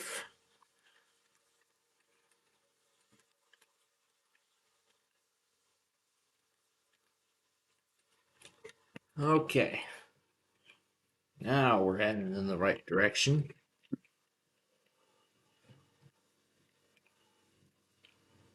So here we go again. I-77 to Charlotte. Now we're going in the right direction. So here's what we're gonna do. We're gonna finish up I-26. Oh, is that it? Or is there more? There's more. Yep, there's more. 26 to Spartanburg. So we're gonna keep going.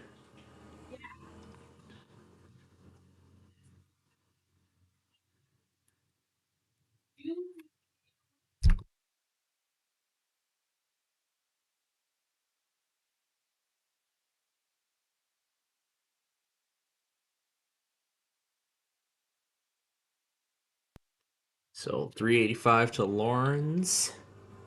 We're gonna keep going on 26. Downtown Spartanburg. 85 to Charlotte.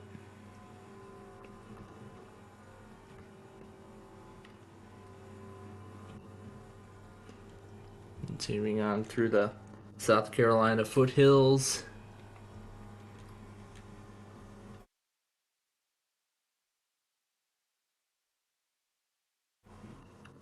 And welcome back to North Carolina, I guess. Considering we've been in North Carolina twice now during this whole excursion.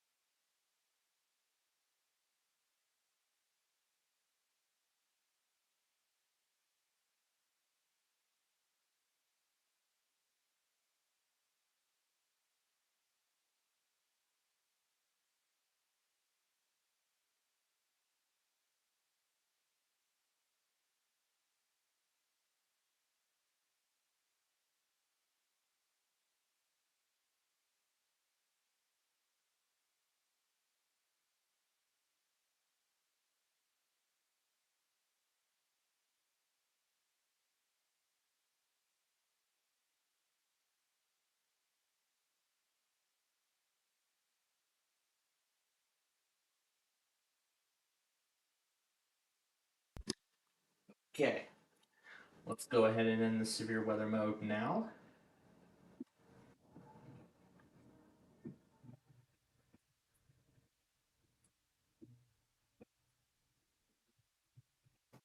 I'm gonna let the song that's playing right now finish. Then we're flipping the weather scan back. Since everything had expired.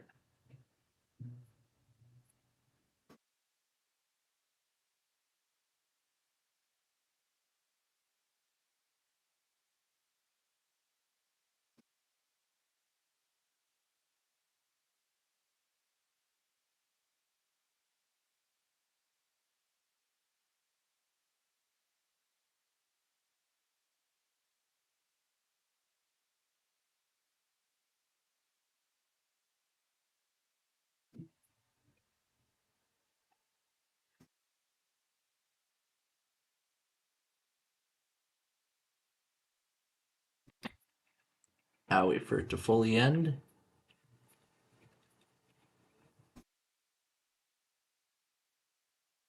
Oh yeah, the invisible guardrail.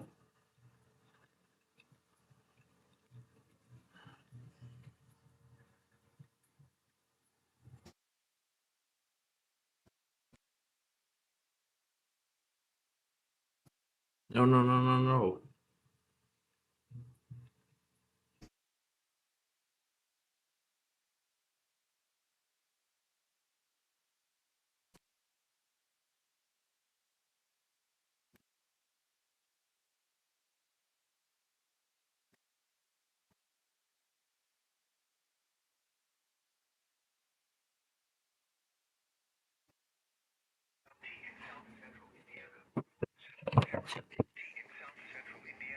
Southwestern Jefferson County in south central Indiana, southern Orange County.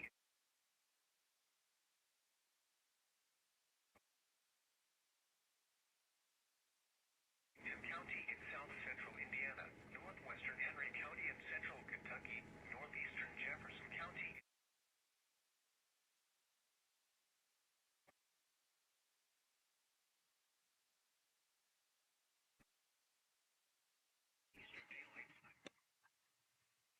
Watch remains in effect. But flooding caused by excessive rainfall continues to be Let's see if it makes it all the way after this. Alright, but right now let's continue our journey down I-26.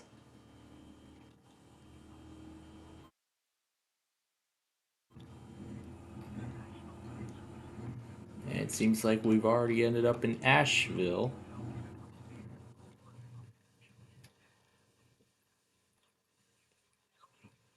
And 26,240.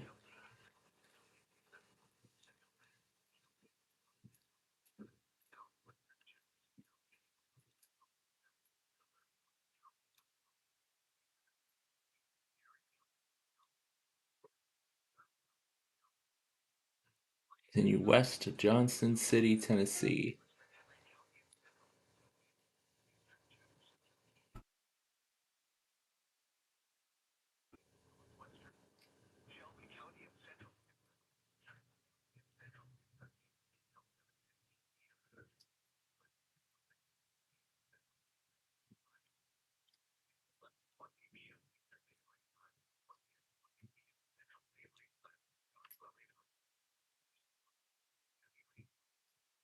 And we're in Tennessee now.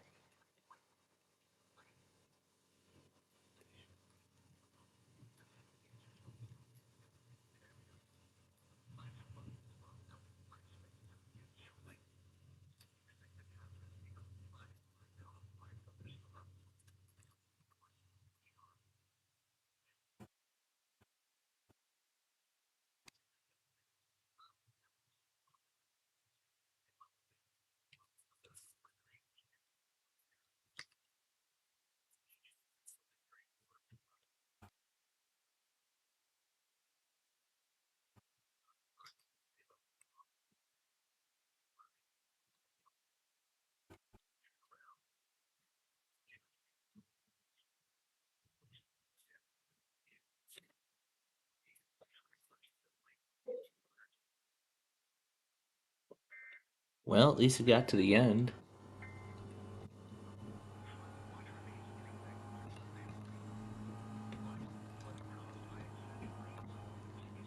Did that sign say I had 26 ends?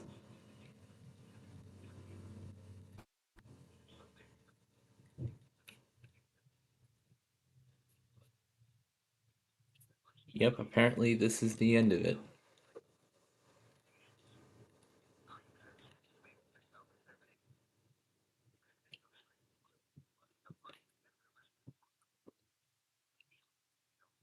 Right on the border of Tennessee and Virginia.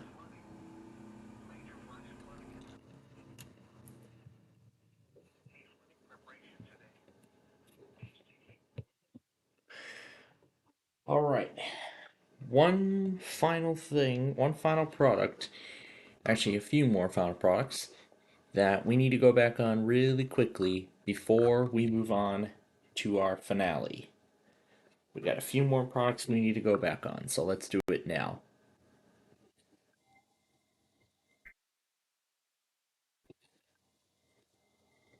First up, KHII.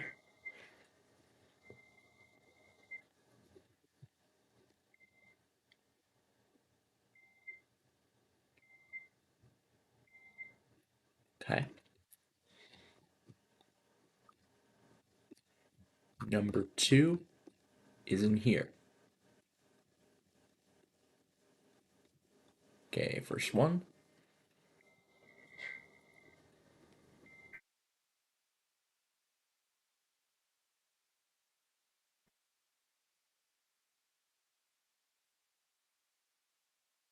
Okay.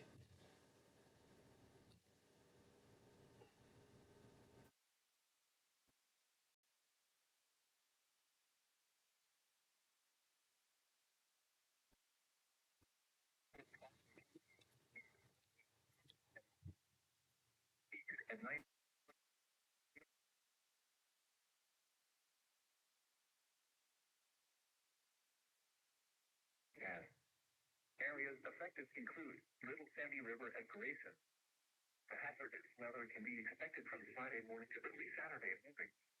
Impacts at 21.0 feet, mostly farmland, a few outbuildings, and low spots on roads along the river in the vicinity of Grayson start to flood. 22.0 feet, flooding affects the buildings next to river gauge. Also, water starts to flow onto Route 773 in the Dixie Park area just past I-64 bridge. State Route 1910 flood. Additional details, at 9 p.m. Eastern Daylight Time Thursday the stage was 15.7 feet. Forecast, the river will rise above flood stage late tomorrow morning to 22.3 feet tomorrow evening.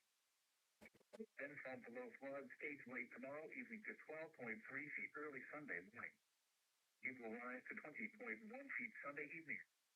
It will then fall again and remain below flood stage. Flood stage is 21.0 feet.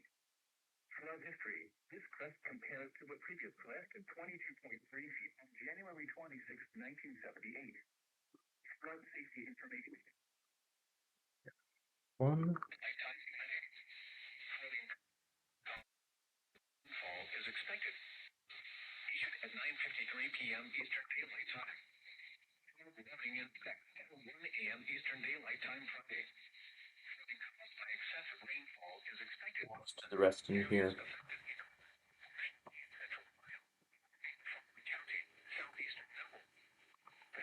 weather can be expected until 1 a.m. Eastern Daylight Time. Imminent or occurring. Low water crossings are likely inundated with water and may not be passable. Additional details at 9 p.m. Eastern Daylight Time. Aid report got the iceberg indicated that the flood state has been reached with water level. Great train crossing.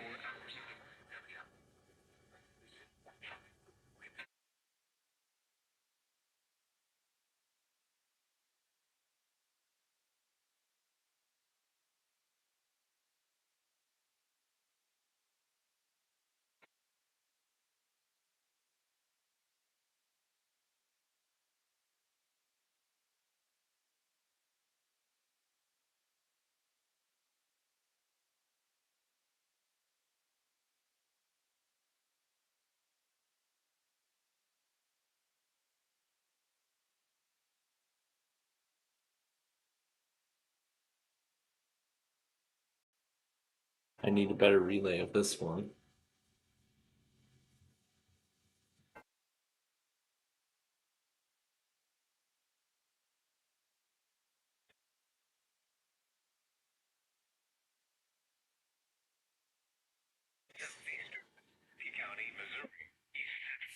There's the Hill Street crossing, and Freeburg was in Chicago.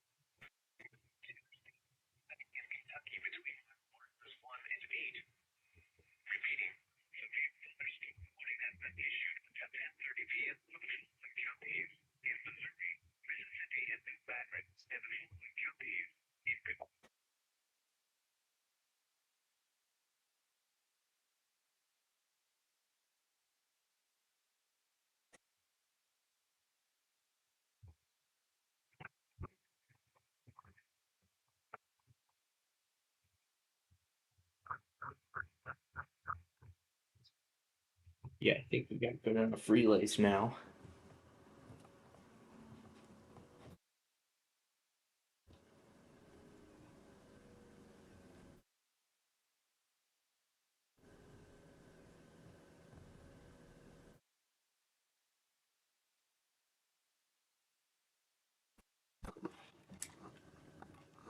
Alright.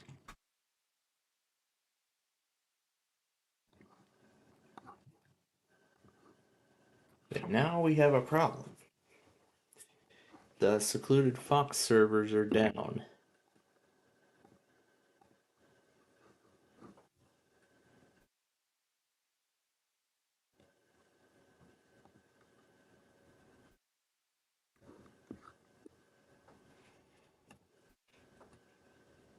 Yep, connection timed out.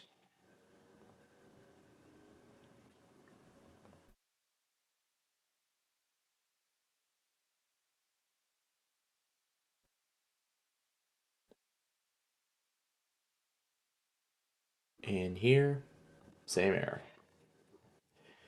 So, and it looks like the last thing was at 9:02. So it looks like the servers are indeed down.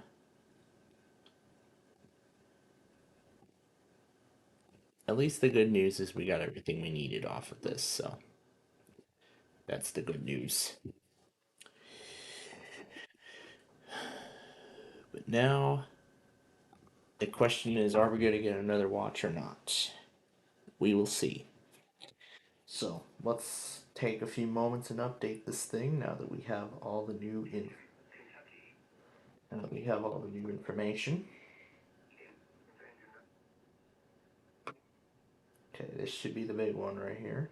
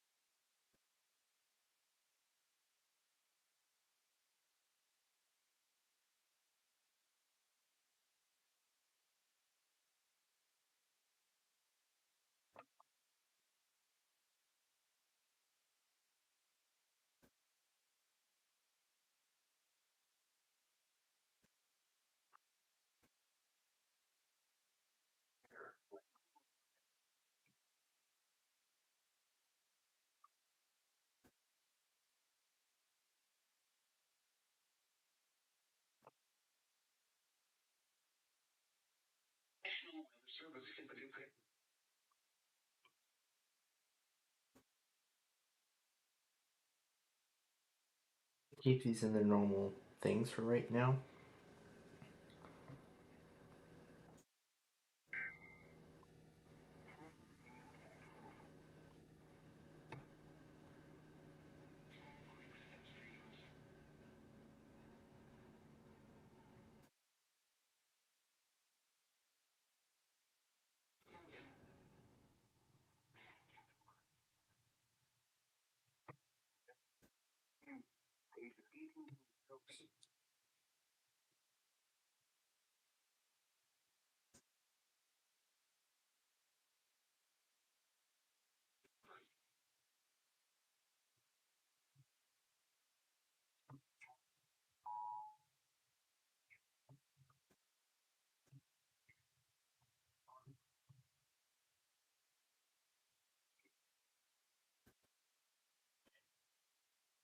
All right.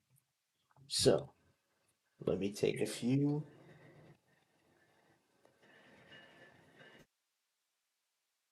Let me take a few quick minutes to update this thing, and then we will start our finale.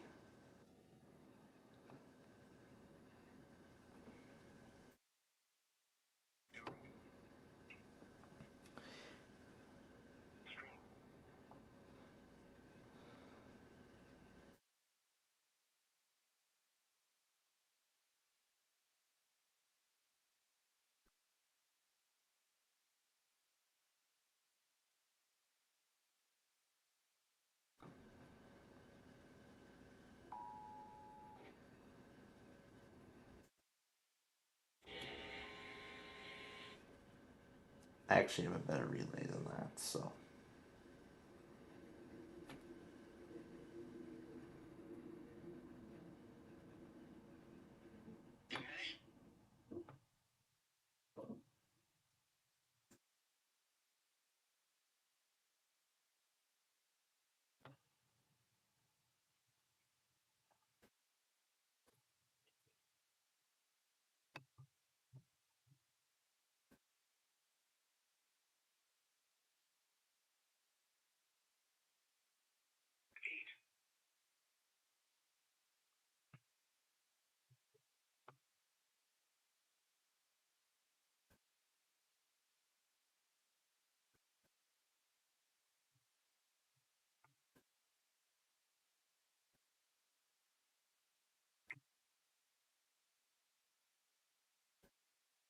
Following county daylight time.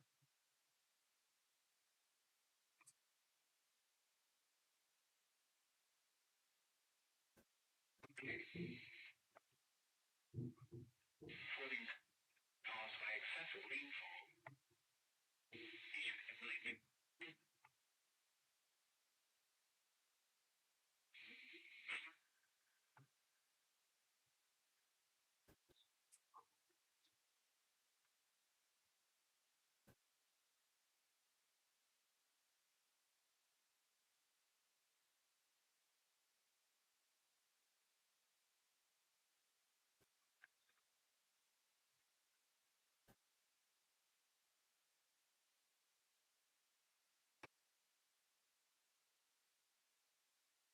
This one goes to 8:48.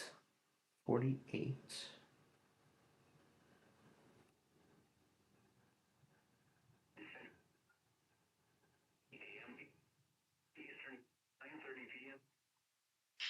11:40 Curry County in Central Flurry. PM 8:38 p.m. County in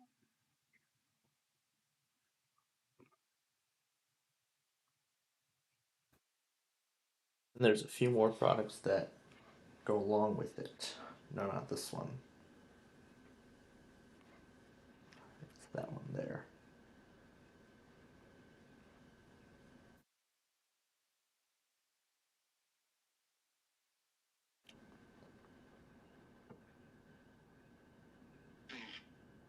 at 9:49.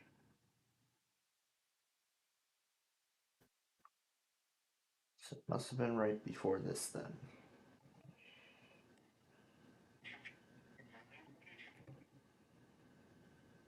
And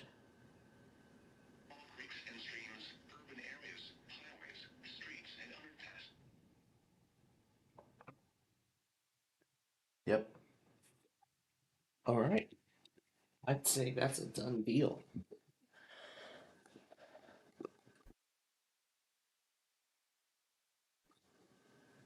All right.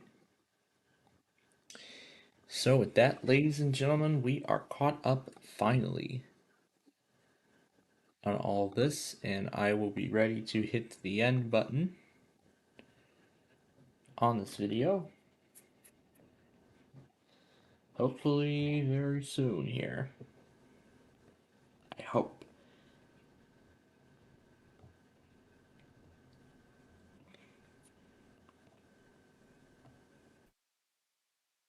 I still have 4 severe weather compilations to render.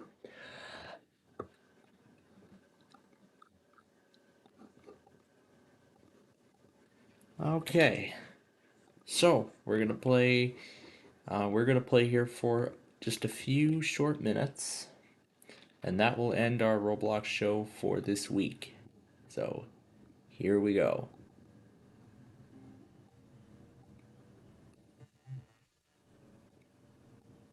Start with this one.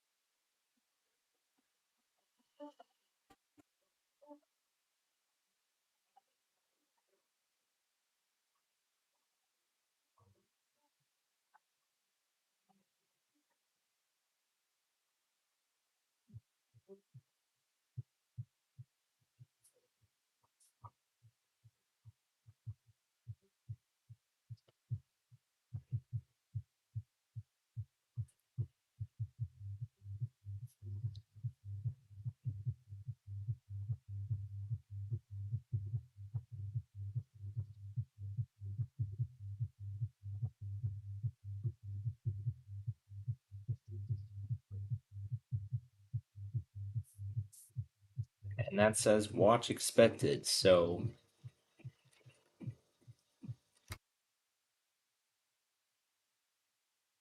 that's why we're not going to play too much more of this. Wait a minute, Lion. Hold on a minute.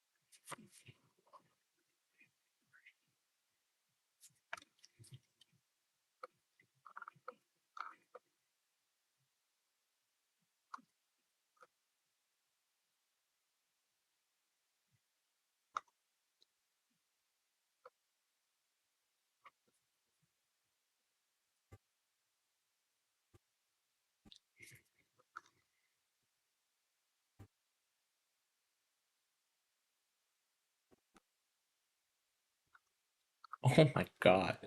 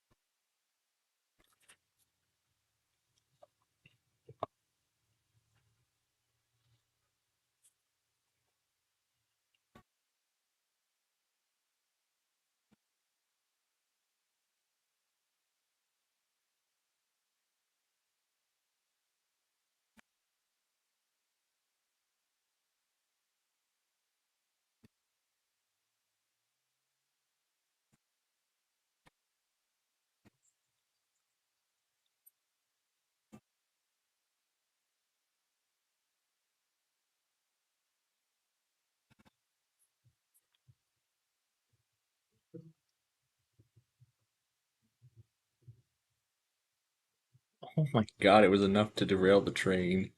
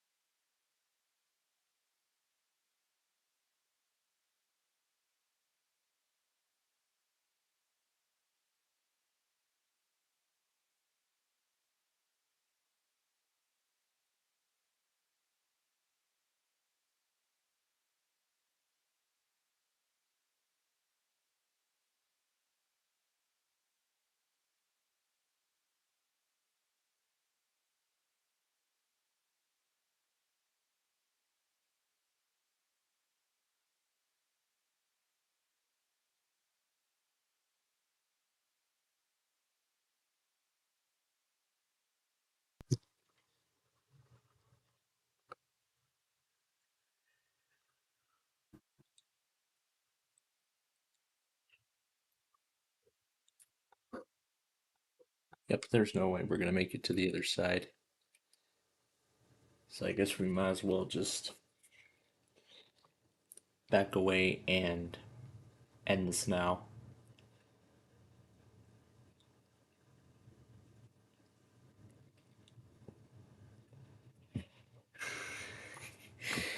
There we go. All right. Well, hey, the good thing is we got our Roblox show in this week. I'm pretty happy for that, that's for sure. And the best part is we don't need to pull up any Verizons because they're all done. I love it when they're all done.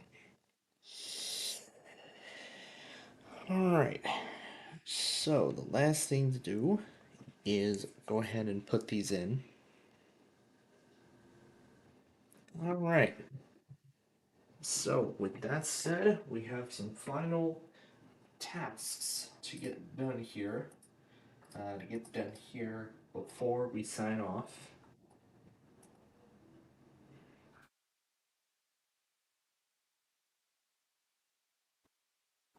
Okay, WLTC, how many times this week have you tested? You've tested,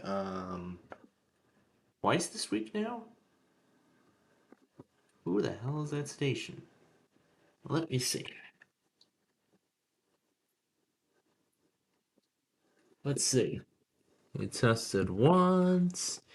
They tested twice. Yeah. They tested 2 times. They tested twice this week. You're not supposed to do that. You're supposed to test only once.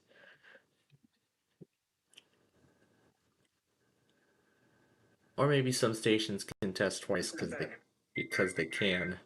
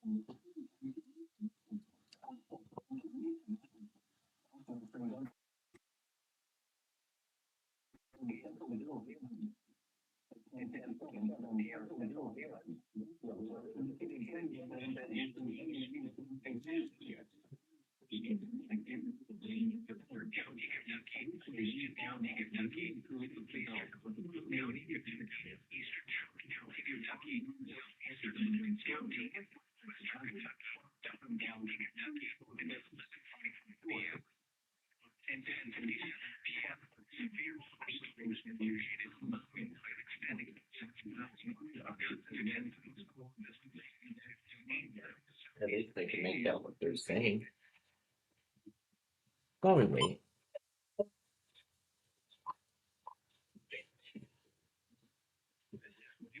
Make sure all the stations are set for tonight.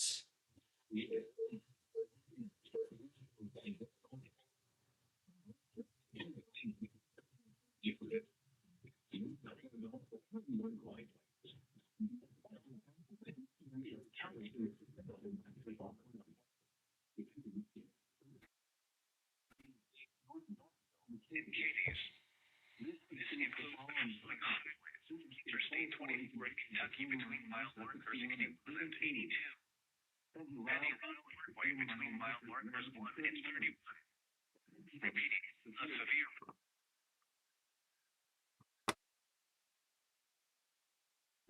Drakesboro, Huntsville, Allegra, Crofton, Clifty, Denver, Weir, Northville, and Cadiz. This includes the following Interstate 24 in Kentucky between mile markers Denver, Weir, Northville, and Cadiz. This includes the following Interstate 24 in Kentucky between mile markers 81 and 82. Any roadway between mile markers 1 and 31. Repeating, a severe thunderstorm warning has been issued at 11:45 p.m. for the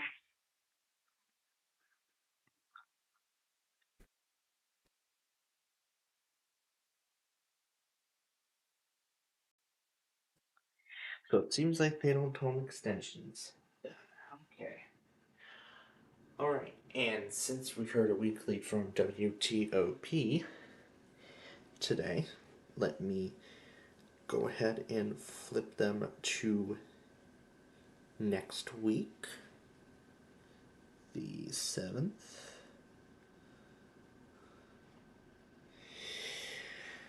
Alright, so as I do that,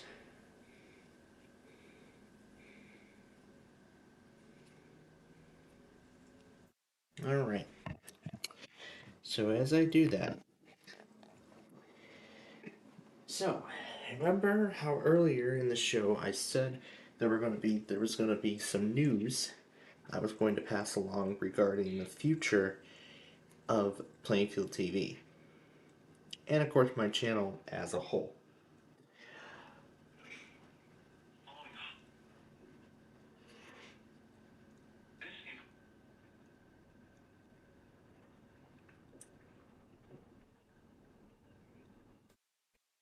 So, as you all know, regarding the future of Plainfield TV,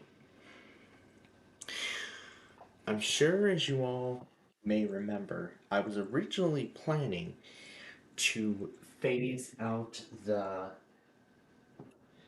I was originally planning to phase, to close Plainfield TV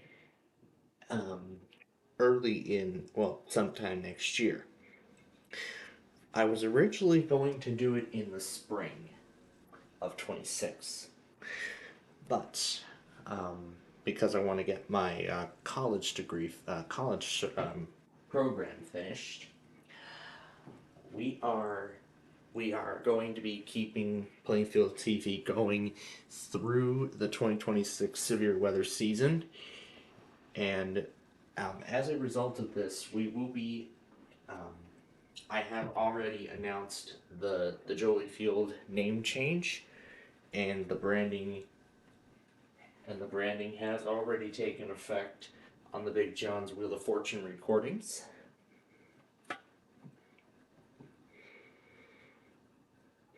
Yeah, and the branding has already taken effect on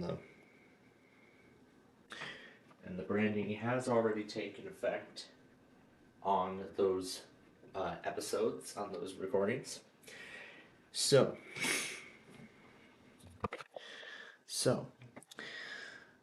I am happy to report that we will be keeping Plainfield TV going through 2026.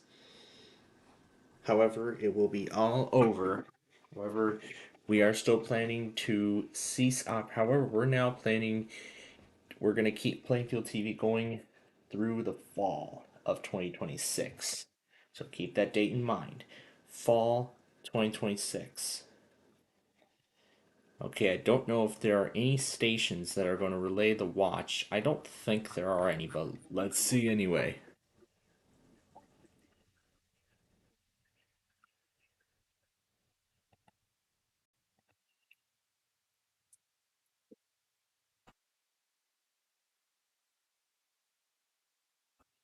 Hours. The slight chance of thunderstorms in the afternoon. Some thunderstorms may be severe in the afternoon. Highs in the mid-80s. Southeast winds 10 to 15 miles per hour with gusts up to 30 miles per hour. Chance of rain 50%. Continues rising. In San Angelo, skies were cloudy.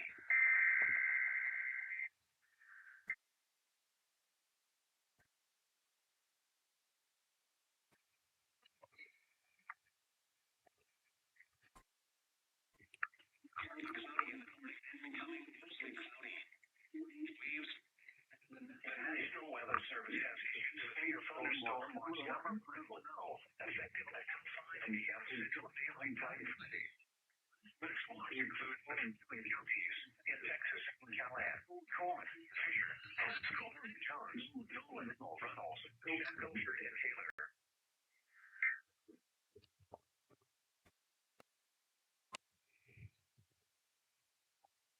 Alright, this will kick off number 18.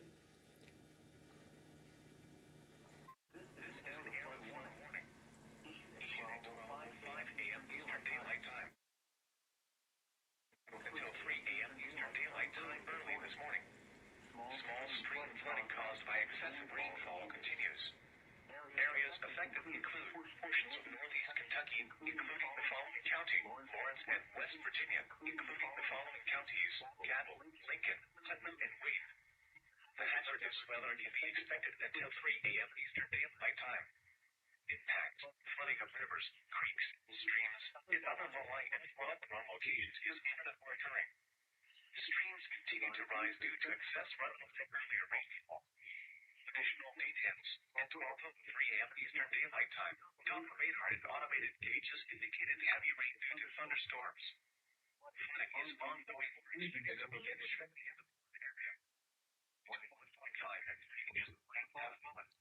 Additional rainfall amounts of 1 to 2 inches possible overnight. Some locations that will experience flooding exceed these are nearby. Gainesville, Lindsay,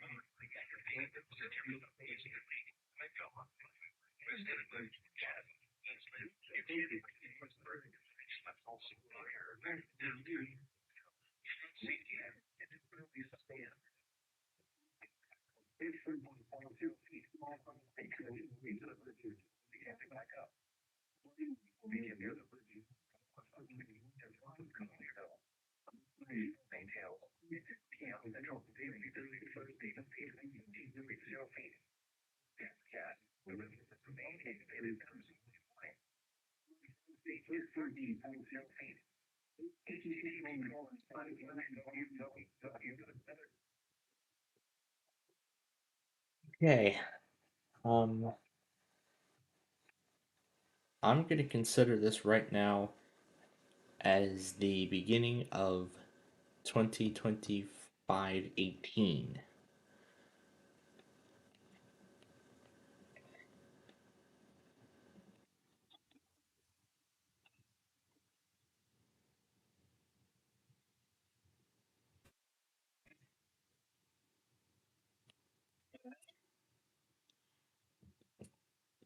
There we go.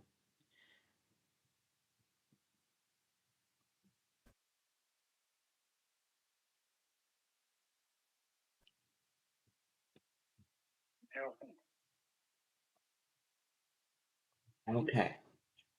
All right. So let's go ahead then and get the things ready here.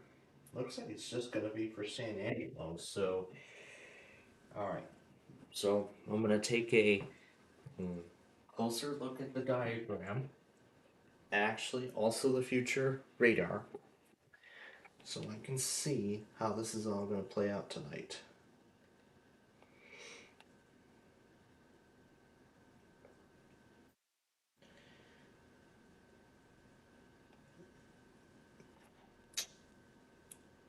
Looks like Oklahoma's going to get involved again. I think that goes along well with that other risk that I said I was going to set up. Okay. So, in that case, let's go ahead then and we're going to go ahead and wipe the list clean. Take this guy out because they tested. I'm going to leave KRBD in there for one more day. VCY America tested today. So we'll take them out.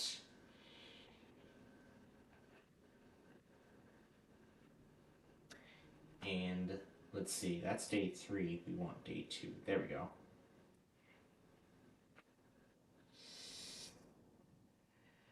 Alright, and then I need my recommended list. I'm gonna need my recommended list.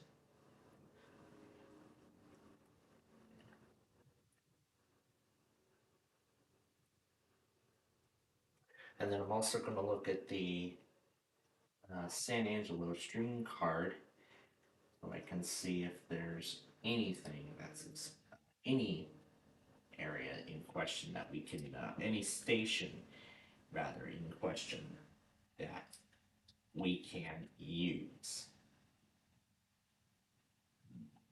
KHOS, it does not look like we have an official URL. Doesn't look like it. It doesn't look like it redirects anywhere. Oh, it does. This is KHOS. So it just looks like it's redirecting to a different place. Some way, somehow. Okay. So, alright. Then let me take out Milwaukee. What the hell is that? Really?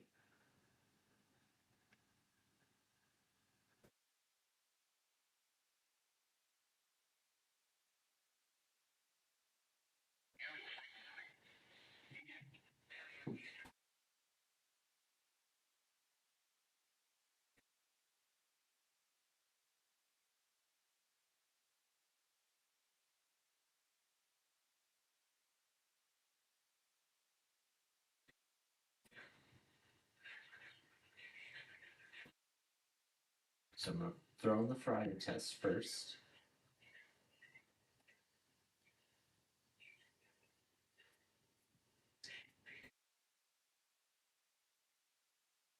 KHOS.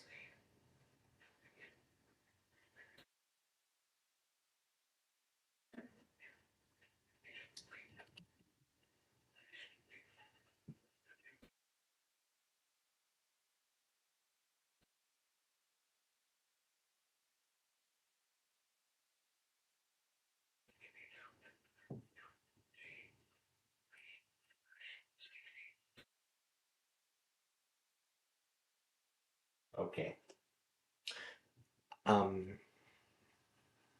I have actually changed my mind. We're going to take 17 instead to midnight sharp. Because we started this thing with... How did we start this thing? With that watch?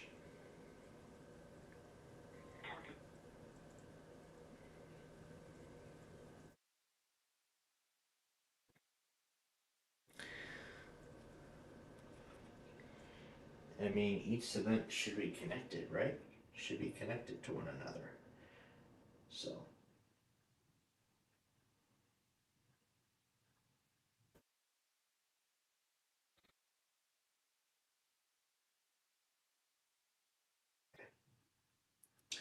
So I guess we'll just keep adding on to it until we find out otherwise. Alright. So, I have my NWR. Now again, you're not seeing it, but I'm explaining as I go along here. And we'll add in Abilene.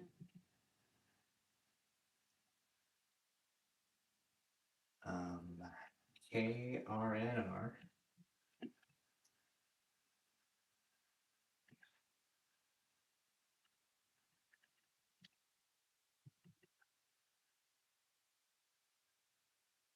Throckmorton.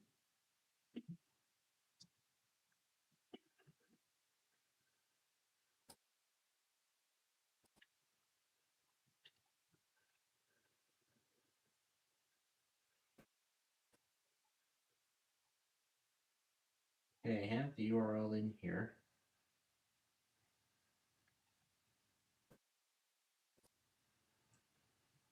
Okay.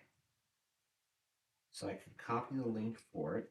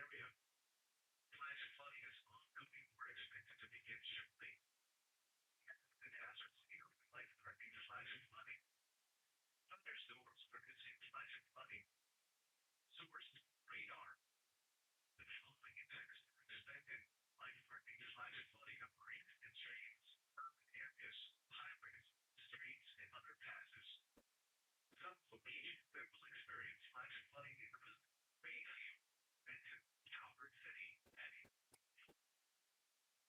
now a ferry campground for Bayham Ferry Recreation Area. Developers Bay Campground, land between the Lake Barrier, created Bay Campground.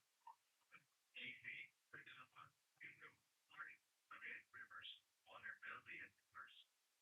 Remaining unfinished, uncoordinated issue till 7:15 p.m. Friday, counties in Kentucky, Graves, David, Livingston, Hyatt, and Marshall.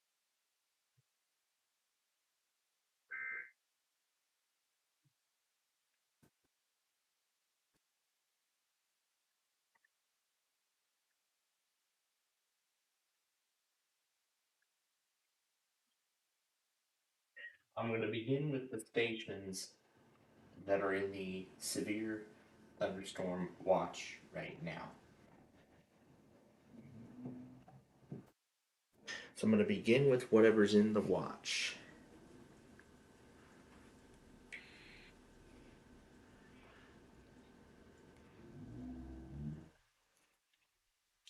Okay.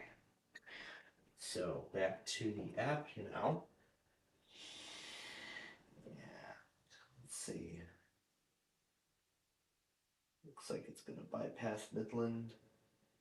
And then it looks like this is where it's going to intensify. All right.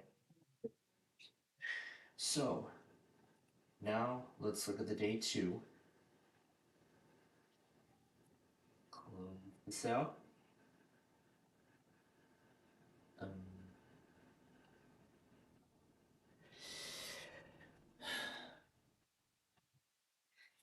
This is probably another reason why I retired this computer from service. Okay. There is obviously no way in hell Fort Worth is going to try and make up their test. So here we go. Everything from Thursday, we're going to clear that out and we're going to start from scratch.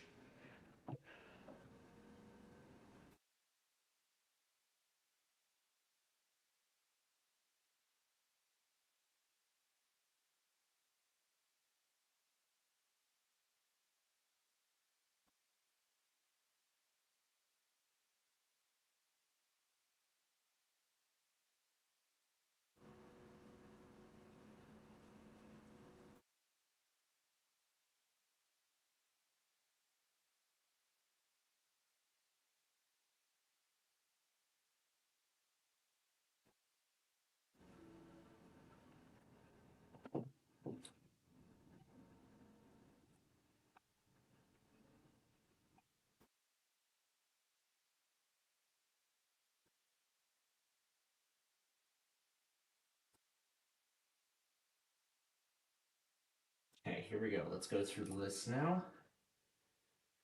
Beginning with the moderate and working our way down.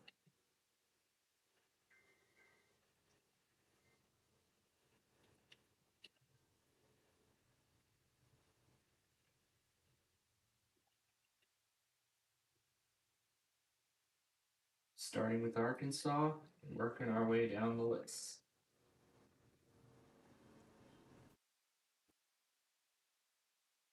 Colorado, no Connecticut, no Florida, no Georgia, no Hawaii, no Iowa, no, well, actually yes, mostly Illinois.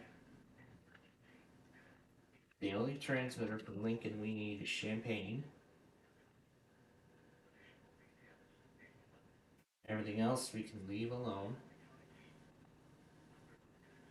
And just in case this gets to Peoria, we'll add in Peoria as well.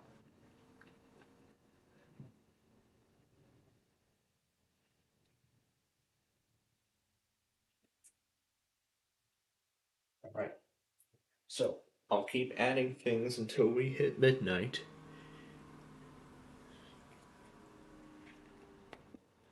So I'll keep adding things until we hit the stroke of midnight.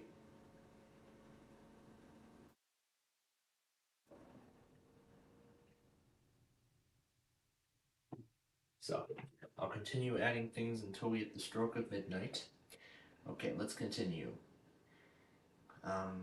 I don't expect too much activity out of northern Indiana, but I do see Evansville in the slide.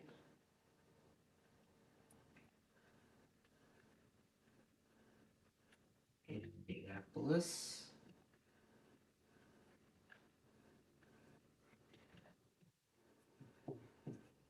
We're going by who's in the marginal. No Kansas.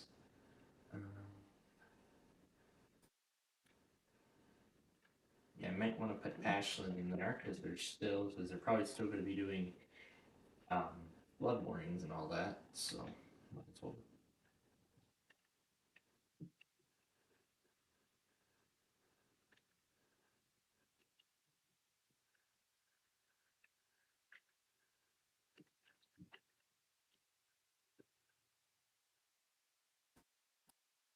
Okay. Yeah, Owenton, no Somerset, no West Liberty.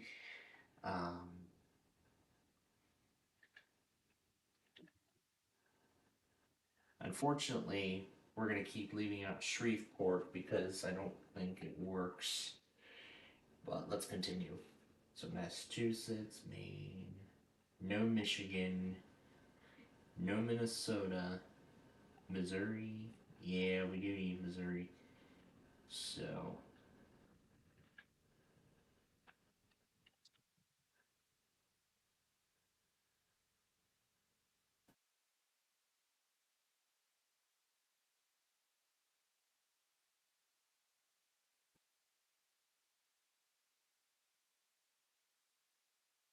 Franklin, Nebraska. That cannot be right.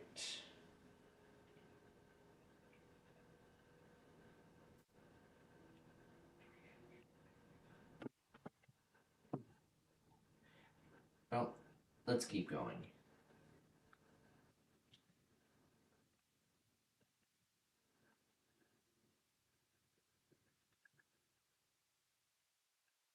And then, of course, Springfield's flagship. St. Louis.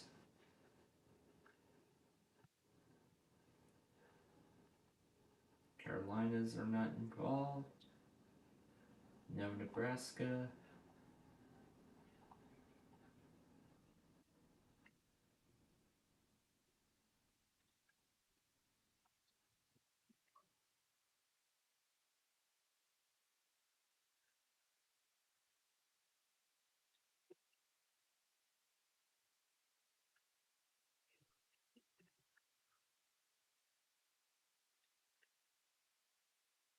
Oh no, the general.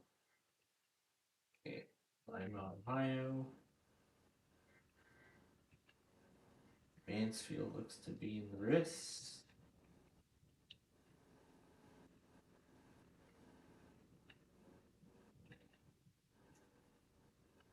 Oh no, Youngstown isn't.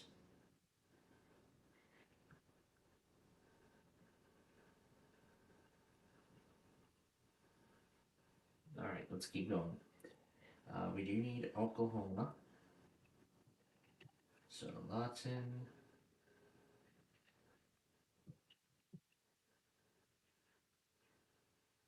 No, Stillwater's not in the hazard area. Tulsa.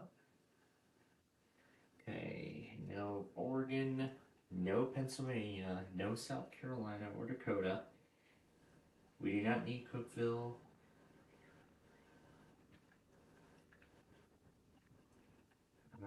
Yeah, let's forget Jackson.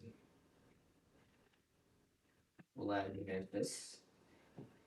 I know John's handling that. And yes, Abilene is going to remain. And we'll just add in the rest of Texas. College Station. Dallas. Actually, if I go here, I have all the forward stations. I can just copy, paste it in. Simple as that.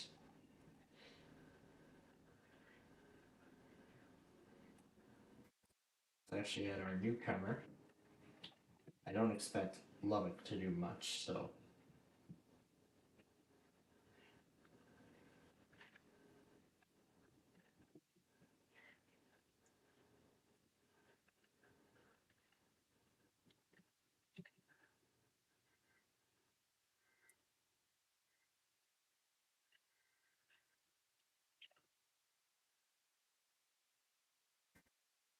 Let's see what this Franklin, Nebraska is.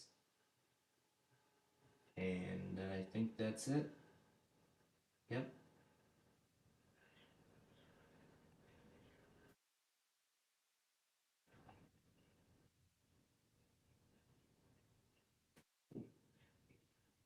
Okay. Do the products even match? This afternoon, where? Real Creek and Evendale. What? Minor flooding hit roads near the creek. 3:05 p.m. Thursday, the stage was 9.5 feet. What about this one? What? There are others. Impact. Where? Kentucky River at Lockport Lock. I think it sent out the wrong product.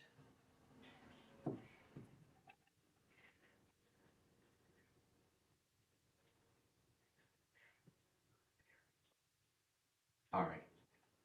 We'll give it as much time as it needs.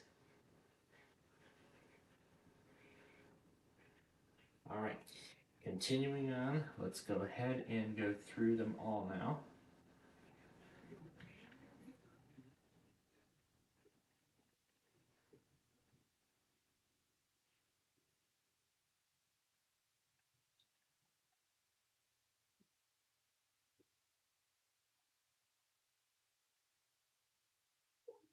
Let's see.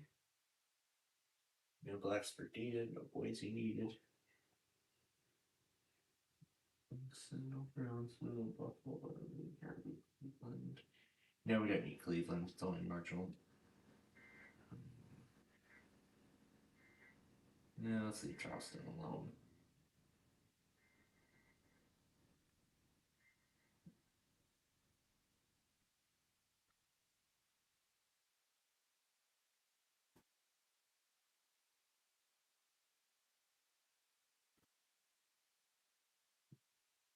I think it skipped it. But whatever, let's keep it going.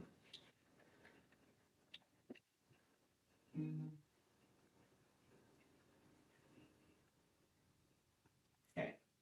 No Des Moines, no Denver, no Detroit, no Dutch City, no Duluth, no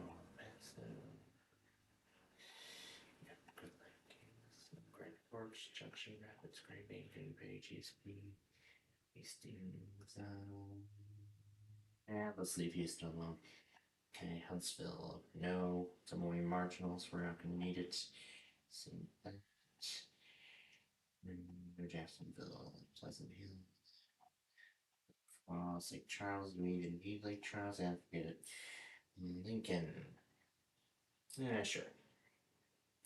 Okay, sure.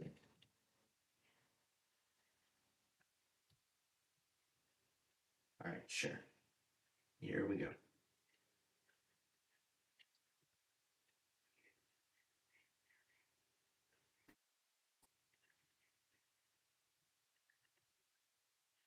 Okay. Little Rock, yep, this is of course where we're going to need.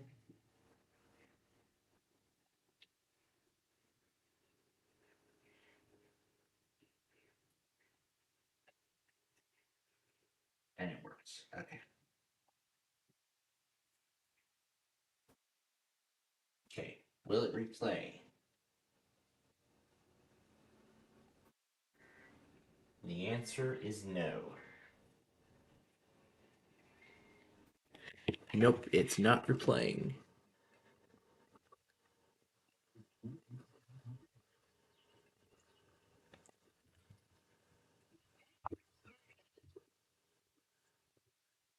Flooding is ongoing or expected.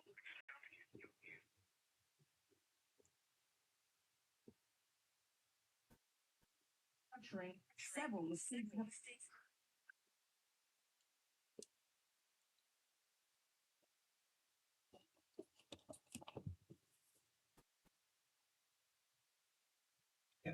wait for it to finish completely. Alright. No. We'll leave it alone. An aerial flood warning issued at 12:29 a.m. Eastern Daylight Time. Flood warning now in effect until 5:15 a.m. It's you from Arkansas. Small stream flooding caused by excessive rainfall continues. Areas affected include portions of southeast Ohio, including the following counties: Athens, Gallia, Jackson and Meigs, and West Virginia, including the following counties: Cabell, Jackson, Mason, and Putnam. The hazardous weather can be expected until 5:15 a.m. Eastern Daylight Time. Impacts: flooding of rivers, creeks, streams, and other low-lying storm locations in the area as well. Additional details at 12:26 a.m. Eastern Daylight Time. Doppler radar and automated gauges indicated flooding is ongoing or expected to begin shortly in the warned area. 2 inches of rain have fallen. Some locations that will experience flooding include Point Pleasant, Gallup Lakes, Ripley, Whitfield, Rio Grande, Racine, Cookville, Rutland, Glen State Park, Hurricane, Ravenswood, Milton, New Haven, Eleanor, Buffalo, Mason, Tuppers Plains, Sage Valley, and Culloden. Here is a flood warning. Flood warning in effect until this afternoon. 1. Minor flooding is forecast. Where? Real Creek at Peondale. When? Until this afternoon. Impact: at 13 feet, Canal Road near UP south floods with high water along Kempers and Montclair Road near the creek. Additional details at 11:45 p.m. Thursday, the stage was 9.5 feet. The river is expected to rise above flood stage 29 feet early this morning. It will then fall below flood stage this morning. Flood stage is 12 feet.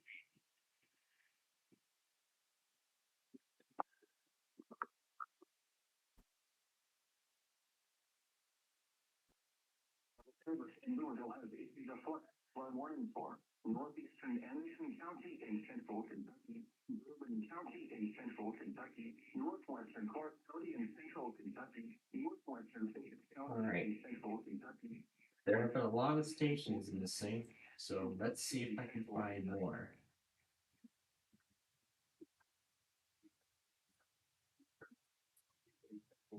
So I'm going to try some more. ACWD.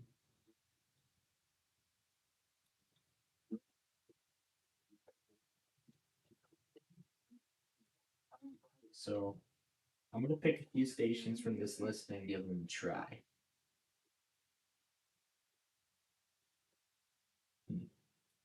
KDTA. That's maybe good.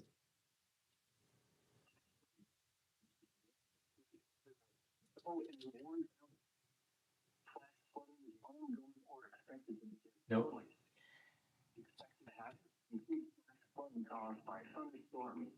Here we go.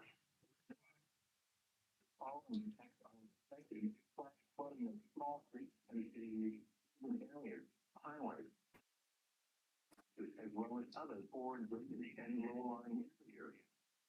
Some locations that will experience flash flooding include Georgetown, Frankfurt, Shelbyville, Parish,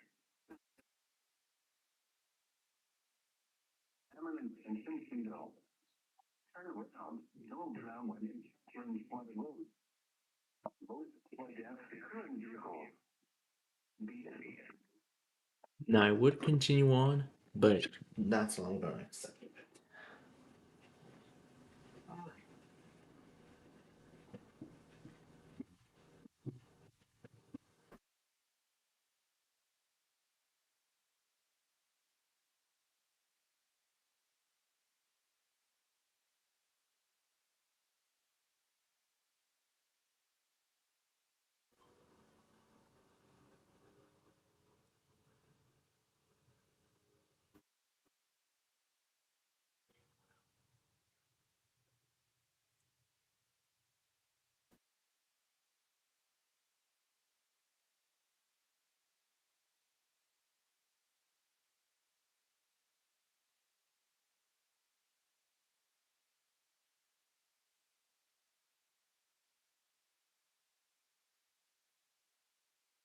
Here we go. Beautiful. Okay. All right. So, we have a station already for that area. Hot Springs we already have. Searcy, okay. KBGB, let's see. Oh wait, we need the SSL for it. This is, I believe, their stream link.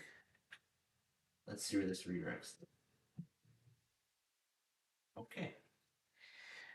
All right, we're gonna give these guys a try, and finally KSR for Conway.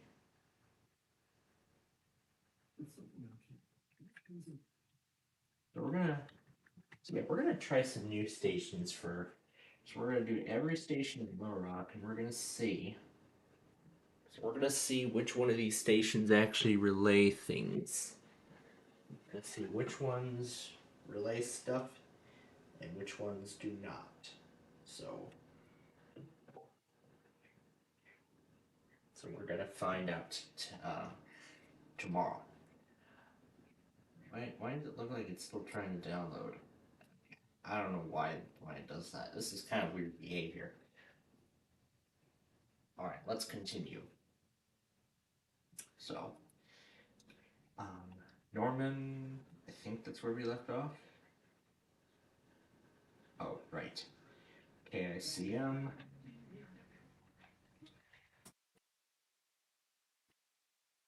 KTMC.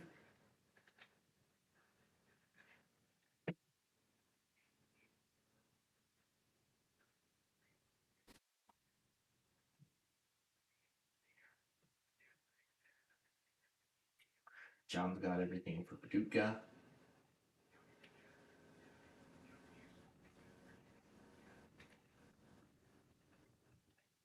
But I'll add CARE-CU since that's something he probably doesn't monitor. Okay. No Peachtree, no Pittsburgh, no Pueblo, no Quad Cities, no Raleigh, no Rapid City, no Salt Lakes, no San Angelo, no Sioux Falls. We'll add in KBMZ. But we're going to need to find a replacement for WXJ97 since that's not going to work, since that's not working right now. Here we go. Let's do KBEF.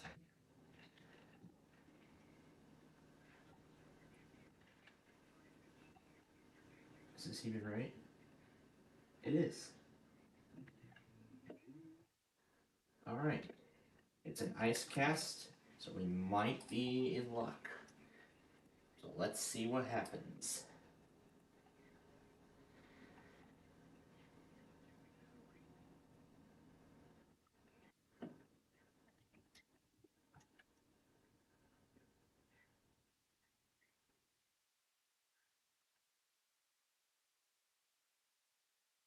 Okay. K.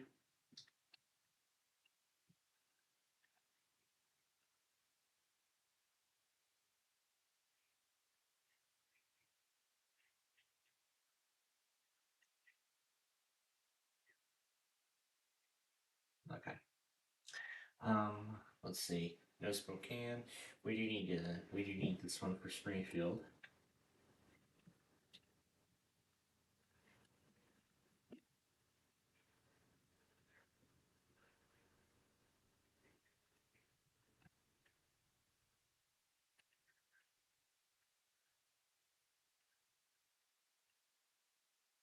This guy too, in case they do anything. Okay.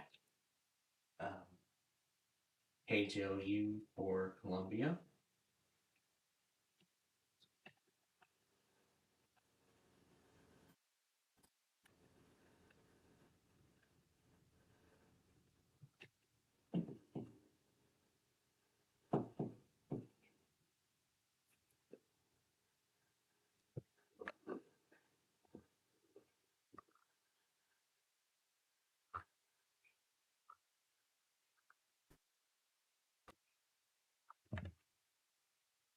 We'll wait for everything to go through.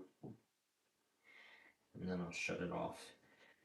Alright, no State College, no Tallahassee, no Tampa Bay, no Topeka, Elsa, yeah, KISR for Arkansas.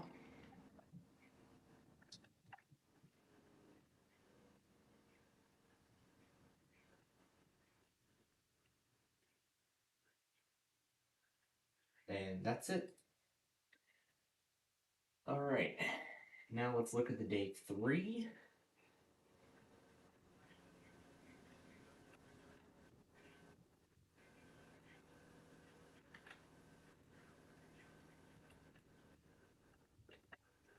It's pretty much going to be the same. Actually, almost the same. Except the risk has, the risk in this case will shift further south.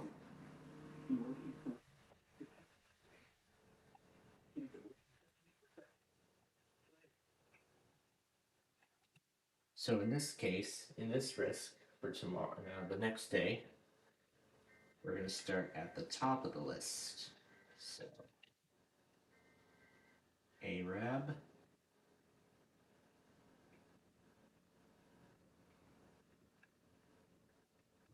Birmingham, this on the corner. Columbus, it's going to miss.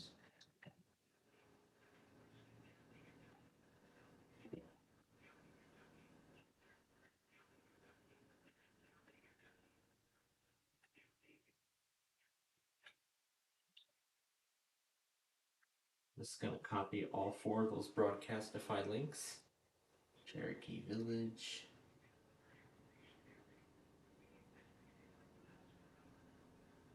Cherokee Village, Fayetteville, Springdale, and then Texarkana. Yep. Alright, moving on. No Arizona, no California, Colorado, Connecticut, Florida. No Georgia, it's going to miss Georgia. Iowa. We do not need anything out of Illinois. Indiana.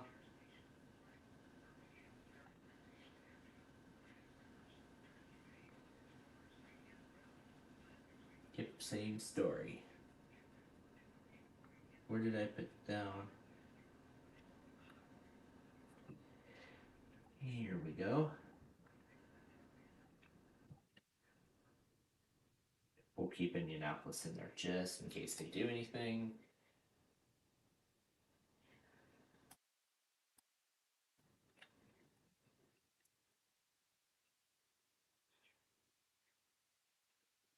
And we're going to add in everything in Kentucky. And Ohio as well.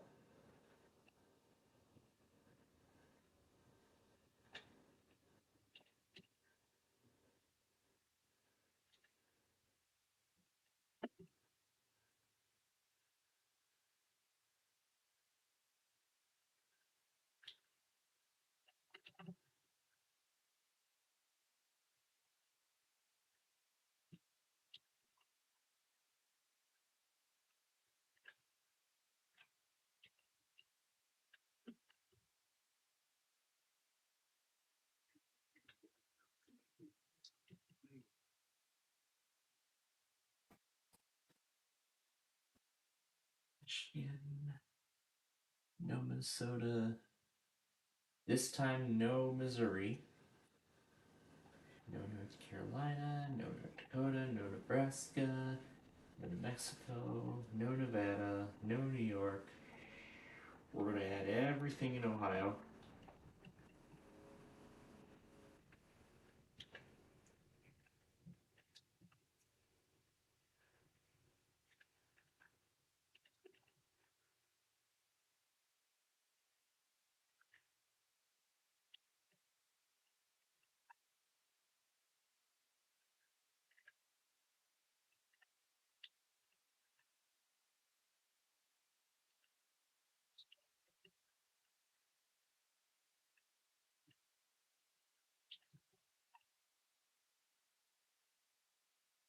That's going to miss Toledo.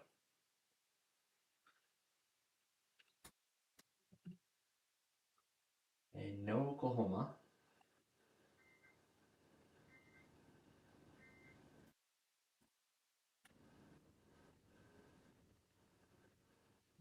Is it done? Oh, did it finish? Oh, it finished.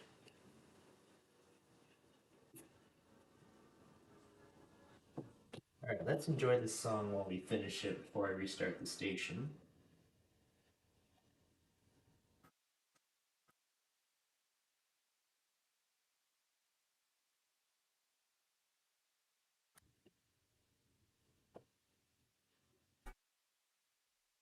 Let's enjoy the music too.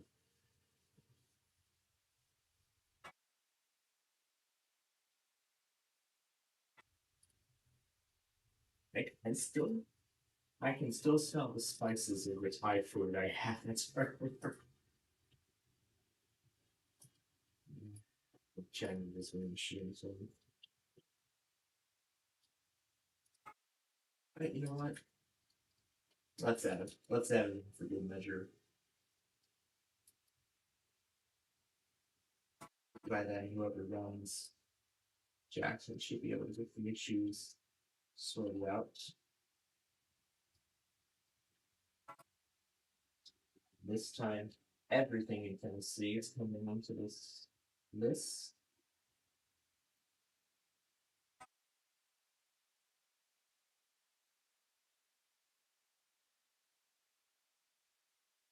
No Abilene, no Amarillo, no Austin this time.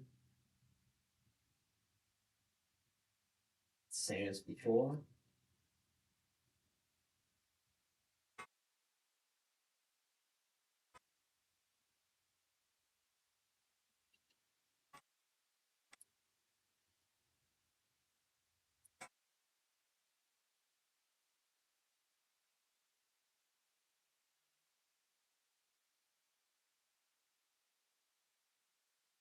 Part of the order.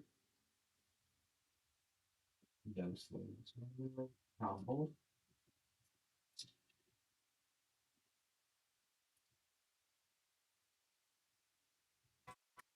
36 Tyler, Texas. No Virginia, no Washington State. I believe Charleston might issue things, so let's add West Virginia in there too, if that's going to be the case. Okay, then we are in the home stretch here. All I just need to do is go through that recommended list one more time, make sure everything I've got is in there. Actually, let's just copy all the AM FM stations that I have on this list right now.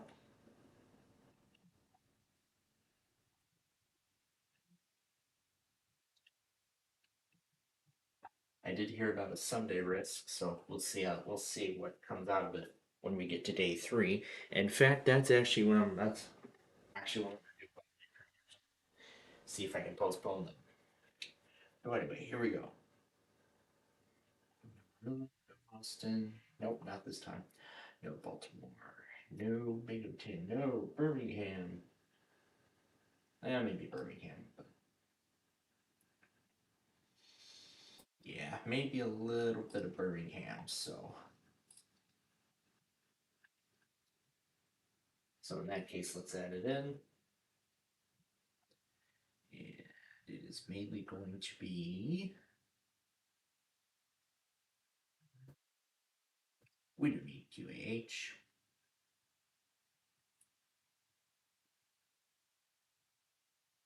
No, that's on the other side of the state. What do we need? Demopolis.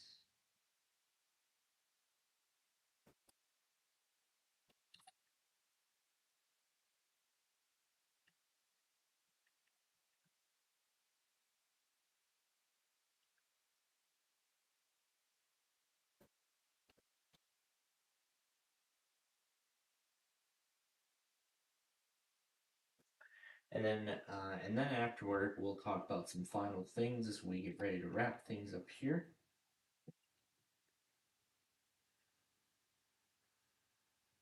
Okay.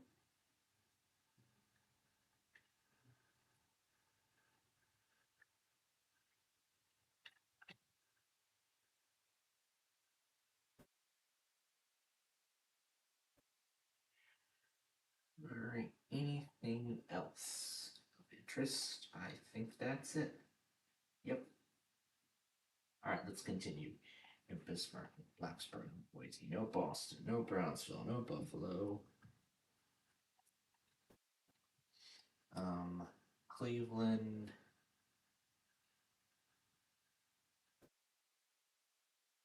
We can leave Cleveland alone. Charleston, West Virginia. Yeah, let's go ahead and add some stuff. Oh, right. I have WRR. Oh, right. I can scroll up the list. I can scroll up the list and grab it.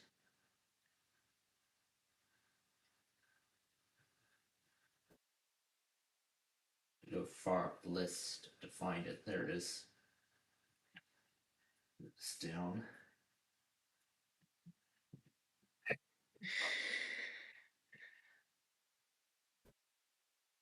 I wonder why they still tone flood warnings even though it's quiet hours. Do they like find this important or something? I don't know.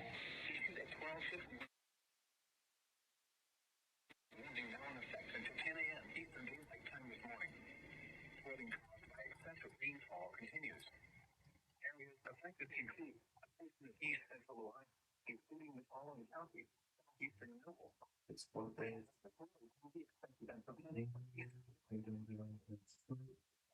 I see you know being between passing and everything.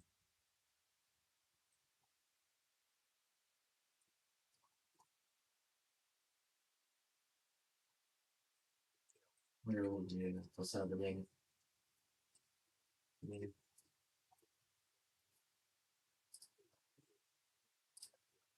Sure.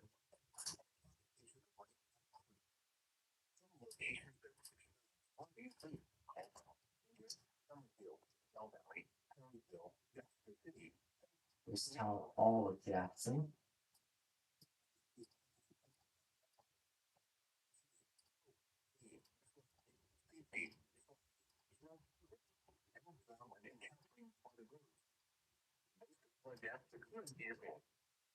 He especially cautious of night when it is hard to recognize the danger. Repeating, the area flood warning has been extended until 10 a.m. Eastern Daylight Time for the